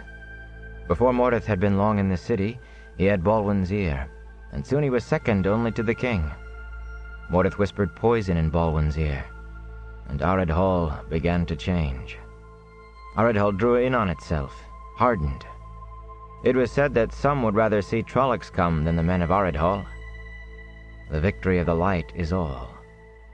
That was the battle cry Mordeth gave them, and the men of Aridhall shouted it while their deeds abandoned the light. The story is too long to tell in full and too grim, and only fragments are known, even in Tar Valon. How Thorin's son Kar came to win Aridhall back to the Second Covenant, and Balwin sat his throne a withered shell with the light of madness in his eyes, laughing while Mordeth smiled at his side and ordered the deaths of Kar and the embassy as friends of the dark. How Prince Kar came to be called Kar One-Hand. How he escaped the dungeons of Aridhall and fled alone to the borderlands, with Mordeth's unnatural assassins at his heels. How there he met Rhea, who did not know who he was, and married her, and set the skein in the pattern that led to his death at her hands, and hers by her own hand before his tomb. And the fall of Aleth Loriel. How the armies of Manetheren came to avenge Kar and found the gates of Ardhall torn down, no living thing inside the walls, but something worse than death. No enemy had come to Aradhal, but Aradhal. Suspicion and hate had given birth to something that fed on that which created it, something locked in the bedrock on which the city stood. Mashadar waits still, hungering. Men spoke of Aradhal no more. They named it Shadar Logoth, the place where the shadow waits, or more simply, shadows waiting. Mordeth alone was not consumed by Mashadar, but he was snared by it, and he too has waited within these walls through the long centuries. Others have seen him. Some he has influenced through gifts that twist the mind and taint the spirit, the taint waxing and waning until it rules or kills. If ever he convinces someone to accompany him to the walls, to the boundary of Mashadar's power, he will be able to consume the soul of that person. Mordeth will leave, wearing the body of the one he worse than killed, to wreak his evil on the world again. The treasure, Perrin mumbled when she stopped. He wanted us to help carry the treasure to his horses. His face was haggard. I'll bet they were supposed to be outside the city somewhere. Rand shivered. But we are safe now, aren't we? Matt asked. He didn't give us anything, and he didn't touch us. We're safe, aren't we? With the wards you set? We are safe, Moraine agreed. He cannot cross the ward lines, nor can any other denizen of this place. And they must hide from the sunlight so we can leave safely once it is day. Now, try to sleep. The wards will protect us until Lan returns. He has been gone a long time. Nynaeve looked worriedly at the night outside. Full dark had fallen, as black as pitch. Lan will be well, Moraine said soothingly, and spread her blankets beside the fire while she spoke. He was pledged to fight the Dark One before he left the cradle, a sword placed in his infant hands. Besides, I would know the minute of his death and the way of it, just as he would know mine. Rest, Nynaeve. All will be well. But as she was rolling herself into her blankets, she paused, staring at the street as if she too would have liked to know what kept the warder. Rand's arms and legs felt like lead, and his eyes wanted to slide shut on their own, yet sleep did not come quickly, and once it did, he dreamed, muttering and kicking off his blankets. When he woke, it was suddenly, and he looked around for a moment before he remembered where he was. The moon was up, the last thin sliver before the new moon, its faint light defeated by the night. Everyone else was still asleep, though not all soundly. Egwene and his two friends twisted and murmured inaudibly. Tom's snores, soft for once, were broken from time to time by half-formed words. There was still no sign of Lan. Suddenly he felt as if the wards were no protection at all. Anything at all could be out there in the dark. Telling himself he was being foolish, he added wood to the last coals of the fire. The blaze was too small to give much warmth, but it gave more light. He had no idea what had awakened him from his unpleasant dream. He had been a little boy again, carrying Tam's sword, and with a cradle strapped to his back, running through empty streets pursued by Mordeth, who shouted that he only wanted his hand. And there had been an old man who watched them and cackled with mad laughter the whole time. He gathered his blankets and lay back, staring at the ceiling. He wanted very much to sleep, even if he had more dreams like the last one. But he could not make his eyes close. Suddenly the warder trotted silently out of the darkness into the room.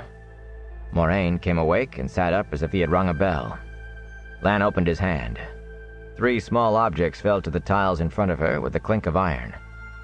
3 blood-red badges in the shape of horned skulls. There are Trollocs inside the walls, Lan said. They will be here in little more than an hour. And the Davul are the worst of them. He began waking the others. Moraine smoothly began folding her blankets. How many? Do they know we are here? She sounded as if there were no urgency at all. I don't think they do, Lan replied. They are well over 100, frightened enough to kill anything that moves, including one another. The half-men are having to drive them, 4 just to handle 1 fist. And even the Myrddraal seem to want nothing more than to pass through the city and out as quickly as possible. They are not going out of their way to search, and they're so slipshod that if they were not heading nearly straight for us, I would say we had nothing to worry about. He hesitated. There is something else? Only this, Lan said slowly.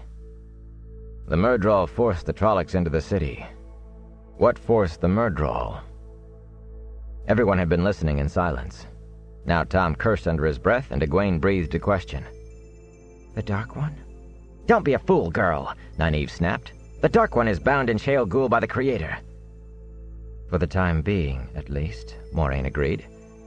No, the Father of Lies is not out there. But we must leave in any case. Nynaeve eyed her narrowly. Leave the protection of the wards and cross Shadar Logoth in the night? Or stay here and face the Trollocs, Moraine said. To hold them off here would require the One Power. It would destroy the wards and attract the very thing the wards are meant to protect against. Besides, as well build a signal fire atop one of those towers for every half-man within 20 miles. To leave is not what I would choose to do, but we are the hare, and it is the hounds who dictate the chase. What if there are more outside the walls? Mat asked. What are we going to do? We will use my original plan, Moraine said. Lan looked at her. She held up a hand and added, which I was too tired to carry out before, but I am rested now, thanks to the wisdom. We will make for the river. There, with our backs guarded by the water, I can raise a smaller ward that will hold the Trollocs and halfmen back until we can make rafts and cross over. Or better yet, we may even be able to hail a trader's boat coming down from Saldaea. The faces of the Emond's Fielders looked blank. Lan noticed. Trollocs and Myrddraal loathe deep water. Trollocs are terrified of it. Neither can swim. A half-man will not wade anything more than waist deep, especially if it's moving. Trollocs won't do even that, if they can find any way to avoid it. So, once we get across the river, we're safe, Rand said, and the warder nodded. The Myrddraal will find it almost as hard to make the Trollocs build rafts as it was to drive them into Shadar Logoth. And if they try to make them cross the Aranel that way, half will run away, and the rest probably drown. Get to your horses, Moraine said. We are not across the river yet. Chapter 20. Dust on the Wind. As they left the white stone building on their nervously shifting horses, the icy wind came in gusts, moaning across the rooftops, whipping cloaks like banners, driving thin clouds across the thin sliver of the moon. With a quiet command to stay close, Lan led off down the street. The horses danced and tugged at the reins, eager to be away. Rand looked up warily at the buildings they passed, looming now in the night with their empty windows like eye sockets. Shadows seemed to move. Occasionally there was a clatter, rubble toppled by the wind. At least the eyes are gone. His relief was momentary. Why are they gone? Tom and the Emond's Fielders made a cluster with him, all keeping close enough to touch one another. Egwene's shoulders were hunched, as if she were trying to ease Bella's hooves to the pavement. Rand did not even want to breathe. Sound might attract attention. Abruptly, he realized that a distance had opened ahead of them, separating them from the warder and the Aes Sedai. The two were indistinct shapes, a good 30 paces ahead. We're falling behind, he murmured, and booted Cloud to a quicker step. A thin tendril of silver-gray fog drifted low across the street ahead of him. Stop! It was a strangled shot from Moraine, sharp and urgent, but pitched not to carry far. Uncertain, he pulled up short. The splinter of fog lay completely across the street now, slowly fattening as if more were oozing out of the buildings on either side of the street. It was as thick as a man's arm now. Cloud whickered and tried to back further away as Egwene and Tom and the others came upon him. Their horses, too, tossed their heads and bridled against coming too near the fog. Lan and Moraine rode slowly toward the fog, grown to as big around as a leg, stopping on the other side, well back. The Aes Sedai studied the branch of mist that separated them. Rand shrugged at a sudden itch of fear between his shoulder blades. A faint light accompanied the fog, growing as the foggy tentacle became fatter, but still only a little more than the moonlight. The horses shifted uneasily, even Aldib and Mondarb. "What is it?" Nynaeve asked. "The evil of Shadar Logoth," Moraine replied. "Mashadar. Unseeing, unthinking, moving through the city as aimlessly as a worm burrows through the earth. If it touches you, you will die." Rand and the others let their horses dance a few quick steps back, but not too far. As much as Rand would have given to be free of the Aes Sedai, she was as safe as home compared to what lay around them. "Then how do we join you?" Egwene said. "Can you kill it? Clear away?" Moraine's laughter was bitter and short. "Mashadar is vast, girl. As vast as Shadar Logoth itself. The whole White Tower could not kill it. If I damaged it enough to let you pass, drawing that much the one power would pull the half-men like a trumpet call. And Mashadar would rush in to heal whatever harm I did. Rush in and perhaps catch us in its net." Rand exchanged looks with Egwene, then asked her question again. Moraine sighed before answering. "I do not like it, but what must be done must be done. This thing will not be above ground everywhere. Other streets will be clear. See that star?" She twisted in her saddle to point to a red star low in the eastern sky. "Keep on toward that star, and it will bring you to the river. Whatever happens, keep moving toward the river. Go as quickly as you can. But above all, make no noise. There are still the Trollocs, remember? And 4 half-men." "But how will we find you again?" Egwene protested. "I will find you," Moraine said. "Be assured I can find you. Now be off. This thing is utterly mindless, but it can sense food." Indeed, ropes of silver gray had lifted from the larger body. They drifted, wavering, like the tentacles of 100 arms on the bottom of a waterwood pond. When Rand looked up from the thick trunk of opaque mist, the water and the Aes Sedai were gone. He licked his lips and met his companion's eyes. They were as nervous as he was, and something worse. They all seemed to be waiting for someone else to move first. Night and ruins surrounded them. The Fades were out there somewhere, and the Trollocs, maybe around the next corner. The tentacles of fog drifted nearer, halfway to them now, and no longer wavering. They had chosen their intended prey. Suddenly he missed Moraine very much. Everyone was still staring, wondering which way to go. He turned Cloud, and the gray broke into a half-trot, tugging against the reins to go faster. As if moving first had made him the leader, everyone followed. With Moraine gone, there was no one to protect them should Mordeth appear, and the Trollocs, and... Rand forced himself to stop thinking. He would follow the Red Star. He could hold on to that thought. 3 times they had to backtrack from a street blocked from side to side by a hill of stone and brick the horses could never have crossed. Rand could hear the others breathing short and sharp, just shy of panic. He gritted his teeth to stop his own panting. "You have to at least make them think you're not afraid. You're doing a good job, Woolhead. You'll get everybody out safely." They rounded the next corner. A wall of fog bathed the broken pavement with a light as bright as a full moon. Streamers as thick as their horses broke off toward them. Nobody waited. Wheeling, they galloped away in a tight knot with no heed for the clatter of their hooves they raised. 2 Trollocs stepped into the street before them, not 10 spans away. For an instant, the humans and the Trollocs just stared at one another, each more surprised than the other. Another pair of Trollocs appeared, and another, colliding with the ones in front, folding into a shocked mass at the sight of the humans. Only for an instant did they remain frozen, though. Guttural howls echoed from the buildings, and the Trollocs bounded forward.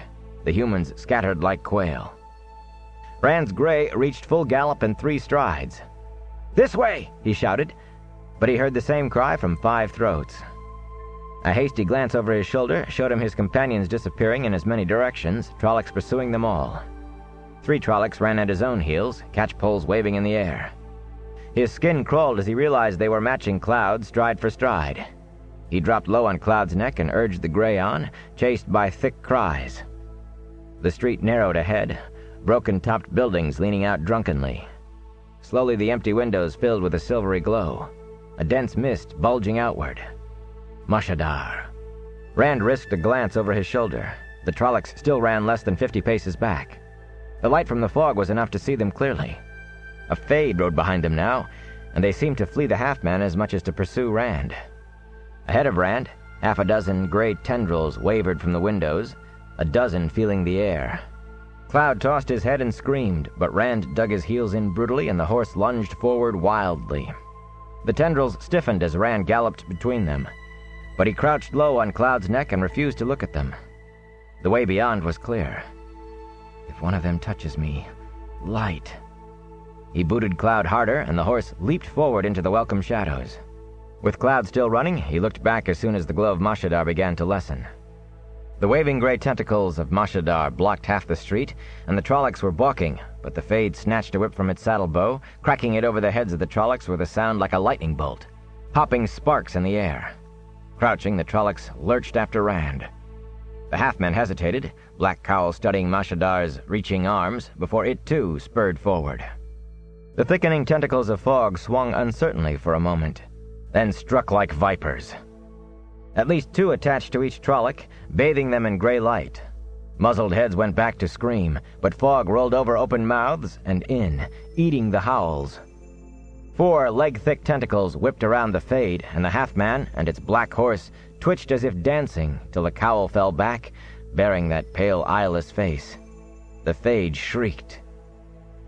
There was no sound from that cry, any more than from the Trollocs, but something came through, a piercing whine just beyond hearing, like all the hornets in the world digging into Rand's ears with all the fear that could exist. Cloud convulsed as if he too heard, and ran harder than ever. Rand hung on, panting, his throat as dry as sand. After a time he realized he could no longer hear the silent shriek of the Fade dying, and suddenly the clatter of his gallop seemed as loud as shouts. He reined Cloud hard, stopping beside a jagged wall, right where 2 streets met. A nameless monument reared in the darkness before him. Slumped in the saddle, he listened, but there was nothing to hear except the blood pounding in his ears. Cold sweat beaded on his face, and he shivered as the wind flailed his coat. Finally he straightened. Stars spangled the sky where the clouds did not hide them, but the red star low in the east was easy to mark. Is anybody else alive to see it? Were they free or in the Trollocs' hands? Egwene, light blind me, why didn't you follow me? If they were alive and free, they would be following that star. If not... The ruins were vast. He could search for days without finding anyone, if he could keep away from the Trollocs. And the Fades, and Mordeth, and Mashadar. Reluctantly, he decided to make for the river.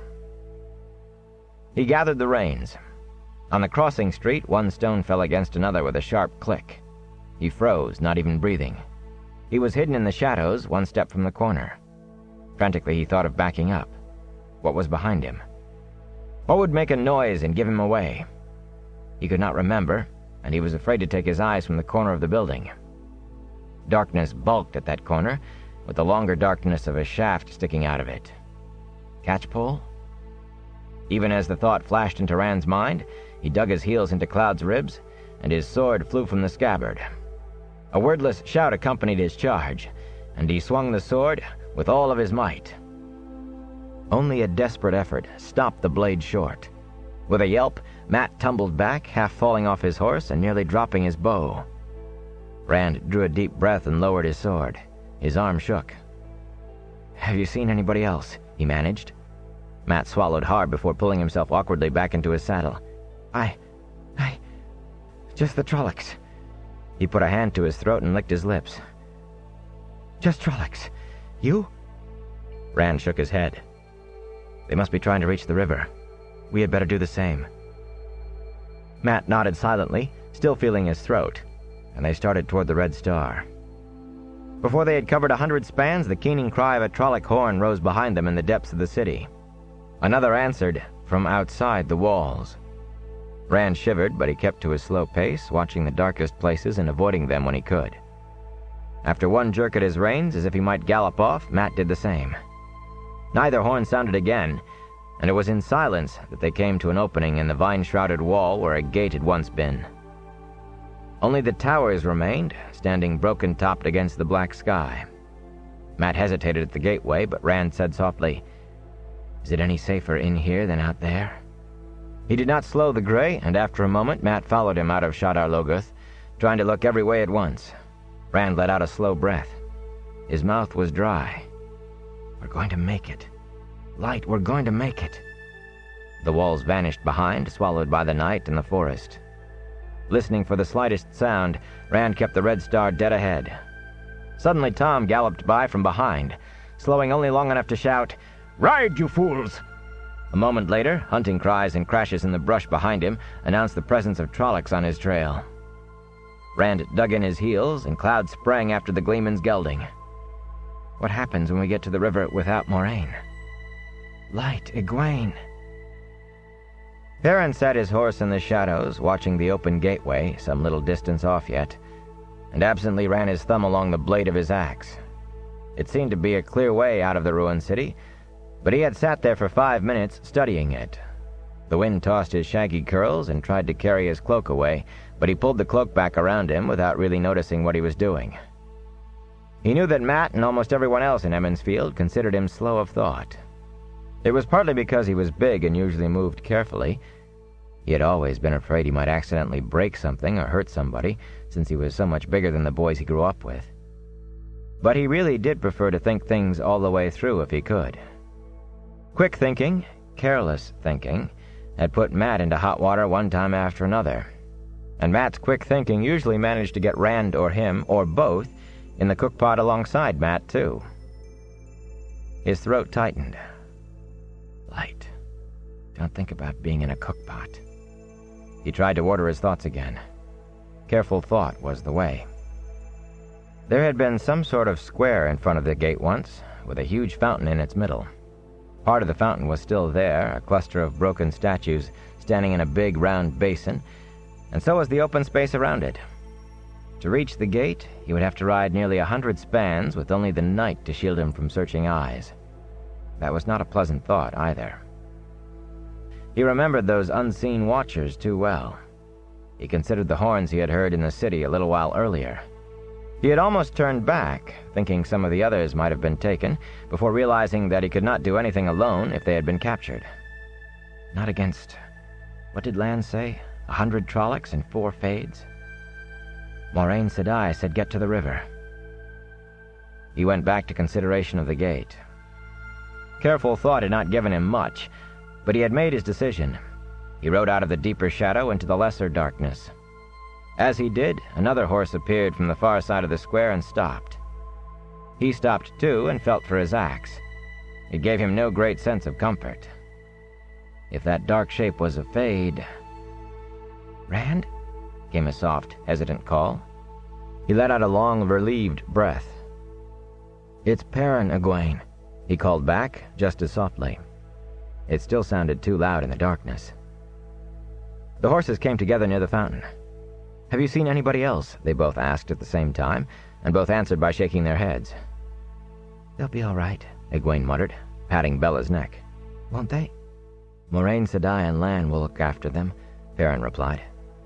"They will look after all of us once we get to the river." He hoped it was so. He felt a great relief once they were beyond the gate, even if there were Trollocs in the forest. Or Fades. He stopped that line of thought.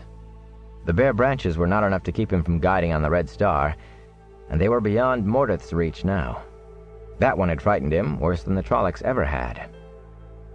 Soon they would reach the river and meet Moraine, and she would put them beyond the Trollocs' reach as well.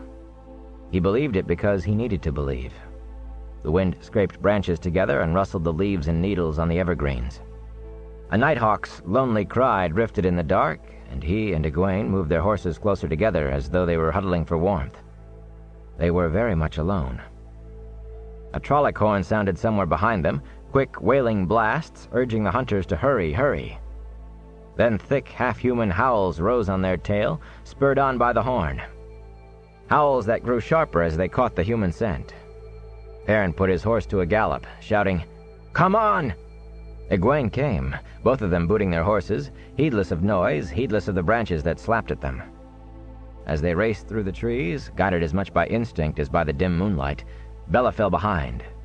Perrin looked back. Egwene kicked the mare and flailed her with the reins, but it was doing no good. By their sounds, the Trollocs were coming closer. He drew in enough not to leave her behind. "Hurry!" he shouted. He could make out the Trollocs now, huge dark shapes bounding through the trees, bellowing and snarling to chill the blood.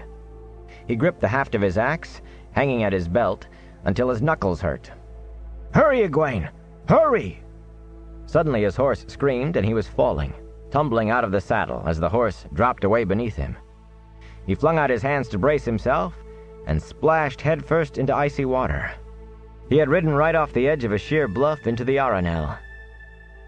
The shock of freezing water ripped a gasp from him, and he swallowed more than a little before he managed to fight his way to the surface.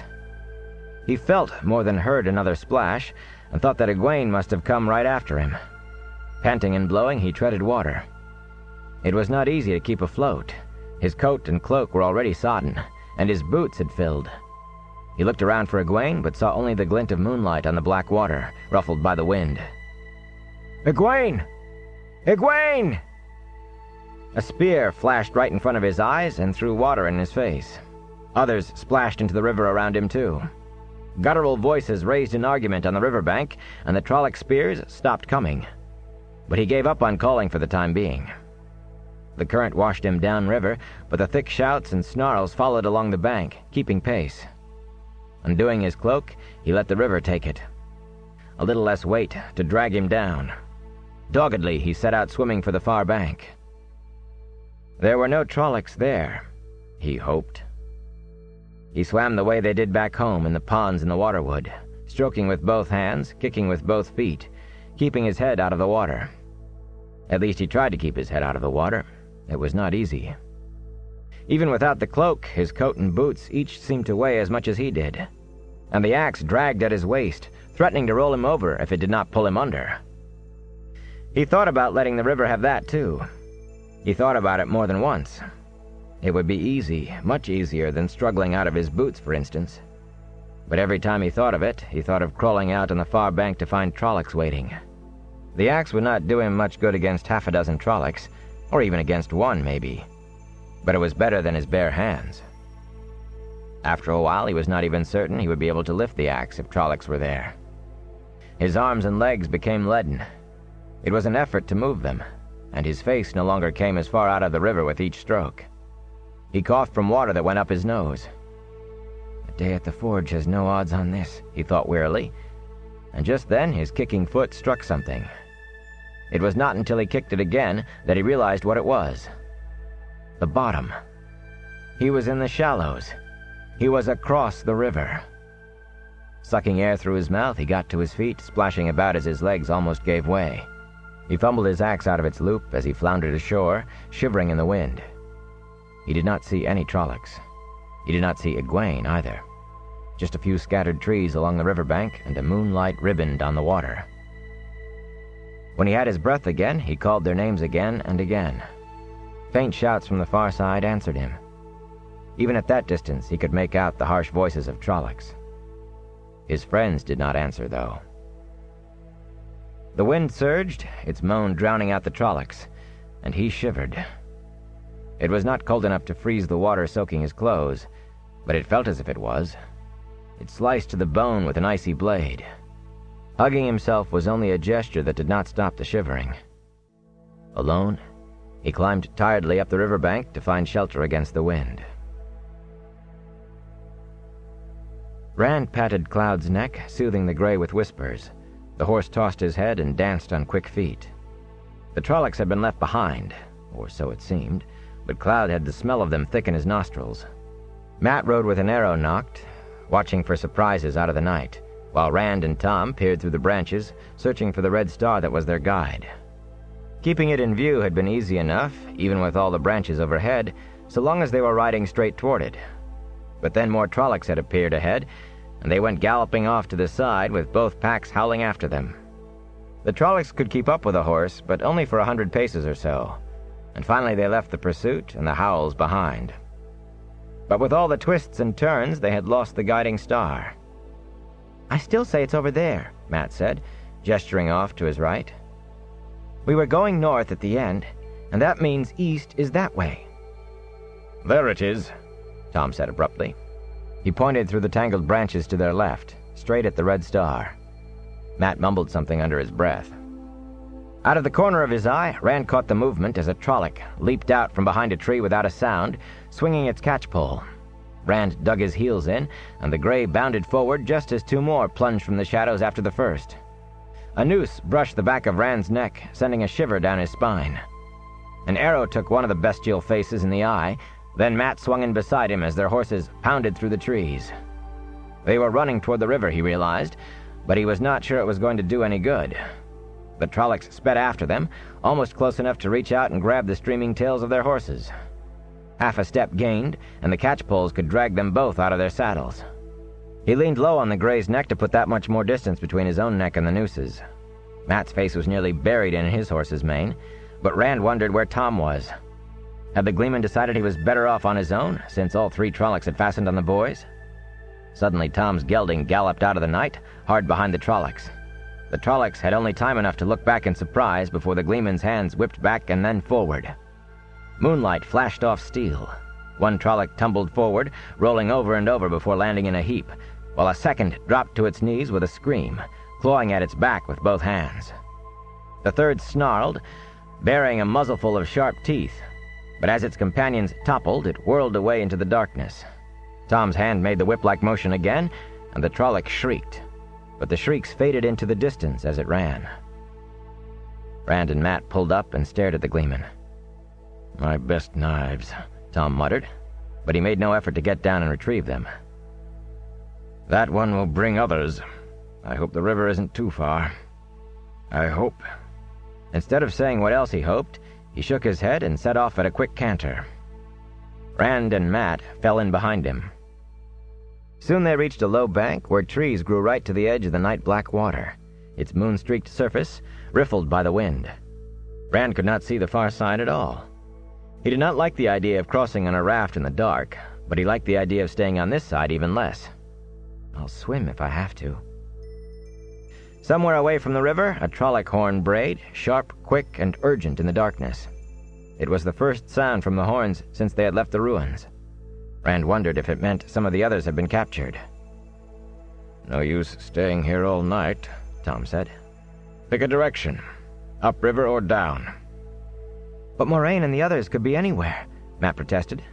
"Any way we choose could just take us further away." "So it could." Clucking to his gelding, Tom turned downriver, heading along the bank. "So it could." Rand looked at Matt, who shrugged, and they turned after him. For a time, nothing changed. The bank was higher in some places, lower in others. The trees grew thicker, or thinned out in small clearings, but the night and the river and the wind were all the same, cold and black. And no Trollocs. That was one change Rand was glad to forego. Then he saw a light ahead, just a single point. As they drew closer, he could see that the light was well above the river, as if it were in a tree. Tom quickened the pace and began to hum under his breath. Finally, they could make out the source of the light, a lantern, hoisted atop one of the masts of a large trader's boat, tied up for the night beside a small clearing in the trees. The boat, a good 80 feet long, shifted slightly with the current, tugging against the mooring ropes tied to trees. The rigging hummed and creaked in the wind. The lantern doubled the moonlight on the deck, but no one was in sight. "Now that," Tom said as he dismounted, "is better than an Aes Sedai's raft, isn't it?" He stood with his hands on his hips, and even in the dark his smugness was apparent. "It doesn't look as if this vessel is made to carry horses, but considering the danger he's in, which we are going to warn him of, the captain may be reasonable. Just let me do all the talking. And bring your blankets and saddlebags, just in case." Rand climbed down and began untying the things behind his saddle. "You don't mean to leave without the others, do you?" Tom had no chance to say what he meant to do. Into the clearing burst 2 Trollocs howling and waving their catchpoles, with 4 more right behind. The horses reared and whinnied. Shouts in the distance said more Trollocs were on the way. "Onto the boat!" Tom shouted. "Quick! Leave all that! Run!" Suiting his own words, he ran for the boat, hatches flapping and instrument cases on his back banging together. "You on the boat!" he shouted. "Wake up, you fools! Trollocs!" Rand jerked his blanket roll and saddlebags free of the last thong and was right on the Gleeman's heels. Tossing his burdens over the rail, he vaulted after them. He just had time to see a man curled up on the deck beginning to sit up, as if he had only that moment awakened, when his feet came down right on top of the fellow. The man grunted loudly. Rand stumbled, and a hooked catchpole slammed into the rail just where he had come over. Shouts rose all over the boat, and feet pounded along the deck. Hairy hands caught the railing beside the catch-pole, and a goat-horned head lifted above it. Off balance, stumbling, Rand still managed to draw his sword and swing. With a scream, the Trolloc dropped away. Men ran everywhere on the boat, shouting, hacking mooring lines with axes. The boat lurched and swung as if eager to be off. Up in the bow, 3 men struggled with the Trolloc. Someone thrust over the side with a spear, though Rand could not see what he was stabbing at. A bowstring snapped and snapped again. The man Rand had stepped on scrabbled away from him on hands and knees, then flung up his hands when he saw Rand looking at him. "Spare me!" he cried.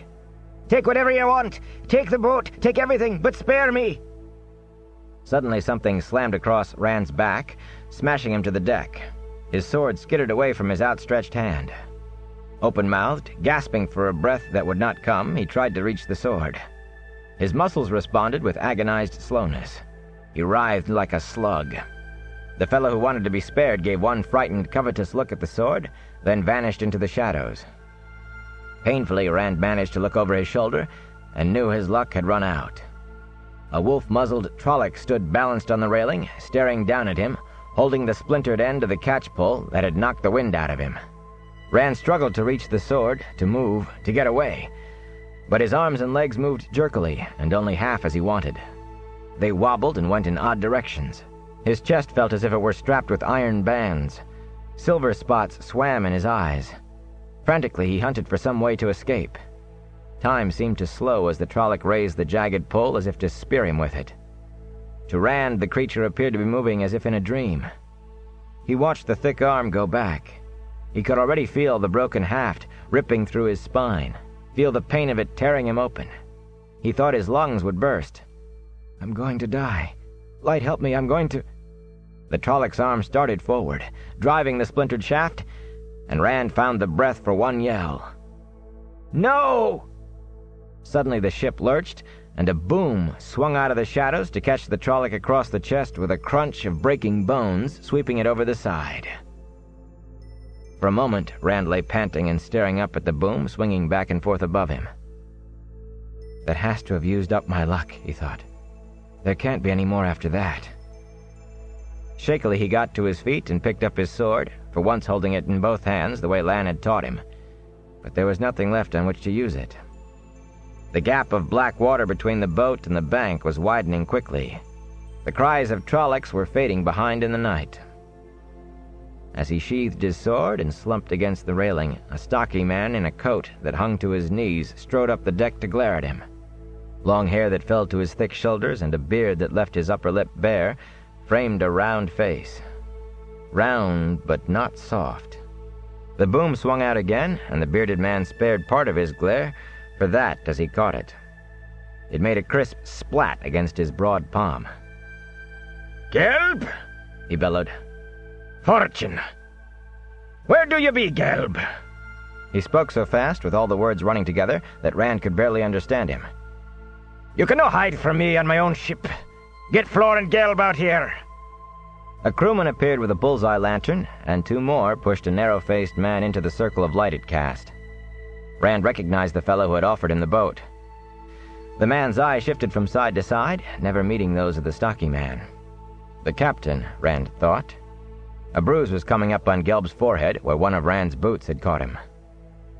"Were you no supposed to secure this boom, Gelb?" the captain asked with surprising calm, though just as fast as before.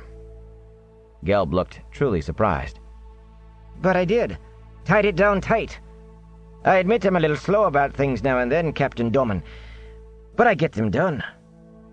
"So you be slow, do ya? No so slow at sleeping. Sleeping when you should be standing watch. We could be murdered to a man for all of you." "No, Captain, no. It was him." Gelb pointed straight at Rand. "I was on guard, just like I was supposed to be, when he sneaked up and hit me with a club." He raised the bruise on his head, winced, and glared at Rand. "I fought him, but then the Trollocs came.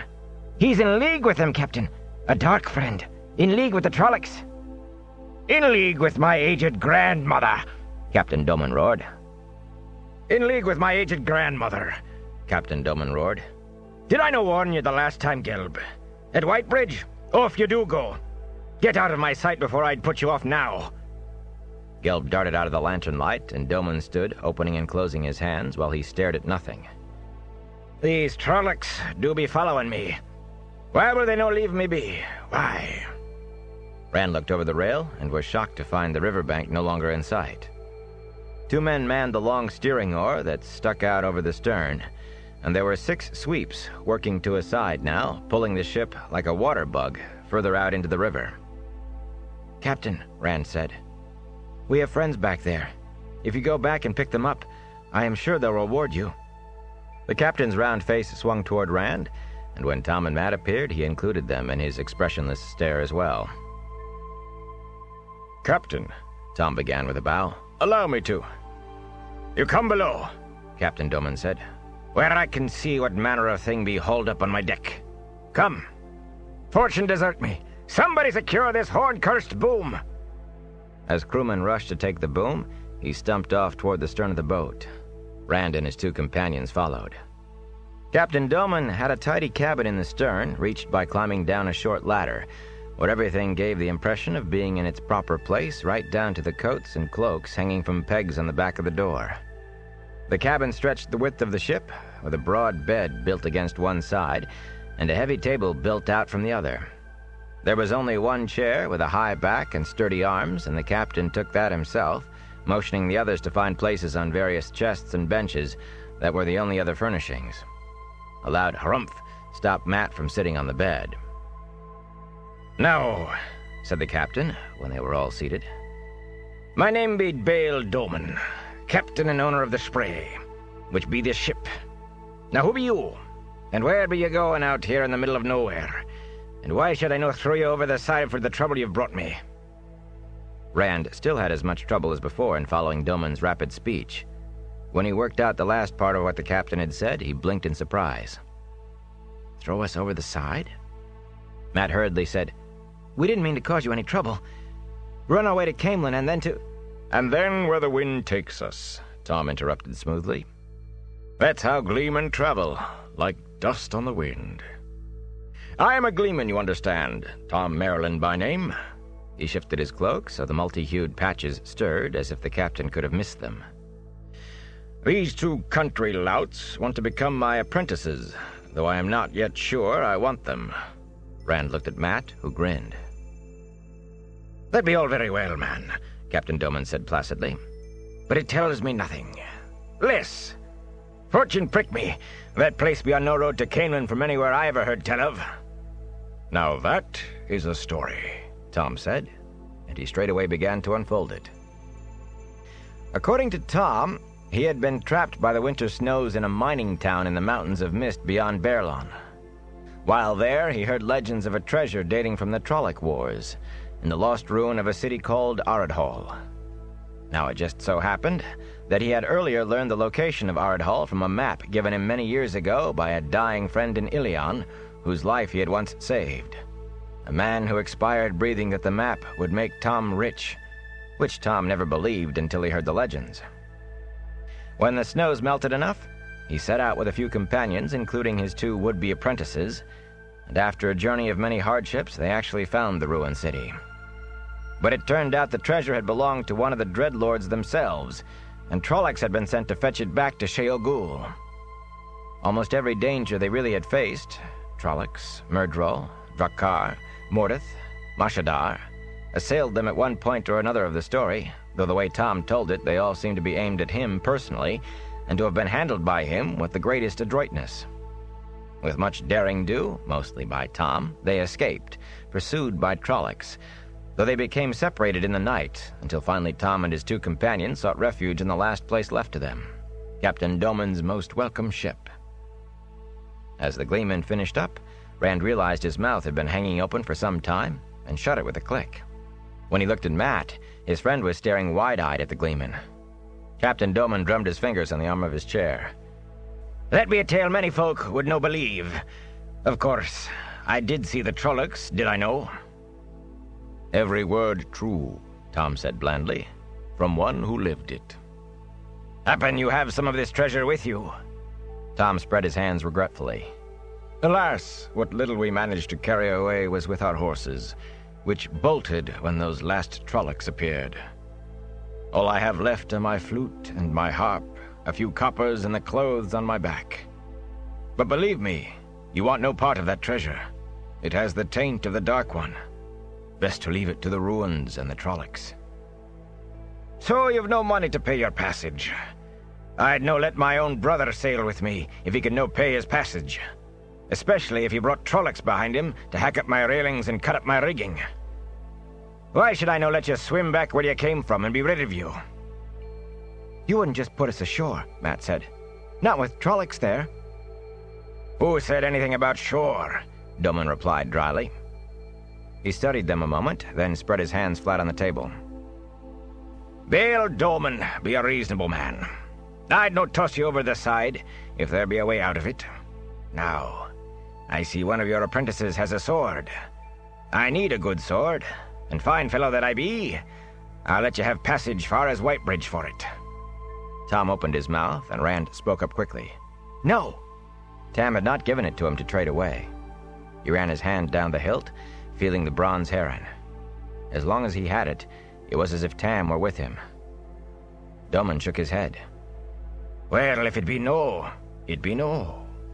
But Bail Doman no give free passage, not to his own mother. Reluctantly, Rand emptied his pocket. There was not much, a few coppers, and the silver coin Moraine had given him. He held it out to the captain. After a second, Mat sighed and did the same. Tom glared, but a smile replaced it so quickly that Rand was not sure it had been there at all. Captain Doman deftly plucked the 2 fat silver coins out of the boy's hands and produced a small set of scales and a clinking bag from a brass-bound chest behind his chair. After careful weighing, he dropped the coins in the bag and returned them each some smaller silver and copper. Mostly copper. As far as Whitebridge, he said, making a neat entry in his leather-bound ledger. That's a dear passage just to Whitebridge, Tom grumbled. Plus damages to my vessel, the captain answered placidly. He put the scales and the bag back in the chest and closed it in a satisfied way. Plus a bit for bringing Trollocs down on me, so I must run down river in the night, when there be shallows aplenty to pile me up. What about the others? Rand said. Will you take them too? They should have reached the river by now. Or they soon will, and they'll see that lantern on your mast. Captain Doman's eyebrows rose in surprise. Happen you think we be standing still, man? Fortune prick me, we be 3-4 miles downriver from where you came aboard. Trollocs make those fellows put their backs to the oars, and they know Trollocs better than they like. And the current helps too. But it makes no never mind. I'd no put in again tonight if my old grandmother was on the riverbank. I may no put in again at all until I reach Whitebridge. I've had my fill of Trollocs dug in my heels long before tonight, and I'll have no more, can I help it? Tom leaned forward interestedly. You have had encounters with Trollocs before? Lately? Doman hesitated, eyeing Tom narrowly, but when he spoke he merely sounded disgusted. I wintered in Saldea, man. Not my choice, but the river froze early and the ice broke up late. They say you can see the Blight from the highest towers in Moradon, but I've no mind for that. I've been there before, and there'll always be talk of Trollocs attacking a farm or the like. This winter past, though, there'll be farms burning every night. Aye, and whole villages too, betimes. They even came right up to the city walls. And if that be no bad enough, the people be all saying it meant the Dark One be stirring, that the last days be come. He gave a shiver and scratched at his head, as if the thought made his scalp itch. I can no wait to get back where people think Trollocs be just tales. The stories I tell be travelers' lies. Rand stopped listening. He stared at the opposite wall and thought about Egwene and the others. It hardly seemed right for him to be safe on the Spray, while they were still back there in the night somewhere. The captain's cabin did not seem so comfortable as before. He was surprised when Tom pulled him to his feet. The Gleeman pushed Mat and him toward the ladder, with apologies over his shoulder to Captain Doman for the country louts. Rand climbed up without a word. Once they were on deck, Tom looked around quickly to make sure he would not be overheard, then growled, "I could have gotten us passage for a few songs and stories if you two hadn't been so quick to show silver." "I'm not so sure," Mat said. "He sounded serious about throwing us in the river to me." Rand walked slowly to the rail and leaned against it, staring back up the night-shrouded river. He could not see anything but black, not even the riverbank. After a minute, Tom put a hand on his shoulder, but he did not move. "There isn't anything you can do, lad. Besides, they're likely safe with Moraine and Lan by this time. Can you think of any better than those two for getting the lot of them clear?" "I tried to talk her out of coming," Rand said. "You did what you could, lad. No one could ask more." "I told her I'd take care of her. I should have tried harder." The creak of the sweeps and the hum of the rigging in the wind made a mournful tune. "I should have tried harder," he whispered. Chapter 21. Listen to the Wind. Sunrise creeping across the river Arenelle found its way into the hollow not far from the riverbank, where Nynaeve sat with her back against the trunk of a young oak, breathing the deep breath of sleep. Her horse slept, too, head down and legs spraddled in the manner of horses. The reins were wrapped around her wrist. As sunlight fell on the horse's eyelids, the animal opened its eyes and raised its head, jerking the reins. Nynaeve came awake with a start. For a moment she stared, wondering where she was, then stared around even more wildly when she remembered. But there were only the trees and her horse, and a carpet of old dry leaves across the bottom of the hollow. In the deepest dimness, some of last year's Shadow's Hand mushrooms made rings on a fallen log. "The light preserve you, woman," she murmured, sagging back. "If you can't stay awake one night." She untied the reins and massaged her wrist as she stood. "You could have awakened in a Trolloc cook-pot." The dead leaves rustled as she climbed to the lip of the hollow and peeped over. No more than a handful of ash trees stood between her and the river. Their fissured bark and bare branches made them seem dead. Beyond, the wide blue-green water flowed by, empty of anything. Scattered clumps of evergreens, willows, and firs dotted the far bank, and there seemed to be fewer trees altogether than on her side. If Moiraine or any of the younglings were over there, they were well hidden. Of course, there was no reason they had to have crossed or tried to cross in sight of where she was. They could be anywhere 10 miles upriver or down. If they're alive at all, after last night. Angry with herself for thinking of the possibility, she slid back down into the hollow. Not even Winter Night, or the battle before Shadar Logoth, had prepared her for last night, for that thing, Mashadar. All that frantic galloping, wondering if anyone else was still alive, wondering when she was going to come face to face with a Fade or Trollocs. She had heard Trollocs growling and shouting in the distance, and the quivering shrieks of Trolloc horns had chilled her deeper than the wind ever could. But aside from that first encounter in the ruins, she saw Trollocs only once, and that once she was outside. 10 or so of them seemed to spring out of the ground not 30 spans in front of her, bounding toward her on the instant, howling and shouting, brandishing hooked catch-poles. Yet as she pulled her horse around, they fell silent, lifting muzzles to sniff at the air. She watched, too astonished to run, as they turned their backs and vanished into the night. And that had been the most frightening of all.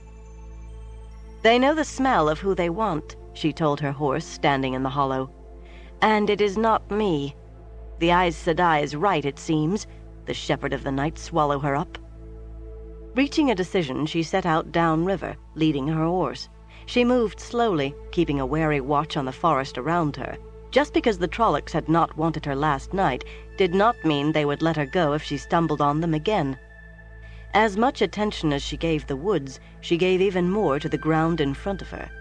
If the others had crossed below her during the night, she should see some signs of them, signs she might miss from horseback.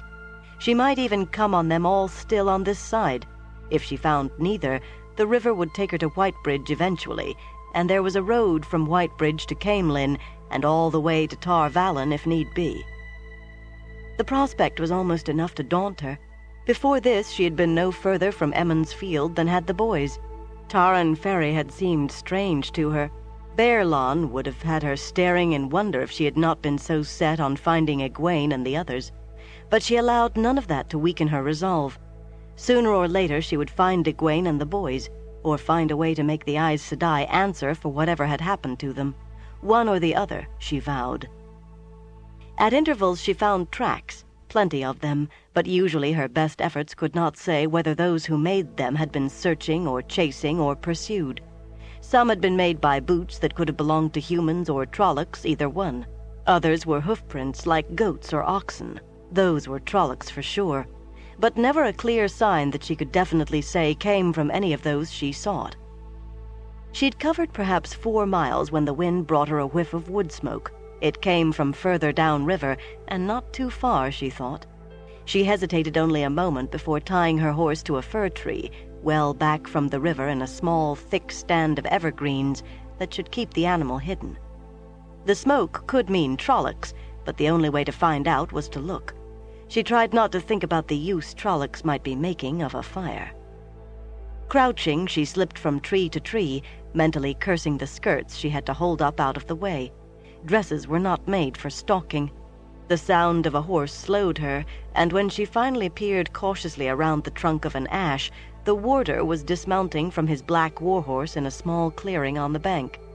The Aes Sedai sat on a log beside a small fire, where a kettle of water was just coming to a boil.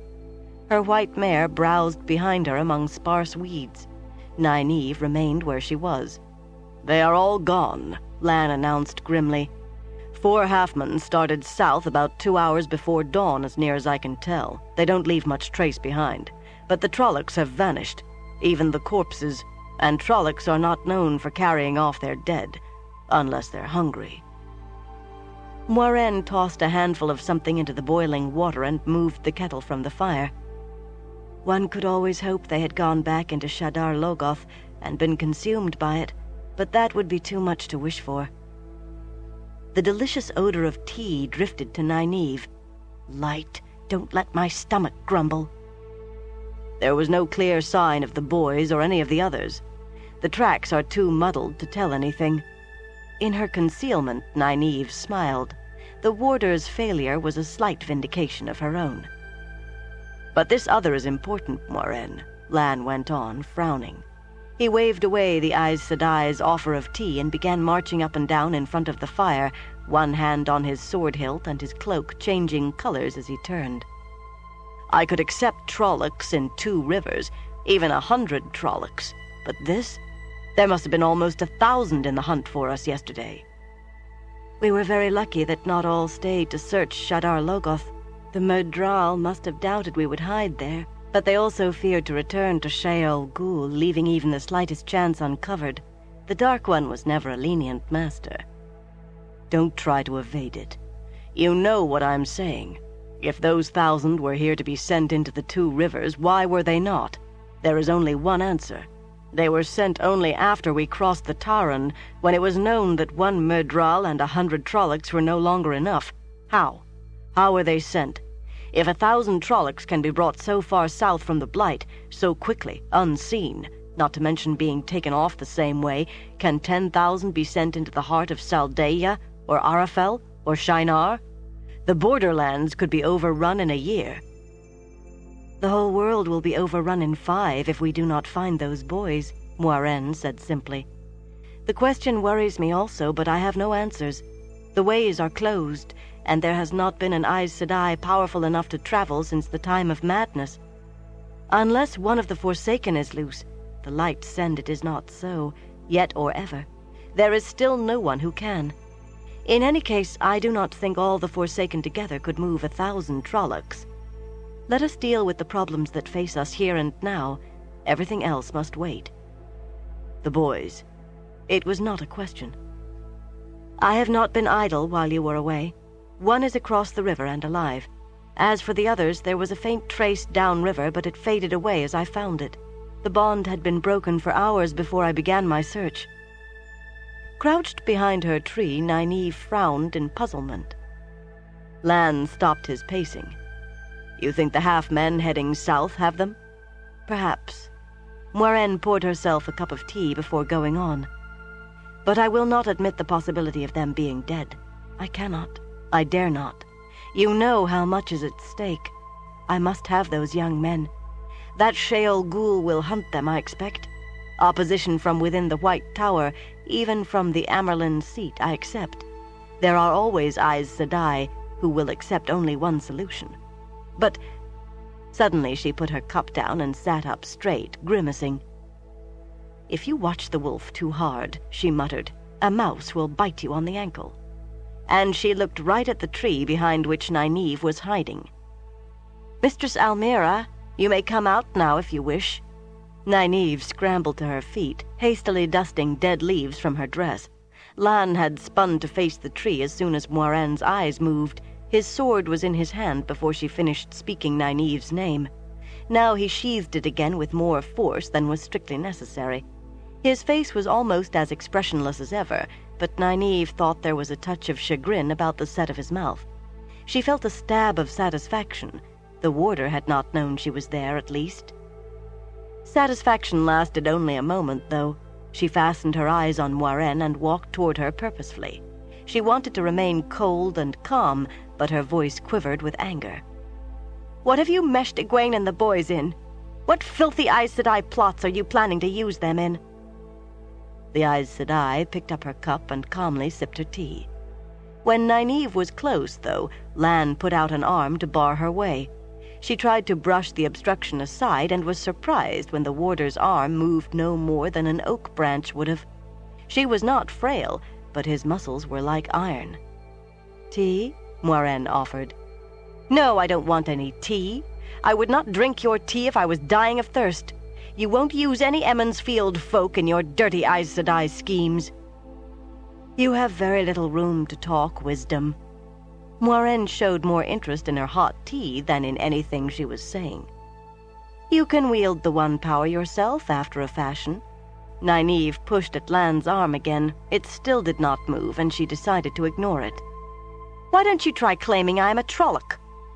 Moiraine's smile was so knowing that Nynaeve wanted to hit her. "Do you think I can stand face to face with a woman who can touch the true source and channel the One Power, even if only now and then, without knowing what she is? Just as you sense the potential in Egwene. How do you think I knew you were behind that tree? If I had not been distracted, I would have known the moment you came close. You certainly are not a Trolloc for me to feel the evil of the Dark One. So what did I sense, Nynaeve Almira, wisdom of Emond's Field and unknowing wielder of the One Power?" Lan was looking down at Nynaeve in a way she did not like. Surprised and speculative it seemed to her, though nothing had changed about his face but his eyes. Egwene was special. She'd always known that. Egwene would make a fine Wisdom. They're working together, she thought, trying to put me off balance. "I won't listen to any more of this. You must listen," Moiraine said firmly. "I had my suspicions in Emond's Field even before I met you. People told me how upset the Wisdom was that she had not predicted the hard winter and the lateness of spring. They told me how good she was at foretelling weather, at telling the crops. They told me how wonderful her cures were, how she sometimes healed injuries that should have been crippling so well there was barely a scar and not a limp or a twinge. The only ill word I heard about you was from a few who thought you too young for the responsibility, and that only strengthened my suspicions. So much skill, so young. Mistress Barron taught me well." She tried looking at Lan, but his eyes still made her uncomfortable, so she settled for staring over the Aes Sedai's head at the river. "How dare the village gossip in front of an outlander?" "Who said I was too young?" she demanded. Moiraine smiled, refusing to be diverted. "Unlike most women who claim to listen to the wind, you actually can, sometimes. Oh, it has nothing to do with the wind, of course. It is of air and water. It is not something you need to be taught. It was born into you, just as it was born into Egwene. But you have learned to handle it, which she still has to learn. 2 minutes after I came face to face with you, I knew. Do you remember how I suddenly asked you if you were the Wisdom? Why, do you think? There was nothing to distinguish you from any other pretty young woman getting ready for festival. Even looking for a young Wisdom, I expected someone half again your age." Nynaeve remembered that meeting all too well. This woman, more self-possessed than anyone in the women's circle, in a dress more beautiful than any she had ever seen, addressing her as a child. Then Moiraine had suddenly blinked, as if surprised, and out of a clear sky asked. She licked lips, gone abruptly dry. They were both looking at her, the warder's face as unreadable as a stone, the Aes Sedai's sympathetic yet intent. Nynaeve shook her head. "No! No, it's impossible. I would know. You are just trying to trick me, and it will not work." "Of course you do not know," Moiraine said soothingly. "Why should you even suspect? All of your life you have heard about listening to the wind. In any case, you would as soon announce to all of Emond's Field that you were a dark friend as admit to yourself, even in the deepest recesses of your mind, that you have anything to do with the One Power, or the dreaded Aes Sedai." Amusement flitted across Moiraine's face. "But I can tell you how it began." "I don't want to hear any more of your lies," she said, but the Aes Sedai went right on. "Perhaps as much as 8 or 10 years ago, the age varies but always comes young, there was something you wanted more than anything else in the world, something you needed, and you got it. A branch suddenly falling where you could pull yourself out of a pond instead of drowning, a friend or a pet getting well when everyone thought they would die. You felt nothing special at the time, but a week or 10 days later you had your first reaction to touching the true source. Perhaps fevers and chills that came on suddenly and put you to bed, then disappeared after only a few hours. None of the reactions, and they vary, lasts more than a few hours. Headaches and numbness and exhilaration all mixed together, and you taking foolish chances or acting giddy. A spell of dizziness when you tripped and stumbled whenever you tried to move, when you could not say a sentence without your tongue mangling half the words. There are others. Do you remember?" Nynaeve sat down hard on the ground. Her legs would not hold her up. She remembered, but she shook her head anyway. It had to be coincidence. Or else Moiraine had asked more questions in Emond's Field than she had thought. The Aes Sedai had asked a great many questions. It had to be that. Lan offered a hand, but she did not even see it. "I will go further," Moiraine said when Nynaeve kept silent. "You used the power to heal either Perrin or Egwene at some time. An affinity develops. You can sense the presence of someone you have healed. In Baerlon you came straight to the Stag and Lion, though it was not the nearest inn to any gate by which you could have entered. Of the people from Emond's Field, only Perrin and Egwene were at the inn when you arrived. Was it Perrin or Egwene, or both?" "Egwene," Nynaeve mumbled. She'd always taken it for granted that she could sometimes tell who was approaching her even when she could not see them. Not until now had she realized that it was always someone on whom her cures had worked almost miraculously well. And she had always known when the medicine would work beyond expectations, always felt the certainty when she said the crops would be especially good, or that the rains would come early or late. That was the way she thought it was supposed to be. Not all wisdoms could listen to the wind, but the best could. That was what Mistress Barron always said, just as she said Nynaeve would be one of the best. "She had breakbone fever." She kept her head down and spoke to the ground.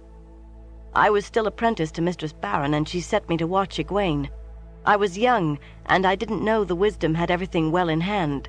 It's terrible to watch, breakbone fever. The child was soaked with sweat, groaning and twisting until I could not understand why I didn't hear her bones snapping.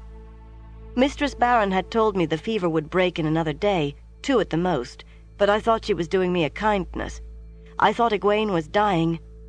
I used to look after her sometimes when she was a toddler, when her mother was busy, and I started crying because I was going to have to watch her die.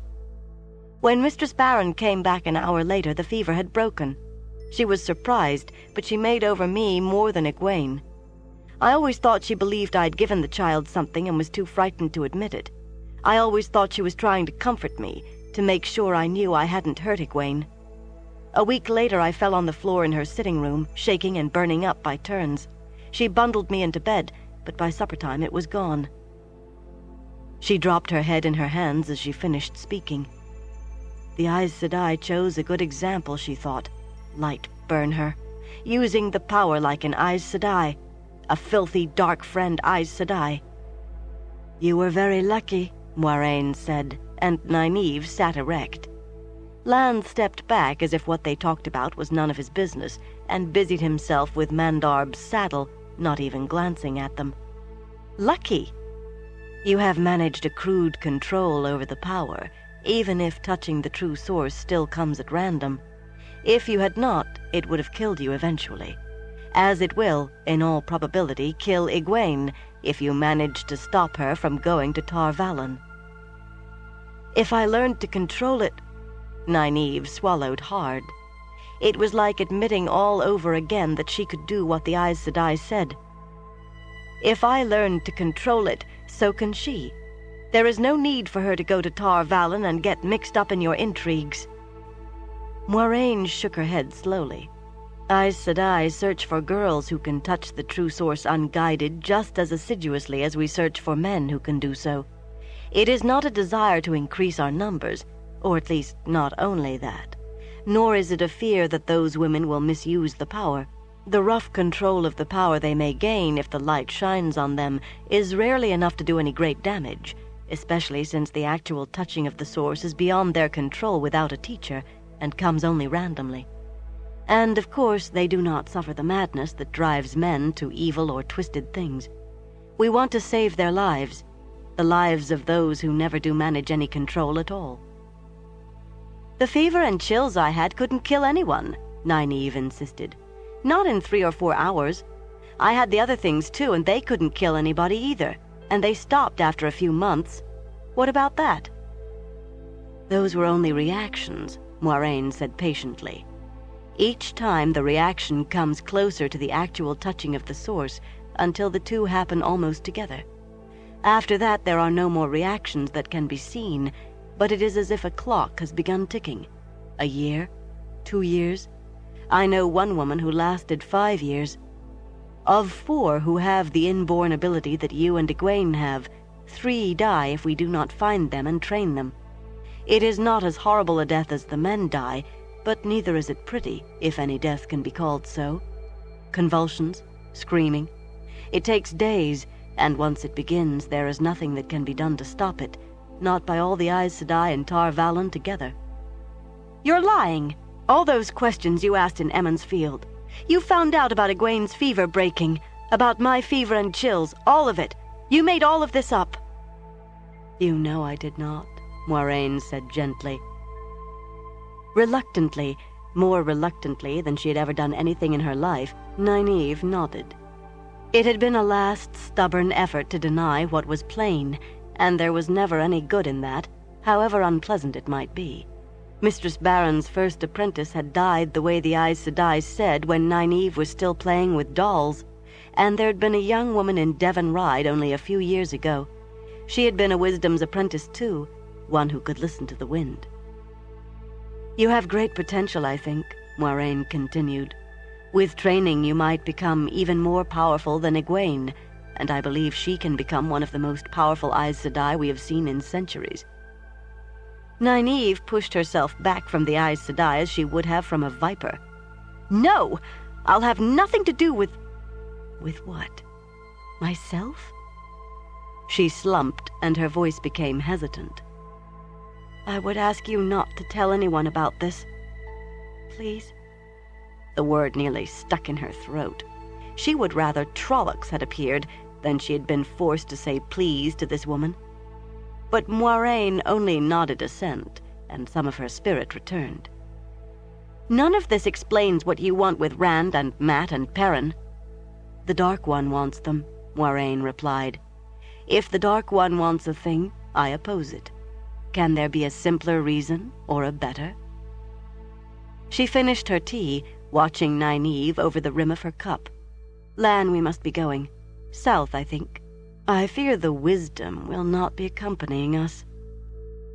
Nynaeve's mouth tightened at the way the Aes Sedai said wisdom. It seemed to suggest she was turning her back on great things in favor of something petty. She doesn't want me along. She's trying to put my back up so I'll go back home and leave them alone with her. Oh yes, I will be going with you. You cannot keep me from it. No one will try to keep you from it, Lan said as he rejoined them. He emptied the tea kettle over the fire and stirred the ashes with a stick. "A part of the pattern," he said to Moiraine. "Perhaps so," she replied thoughtfully. "I should have spoken to Min again." "You see, Nynaeve, you are welcome to come." There was a hesitation in the way Lan said her name, a hint of an unspoken "Sedai" after it. Nynaeve bristled, taking it for mockery, and bristled too at the way they spoke of things in front of her, things she knew nothing about, without the courtesy of an explanation, but she would not give them the satisfaction of asking. The warder went on preparing for departure, his economical motions so sure and swift that he was quickly done, saddlebags, blankets, and all fastened behind the saddles of Mandarb and Aldib. "I will fetch your horse," he told Nynaeve, as he finished with the last saddle tie. He started up the riverbank, and she allowed herself a small smile. After the way she had watched him undiscovered, he was going to try to find her horse unaided. He would learn that she left little in the way of tracks when she was stalking. It would be a pleasure when he came back empty-handed. "Why south?" she asked Moiraine. "I heard you say one of the boys is across the river. And how do you know?" "I gave each of the boys a token. It created a bond of sorts between them and me. So long as they are alive and have those coins in their possession, I will be able to find them." Nynaeve's eyes turned in the direction the warder had gone, and Moiraine shook her head. "Not like that. It only allows me to discover if they still live, and find them should we become separated. Prudent, do you not think, under the circumstances?" "I don't like anything that connects you with anyone from Emond's Field," Nynaeve said stubbornly. "But if it will help us find them, it will. I would gather the young man across the river first if I could." For a moment frustration tinged the Aes Sedai's voice.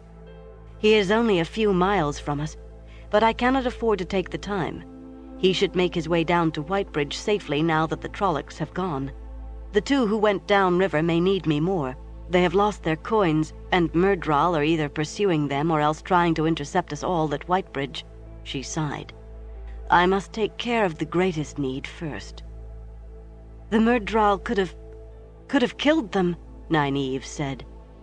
Moiraine shook her head slightly, denying the suggestion as if it were too trivial to be considered. Nynaeve's mouth tightened. "Where is Egwene, then? You haven't even mentioned her." "I do not know," Moiraine admitted, "but I hope that she is safe." "You don't know? You hope?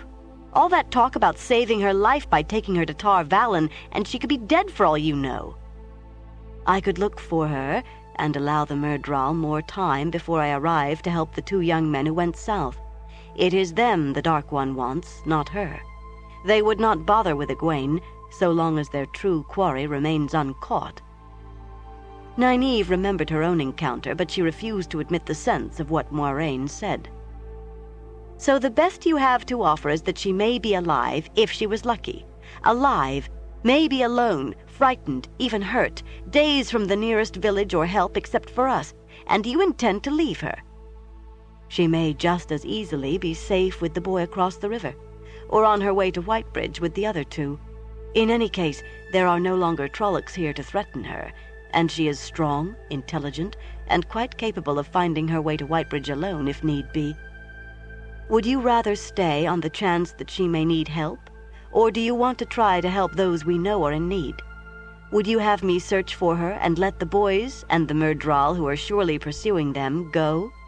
As much as I hope for Egwene's safety, Nynaeve, I fight against the Dark One, and for now that sets my path."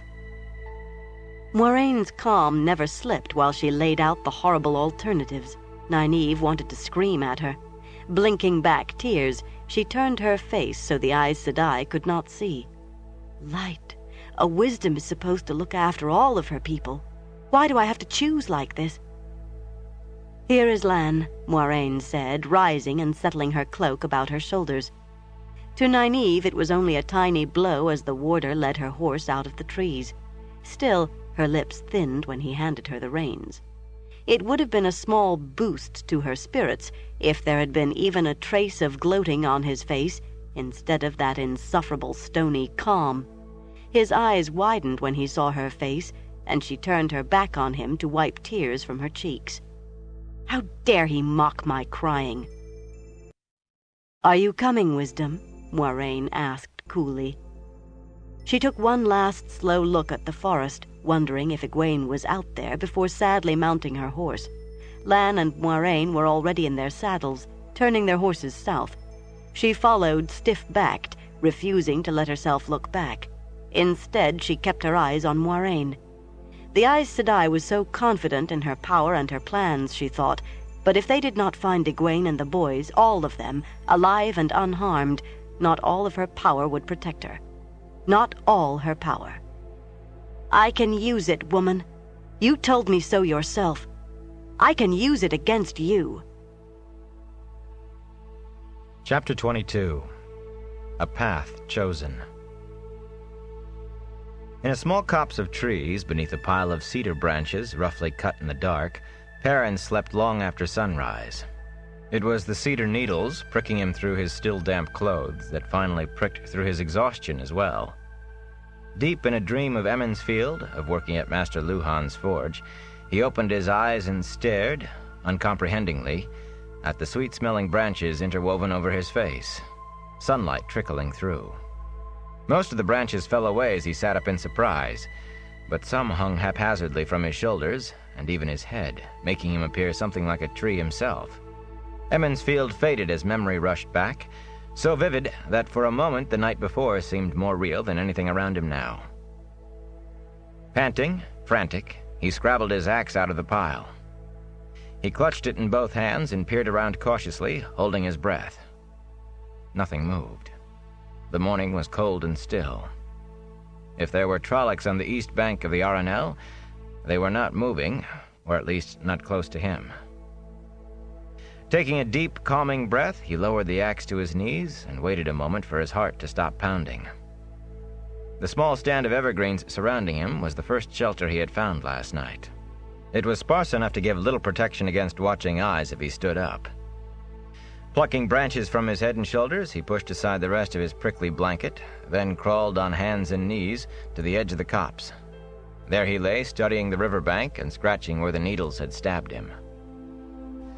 The cutting wind of the night before had faded to a silent breeze that barely rippled the surface of the water. The river ran by, calm and empty, and wide. Surely too wide and too deep for Fades to cross.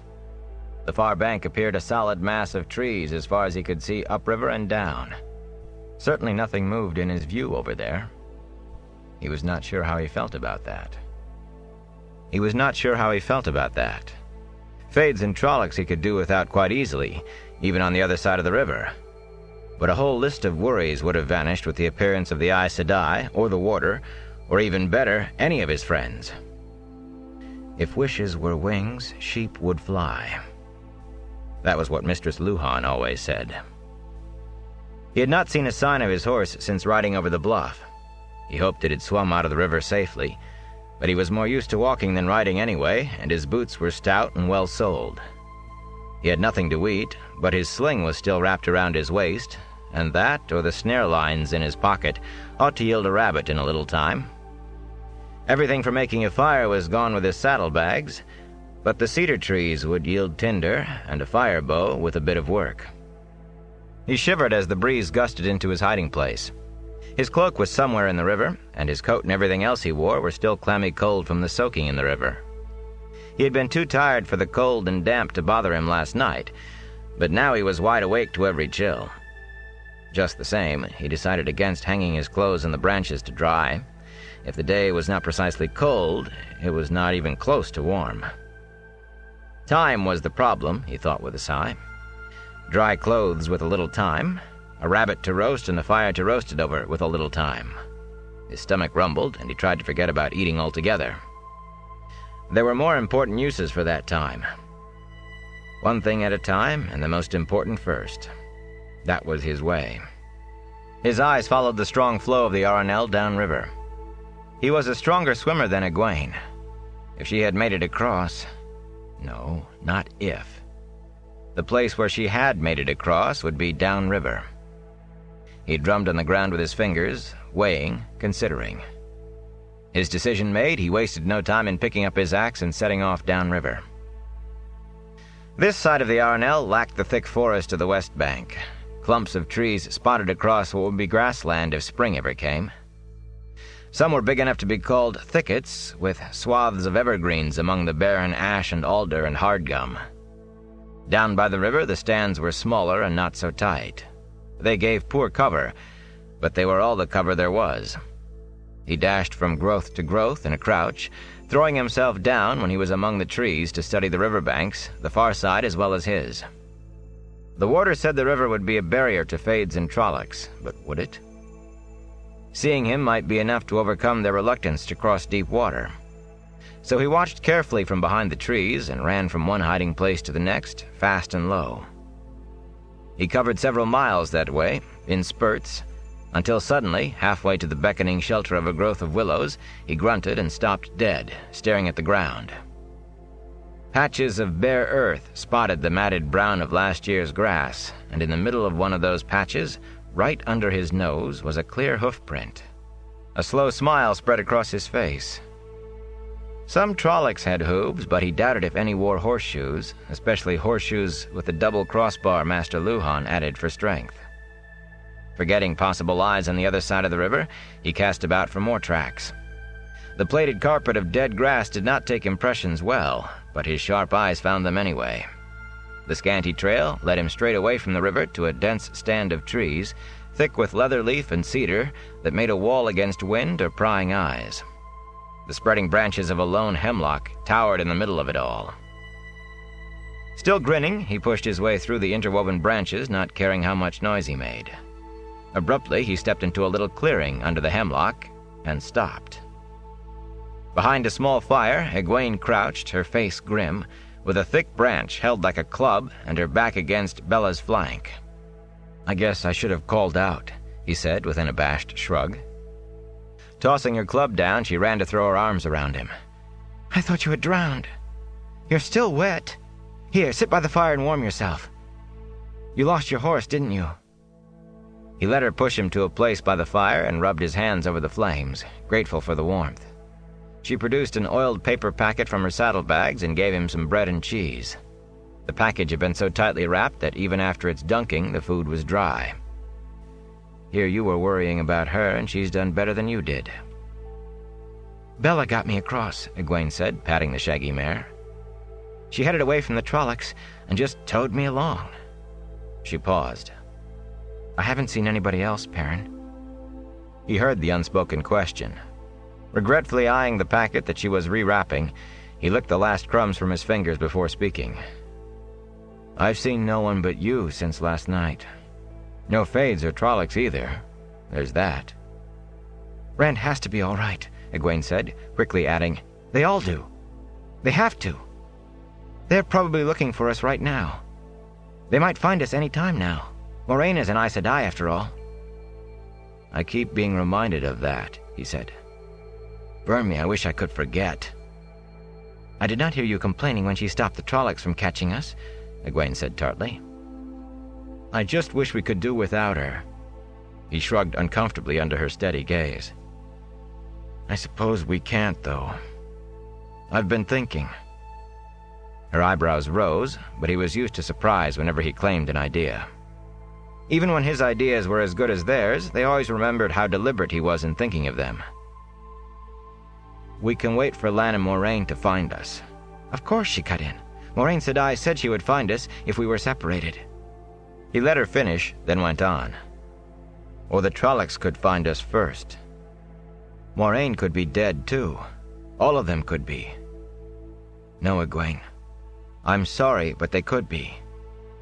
I hope they are all safe. I hope they'll walk up to this fire any minute. But hope is like a piece of string when you're drowning. It just isn't enough to get you out by itself." Egwene closed her mouth and stared at him with her jaw set.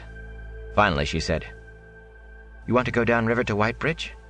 If Moraine Sedai doesn't find us here, that's where she will look next." "I suppose," he said slowly, "that Whitebridge is where we should go. But the Fades probably know that too. That's where they'll be looking. And this time we don't have an Aes Sedai or a warder to protect us." "I suppose you're going to suggest running off somewhere, the way Matt wanted to?" Hiding somewhere the Fades and Trollocs won't find us? Or Moraine Sedai, either? Don't think I haven't considered it, he said quietly. But every time we think we are free, Fades and Trollocs find us again. I don't know if there is any place we could hide from them. I don't like it much, but we need Moraine. I don't understand then, Perrin. Where do we go? He blinked in surprise. She was waiting for his answer, waiting for him to tell her what to do. It had never occurred to him that she would look to him to take the lead. Egwene never liked doing what someone else had planned out, and she never let anybody tell her what to do, except maybe the wisdom, and he thought sometimes she balked at that. He smoothed the dirt in front of him with his hand and cleared his throat roughly. If this is where we are now, and that is Whitebridge, he stabbed the ground twice with his finger, then Caemlyn should be somewhere around here. He made a third mark, off to the side. He paused, looking at the 3 dots in the dirt. His entire plan was based on what he remembered of her father's old map. Master Olvir said it was not too accurate, and anyway, he had never mooned over it as much as Rand and Mat. But Egwene said nothing. When he looked up, she was still watching him with her hands in her lap. Caemlyn? She sounded stunned. Caemlyn. He drew a line in the dirt between 2 of the dots. Away from the river and straight across. Nobody would expect that. We'll wait for them in Caemlyn. He dusted his hands and waited.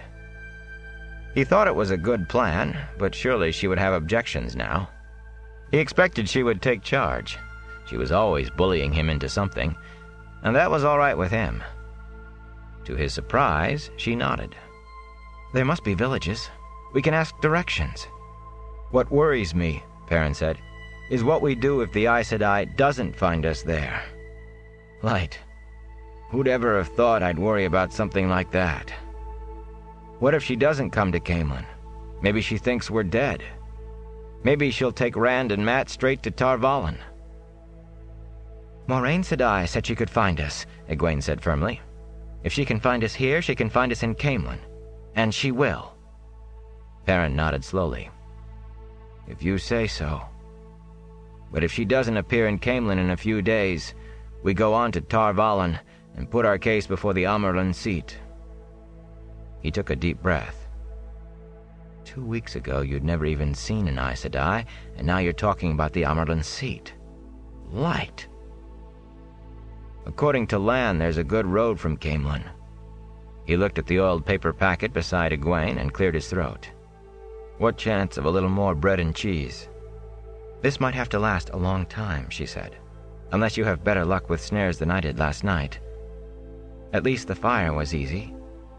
She laughed softly as if she had made a joke, tucking the packet back into her saddlebags. Apparently there were limits to how much leadership she was willing to accept. His stomach rumbled. In that case, he said, standing, you might as well start now. But you're still wet, she protested. I'll walk myself dry, he said firmly, and began kicking dirt over the fire. If he was the leader, it was time to start leading. The wind from the river was picking up. Chapter 23. Wolf Brother.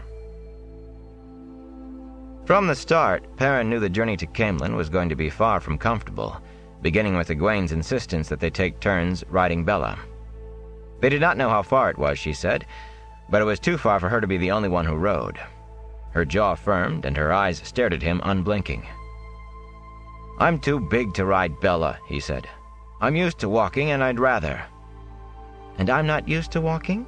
Egwene said sharply. That isn't what I'm the only one who's supposed to get saddle sore, is that it? And when you walk till your feet are ready to fall off, you'll expect me to look after you. Let it be, he breathed when she looked like going on. Anyway, you'll take the first turn. Her face turned even more stubborn, but he refused to let her get a word in edgewise. If you won't get in the saddle by yourself, I'll put you there. She gave him a startled look, and a small smile curved her lips. In that case... She sounded as if she were about to laugh, but she climbed up. He grumbled to himself as he turned away from the river. Leaders in stories never had to put up with this sort of thing. Egwene did insist on him taking his turns, and whenever he tried to avoid it, she bullied him into the saddle. Blacksmithing did not lend itself to a slender build, and Bella was not very large as horses went. Every time he put his foot in the stirrup, the shaggy mare looked at him with what he was sure was reproach. Small things, perhaps, but they irritated. Soon he flinched whenever Egwene announced, "It's your turn, Perrin." In stories, leaders seldom flinched, and they were never bullied. But, he reflected, they never had to deal with Egwene either. There were only short rations of bread and cheese to begin with, and what there was gave out by the end of the first day. Perrin set snares along likely rabbit runs. They looked old, but it was worth a chance, while Egwene began laying a fire. When he was done, he decided to try his hand with his sling before the light failed altogether. They had not seen a sign of anything at all alive, but, to his surprise, he jumped a scrawny rabbit almost at once. He was so surprised when it burst from under a bush right beneath his feet that it almost got away. But he fetched it at 40 paces, just as it was darting around a tree. When he came back to the camp with the rabbit, Egwene had broken limbs all laid for the fire, but she was kneeling beside the pile with her eyes closed.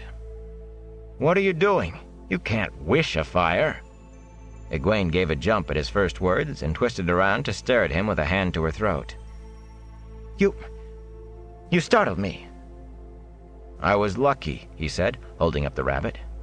"Get your flint and steel. We eat well tonight, at least."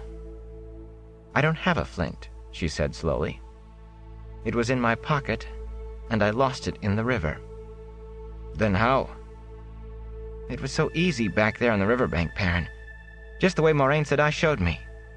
I just reached out and—" She gestured as if grasping for something, then let her hand fall with a sigh. "I can't find it now." Perrin licked his lips uneasily. The power?" She nodded, and he stared at her. "Are you crazy? I mean, the one power? You can't just play around with something like that." "It was so easy, Perrin. I can do it. I can channel the power." He took a deep breath.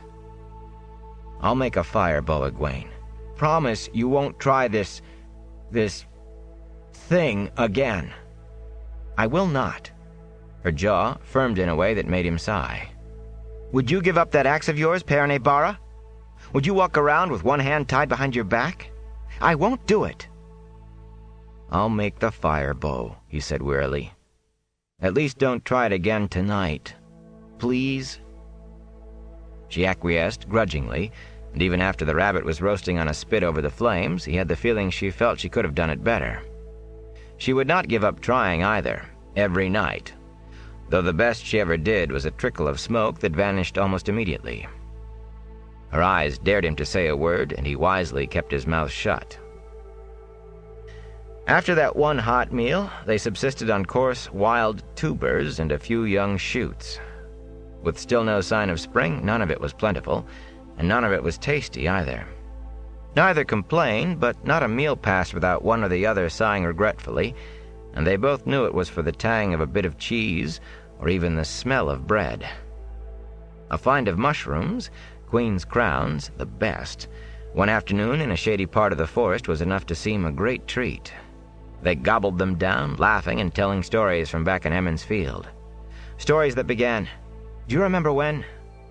But the mushrooms did not last long, and neither did the laughter. There was little mirth in hunger. Whichever was walking carried a sling ready to let fly at the sight of a rabbit or squirrel, but the only time either hurled a stone was in frustration. The snares they set so carefully each evening yielded nothing at dawn, and they did not dare stay a day in one place to leave the snares out. Neither of them knew how far it was to Caemlyn, and neither would feel safe until they got there, if then. Perrin began to wonder if his stomach could shrink enough to make a hole all the way through his middle. They made good time, as he saw it, but as they got farther and farther from the Aranel without seeing a village or even a farmhouse where they could ask directions, his doubts about his own plan grew. Egwene continued to appear outwardly as confident as when they set out, but he was sure that sooner or later she would say it would have been better to risk the Trollocs than to wander around lost for the rest of their lives. She never did, but he kept expecting it. 2 days from the river, the land changed to thickly forested hills, as gripped by the tail end of winter as everywhere else, and a day after that the hills flattened out again, the dense forest broken by glades, often a mile or more across. Snow still lay in hidden hollows, and the air was brisk of a morning, and the wind cold always. Nowhere did they see a road, or a plowed field, or chimney smoke in the distance, or any other sign of human habitation. At least, none where men still dwelt. Once the remains of tall stone ramparts encircled a hilltop. Parts of roofless stone houses stood inside the fallen circle. The forest had long swallowed it. Trees grew right through everything, and spider webs of old creeper enveloped the big stone blocks. Another time they came on a stone tower, broken-topped and brown with old moss, leaning on the huge oak whose thick roots were slowly toppling it. But they found no place where men had breathed in living remembrance. Memories of Shadar Logoth kept them away from the ruins and hurried their footsteps until they were once more deep in places that seemed never to have known a human footstep. Dreams plagued Perrin's sleep, fearful dreams. Baal-Zaman was in them, chasing him through mazes, hunting him, but Perrin never met him face to face, so far as he remembered. And their journey had been enough to bring a few bad dreams. Egwene complained of nightmares about Shadar Logoth, especially the 2 nights after they found the ruined fort and the abandoned tower.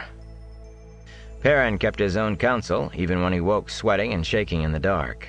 She was looking to him to lead them safely to Caemlyn, not share worries about which they could do nothing. He was walking at Bella's head, wondering if they would find anything to eat this evening, when he first caught the smell. The mare flared her nostrils and swung her head in the next moment. He seized her bridle before she could wicker. "That's smoke," Egwene said excitedly. She leaned forward in the saddle, drew a deep breath. "A cook fire! Somebody is roasting dinner. Rabbit." "Maybe," Perrin said cautiously, and her eager smile faded. He exchanged his sling for the wicked half-moon of the axe. His hands opened and closed uncertainly on the thick haft. It was a weapon, but neither his hidden practice behind the forge nor Lan's teaching had really prepared him to use it as one. Even the battle before Shadar Logoth was too vague in his mind to give him any confidence. He could never quite manage that void that Rand in the Water talked about either. Sunlight slanted through the trees behind them, and the forest was a still mass of dappled shadows. The faint smell of wood smoke drifted around them, tinged with the aroma of cooking meat. It could be rabbit, he thought, and his stomach grumbled. And it could be something else, he reminded himself. He looked at Egwene. She was watching him. There were responsibilities to being leader. "Wait here," he said softly. She frowned, but he cut her off as she opened her mouth. "And be quiet. We don't know who it is yet." She nodded. Reluctantly, but she did it. Perrin wondered why that did not work when he was trying to make her take his turn riding. Drawing a deep breath, he started for the source of the smoke. He had not spent as much time in the forests around Emond's Field as Rand or Mat, but still he had done his share of hunting rabbits. He crept from tree to tree without so much as snapping a twig. It was not long before he was peering around the bole of a tall oak with spreading serpentine limbs that bent to touch the ground, then rose again. Beyond lay a campfire, and a lean, sun-browned man was leaning against one of the limbs not far from the flames. At least he was not a Trolloc, but he was the strangest fellow Perrin had ever seen. For one thing, his clothes all seemed to be made from animal skins, with the fur still on. Even his boots and the odd, flat-topped round cap on his head. His cloak was a crazy quilt of rabbit and squirrel. His trousers appeared to be made from the long-haired hide of a brown and white goat. Gathered at the back of his neck with a cord, his graying brown hair hung to his waist. A thick beard fanned across half his chest. A long knife hung at his belt, almost a sword, and a bow and quiver stood propped against a limb close to hand. The man leaned back with his eyes closed, apparently asleep, but Perrin did not stir from his concealment. 6 sticks slanted over the fellow's fire, and on each stick a rabbit was skewered, roasted brown, and now and then dripping juice that hissed in the flames. The smell of them, so close, made his mouth water. "You done drooling?" The man opened one eye and cocked it at Perrin's hiding place. "You and your friend might as well sit and have a bite. I haven't seen you eat much the last couple of days." Perrin hesitated, then stood slowly, still gripping his axe tightly. "You've been watching me for 2 days?" The man chuckled deep in his throat. "Yes, I've been watching you. And that pretty girl. Pushes you around like a bantam rooster, doesn't she? Heard you mostly. The horse is the only one of you doesn't trample around loud enough to be heard 5 miles off. You going to ask her in? Or are you intending to eat all the rabbit yourself?" Perrin bristled. He knew he did not make much noise. You could not get close enough to a rabbit in the waterwood to fetch it with a sling if you made noise. But the smell of rabbit made him remember that Egwene was hungry too, not to mention waiting to discover if it was a Trolloc fire they had smelled. He slipped the haft of his axe through the belt loop and raised his voice. "Egwene, it's all right. It is rabbit." Offering his hand, he added in a more normal tone, "My name is Perrin Aybara." The man considered his hand before taking it awkwardly, as if unused to shaking hands. "I'm called Elias," he said, looking up. "Elias Machira." Perrin gasped and nearly dropped Elias's hand. The man's eyes were yellow, like bright polished gold. Some memory tickled at the back of Perrin's mind, then fled. All he could think of right then was that all of the Trollocs' eyes he had seen had been almost black. Egwene appeared, cautiously leading Bella. She tied the mare's reins to one of the smaller branches of the yoke and made polite sounds when Perrin introduced her to Elias, but her eyes kept drifting to the rabbits. She did not seem to notice the man's eyes. When Elias motioned them to the food, she fell to with a will. Perrin hesitated only a minute longer before joining her. Elias waited silently while they ate. Perrin was so hungry he tore off pieces of meat so hot he had to juggle them from hand to hand before he could hold them in his mouth. Even Egwene showed little of her usual neatness. Greasy juice ran down her chin. Day faded into twilight before they began to slow down, moonless darkness closing in around the fire, and then Elias spoke. "What are you doing out here? There isn't a house inside 50 miles in any direction." "We're going to Caemlyn," Egwene said. "Perhaps you could—" Her eyes lifted coolly as Elias threw back his head and roared with laughter. Perrin stared at him, a rabbit leg half raised to his mouth. "Caemlyn!" Elias wheezed when he could talk again. "The path you were following, the line you've taken the last 2 days, you'll pass 100 miles or more north of Caemlyn." "We were going to ask directions," Egwene said defensively. "We just haven't found any villages or farms yet." "And none you will," Elias said, chuckling. "The way you're going, you can travel all the way to the spine of the world without seeing another human. Of course, if you manage to climb the spine, it can be done, some places. You could find people in the Aiel Waste, but you wouldn't like it there. You'd broil by day and freeze by night and die of thirst any time. It takes an Aielman to find water in the waste. And they don't like strangers much. No, not much, I'd say." He set off into another, more furious burst of laughter, this time actually rolling on the ground. "Not much at all," he managed. Perrin shifted uneasily. Are we eating with a madman? Egwene frowned, but she waited until Elias's mirth faded a little, then said, "Perhaps you could show us the way. You seem to know a good deal more about where places are than we do." Elias stopped laughing.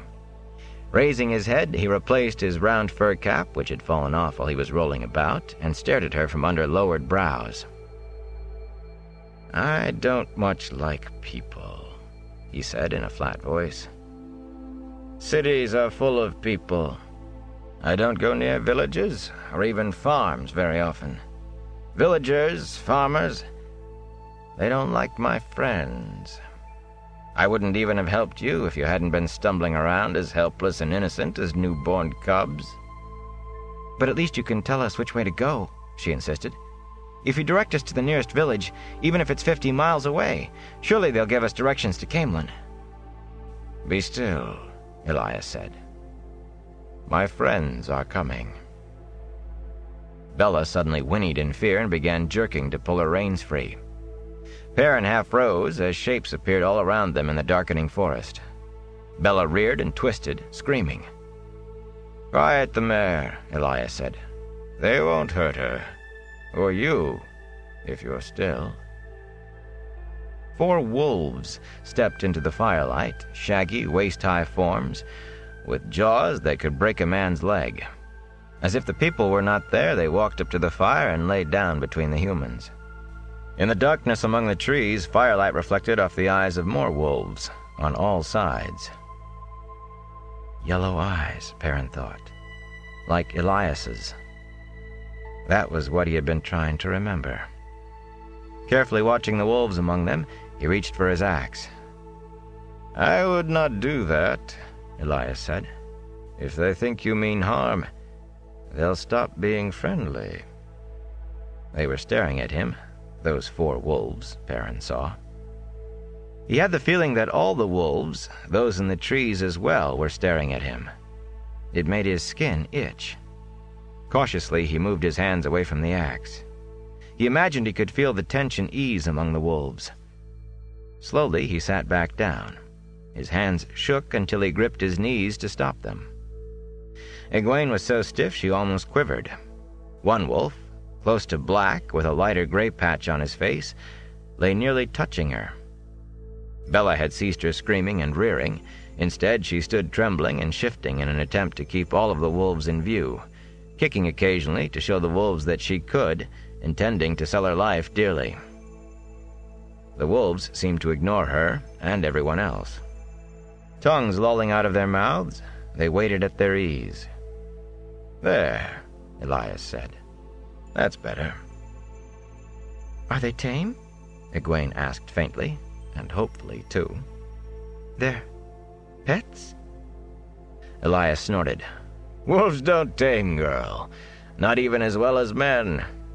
They're my friends. We keep each other company. Hunt together, converse, after a fashion. Just like any friends. Isn't that right, Dapple?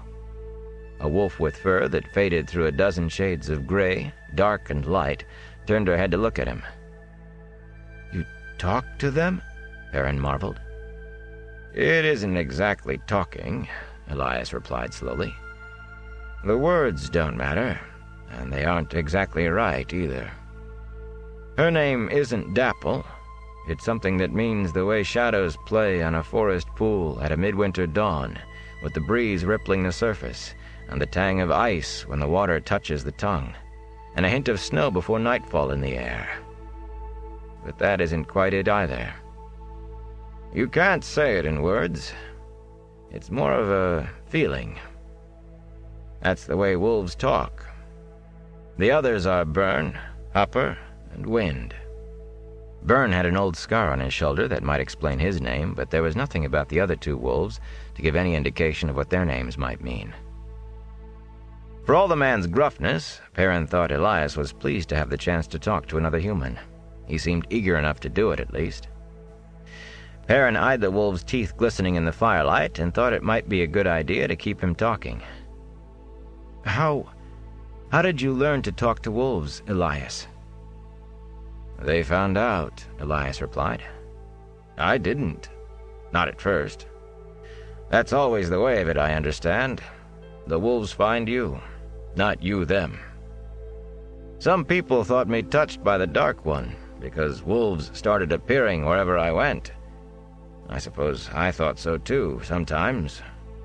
Most decent folk began to avoid me, and the ones who sought me out weren't the kind I wanted to know one way or another. Then I noticed there were times when the wolves seemed to know what I was thinking, to respond to what was in my head. That was the real beginning. They were curious about me. Wolves can sense people usually, but not like this. They were glad to find me. They say it's been a long time since they hunted with men. And when they say a long time, the feeling I get is like a cold wind howling all the way down from the first day. I never heard of men hunting with wolves, Egwene said. Her voice was not entirely steady, but the fact that the wolves were just lying there seemed to give her heart. If Elias heard her, he gave no sign.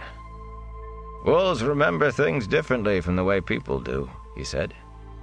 His strange eyes took on a faraway look, as if he were drifting off on the flow of memory himself. Every wolf remembers the history of all wolves, or at least the shape of it. Like I said, it can't be put into words very well. They remember running down prey side by side with men. But it was so long ago that it's more like the shadow of a shadow than a memory. That's very interesting, Egwene said, and Elias looked at her sharply. No, I mean it. It is. She wet her lips. Could you teach us to talk to them? Elias snorted again. It can't be taught. Some can do it, some can't. They say he can. He pointed at Perrin. Perrin looked at Elias's finger as if it were a knife. He really is a madman. The wolves were staring at him again. He shifted uncomfortably. You say you're going to Caemlyn, Elias said. But that still doesn't explain what you're doing out here, days from anywhere. He tossed back his fur-patched cloak and lay down on his side, propped on one elbow and waiting expectantly. Perrin glanced at Egwene.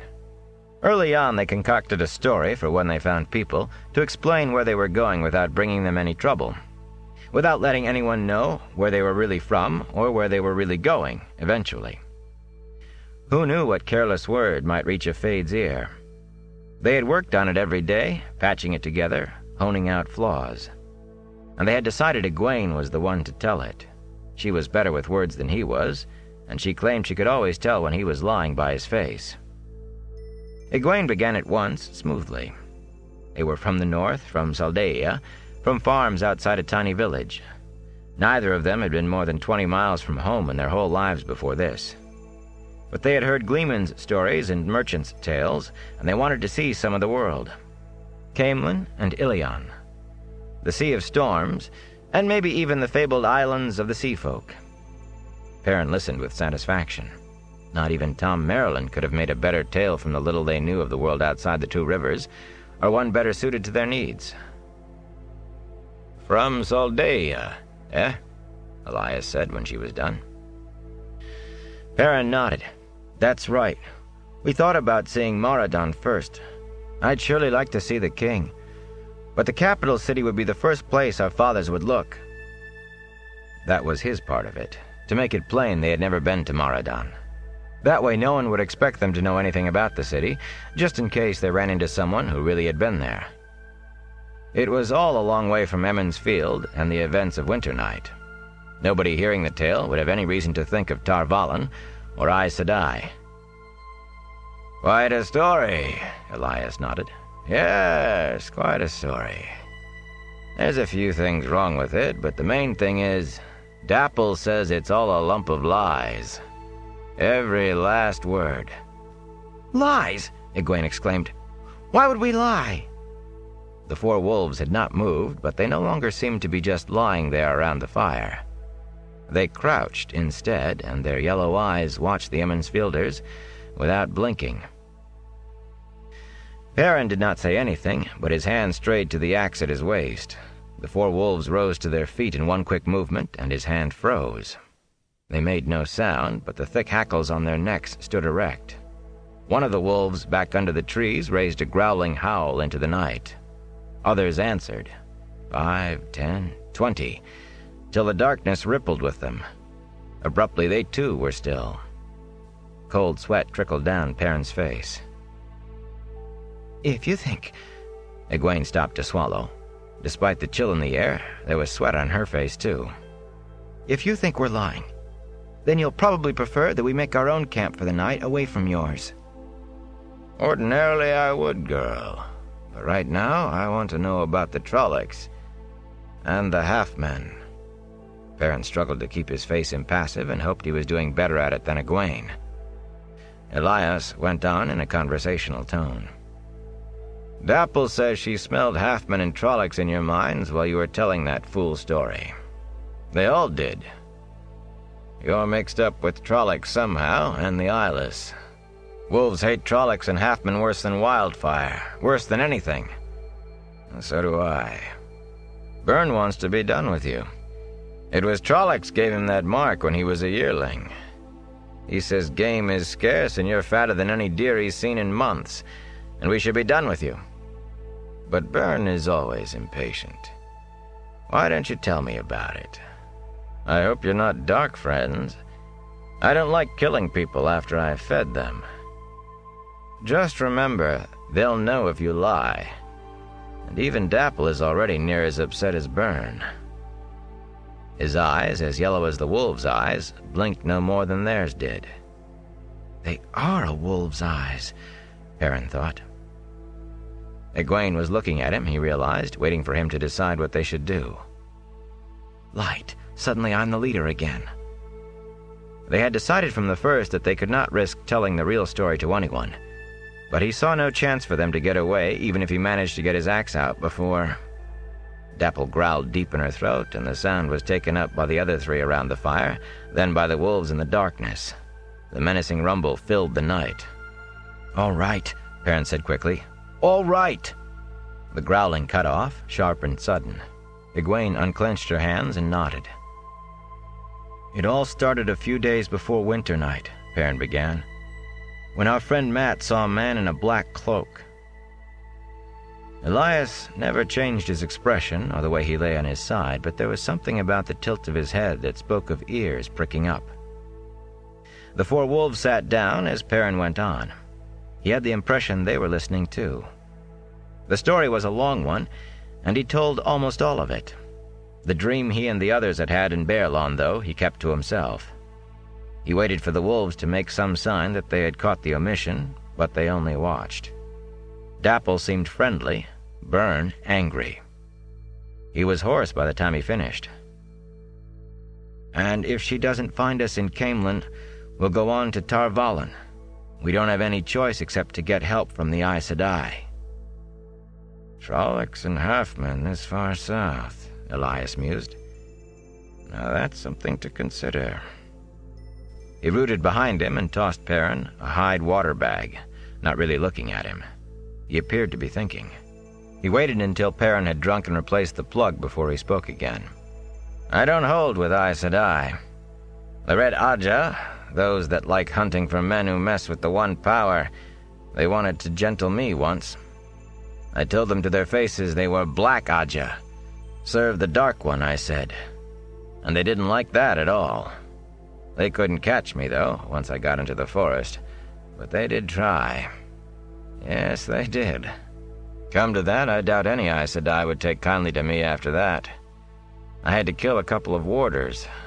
Bad business, that, killing warders. Don't like it." "This talking to wolves," Perrin said uneasily.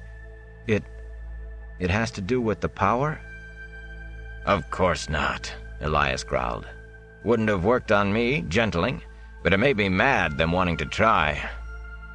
This is an old thing, boy. Older than Aes Sedai. Older than anybody using the One Power. Old as humankind. Old as wolves. They don't like that either, Aes Sedai. Old things coming again. I'm not the only one. There are other things, other folk. Makes Aes Sedai nervous. Makes them mutter about ancient barriers weakening. Things are breaking apart, they say. They're afraid the Dark One will get loose, is what. You'd think I was to blame the way some of them looked at me. Red Ajah, anyway, but some others too. The Amerlin seat.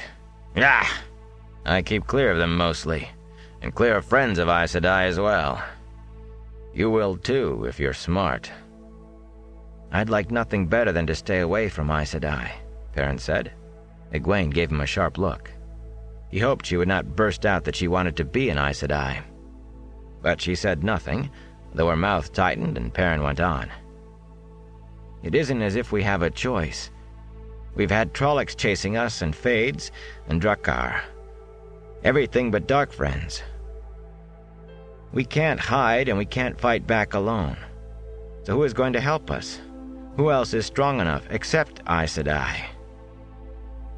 Elias was silent for a time, looking at the wolves, most often at Dapple or Byrne. Perrin shifted nervously and tried not to watch. When he watched, he had the feeling that he could almost hear what Elias and the wolves were saying to one another. Even if it had nothing to do with the power, he wanted no part of it. Even if it had nothing to do with the power, he wanted no part of it. He had to be making some crazy joke. I can't talk to wolves. One of the wolves, Hopper, he thought, looked at him and seemed to grin. He wondered how he had put a name to him. "You could stay with me," Elias said finally. "With us." Egwene's eyebrows shot up and Perrin's mouth dropped open. "Well, what could be safer?" Elias challenged. "Trollocs will take any chance they get to kill a wolf by itself, but they go miles out of their way to avoid a pack. And you won't have to worry about Aes Sedai either. They don't often come into these woods." "I don't know." Perrin avoided looking at the wolves to either side of him. One was Dapple, and he could feel her eyes on him. "For one thing, it isn't just the Trollocs." Elias chuckled coldly. "I've seen a pack pull down one of the Eyeless, too. Lost half the pack, but they wouldn't give up once they had its scent. Trollocs, Myrddraal, it's all one to the wolves. It's you they really want, boy. They've heard of other men who can talk to wolves, but you're the first they've ever met besides me. They'll accept your friend, too, though, and you'll all be safer here than in any city. There's dark friends in cities." "Listen," Perrin said urgently. "I wish you'd stop saying that. I can't do that. What you do, what you're saying." "As you wish, boy. Play the goat if you've a mind to. Don't you want to be safe?" "I am not deceiving myself. There's nothing to deceive myself about. All we want... We are going to Caemlyn," Egwene spoke up firmly. "And then to Tar Valon." Closing his mouth, Perrin met her angry look with one of his own. He knew that she followed his lead when she wanted to, and not when she did not. But she could at least let him answer for himself. "What about you, Perrin?" he said, and answered himself. "Me? Well, let me think. Yes, I think I'll go on." He turned a mild smile on her. "Well, Egwene, that makes both of us. I guess I'm going with you at that. Good to talk these things out before making a decision, isn't it?" She blushed, but the set of her jaw never lessened. Elias grunted. "Dapple said that's what you'd decide. She said the girl's planted firmly in the human world, while you," he nodded at Perrin, "stand halfway between. Under the circumstances, I suppose we'd better go south with you. Otherwise, you'll probably starve to death or get lost or..." Abruptly, Byrne stood up, and Elias turned his head to regard the big wolf. After a moment, Dapple rose too. She moved closer to Elias so that she also was meeting Byrne's stare. The tableau was frozen for long minutes. Then Byrne whirled and vanished into the night. Dapple shook herself, then resumed her place, flopping down as if nothing had happened. Elias met Perrin's questioning eyes. "Dapple runs this pack," he explained. "Some of the males could best her if they challenged, but she's smarter than any of them, and they all know it. She saved the pack more than once. But Byrne thinks the pack is wasting time with you three. Hating Trollocs is about all there is to him. And if there are Trollocs this far south, he wants to be off killing them." "We quite understand," Egwene said, sounding relieved. "We really can find our own way. With some directions, of course, if you'll give them." Elias waved a hand. "I said Dapple leads this pack, didn't I? In the morning, I'll start south with you, and so will they." Egwene looked as if that was not the best news she could have heard. Perrin sat wrapped in his own silence. He could feel Byrne leaving. And the scarred male was not the only one. A dozen others, all young males, loped after him. He wanted to believe it was all Elias playing in his imagination, but he could not. Just before the departing wolves faded from his mind, he felt a thought he knew came from Byrne, as sharp and clear as if it were his own thought. Hatred. Hatred and the taste of blood. Chapter 24. Flight down the Arenelle. Water dripped in the distance, hollow splashes echoing and re-echoing, losing their source forever. There were stone bridges and railless ramps everywhere, all sprouting off from broad, flat-topped stone spires, all polished and smooth and streaked with red and gold. Level on level, the maze stretched up and down through the murk, without any apparent beginning or end. Every bridge led to a spire, every ramp to another spire, other bridges.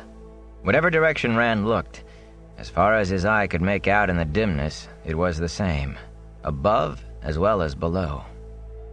There was not enough light to see clearly, and he was almost glad of it. Some of those ramps led to platforms that had to be directly above the ones below. He could not see the base of any of them. He pressed, seeking freedom, knowing it was an illusion. Everything was illusion. He knew the illusion. He had followed it too many times not to know. However far he went, up or down, or in any direction, there was only the shiny stone. Stone. But the dankness of deep, fresh-turned earth permeated the air, and the sickly sweetness of decay. The smell of a grave opened out of its time. He tried not to breathe, but the smell filled his nostrils. It clung to his skin like oil. A flicker of motion caught his eye, and he froze where he was, half crouched against the polished guard wall around one of the spire tops. It was no hiding place. From 1,000 places a watcher could have seen him.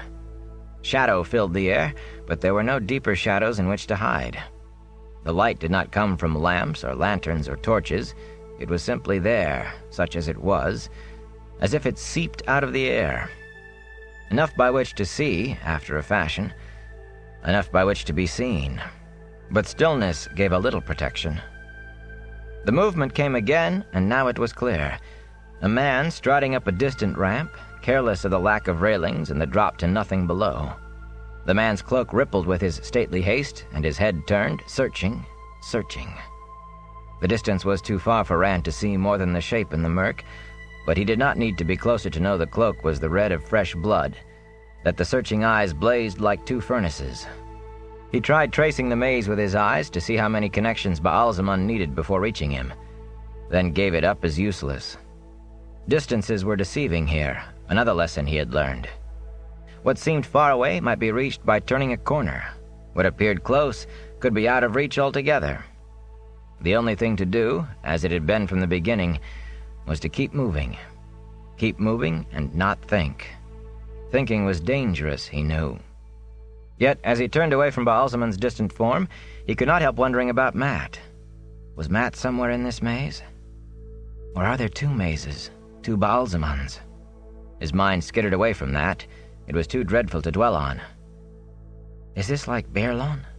Then why can't he find me? That was a little better. A small comfort. Comfort? Blood and ashes, where's the comfort in it? There had been 2 or 3 close brushes, though he could not remember them clearly, but for a long, long time. How long? He had run while Baalzamon vainly pursued. Was this like Baerlon? Or was it only a nightmare, only a dream like other men's dreams? For an instant then, just for the length of time it took to take a breath, he knew why it was dangerous to think, what it was dangerous to think about. As it had before, every time he allowed himself to think of what surrounded him as a dream, the air shimmered, clouding his eyes. It turned to gel, holding him, just for an instant. The gritty heat prickled his skin, and his throat had long since gone dry as he trotted down the thorn-hedge maze. How long had it been now? His sweat evaporated before it had a chance to bead, and his eyes burned. Overhead, and not too far overhead at that, boiled furious, steely clouds streaked with black, but not a breath of air stirred in the maze. For a moment he thought it had been different, but the thought evaporated in the heat.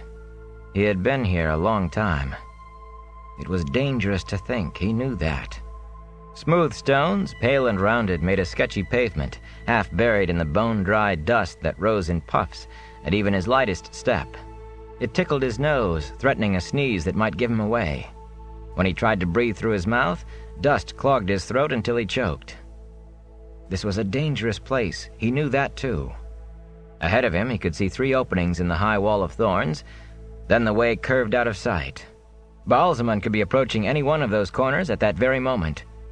There had been 2 or 3 encounters already, though he could not remember much beyond that they had happened and that he had escaped. Somehow. Dangerous to think too much.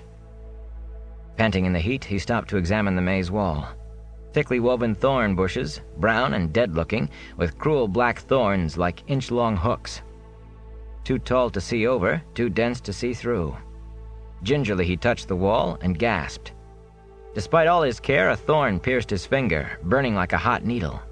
He stumbled back, his heels catching on the stones, shaking his head and scattering thick drops of blood.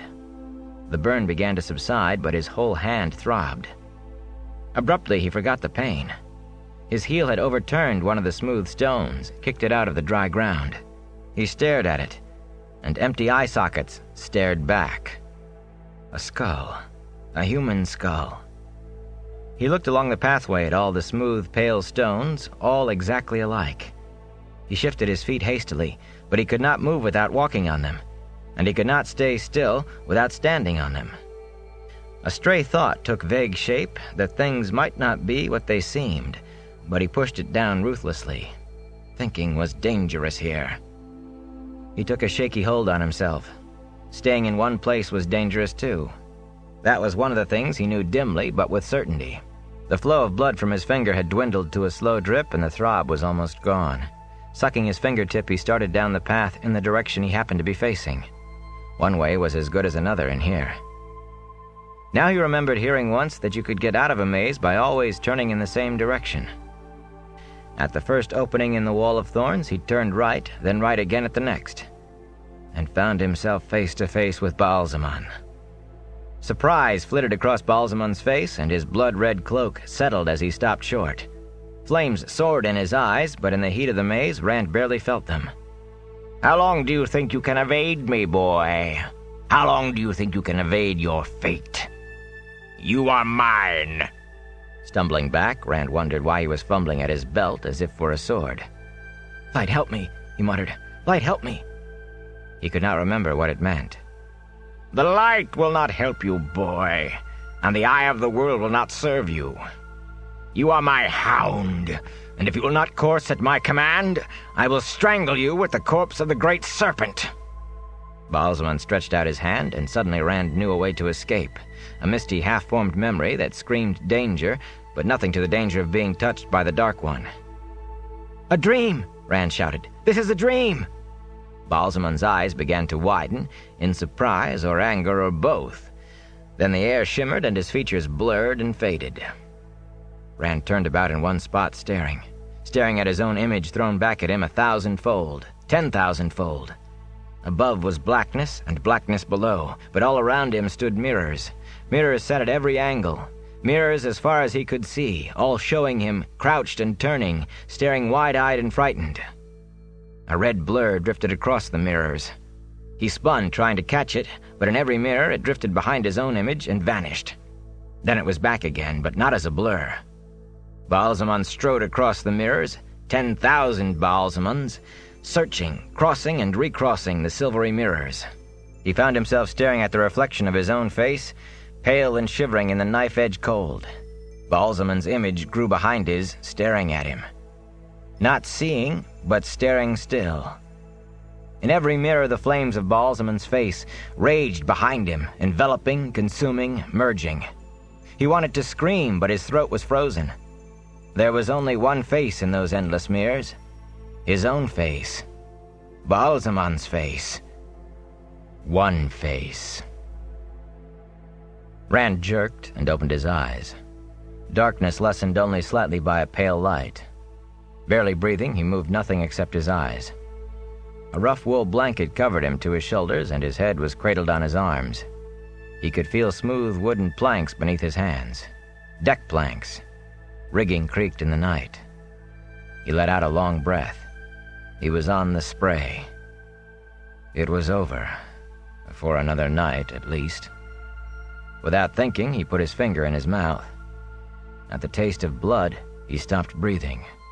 Slowly he put his hand close to his face, to where he could see in the dim moonlight, to where he could watch the bead of blood form on his fingertip. Blood from the prick of a thorn. The spray made haste slowly down the Arenelle.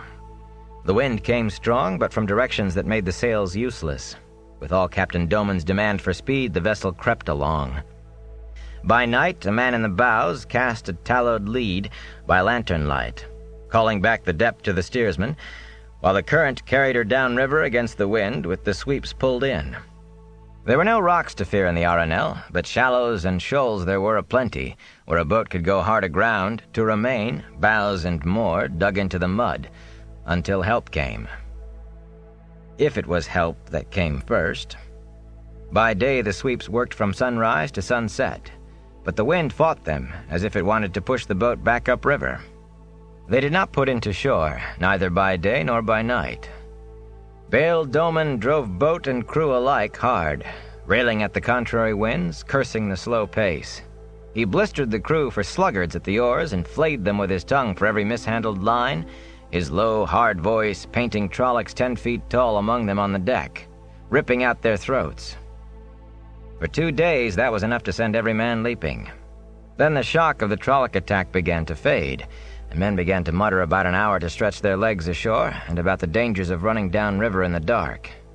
The crew kept their grumbles quiet, watching out of the corners of their eyes to make sure Captain Doman was not close enough to hear, but he seemed to hear everything said on his boat. Each time the grumblings began, he silently brought out the long, scythe-like sword and cruelly hooked axe that had been found on the deck after the attack. He would hang them on the mast for an hour, and those who had been wounded would finger their bandages, and the mutterings quieted. For a day or so at least, until one or another of the crew began thinking once more that surely they had left the Trollocs far behind by now, and the cycle began yet again. Rand noticed that Tom Maryland stayed clear of the crew when they began whispering together and frowning, though usually he was slapping backs and telling jokes and exchanging banter in a way that put a grin on even the hardest working man. Tom watched those secretive mutters with a wary eye while appearing to be absorbed in lighting his long-stemmed pipe or tuning his harp, or almost anything except paying any mind at all to the crew. Rand did not understand why. It was not the 3 who had come aboard chased by Trollocs whom the crew seemed to blame, but rather Florin Gelb. For the first day or two, Gelb's wiry figure could almost always be found addressing any crewman he could corner, telling his version of the night Rand and the others came on board. Gelb's manner slid from bluster to whines and back again, and his lip always curled when he pointed to Tom or Matt, or especially Rand, trying to lay the blame on them. "They're strangers," Gelb pleaded, quietly and with an eye out for the captain. "What do we know of them? The Trollocs came with them, that's what we know. They're in league." "Fortune, Gelb, stow it," growled a man with his hair in a pigtail and a small blue star tattooed on his cheek. He did not look at Gelb as he coiled a line on deck, working it in with his bare toes. All the sailors went barefoot despite the cold. Boots could slip on a wet deck. "You'd call your mother, dark friend, if it had let you slack. Get away from me." He spat on Gelb's foot and went back to the line. All the crew remembered the watch Gelb had not kept, and the pig-tailed man's was the politest response he got. No one even wanted to work with him. Gelb found himself relegated to solitary tasks, all of them filthy, such as scrubbing the galley's greasy pots or crawling into the bilges on his belly to search for leaks among years of slime. Soon he stopped talking to anyone. His shoulders took on a defensive hunch, and injured silence became his stance. The more people watching, the more injured, though it earned him no more than a grunt. When Gelb's eyes fell on Rand, however, or on Matt or Tom, murder flashed across his long-nosed face. When Rand mentioned to Matt that Gelb would cause them trouble sooner or later, Matt looked around the boat saying, "Can't we trust any of them? Any at all?" Then he went off to find a place where he could be alone, or as alone as he could get, on a boat less than 30 paces from its raised bow to the stern post, where the steering oars were mounted. Matt had spent too much time alone since the night at Shadar Logoth, brooding, as Rand saw it. Tom said, "Trouble won't come from Gelb, boy, if it comes. Not yet, at least. None of the crew will back him, and he hasn't the nerve to try anything alone. But the others now. Doman almost seems to think the Trollocs are chasing him personally, but the rest are beginning to think the danger is past. They might just decide they've had enough. They're on the edge of it as it is." He hitched his patch-covered cloak, and Rand had the feeling he was checking his hidden knives, his second-best set. "If they mutiny, boy, they won't leave passengers behind to tell the tale. The Queen's writ might not have much force this far from Caemlyn, but even a village mayor will do something about that." That was when Rand, too, began trying not to be noticed when he watched the crewmen. Tom did his part in diverting the crew from thoughts of mutiny. He told stories with all the flourishes every morning and every night, and in between he played any song they requested. To support the notion that Rand and Mat wanted to be apprentice gleemen, he set aside a time each day for lessons, and that was an entertainment for the crew as well. He would not let either of them touch his harp, of course, and their sessions with the flute produced pained winces in the beginning, at least, and laughter from the crew even while they were covering their ears. He taught the boys some of the easier stories, a little simple tumbling, and of course juggling. Mat complained about what Tom demanded of them, but Tom blew out his mustaches and glared right back. "I don't know how to play at teaching, boy. I either teach a thing or I don't. Now, even a country bumpkin ought to be able to do a simple handstand. Up you go." Crewmen who were not working always gathered, squatting in a circle around the three. Some even tried their hand at the lessons Tom taught, laughing at their own fumblings. Gelb stood alone and watched it all darkly, hating them all. A good part of each day Rand spent leaning on the railing, staring at the shore. It was not that he really expected to see Egwene or any of the others suddenly appear on the riverbank, but the boat traveled so slowly that he sometimes hoped for it. They could catch up without riding too hard, if they had escaped, if they were still alive. The river rolled on without any sign of life, nor any boat to be seen except the spray. But that was not to say there was nothing to see and wonder at. In the middle of the first day, the Arenelle ran between high bluffs that stretched for half a mile on either side. For that whole length, the stone had been cut into figures, men and women 100 feet tall, with crowns proclaiming them kings and queens. No two were alike in that royal procession, and long years separated the first from the last. Wind and rain had worn those at the north end smooth and almost featureless, with faces and details becoming more distinct as they went south. The river lapped around the statues' feet washed to smooth nubs, those that were not gone completely. How long have they stood there, Rand wondered? How long for the river to wear away so much stone? None of the crew so much as looked up from their work. They had seen the ancient carving so many times before. Another time, when the eastward shore had become flat grassland again, broken only occasionally by thickets, the sun glinted off something in the distance. What can that be? Rand wondered aloud. It looks like metal. Captain Doman was walking by, and he paused, squinting toward the glint. "It do be metal," he said. His words still ran together, but Rand had come to understand without having to puzzle it out. "A tower of metal. I've seen it up close, and I know. River traders use it as a marker. We be 10 days from Whitebridge at the rate we go." A metal tower? Rand said, and Mat, sitting cross-legged with his back against a barrel, roused from his brooding to listen. The captain nodded. "Aye, shining steel by the look and feel of it, but no a spot of rust. 200 feet high it be, as big around as a house, with no mark on it and never an opening to be found." "I'll bet there's treasure inside," Mat said. He stood up and stared toward the far tower as the river carried the spray beyond it. "A thing like that must have been made to protect something valuable." "Mayhap, lad," the captain rumbled.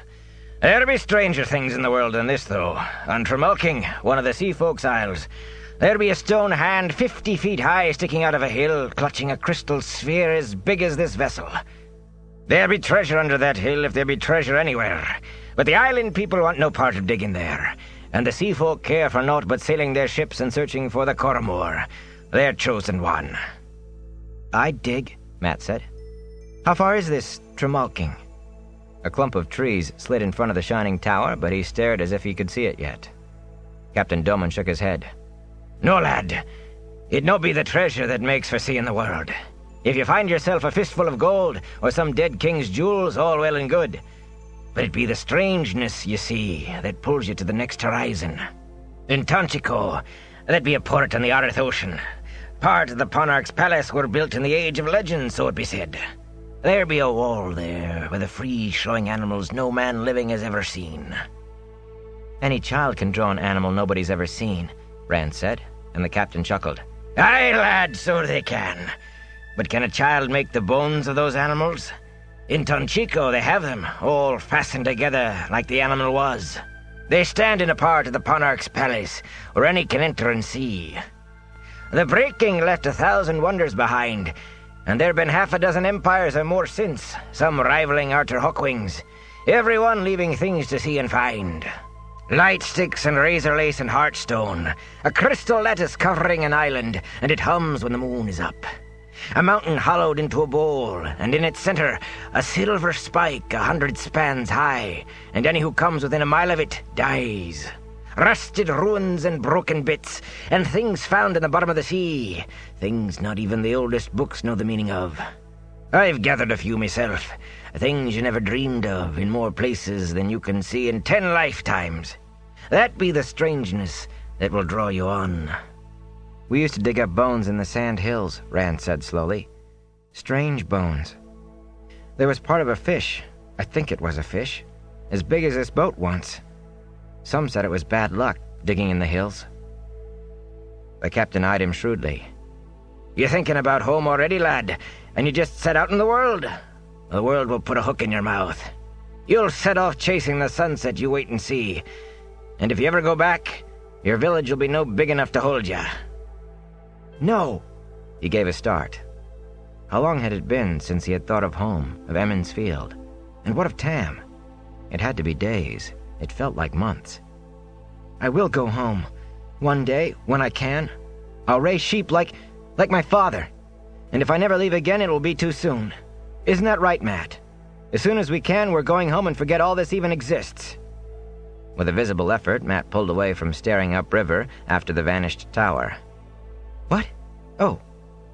Yes, of course. We'll go home, of course. As he turned to go, Rand heard him muttering under his breath. I'll bet he just doesn't want anybody else going after the treasure. He did not seem to realize he had spoken aloud. 4 days into their trip downriver found Rand atop the mast, sitting on the blunt end, with his legs wrapped in the stays. The spray rolled gently on the river, but 50 feet above the water, that easy roll made the top of the mast sway back and forth through wide arcs. He threw back his head and laughed into the wind that blew in his face. The oars were out, and from here, the boat looked like some 12-legged spider creeping down the Arenelle. He had been as high as this before in trees back in the Two Rivers, but this time there were no branches to block his view. Everything on deck, the sailors at the sweeps, men on their knees scrubbing the deck with smooth stones, men doing things with lines and hatch covers, looked so odd when seen from right overhead, all squat and foreshortened, that he had spent an hour just staring at them and chuckling. He still chuckled whenever he looked down at them, but now he was staring at the riverbanks flowing by. That was the way it seemed, as if he were still, except for the swaying back and forth, of course, and the banks slid slowly by, trees and hills marching along to either side. He was still, and the whole world moved past him. On sudden impulse, he unwrapped his legs from the stays bracing the mast and held his arms and legs out to either side, balancing against the sway. For 3 complete arcs, he kept his balance like that. Then suddenly it was gone. Arms and legs windmilling, he toppled forward and grabbed the forestay. Legs splayed to either side of the mast, nothing holding him to his precarious perch but his 2 hands on the stay, he laughed. Gulping huge breaths of fresh, cold wind, he laughed with the exhilaration of it. "Lad!" came Tom's hoarse voice. "Lad! If you're trying to break your fool neck, don't do it by falling on me!" Rand looked down. Tom clung to the ratlines just below him, staring up the last few feet grimly. Like Rand, the gleeman had left his cloak below. "Tom!" he said delightedly. "Tom, when did you come up here?" when you wouldn't pay any attention to people shouting at you. Burn me, boy. You've got everybody thinking you've gone mad." He looked down and was surprised to see all the faces staring up at him. Only Matt, sitting cross-legged up in the bows with his back to the mast, was not looking at him. Even the men at the oars had their eyes raised, letting their stroke go ragged, and no one was berating them for it. Rand twisted his head around to look under his arm at the stern. Captain Doman stood by the steering oar, ham-like fists on his hips, glaring at him atop the mast. He turned back to grin at Tom. "You want me to come down, then?" Tom nodded vigorously. "I would appreciate it greatly." "All right." Shifting his grip on the forestay, he sprang forward off the mast top. He heard Tom bite off an oath as his fall was cut short, and he dangled from the forestay by his hands. The gleeman scowled at him, one hand half stretched out to catch him. He grinned at Tom again. "I'm going down now." Swinging his legs up, he hooked one knee over the thick line that ran from the mast to the bow, then caught it in the crook of his elbow and let go with his hands. Slowly, then with increasing speed, he slid down. Just short of the bow, he dropped to his feet on the deck right in front of Matt, took one step to catch his balance, and turned to face the boat with his arms spread wide, the way Tom did after a tumbling trick. Scattered clapping rose from the crew, but he was looking down at Matt in surprise, and at what Matt held, hidden from everybody else by his body. A curved dagger with a gold scabbard worked in strange symbols. Fine gold wire wrapped the hilt, which was capped by a ruby as big as Rand's thumbnail, and the quillons were golden-scaled serpents bearing their fangs. Matt continued to slide the dagger in and out of its sheath for a moment. Still playing with the dagger, he raised his head slowly. His eyes had a faraway look. Suddenly they focused on Rand, and he gave a start and stuffed the dagger under his coat. Rand squatted on his heels with his arms crossed on his knees. "Where did you get that?" Matt said nothing, looking quickly to see if anyone else was close by. They were alone, for a wonder. "You didn't take it from Shadar Logoth, did you?" Matt stared at him. "It's your fault. Yours and Perrin's. The two of you pulled me away from the treasure, and I had it in my hand. Mordeth didn't give it to me. I took it, so Moraine's warnings about his gifts don't count. You won't tell anybody, Rand. They might try to steal it." "I won't tell anybody," Rand said. "I think Captain Doman is honest, but I wouldn't put anything past the rest of them, especially Galb." "Not anybody," Matt insisted. "Not Doman, not Tom, not anybody. We're the only two left from Emmons Field, Rand. We can't afford to trust anybody else." "They're alive, Matt. Egwene and Perrin, I know they're alive." Matt looked ashamed. "I'll keep your secret, though. Just the two of us. At least we don't have to worry about money now. We can sell it for enough to travel to Tar Valon like kings." "Of course," Matt said after a minute. "If we have to. Just don't tell anybody until I say so." "I said I wouldn't. Listen, have you had any more dreams since we came on the boat? Like in Baerlon? This is the first chance I've had to ask without 6 people listening." Matt turned his head away, giving a sidelong look. "Maybe." "What do you mean, maybe? Either you have or you haven't." All right, I have. I don't want to talk about it. I don't even want to think about it. It doesn't do any good." Before either of them could say more, Tom came striding up the deck, his cloak over his arm. The wind whipped his white hair about, and his long mustaches seemed to bristle. "I managed to convince the captain you aren't crazy," he announced. "That it was part of your training." He caught hold of the forestay and shook it. "That fool stunt of yours, sliding down the rope, helped. But you are lucky you didn't break your fool neck." Rand's eyes went to the forestay and followed it up to the top of the mast, and as they did, his mouth dropped open. He had slid down that, and he had been sitting on top of... Suddenly he could see himself up there, arms and legs spread wide. He sat down hard and barely caught himself short of ending up flat on his back. Tom was looking at him thoughtfully. "I didn't know you had such a good head for heights, lad. We might be able to play in Ilion, or Abu Dar, or even Tyr. People in the big cities in the south like tightrope walkers and slack-wire artists." "We're going to..." At the last minute, Rand remembered to look around for anyone close enough to overhear. Several of the crew were watching them, including Gelb, glaring as usual, but none could hear what he was saying. "To Tar Valon," he finished. Matt shrugged as if it were all the same to him where they went. "At the moment, lad," Tom said, settling down beside them. "But tomorrow, who knows? That's the way with a gleeman's life." He took a handful of colored balls from one of his wide sleeves. "Since I have you down out of the air, we'll work on the triple crossover." Rand's gaze drifted to the top of the mast, and he shivered. What's happening to me? Like what? He had to find out. He had to get to Tar Valon before he really did go mad. Chapter 25. The Traveling People. Bella walked along placidly under the weak sun, as if the three wolves trotting not far off were only village dogs. But the way she rolled her eyes at them from time to time, showing white all the way around, indicated she felt nothing of the sort. Egwene on the mare's back was just as bad. She watched the wolves constantly from the corner of her eye, and sometimes she twisted in the saddle to look around. Perrin was sure she was hunting for the rest of the pack, though she denied it angrily when he suggested as much, denied being afraid of the wolves that paced them, denied worrying about the rest of the pack or what it was up to. She denied and went right on looking, tied-eyed and wetting her lips uneasily. The rest of the pack was far distant. He could have told her that.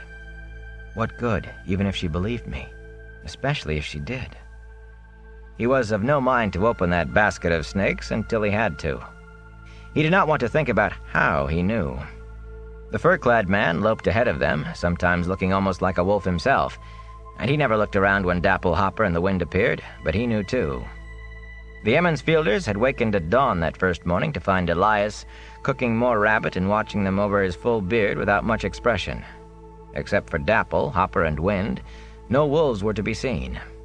In the pale early daylight, deep shade still lingered under the big oak, and the bare trees beyond looked like fingers stripped to the bone. "They're around," Elias answered when Egwene asked where the rest of the pack had gone. "Close enough to help, if need be. Far enough off to avoid any human trouble we get into.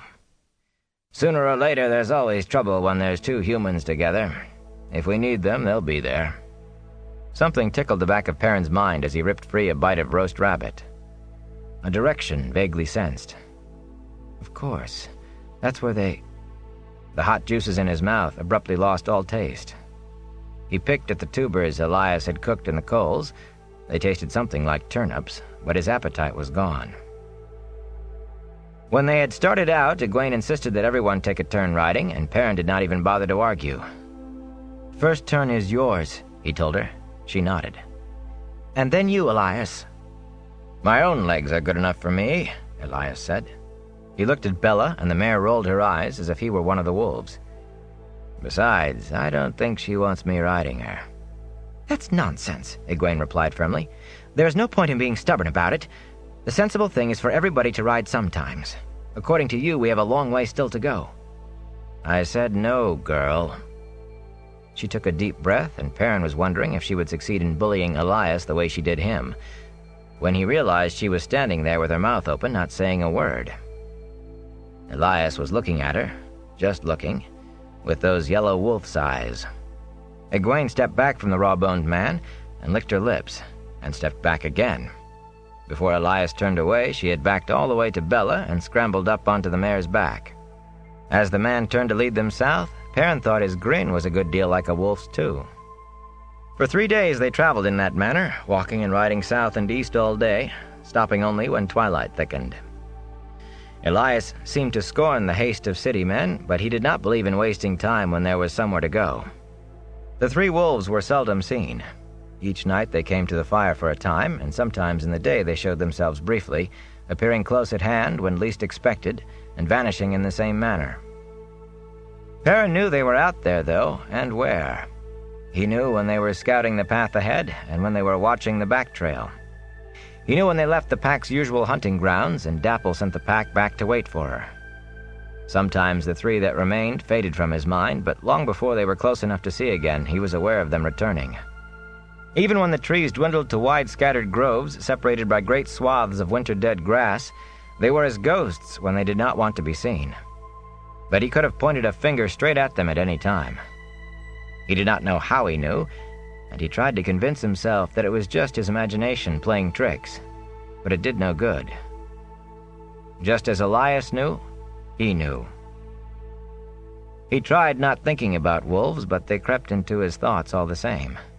He had not dreamed about Baalzamon since meeting Elias and the wolves. His dreams, as much as he remembered of them on waking, were of everyday things, just as he might have dreamed at home, before Baerlon, before winter night. Normal dreams, with one addition.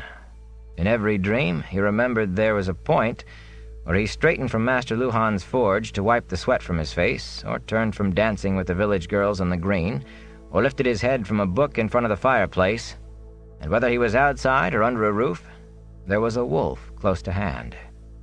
Always the wolf's back was to him, and always he knew, in the dreams it seemed the normal course of things, even at Alsbeth Luhan's dinner table, that the wolf's yellow eyes were watching for what might come, guarding against what might come. Only when he was awake did the dreams seem strange.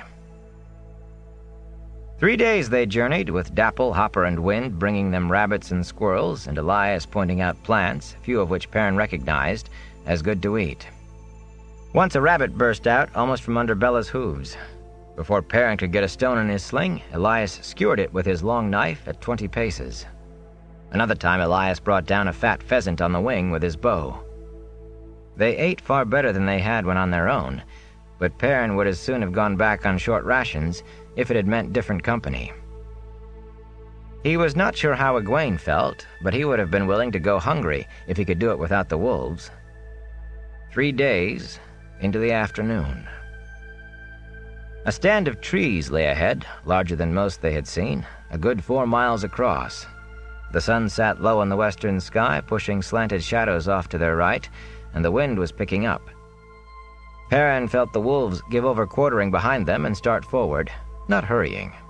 They had smelled and seen nothing dangerous. Egwene was taking her turn on Bella. It was time to start looking for a camp for the night, and the big copse would serve the purpose well. As they came close to the trees, 3 mastiffs burst from cover, broad-muzzled dogs as tall as the wolves and even heavier, teeth bared in loud rumbling snarls.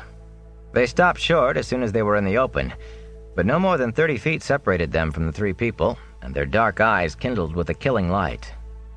Bella, already on edge from the wolves, whinnied and almost unseated Egwene, but Perrin had his sling whirling around his head in an instant. Bella, already on edge from the wolves, whinnied and almost unseated Egwene, but Perrin had his sling whirling around his head in an instant. No need to use the axe on dogs. A stone in the ribs would send the worst dog running. Elias waved a hand at him without taking his eyes from the stiff-legged dogs. Hist! None of that now. Perrin gave him a puzzled frown, but let the sling slow its spin and finally fall to his side. Egwene managed to get Bella under control. She and the mare both watched the dogs warily. The mastiffs' hackles stood stiff, and their ears were laid back, and their growls sounded like earthquakes. Abruptly, Elias raised one finger shoulder-high and whistled, a long, shrill whistle that rose higher and did not end. The growls cut off raggedly. The dogs stepped back, whining and turning their heads as if they wanted to go, but were held. Their eyes remained locked to Elias's finger. Slowly, Elias lowered his hand, and the pitch of his whistle lowered with it. The dogs followed until they lay flat on the ground, their tongues lolling from their mouths. 3 tails wagged. "See," Elias said, walking to the dogs. "There's no need for weapons." The mastiffs licked his hands, and he scratched their broad heads and fondled their ears. "They look meaner than they are. They meant to frighten us off, and they wouldn't have bitten unless we tried to go into the trees. Anyway, there's no worry of that now. We can make the next thicket before full dark." When Perrin looked at Egwene, her mouth was hanging open. He shut his own mouth with a click of teeth. Still patting the dogs, Elias studied the stand of trees. "There'll be Tuatha on here. The traveling people." They stared at him blankly, and he added, "Tinkers." "Tinkers?" Perrin exclaimed. "I've always wanted to see the Tinkers. They camp across the river from Tarren Ferry sometimes, but they don't come down into the 2 rivers as far as I know. I don't know why not." Egwene sniffed. "Probably because the Tarren Ferry folk are as great thieves as the Tinkers. They'd no doubt end up stealing each other blind. Master Elias, If there really are tinkers close by, shouldn't we go on? We don't want Bella stolen, and... Well, we do not have much else, but everybody knows tinkers will steal anything." "Including infants?" Elias asked dryly. "Kidnap children and all that?" He spat, and she blushed. Those stories about babies were told sometimes, but most often by Sen Bui or one of the Coplans or Congers. The other tales everybody knew. "The tinkers make me sick sometimes, but they don't steal any more than most folks. A good bit less than some I know." "It will be getting dark soon, Elias," Perrin said. "We have to camp somewhere. Why not with them, if they'll have us?" Mistress Luhan had a tinker-mended pot that she claimed was better than new. Master Luhan was not too happy about his wife's praise of the tinker work, but Perrin wanted to see how it was done. Yet there was a reluctance about Elias that he did not understand. "Is there some reason we shouldn't?" Elias shook his head, but the reluctance was still there in the set of his shoulders and the tightness of his mouth. "May as well. Just don't pay any mind to what they say. Lot of foolishness. Most times the traveling people do things any which way. But there's times they set a store by formality. So you do what I do. And keep your secrets. No need to tell the world everything." The dogs trailed along beside them, wagging their tails as Elias led the way into the trees. Perrin felt the wolves slow and knew they would not enter. They were not afraid of the dogs. They were contemptuous of dogs, who had given up freedom to sleep by a fire. But people they avoided. Elias walked surely, as if he knew the way, and near the center of the stand the tinkers' wagons appeared, scattered among the oak and ash. Like everyone else in Emmons Field, Perrin had heard a good deal about the tinkers, even if he had never seen any, and the camp was just what he expected. Their wagons were small houses on wheels, tall wooden boxes lacquered and painted in bright colors, reds and blues and yellows and greens, and some hues to which he could not put a name. The traveling people were going about work that was disappointingly every day, cooking, sewing, tending children, mending harness, but their clothes were even more colorful than the wagons, and seemingly chosen at random. Sometimes coat and breeches, or dress and shawl, went together in a way that hurt the eyes. They looked like butterflies in a field of wild flowers. 4 or 5 men in different places around the camp played fiddles and flutes, and a few people danced like rainbow-hued hummingbirds. Children and dogs ran playing among the cook fires. The dogs were mastiffs, just like those that had confronted the travelers, but the children tugged at their ears and tails and climbed on their backs, and the massive dogs accepted it all placidly. The 3 with Elias, tongues hanging out, looked up at the bearded man as if he were their best friend. Perrin shook his head.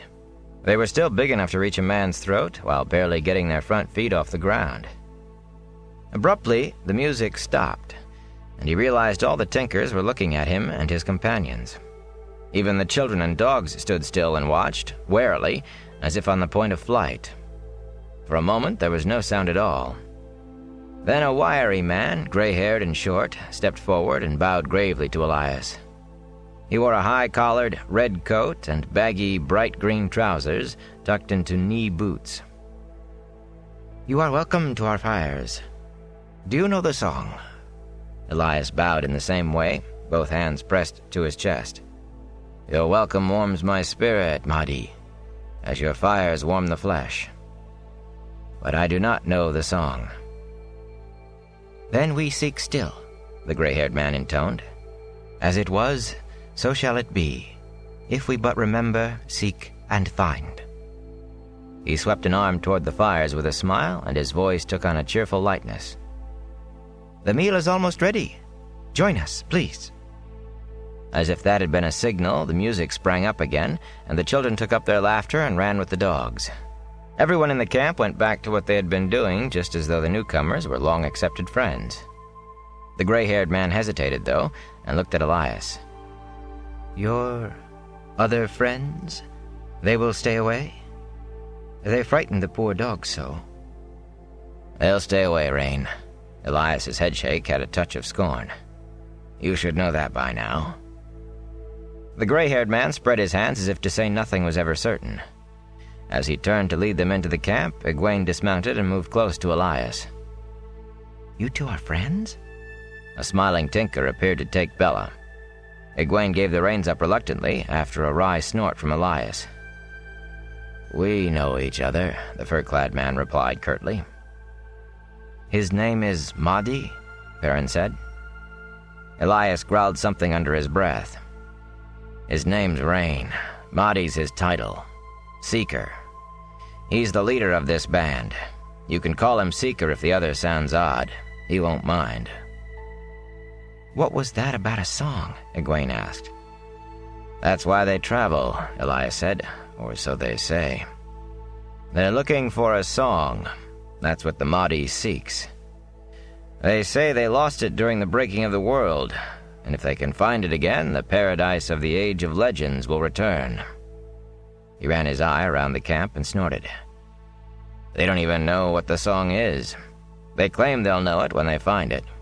They don't know how it's supposed to bring paradise either, but they've been looking near to 3,000 years, ever since the breaking.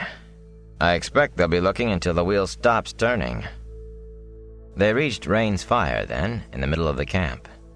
The Seeker's wagon was yellow, trimmed in red, and the spokes of its tall, red-rimmed wheels alternated red and yellow.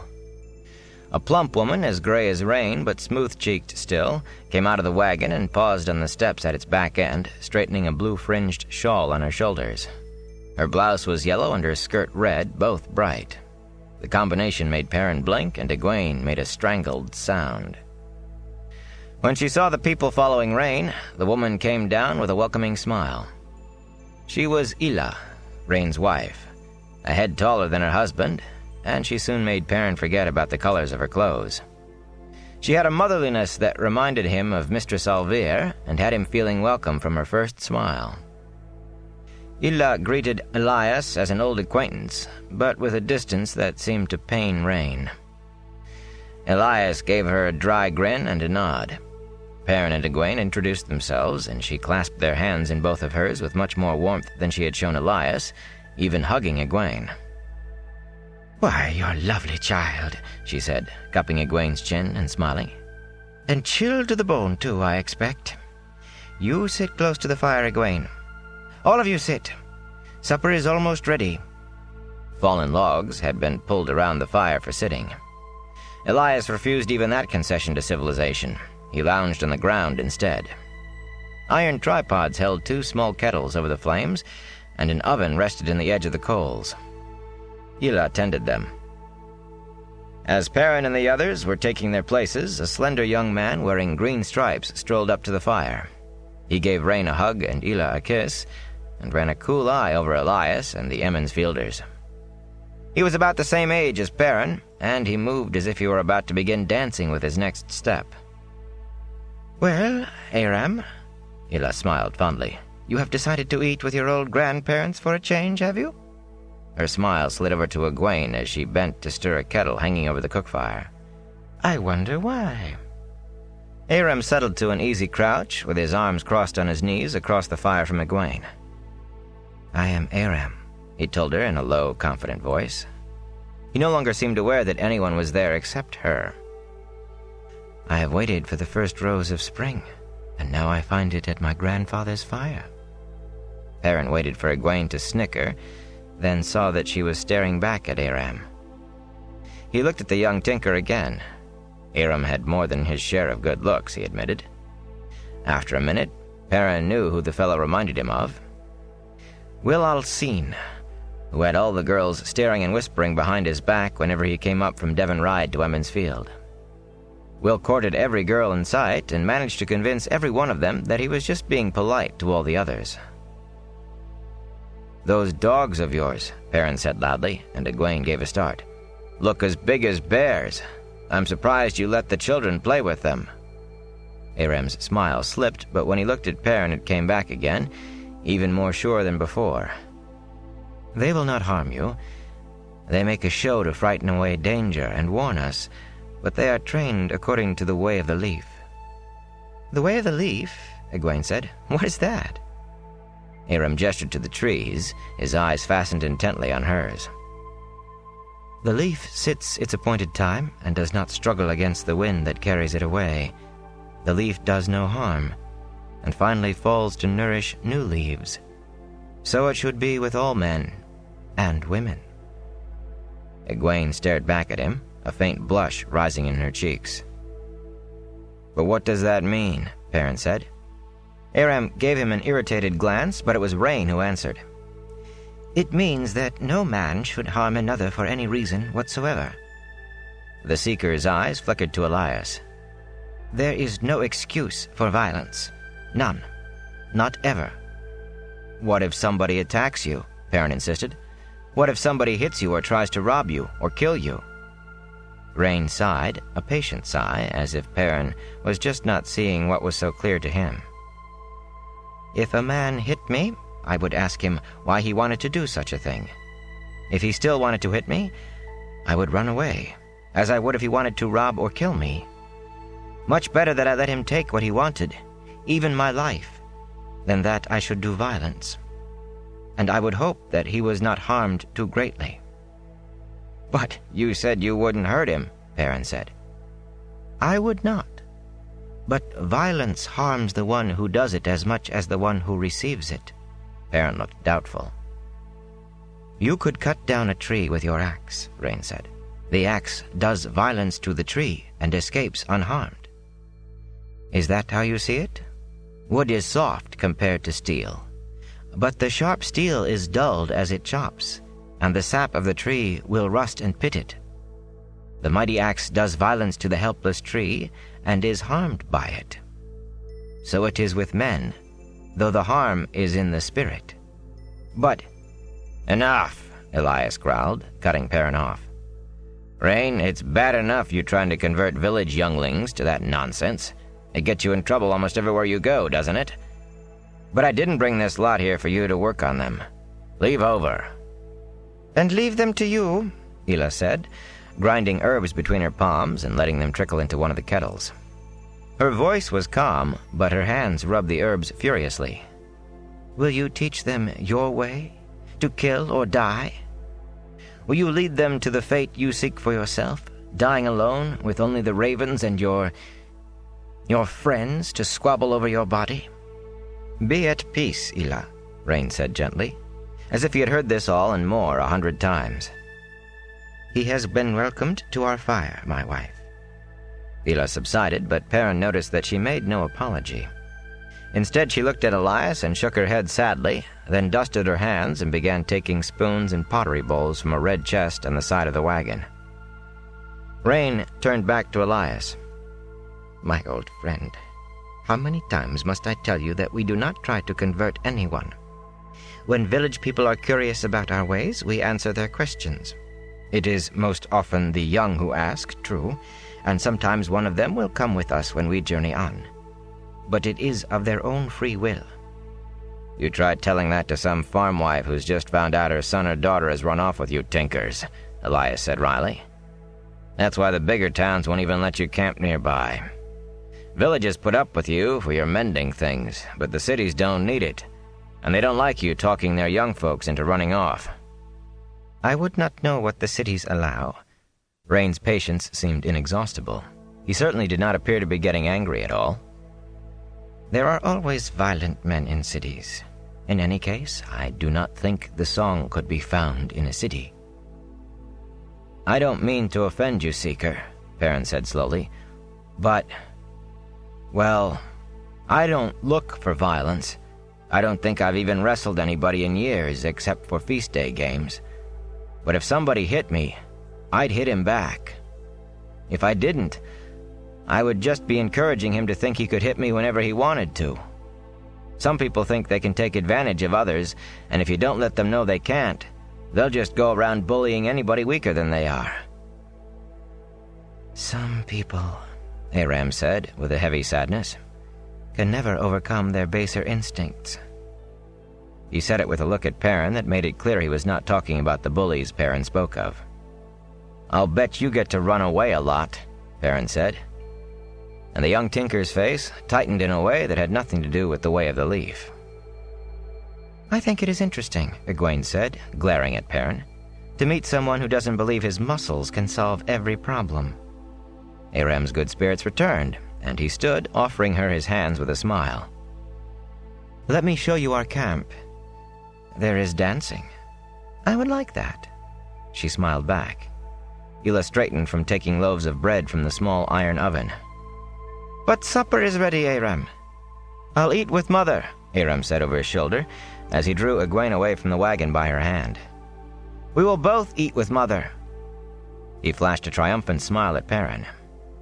Egwene was laughing as they ran. Perrin got to his feet, then stopped. It was not as if she could come to any harm, not if the camp followed this way of the leaf, as Rain said. Looking at Rain and Hila, both staring dejectedly after their grandson, he said, "I'm sorry. I am a guest, and I shouldn't have—" "Don't be foolish," Hila said soothingly.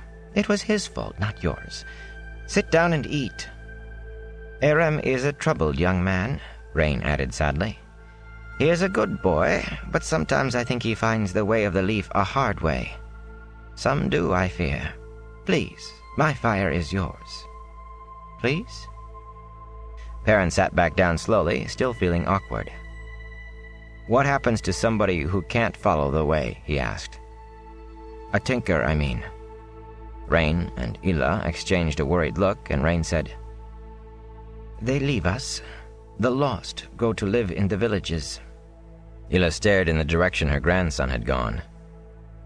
"The lost cannot be happy." She sighed, but her face was placid again when she handed out the bowls and spoons. Perrin stared at the ground, wishing he had not asked, and there was no more talk while Hila filled their bowls with the thick vegetable stew and handed out thick slices of her crusty bread, nor while they ate. The stew was delicious, and Perrin finished 3 bowls before he stopped. Elias, he noted with a grin, emptied 4. After the meal, Rain filled his pipe, and Elias produced his own and stuffed it from Rain's oilskin pouch. When the lighting and tamping and relighting were done, they settled back in silence. Hila took out a bundle of knitting. The sun was only a blaze of red above the treetops to the west.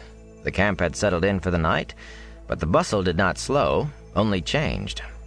The musicians who had been playing when they entered the camp had been replaced by others, and even more people than before danced in the light of the fires, their shadows leaping against the wagons. Somewhere in the camp, a chorus of male voices rose. Perrin slid down in front of the log and soon felt himself dozing. After a time, Rain said, "Have you visited any of the Tuatha'an, Elias, since you were with us last spring?" Perrin's eyes drifted open and half shut again. "No," Elias replied around his pipe stem. "I don't like being around too many people at once." Rain chuckled. "Especially people who live in a way so opposite to your own, eh?" "No, my old friend, don't worry. I gave up years ago hoping you would come to the way. But I have heard a story since last we met, and if you have not heard it yet, it might interest you. It interests me, and I have heard it again and again, every time we meet others of the people." "I'll listen." "It begins in the spring 2 years ago, with a band of the people who were crossing the waste by the northern route." Perrin's eyes shot open. "The waste? The Aiel waste? They were crossing the Aiel waste?" "Some people can enter the waste without being bothered," Elias said. "Gleemen, peddlers, if they're honest. The Tuatha'an cross the waste all the time. Merchants from Cairhien used to, before the tree and the Aiel War." "The Aielmen avoid us," Rain said sadly, "though many of us have tried to speak with them. They watch us from a distance, but they will not come near us nor let us come near them.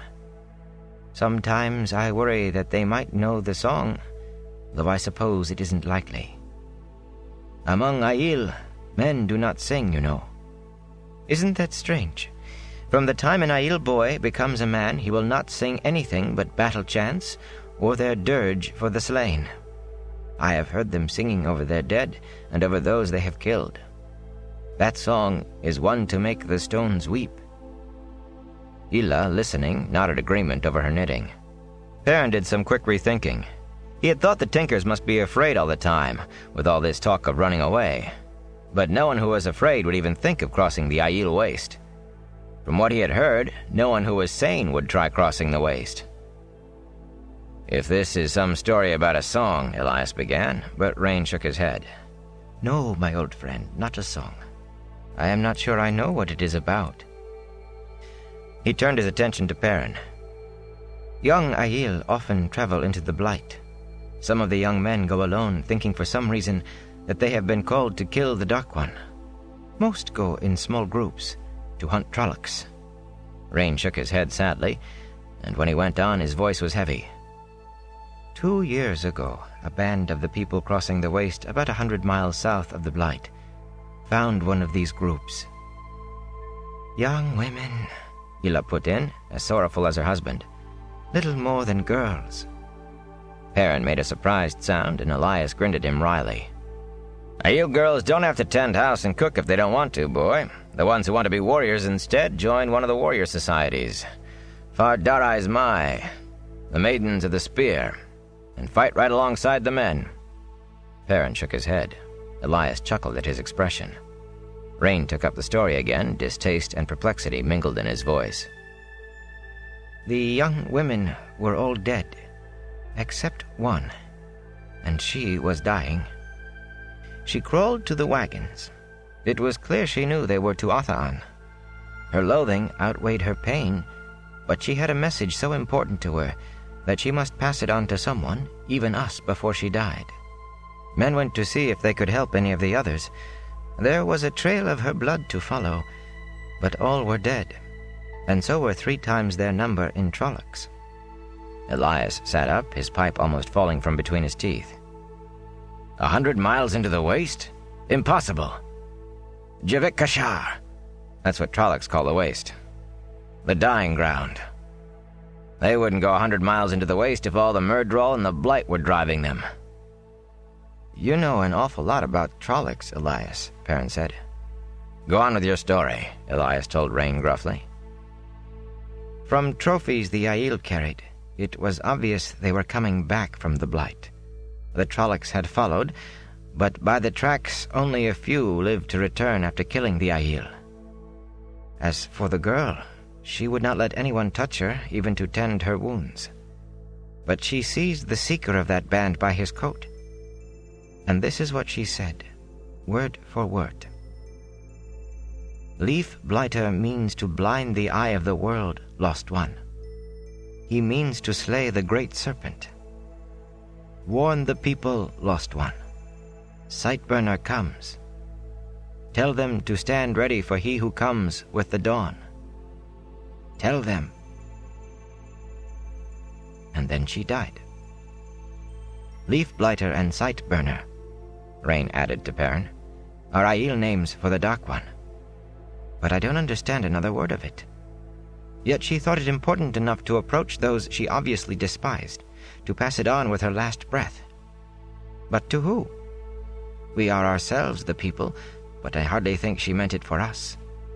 The Aiel? They would not let us tell them if we tried." He sighed heavily. "She called us the Lost. I never knew before how much they loathe us."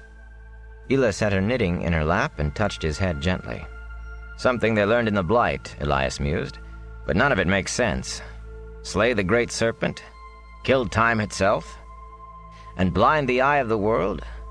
As well say he's going to starve a rock." Maybe she was babbling, Rain.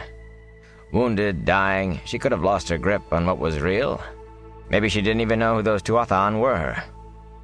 She knew what she was saying, and to whom she was saying it.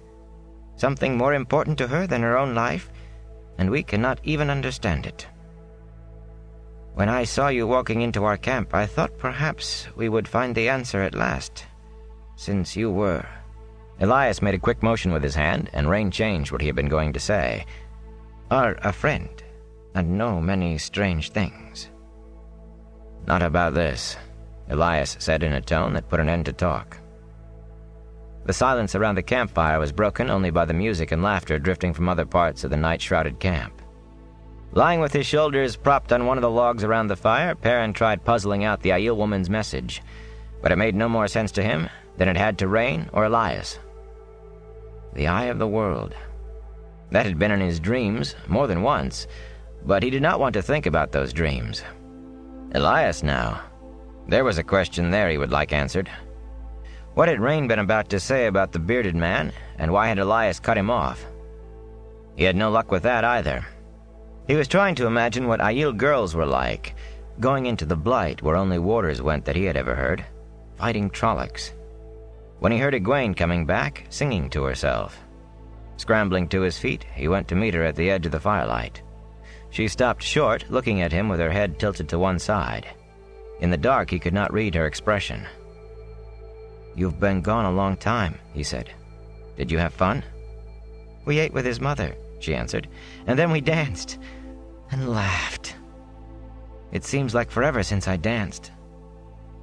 "He reminds me of Will Alcine. You always had sense enough not to let Will put you in his pocket." "Aram is a gentle boy who is fun to be with," she said in a tight voice. "He makes me laugh." Perrin sighed. "I'm sorry. I'm glad you had fun dancing." Abruptly, she flung her arms around him, weeping on his shirt. Awkwardly, he patted her hair. Rand would know what to do, he thought. Rand had an easy way with girls. Not like him, who never knew what to do or say. "I told you I'm sorry, Egwene. I really am glad you had fun dancing. Really." "Tell me they're alive," she mumbled into his chest. "What?" She pushed back to arm's length, her hands on his arms, and looked up at him in the darkness. "Rand and Mat, the others, tell me they are alive." He took a deep breath and looked around uncertainly. "They are alive," he said finally. "Good." She scrubbed at her cheeks with quick fingers. "That is what I wanted to hear. Good night, Perrin. Sleep well." Standing on tiptoe, she brushed a kiss across his cheek and hurried past him before he could speak. He turned to watch her. Ela rose to meet her, and the two women went into the wagon talking quietly. Rand might understand it, he thought, but I don't. In the distant night, the wolves howled the first thin sliver of the new moon toward the horizon, and he shivered. Tomorrow would be time enough to worry about the wolves again. He was wrong. They were waiting to greet him in his dreams. Chapter 26. Whitebridge. The last unsteady note of what had been barely recognizable as "the wind that shakes the willow" faded mercifully away, and Mat lowered Tom's gold and silver-chased flute. Rand took his hands from his ears. A sailor coiling a line on the deck nearby heaved a loud sigh of relief. For a moment, the only sounds were the water slapping against the hull, the rhythmic creak of the oars, and now and again the hum of rigging strummed by the wind. The wind blew dead on to the Spray's bow, and the useless sails were furled. "I suppose I should thank you," Tom Maryland muttered finally, "for teaching me how true the old saying is. Teach him how you will, a pig will never play the flute." The sailor burst out laughing, and Mat raised the flute as if to throw it at him. Deftly, Tom snagged the instrument from Mat's fist and fitted it into its hard leather case.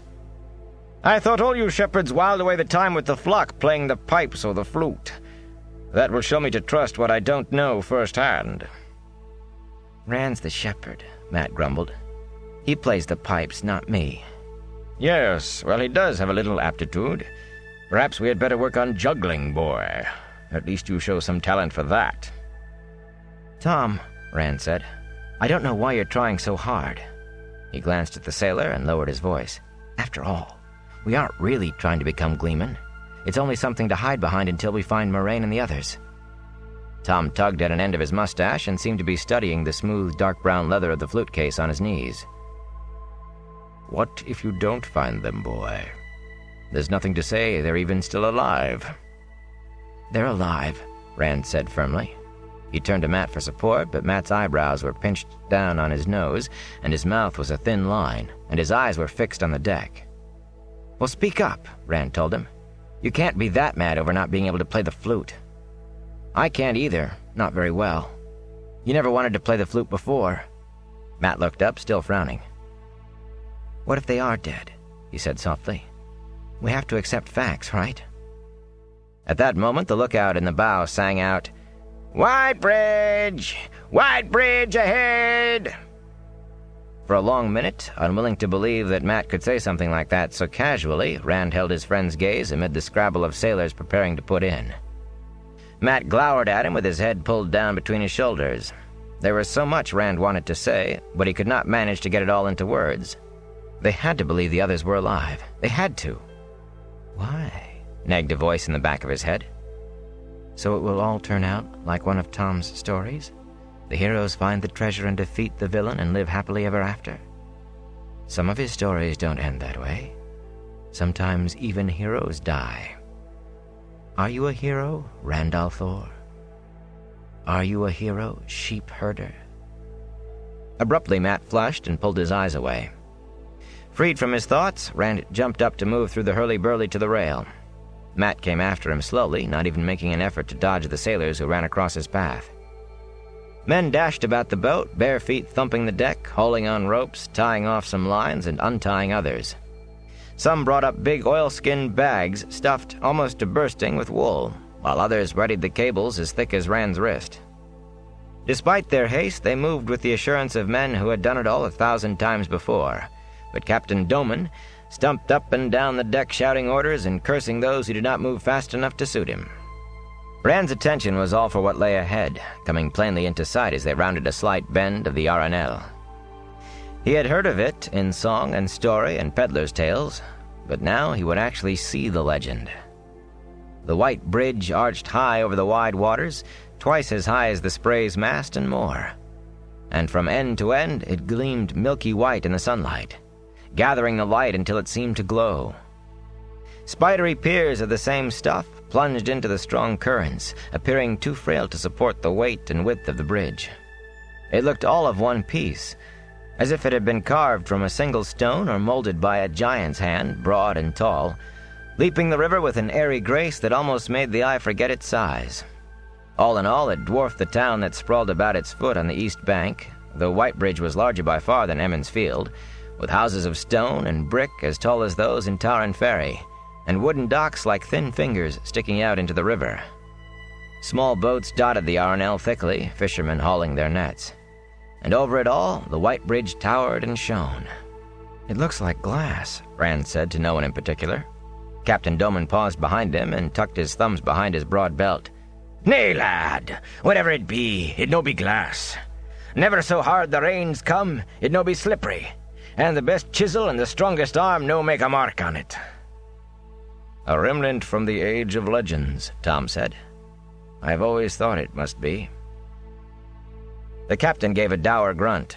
"Mayhap, but still useful despite. Could be someone else built it. Does no have to be Aes Sedai work, fortune prick me. It no has to be so old as all that.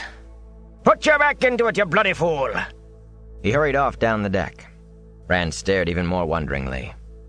From the age of legends. Made by Aes Sedai, then.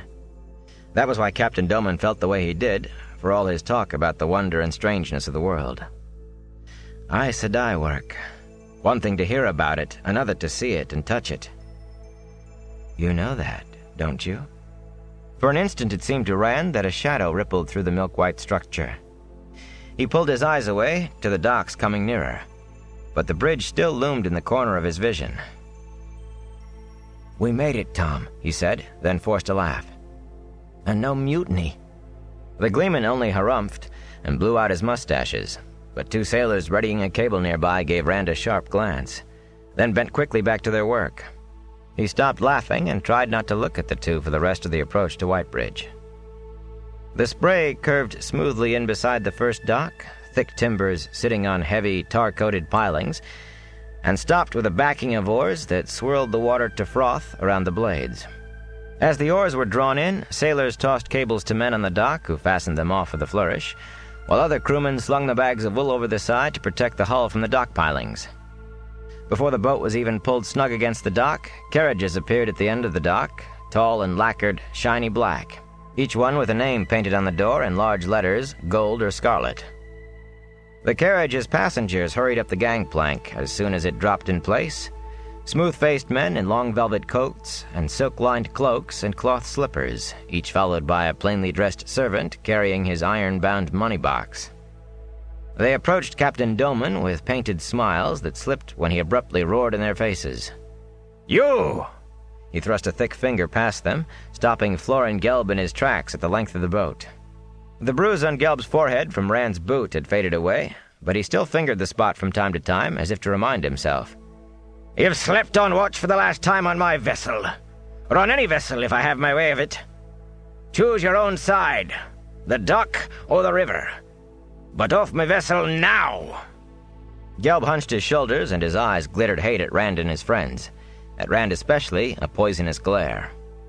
The wiry man looked around the deck for support, but there was little hope in that look. One by one, every man in the crew straightened from what he was doing and stared back coldly. Gelb wilted visibly, but then his glare returned, twice as strong as it had been. With a muttered curse, he darted below to the crew's quarters. Doman sent 2 men after him to see he did no mischief and dismissed him with a grunt. When the captain turned back to them, the merchants took up their smiles and bows as if they had never been interrupted. At a word from Tom, Matt and Rand began gathering their things together.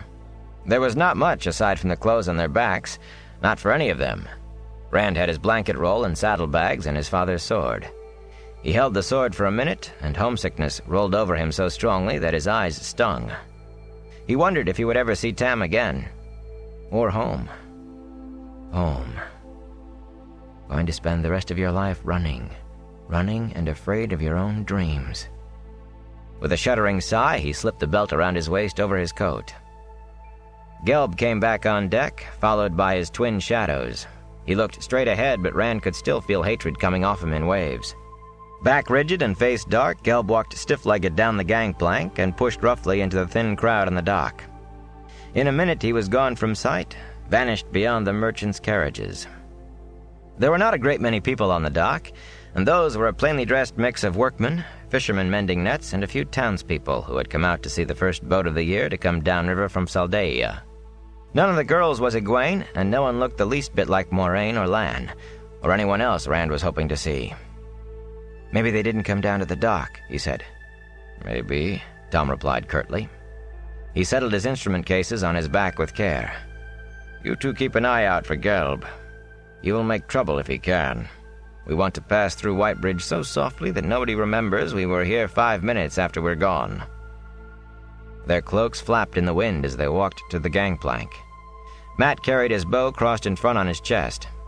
Even after all their days on the boat, it still got a few looks from the crewmen. Their bows were short affairs. Captain Doman left the merchants to intercept Tom at the gangplank. "You believe in me now, Gleeman? Can I not talk you into continuing on? I be going all the way down to Ilion, where folk have a proper regard for Gleeman. There be no finer place in the world for your art.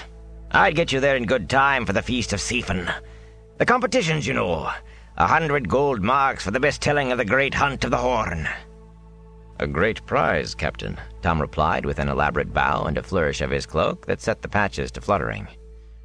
"And great competitions, which rightly draw Gleeman from the whole world over.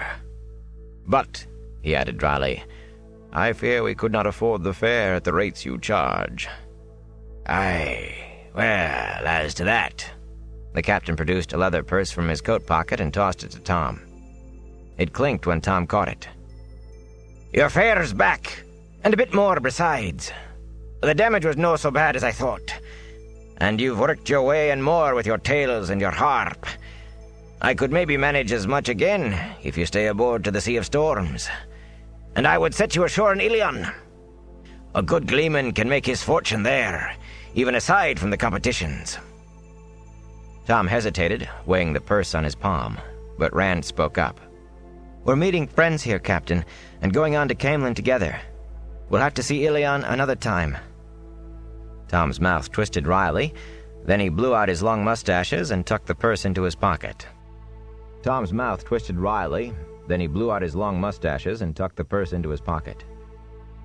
"Perhaps if the people we are to meet are not here, Captain." "Aye," Doman said sourly. "You think on it. Too bad I can no keep Gelb aboard to take the other's anger, but I do what I say I will do. I suppose I must ease up now, even if it means taking 3 times as long to reach Ilion as I should. Well, mayhap those Trollocs whirr after you 3. Rand blinked but kept silent, but Matt was not so cautious. "Why do you think they weren't?" he demanded. "They were after the same treasure we were hunting?" "Mayhap," the captain grunted, sounding unconvinced. He combed thick fingers through his beard, then pointed at the pocket where Tom had put the purse. "Twice that, if you come back to keep the men's minds off how hard I work them. Think on it. I sail with the first light on the morrow." He turned on his heel and strode back to the merchants, arms spreading wide as he began an apology for keeping them waiting. Tom still hesitated, but Rand hustled him down the gangplank without giving him a chance to argue, and the Gleeman let himself be herded. A murmur passed through the people on the dock as they saw Tom's patch-covered cloak, and some called out to discover where he would be performing. So much for not being noticed, Rand thought, dismayed. By sundown, it would be all over Whitebridge that there was a Gleeman in town. He hurried Tom along, though, and Tom, wrapped in sulky silence, did not even try to slow down enough to preen under the attention. The carriage drivers looked down at Tom with interest from their high perches, but apparently the dignity of their positions forbade shouting. With no idea of where to go exactly, Rand turned up the street that ran along the river and under the bridge. "We need to find Moraine and the others," he said, "and fast. We should have thought of changing Tom's cloak." Tom suddenly shook himself and stopped dead. "An innkeeper will be able to tell us if they're here, or if they've passed through. The right innkeeper. Innkeepers have all the news and gossip. If they aren't here..." He looked back and forth from Rand to Matt. "We have to talk, we three." Cloak swirling around his ankles, he set off into the town, away from the river. Rand and Matt had to step quickly to keep up. The broad, milk-white arch that gave the town its name dominated Whitebridge as much close up as it did from afar, but once Rand was in the streets, he realized that the town was every bit as big as Baerlon, though not so crowded with people. A few carts moved in the streets, pulled by horse or ox or donkey or man, but no carriages. Those most likely all belonged to the merchants and were clustered down at the dock. Shops of every description lined the streets, and many of the tradesmen worked in front of their establishments under the signs swinging in the wind. They passed a man mending pots and a tailor holding folds of cloth up to the light for a customer. A shoemaker, sitting in his doorway, tapped his hammer on the heel of a boot.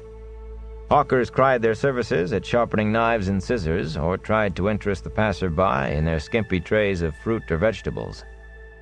But none was getting much interest. Shops selling food had the same pitiful displays of produce Rand remembered from Baerlon. Even the fishmongers displayed only small piles of small fish for all the boats on the river.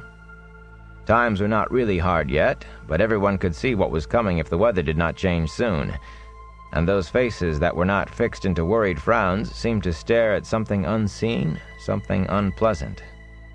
Where the Whitebridge came down in the center of the town was a big square, paved with stones worn by generations of feet and wagon wheels.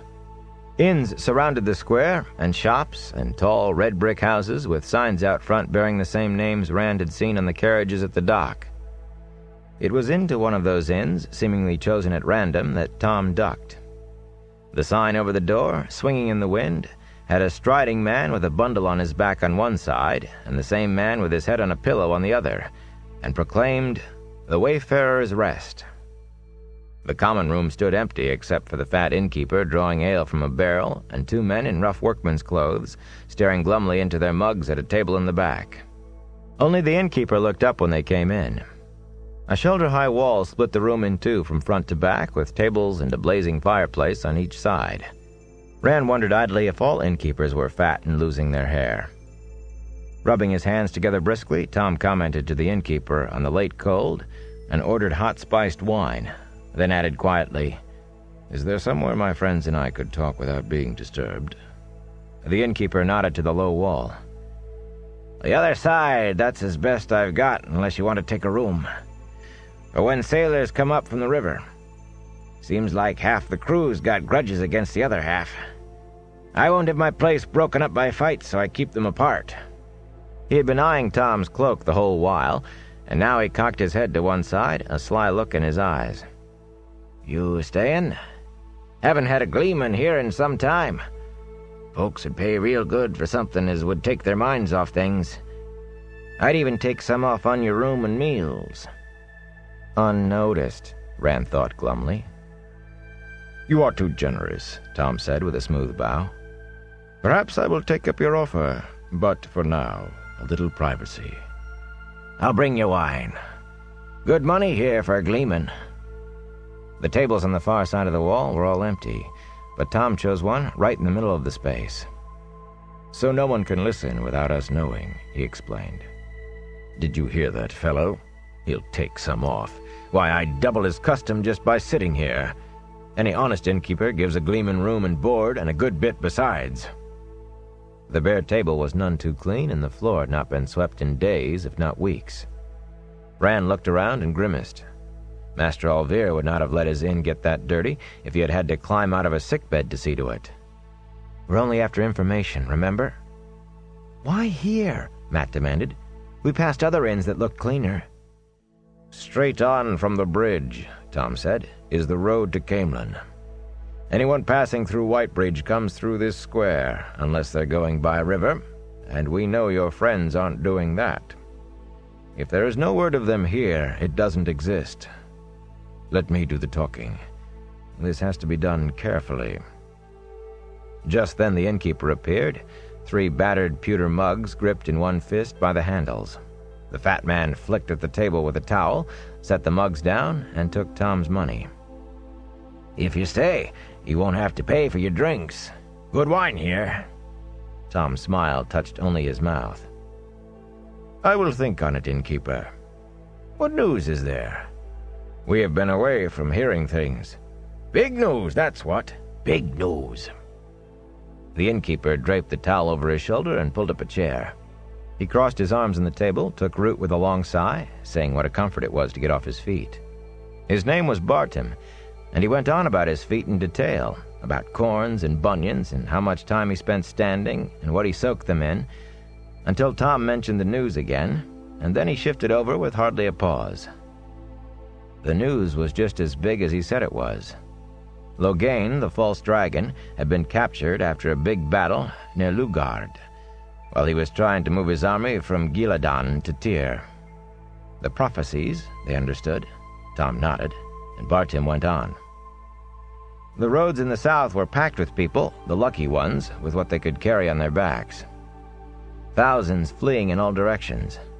None, Bartim chuckled wryly. Supported Loghain, of course. Oh no, you won't find many to admit to that, not now. Just refugees trying to find a safe place during the Troubles. Aes Sedai had been involved in taking Loghain, of course. Bartim spat on the floor when he said that, and again when he said they were taking the false dragon north to Tar Valon. Bartim was a decent man, he said, a respectable man, and Aes Sedai could all go back to the Blight where they came from and take Tar Valon with them, as far as he was concerned. He would get no closer to an Aes Sedai than 1,000 miles if he had his way. Of course, they were stopping at every village and town on the way north to display Loghain, so he had heard, to show people that the false dragon had been taken and the world was safe again. He would have liked to see that, even if it did mean getting close to Aes Sedai. He was halfway tempted to go to Camelin. They'll be taking him there to show to Queen Morghese. The innkeeper touched his forehead respectfully. I've never seen the Queen. Man ought to see his own queen, don't you think?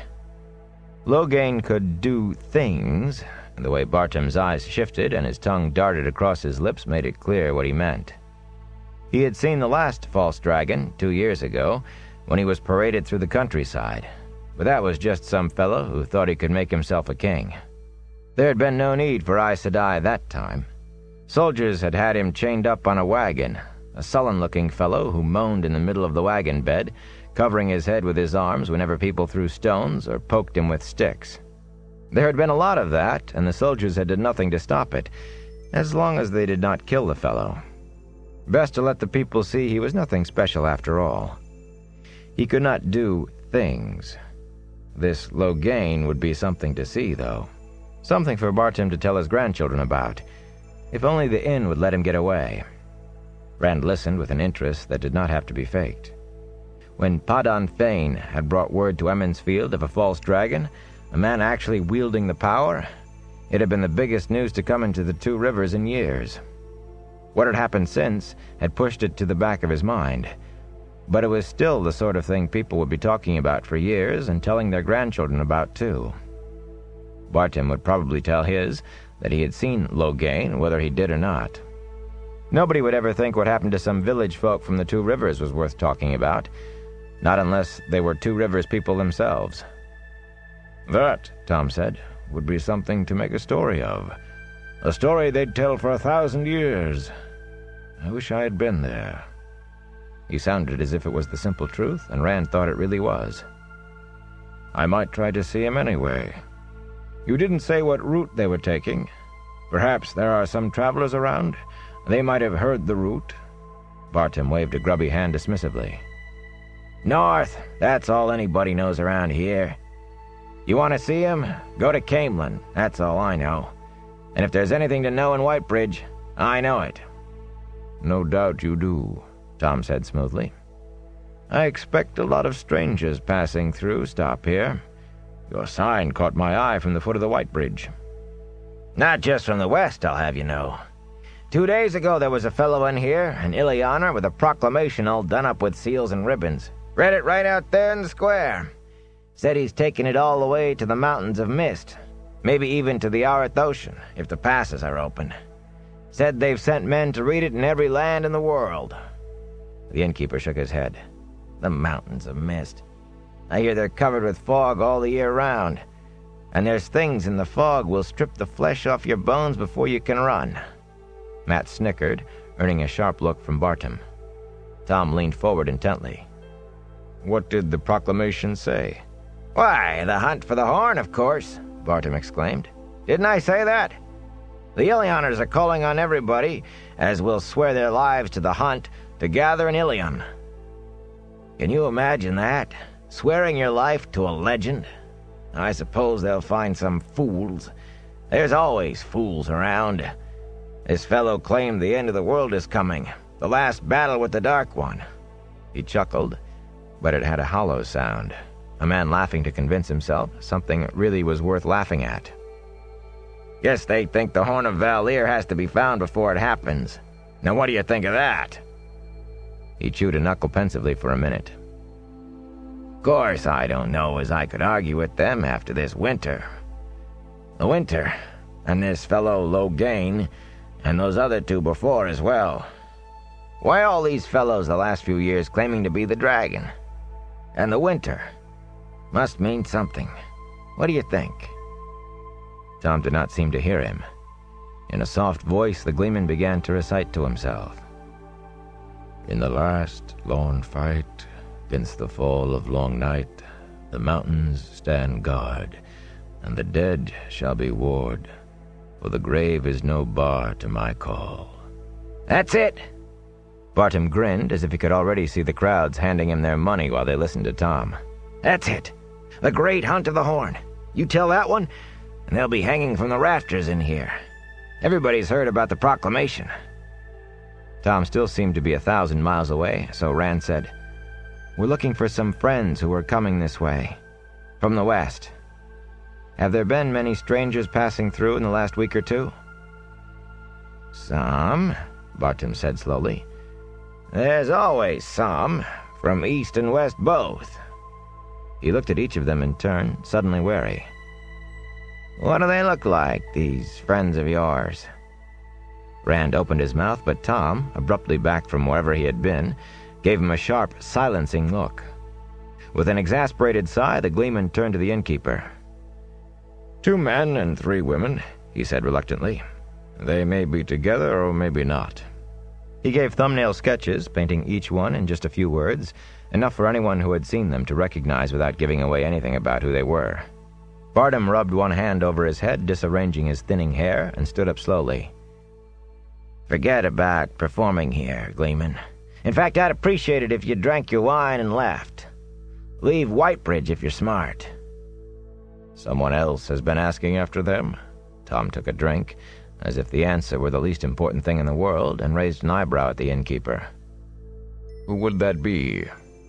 Bartim scrubbed his hand through his hair again, and shifted his feet on the point of walking away, then nodded to himself. "About a week ago, as near as I can say, a weaselly fellow came over the bridge. Crazy, everybody thought. Always talking to himself, never stopped moving even when he was standing still. Asked about the same people. Some of them. He asked like it was important, then acted like he didn't care what the answer was. Half the time he was saying, as he had to wait here for them, and the other half, as he had to go on, he was in a hurry. One minute he was whining and begging, the next making demands like a king. Near got himself a thrashing a time or two, crazy or not. The watch almost took him in custody for his own safety. He went off toward Camelin that same day, talking to himself and crying. Crazy, like I said. Rand looked at Tom and Matt questioningly, and they both shook their heads. If this Weasley fellow was looking for them, he was still nobody they recognized. "Are you sure it was the same people he wanted?" Rand asked. Some of them. The fighting man and the woman in silk. But it wasn't them as he cared about. It was 3 country boys. His eyes slid across Rand and Matt and away again so fast that Rand was not sure if he had really seen the look or imagined it. He was desperate to find them. But crazy, like I said. Rand shivered and wondered who the crazy man could be and why he was looking for them. A dark friend? Would Ba'alzamon use a madman? He was crazy. But the other one... Bartam's eyes shifted uneasily and his tongue ran over his lips as if he could not find enough spit to moisten them. Next day the other one came for the first time. He fell silent. "The other one?" Tom prompted finally. Bartam looked around, although their side of the divided room was still empty except for them.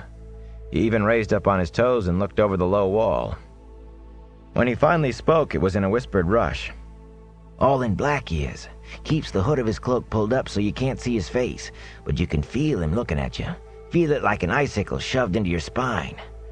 He spoke to me. He flinched and stopped to chew at his lip before going on. Sounded like a snake crawling through dead leaves. Fair turned my stomach to ice. Every time as he comes back, he asks the same questions. Same questions the crazy man asked. Nobody ever sees him coming. He's just there all of a sudden, day or night, freezing you where you stand. People are starting to look over their shoulders. Worst of it is, the gate tenders claim as he's never passed through any of the gates, coming or going. Rand worked at keeping his face blank. He clenched his jaw until his teeth ached. Matt scowled and Tom studied his wine. The word none of them wanted to say hung in the air between them. Myrddraal. "I think I'd remember if I ever met anyone like that," Tom said after a minute. Bartam's head bobbed furiously. Burn me, but you would. Light's truth you would. He wants the same lot as the crazy man, only he said as there's a girl with him, and... He glanced sideways at Tom. And a white-haired gleeman. Tom's eyebrows shot up in what Rand was sure was unfeigned surprise. "A white-haired gleeman? Well, I'm hardly the only gleeman in the world with a little age on him. I assure you I don't know this fellow, and he can have no reason to be looking for me." "That's as may be," Bartam said glumly. "He didn't say it in so many words, but I got the impression as he would be very displeased with anyone as tried to help these people or tried to hide them from him. Anyway, I'll tell you what I told him. I haven't seen any of them, nor heard tell of them, and that's the truth.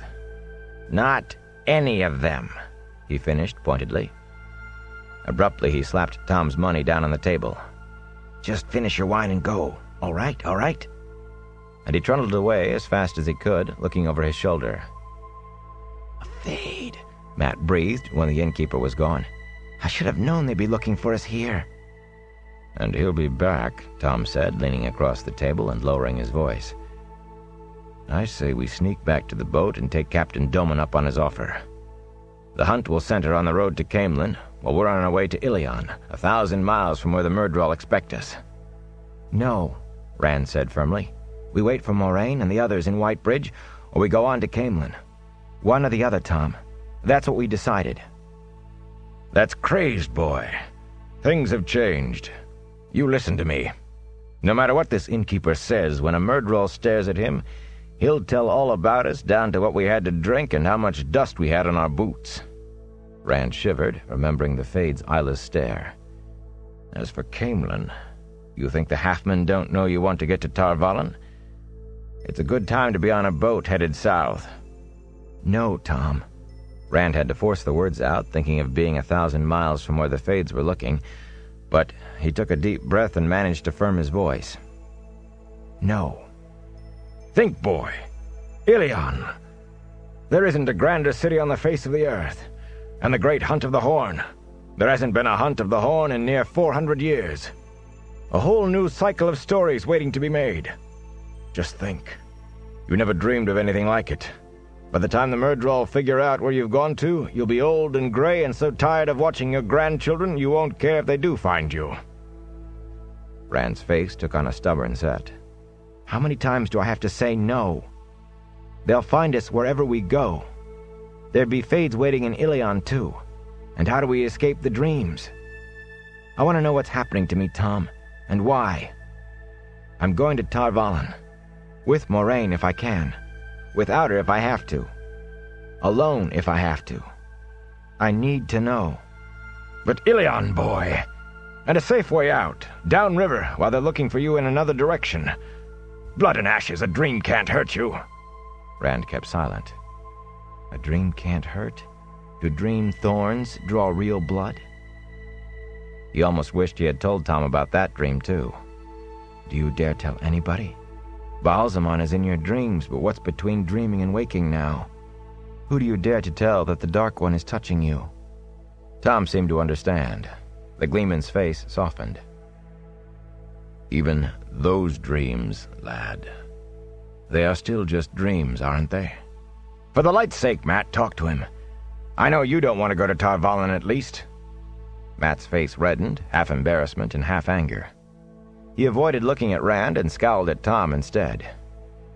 Why are you going to all this fuss and bother? You want to go back to the boat? Go back to the boat. We'll take care of ourselves. The Gleeman's thin shoulders shook with silent laughter, but his voice was anger-tight. You think you know enough about Myrddraal to escape by yourself, do you? You're ready to walk into Tar Valon alone and hand yourself over to the Amerlin seat? Can you even tell one Ajah from another? The light burned me, boy. If you think you can even get to Tar Valon alone, you tell me to go. Go, Matt growled, sliding a hand under his cloak. Rand realized with a shock that he was gripping the dagger from Shadar Logoth, maybe even ready to use it. Raucous laughter broke out on the other side of the low wall dividing the room, and a scornful voice spoke up loudly. Trollocs! Put on a Gleeman's cloak, man. You're drunk. Trollocs. Borderland fables. The words doused anger like a pot of cold water. Even Matt half turned to the wall, eyes widening. Rand stood just enough to see over the wall, then ducked back down again with a sinking feeling in his stomach. Florin Gelb sat on the other side of the wall, at the table in the back, with the two men who had been there when they came in. They were laughing at him, but they were listening. Bardem was wiping a table that badly needed it, not looking at Gelb and the two men. But he was listening too, scrubbing one spot over and over with his towel, and leaning toward them until he seemed almost ready to fall over. Gelb, Rand whispered as he dropped back into his chair, and the others tensed. Tom swiftly studied their side of the room. On the other side of the wall, the second man's voice chimed in. No, there used to be Trollocs, but they killed them all in the Trolloc Wars. Borderland fables, the first man repeated. It's true, I tell you, Gelb protested loudly. I've been in the Borderlands. I've seen Trollocs, and these were Trollocs as sure as I'm sitting here. Those three claimed the Trollocs were chasing them, but I know better. That's why I wouldn't stay on the spray. I've had my suspicions about Bael Domon for some time, but those three are dark friends for sure. I tell you... Laughter and coarse jokes drowned out the rest of what Gelb had to say. How long, Rand wondered, before the innkeeper heard a description of those three? If he had not already. If he did not just leap to the three strangers he had already seen. The only door from their half of the common room would take them right past Gelb's table. Maybe the boat isn't such a bad idea, Matt muttered, but Tom shook his head. Not anymore. The Gleeman spoke softly and fast. He pulled out the leather purse Captain Doman had given him and hastily divided the money into 3 piles. "That story will be all through the town in an hour, whether anybody believes it or not, and the Halfmoon could hear any time. Doman isn't sailing until tomorrow morning. At best, he'll have Trollocs chasing him all the way to Ilion. Well, he's half expecting it for some reason, but that won't do us any good. There's nothing for it but to run, and run hard." Matt quickly stuffed the coins Tom shoved in front of him into his pocket. Rand picked his pile up more slowly. The coin Moraine had given him was not among them. Doman had given an equal weight of silver, but Rand, for some reason he could not fathom, wished he had the Aes Sedai's coin instead. Stuffing the money in his pocket, he looked a question at the Gleeman. "In case we're separated," Tom explained. "We probably won't be, but if it does happen, well, you two will make out all right by yourselves. You're good lads. Just keep clear of Aes Sedai. For your lives." "I thought you were staying with us." "I am, boy, I am. But they're getting close now, and the light only knows. Well, no matter. It isn't likely anything will happen." Tom paused, looking at Matt. "I hope you no longer mind me staying with you," he said dryly. Matt shrugged. He eyed each of them, then shrugged again. "I'm just on edge. I can't seem to get rid of it. Every time we stop for a breath, they're there, hunting us. I feel like somebody's staring at the back of my head all the time. What are we going to do?"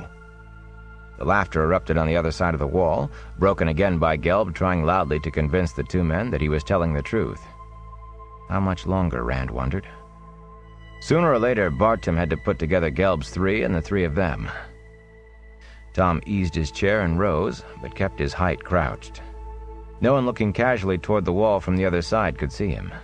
He motioned for them to follow, whispering, "Be very quiet." The windows on either side of the fireplace, on their side of the wall, looked out into an alleyway. Tom studied one of the windows carefully before drawing it up just enough for them to squeeze through. It barely made a sound, nothing that could have been heard 3 feet away over the laughing argument on the other side of the low wall. Once in the alley, Matt started for the street right away, but Tom caught his arm. "Not so fast," the Gleeman told him. "Not till we know what we're doing." Tom lowered the window again, as much as he could from outside, and turned to study the alley. Rand followed Tom's eyes. Except for half a dozen rain barrels against the inn and the next building, a tailor shop, the alley was empty, the hard-packed dirt dry and dusty. "Why are you doing this?" Matt demanded again. "You'd be safer if you left us. Why are you staying with us?" Tom stared at him for a long moment. "I had a nephew, Owen," he said wearily, shrugging out of his cloak. He made a pile of his blanket roll as he talked, carefully setting his cased instruments on top. "My brother's only son, my only living kin. He got in trouble with the Aes Sedai, but I was too busy with other things. I don't know what I could have done, but when I finally tried, it was too late. Owen died a few years later. You could say Aes Sedai killed him." He straightened up, not looking at them. His voice was still level, but Rand glimpsed tears in his eyes as he turned his head away. "If I can keep you two free of Tar Valon, maybe I can stop thinking about Owen. Wait here." Still avoiding their eyes, he hurried to the mouth of the alley, slowing before he reached it. After one quick look around, he strolled casually into the street and out of sight. Matt half rose to follow, then settled back. "He won't leave these," he said, touching the leather instrument cases. "You believe that story?" Rand squatted patiently beside the rain barrels. "What's the matter with you, Matt? You aren't like this. I haven't heard you laugh in days." "I don't like being hunted like a rabbit," Matt snapped. He sighed, letting his head fall back against the brick wall of the inn. Even like that, he seemed tense. His eyes shifted warily. "Sorry. It's the running, and all these strangers, and just everything. It makes me jumpy. I look at somebody and I can't help wondering if he's going to tell the Fades about us, or cheat us, or rob us, or... Light, Rand, doesn't it make you nervous?" Rand laughed, a quick bark in the back of his throat. I'm too scared to be nervous. What do you think the Aes Sedai did to his nephew? I don't know, Rand said uneasily. There was only one kind of trouble that he knew of for a man to get into with Aes Sedai. Not like us, I guess. No, not like us. For a time they leaned against the wall, not talking. Rand was not sure how long they waited. A few minutes probably, but it felt like an hour waiting for Tom to come back, waiting for Bartim and Gelb to open the window and denounce them for dark friends.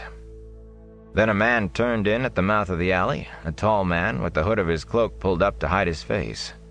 A cloak black as night against the light of the street. Rand scrambled to his feet, one hand wrapped around the hilt of Tam's sword so hard that his knuckles hurt. His mouth went dry and no amount of swallowing helped. Matt rose to a crouch with one hand under his cloak. The man came closer, and Rand's throat grew tighter with every step. Abruptly, the man stopped and tossed back his cowl. Rand's knees almost gave way. It was Tom. Well, if you don't recognize me, the Gleeman grinned, I guess it's a good enough disguise for the gates. Tom pushed past them and began transferring things from his patch-covered cloak to his new one so nimbly that Rand could not make out any of them. The new cloak was dark brown, Rand saw now. He drew a deep, ragged breath. His throat still felt as if it were clutched in a fist. Brown, not black. Matt still had his hand under his cloak, and he stared at Tom's back as if he were thinking of using the hidden dagger. Tom glanced up at them, then gave them a sharper look. This is no time to get skittish. Deftly he began folding his old cloak into a bundle around his instrument cases, inside out so the patches were hidden. We'll walk out of here one at a time, just close enough to keep each other in sight. Shouldn't be remembered especially that way. Can't you slouch? He added to Rand. That height of yours is as bad as a banner. He slung the bundle across his back and stood, drawing his hood back up.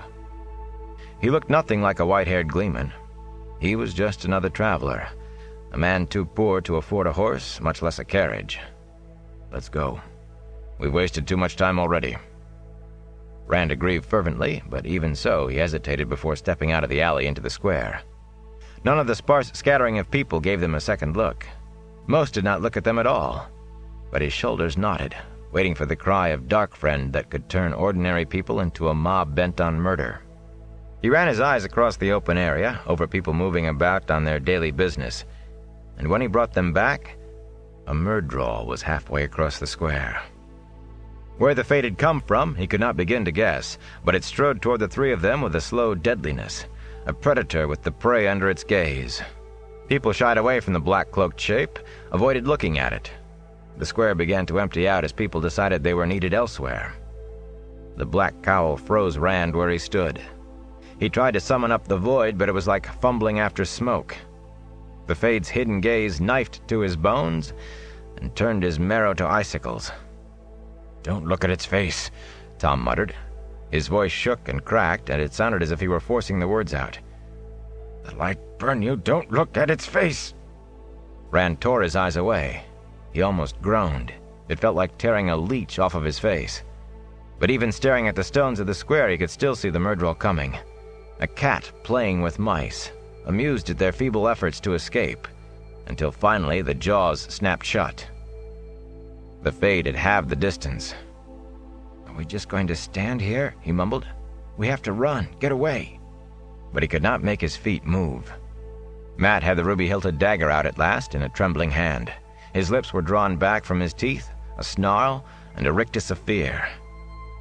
Think, Tom stopped to swallow, and went on hoarsely. Think you can outrun it, do you, boy? He began to mutter to himself. The only word Rand could make out was Owen. Abruptly, Tom growled. I never should have gotten mixed up with you boys. Should never have. He shrugged the bundled Gleeman's cloak off of his back and thrust it into Rand's arms. Take care of that. When I say run, you run and don't stop until you get to Caemlyn. The Queen's blessing, and in. Remember that, in case... Just remember it. I don't understand, Rand said. The Myrddraal was not 20 paces away now. His feet felt like lead weights. "Just remember it," Tom snarled. "The Queen's blessing. Now, run!" He gave them a push, one hand on the shoulder of each of them, to get them started, and Rand stumbled away in a lurching run with Mat at his side. "Run!" Tom sprang into motion too, with a long, wordless roar. Not after them, but toward the Myrddraal. His hands flourished as if he were performing at his best, and daggers appeared. Rand stopped, but Mat pulled him along. The Fade was just as startled. Its leisurely pace faltered in mid-stride. Its hand swept toward the hilt of the black sword hanging at its waist, but the Gleeman's long legs covered the distance quickly. Tom crashed into the Myrddraal before the black blade was half drawn, and both went down in a thrashing heap. The few people still in the square fled. "Run!"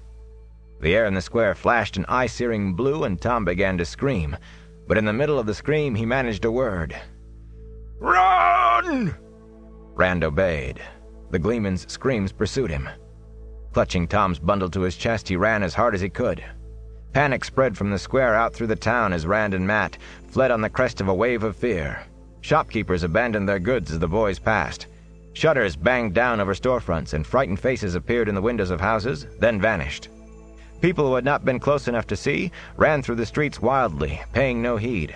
They bumped into one another, and those who were knocked down scrambled to their feet or were trampled. Whitebridge roiled like a kicked anthill. As he and Mat pounded toward the gates, Rand abruptly remembered what Tom had said about his height. Without slowing down, he crouched as best he could without looking as if he were crouching. But the gates themselves, thick wood bound with black iron straps, stood open. The two gate tenders in steel caps and mail tunics worn over cheap-looking red coats with white collars fingered their halberds and stared uneasily into the town. One of them glanced at Rand and Mat, but they were not the only ones running out of the gates. A steady stream boiled through, panting men clutching wives, weeping women carrying babes and dragging crying children, pale-faced craftsmen still in their aprons, still heedlessly gripping their tools. There would be no one who could tell which way they had gone, Rand thought as he ran, dazed. "Tom. Oh, light save me, Tom." Mat staggered beside him, caught his balance, and they ran until the last of the fleeing people had fallen away, ran until the town and the White Bridge were far out of sight behind them. Finally, Rand fell to his knees in the dust, pulling air raggedly into his raw throat with great gulps. The road behind stretched empty until it was lost to sight among bare trees. Mat plucked at him. "Come on! Come on!" Mat panted the words. Sweat and dust streaked his face, and he looked ready to collapse. "We have to keep going." "Tom," Rand said. He tightened his arms around the bundle of Tom's cloak. The instrument cases were hard lumps inside. "Tom, he's dead. You saw. You heard. Light Rand, he's dead." "You think Egwene and Moiraine and the rest are dead too. If they're dead, why are the Myrddraal still hunting them? Answer me that." Mat dropped to his knees in the dust beside him. "All right. Maybe they are alive.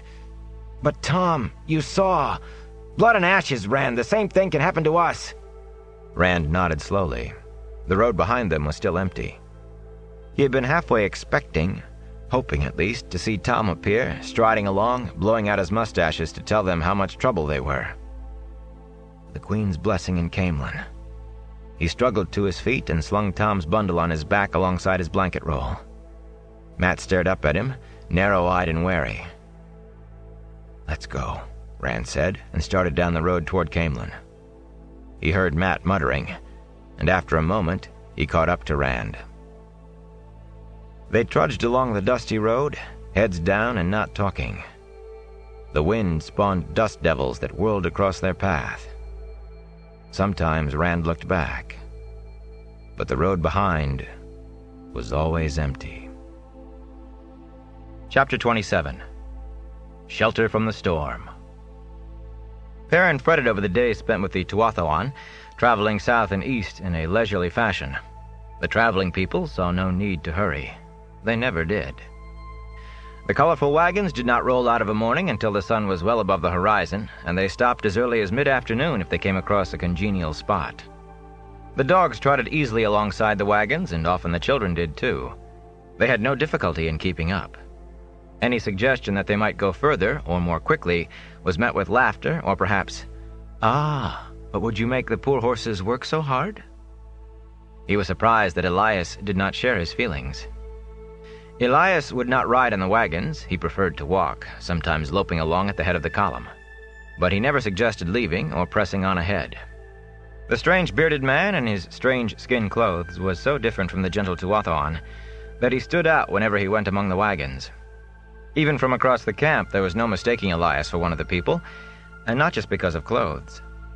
Elias moved with the lazy grace of a wolf, only emphasized by his skins and his fur hat, radiating danger as naturally as a fire radiated heat, and the contrast with the traveling people was sharp.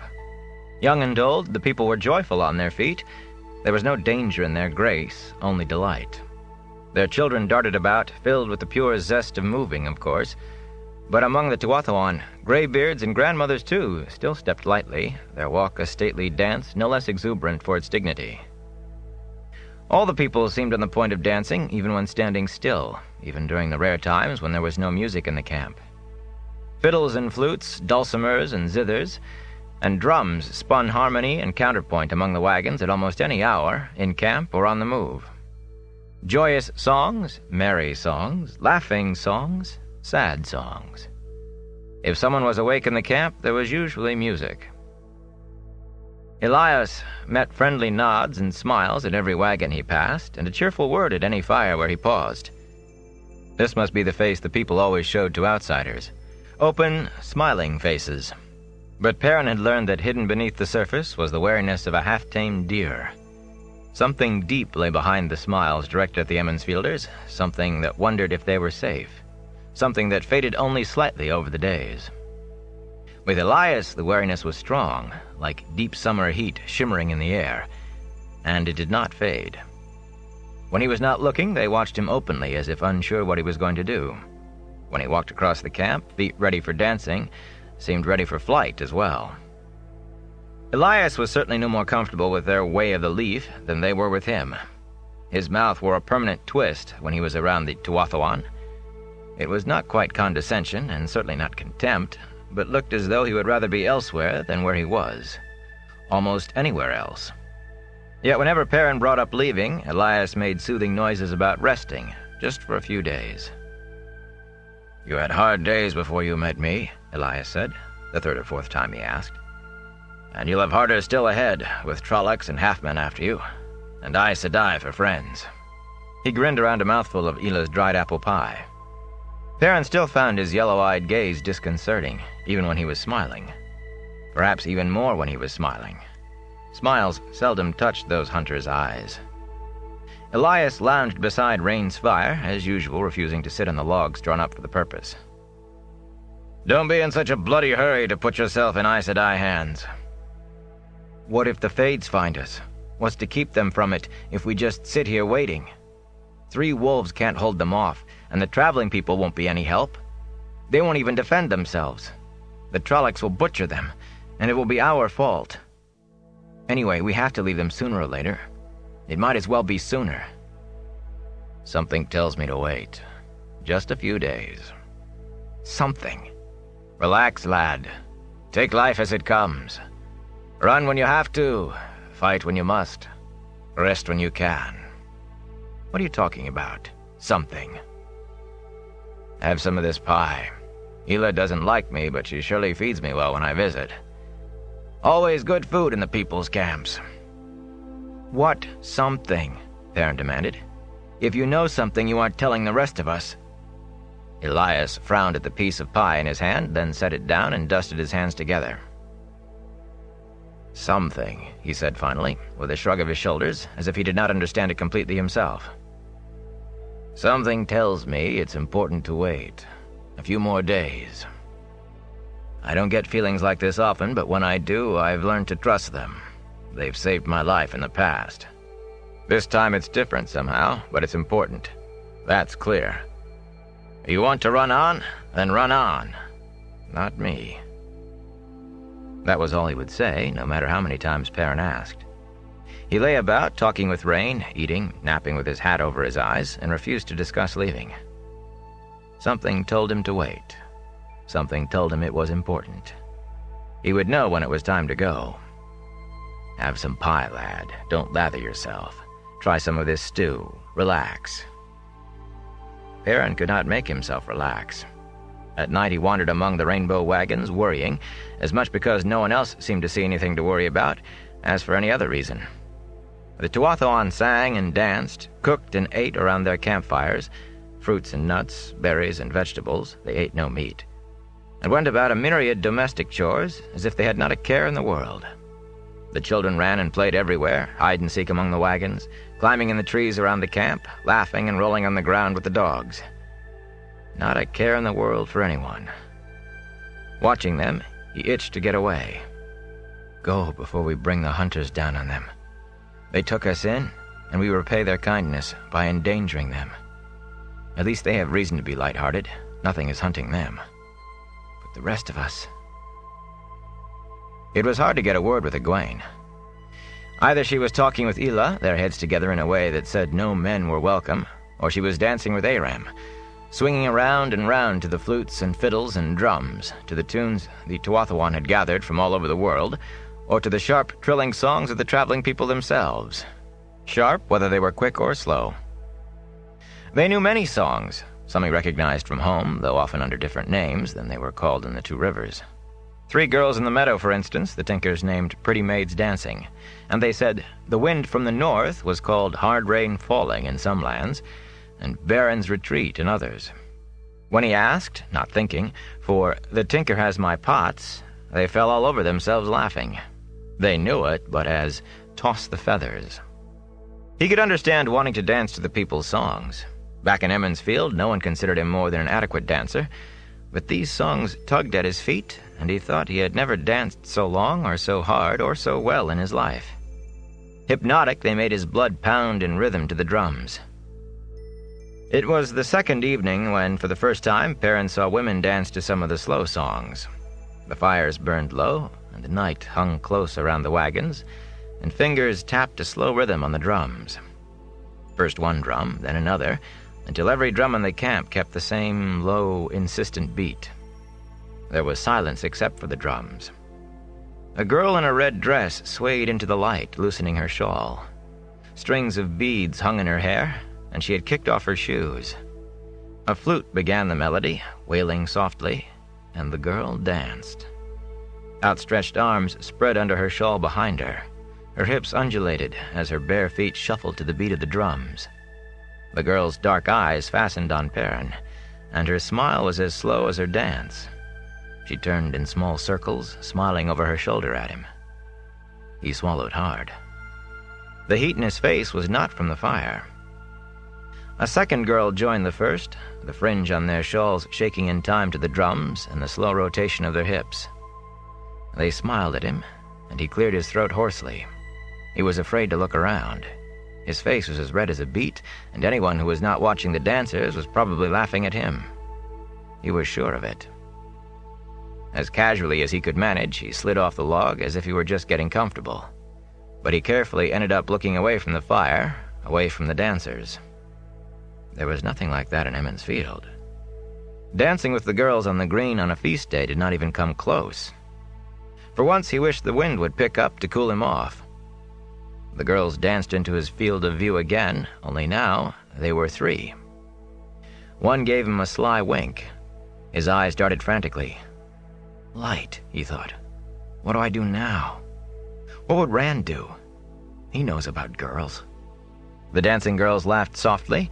Beads clicked as they tossed their long hair on their shoulders, and he thought his face would burn up. Then a slightly older woman joined the girls to show them how it was done. With a groan, he gave up altogether and shut his eyes. Even behind his eyelids, their laughter taunted and tickled. Even behind his eyelids, he could still see them. Sweat beaded on his forehead, and he wished for the wind. According to Rain, the girls did not dance that dance often, and the women rarely did, and according to Elias, it was thanks to Perrin's blushes that they did so every night thereafter. I have to thank you, Elias told him, his tone sober and solemn. It's different with you young fellows, but at my age it takes more than a fire to warm my bones. Perrin scowled. There was something about Elias's back as he walked away that said even if nothing showed, he was laughing inside. Perrin soon learned better than to look away from the dancing women and girls, though the winks and smiles still made him wish he could. One would have been all right, maybe. But 5 or 6, with everyone watching? He never did entirely conquer his blushes. Then Egwene began learning the dance. 2 of the girls who had danced that first night taught her, clapping the rhythm while she repeated the shuffling steps with a borrowed shawl swaying behind her. Perrin started to say something, then decided it was wiser not to crack his teeth. When the girls added the hip movements, Egwene started laughing, and the 3 girls fell giggling into one another's arms. But Egwene persevered, with her eyes glistening and bright spots of color in her cheeks. Aram watched her dancing with a hot, hungry gaze. The handsome young Tuatha'an had given her a string of blue beads that she wore all the time. Worried frowns now replaced the smiles Ela had worn when she first noticed her grandson's interest in Egwene. Perrin resolved to keep a close eye on young Master Aram. Once he managed to get Egwene alone, beside a wagon painted in green and yellow. "Enjoying yourself, aren't you?" he said. "Why shouldn't I?" She fingered the blue beads around her neck, smiling at them. "We don't all have to work at being miserable the way you do. Don't we deserve a little chance to enjoy ourselves?" Aram stood not far off. He never got far off from Egwene, with his arms folded across his chest, a little smile on his face, half smugness and half challenge. Perrin lowered his voice. "I thought you wanted to get to Tar Valon. You won't learn to be an Aes Sedai here." Egwene tossed her head. "And I thought you didn't like me wanting to become an Aes Sedai," she said, too sweetly. "Blood and ashes. Do you believe we're safe here? Are these people safe with us here? A Fade could find us any time." Her hand trembled on the beads. She lowered it and took a deep breath. "Whatever is going to happen will happen, whether we leave today or next week. That's what I believe now. Enjoy yourself, Perrin. It might be the last chance we have." She brushed his cheek sadly with her fingers. Then Aram held out his hand to her, and she darted to him, already laughing again. As they ran away to where fiddles sang, Aram flashed a triumphant grin over his shoulder at Perrin, as if to say, "She is not yours, but she will be mine." They were all falling too much under the spell of the people, Perrin thought. Elias is right. You don't have to try to convert you to the way of the leaf. It seeps into you. Ela had taken one look at him huddling out of the wind, then produced a thick wool cloak out of her wagon. A dark green cloak, he was pleased to see, after all the reds and yellows. As he swung it round his shoulders, thinking what a wonder it was that the cloak was big enough for him, Ela said primly, "It could fit better." She glanced at the axe at his belt, and when she looked up at him, her eyes were sad above her smile. "It could fit much better." All the Tinkers did that. Their smiles never slipped. There was never any hesitation in their invitations to join them for a drink or to listen to the music, but their eyes always touched the axe, and he could feel what they thought. A tool of violence. There is never any excuse for violence to another human being. The way of the leaf. Sometimes he wanted to shout at them. There were Trollocs in the world, and Fades. There were those who would cut down every leaf. The Dark One was out there, and the way of the leaf would burn in Balzamon's eyes. Stubbornly, he continued to wear the axe. He took to keeping his cloak thrown back, even when it was windy, so the half-moon blade was never hidden. Now and again, Elias looked quizzically at the weapon hanging heavy at his side and grinned at him, those yellow eyes seeming to read his mind. That almost made him cover the axe. Almost. If the Tuatha'an camp was a source of constant irritation, at least his dreams were normal there. Sometimes he woke up sweating from a dream of Trollocs and Fades storming into the camp, rainbow-colored wagons turning to bonfires from hurled torches, people falling in pools of blood, men and women and children who ran and screamed and died but made no effort to defend themselves against slashing, scythe-like swords.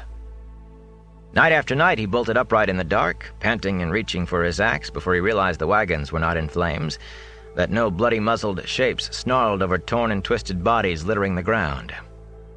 But those were ordinary nightmares, and oddly comforting in their way. If there was ever a place for the Dark One to be in his dreams, it was in those, but he was not. No Baalzamon. Just ordinary nightmares. He was aware of the wolves, though, when he was awake. They kept their distance from the camps and from the caravan on the move, but he always knew where they were. He could feel their contempt for the dogs guarding the Tuatha'an, Noisy beasts who had forgotten what their jaws were for had forgotten the taste of warm blood. They might frighten humans, but they would slink away on their bellies if the pack ever came. Each day his awareness was sharper, more clear. Dapple grew more impatient with every sunset. That Elias wanted to do this thing of taking the humans south made it worth doing. But if it must be done, then let it be done. Let this slow travel end. Wolves were meant to roam, and she did not like being away from the pack so long. Impatience burned in Wind, too. Hunting was worse than poor here, and he despised living on field mice, something for cubs to stalk while learning to hunt. Fit food for the old, no longer able to pull down a deer or hamstring a wild ox. Sometimes Wind thought that Bern had been right. Leave human troubles to humans. But he was wary of such thoughts when Dapple was around, and even more so around Hopper. Hopper was a scarred and grizzled fighter, impassive with the knowledge of years, with guile that more than made up for anything of which age might have robbed him. For humans he cared nothing, but Dapple wished this thing done, and Hopper would wait as she waited, and run as she ran. Wolf or man, bull or bear, whatever challenged Dapple would find Hopper's jaws waiting to send them to the long sleep. That was the whole of life for Hopper, and that kept Wind cautious, and Dapple seemed to ignore the thoughts of both. All of it was clear in Perrin's mind. Fervently he wished for Caemlyn, for Moraine and Tar Valon. Even if there were no answers, there could be an end to it. Elias looked at him, and he was sure the yellow-eyed man knew. Please let there be an end. The dream began more pleasantly than most he had of late. He was at Osbeth Luhan's kitchen table, sharpening his axe with a stone. Mistress Luhan never allowed forge work or anything that smacked of it to be brought into the house. Master Luhan even had to take her knives outside to sharpen them. But she tended her cooking and never said a word about the axe. She did not even say anything when a wolf entered from deeper in the house and curled up between Perrin and the door to the yard. Perrin went on sharpening. It would be time to use it soon. Abruptly the wolf rose, rumbling deep in its throat, the thick ruff of fur on its neck rising. Baalzamon stepped into the kitchen from the yard. Mistress Luhan went on with her cooking. Perrin scrambled to his feet, raising the axe, but Baalzamon ignored the weapon, concentrating on the wolf instead. Flames danced where his eyes should be. "Is this what you have to protect you? Well, I have faced this before. Many times before." He crooked a finger, and the wolf howled as fire burst out of its eyes and ears and mouth, out of its skin. The stench of burning meat and hair filled the kitchen. Osbeth Luhan lifted the lid on a pot and stirred with a wooden spoon. Perrin dropped the axe and jumped forward, trying to beat out the flames with his hands. The wolf crumpled to black ash between his palms. Staring at the shapeless pile of char on Mistress Luhan's clean-swept floor, he backed away. He wished he could wipe the greasy soot from his hands, but the thought of scrubbing it off on his clothes turned his stomach. He snatched up the axe, gripping the haft until his knuckles cracked. "Leave me alone!" he shouted. Mistress Luhan tapped the spoon on the rim of the pot and replaced the lid, humming to herself. "You cannot run from me," Baalzamon said. "You cannot hide from me. If you are the one, you are mine." The heat from the fires of his face forced Perrin across the kitchen until his back came up against the wall. Mistress Luhan opened the oven to check her bread. "The eye of the world will consume you," Baalzamon said. "I mark you mine." He flung out his clenched hand as if throwing something. When his fingers opened, a raven streaked at Perrin's face. Perrin screamed as the black beak pierced his left eye, and sat up, clutching his face, surrounded by the sleeping wagons of the traveling people. Slowly he lowered his hands. There was no pain, no blood. But he could remember it. Remember the stabbing agony. He shuddered, and suddenly Elias was squatting beside him in the pre-dawn, one hand outstretched as if to shake him awake. Beyond the trees where the wagons lay, the wolves howled, one sharp cry from 3 throats. He shared their sensations. Fire, pain, fire, hate, hate, kill. "Yes," Elias said softly. "It is time. Get up, boy. It's time for us to go." Perrin scrambled out of his blankets. While he was still bundling his blanket roll, Rain came out of his wagon, rubbing sleep from his eyes. The Seeker glanced at the sky and froze halfway down the steps, his hands still raised to his face. Only his eyes moved as he studied the sky intently, though Perrin could not understand what he was looking at.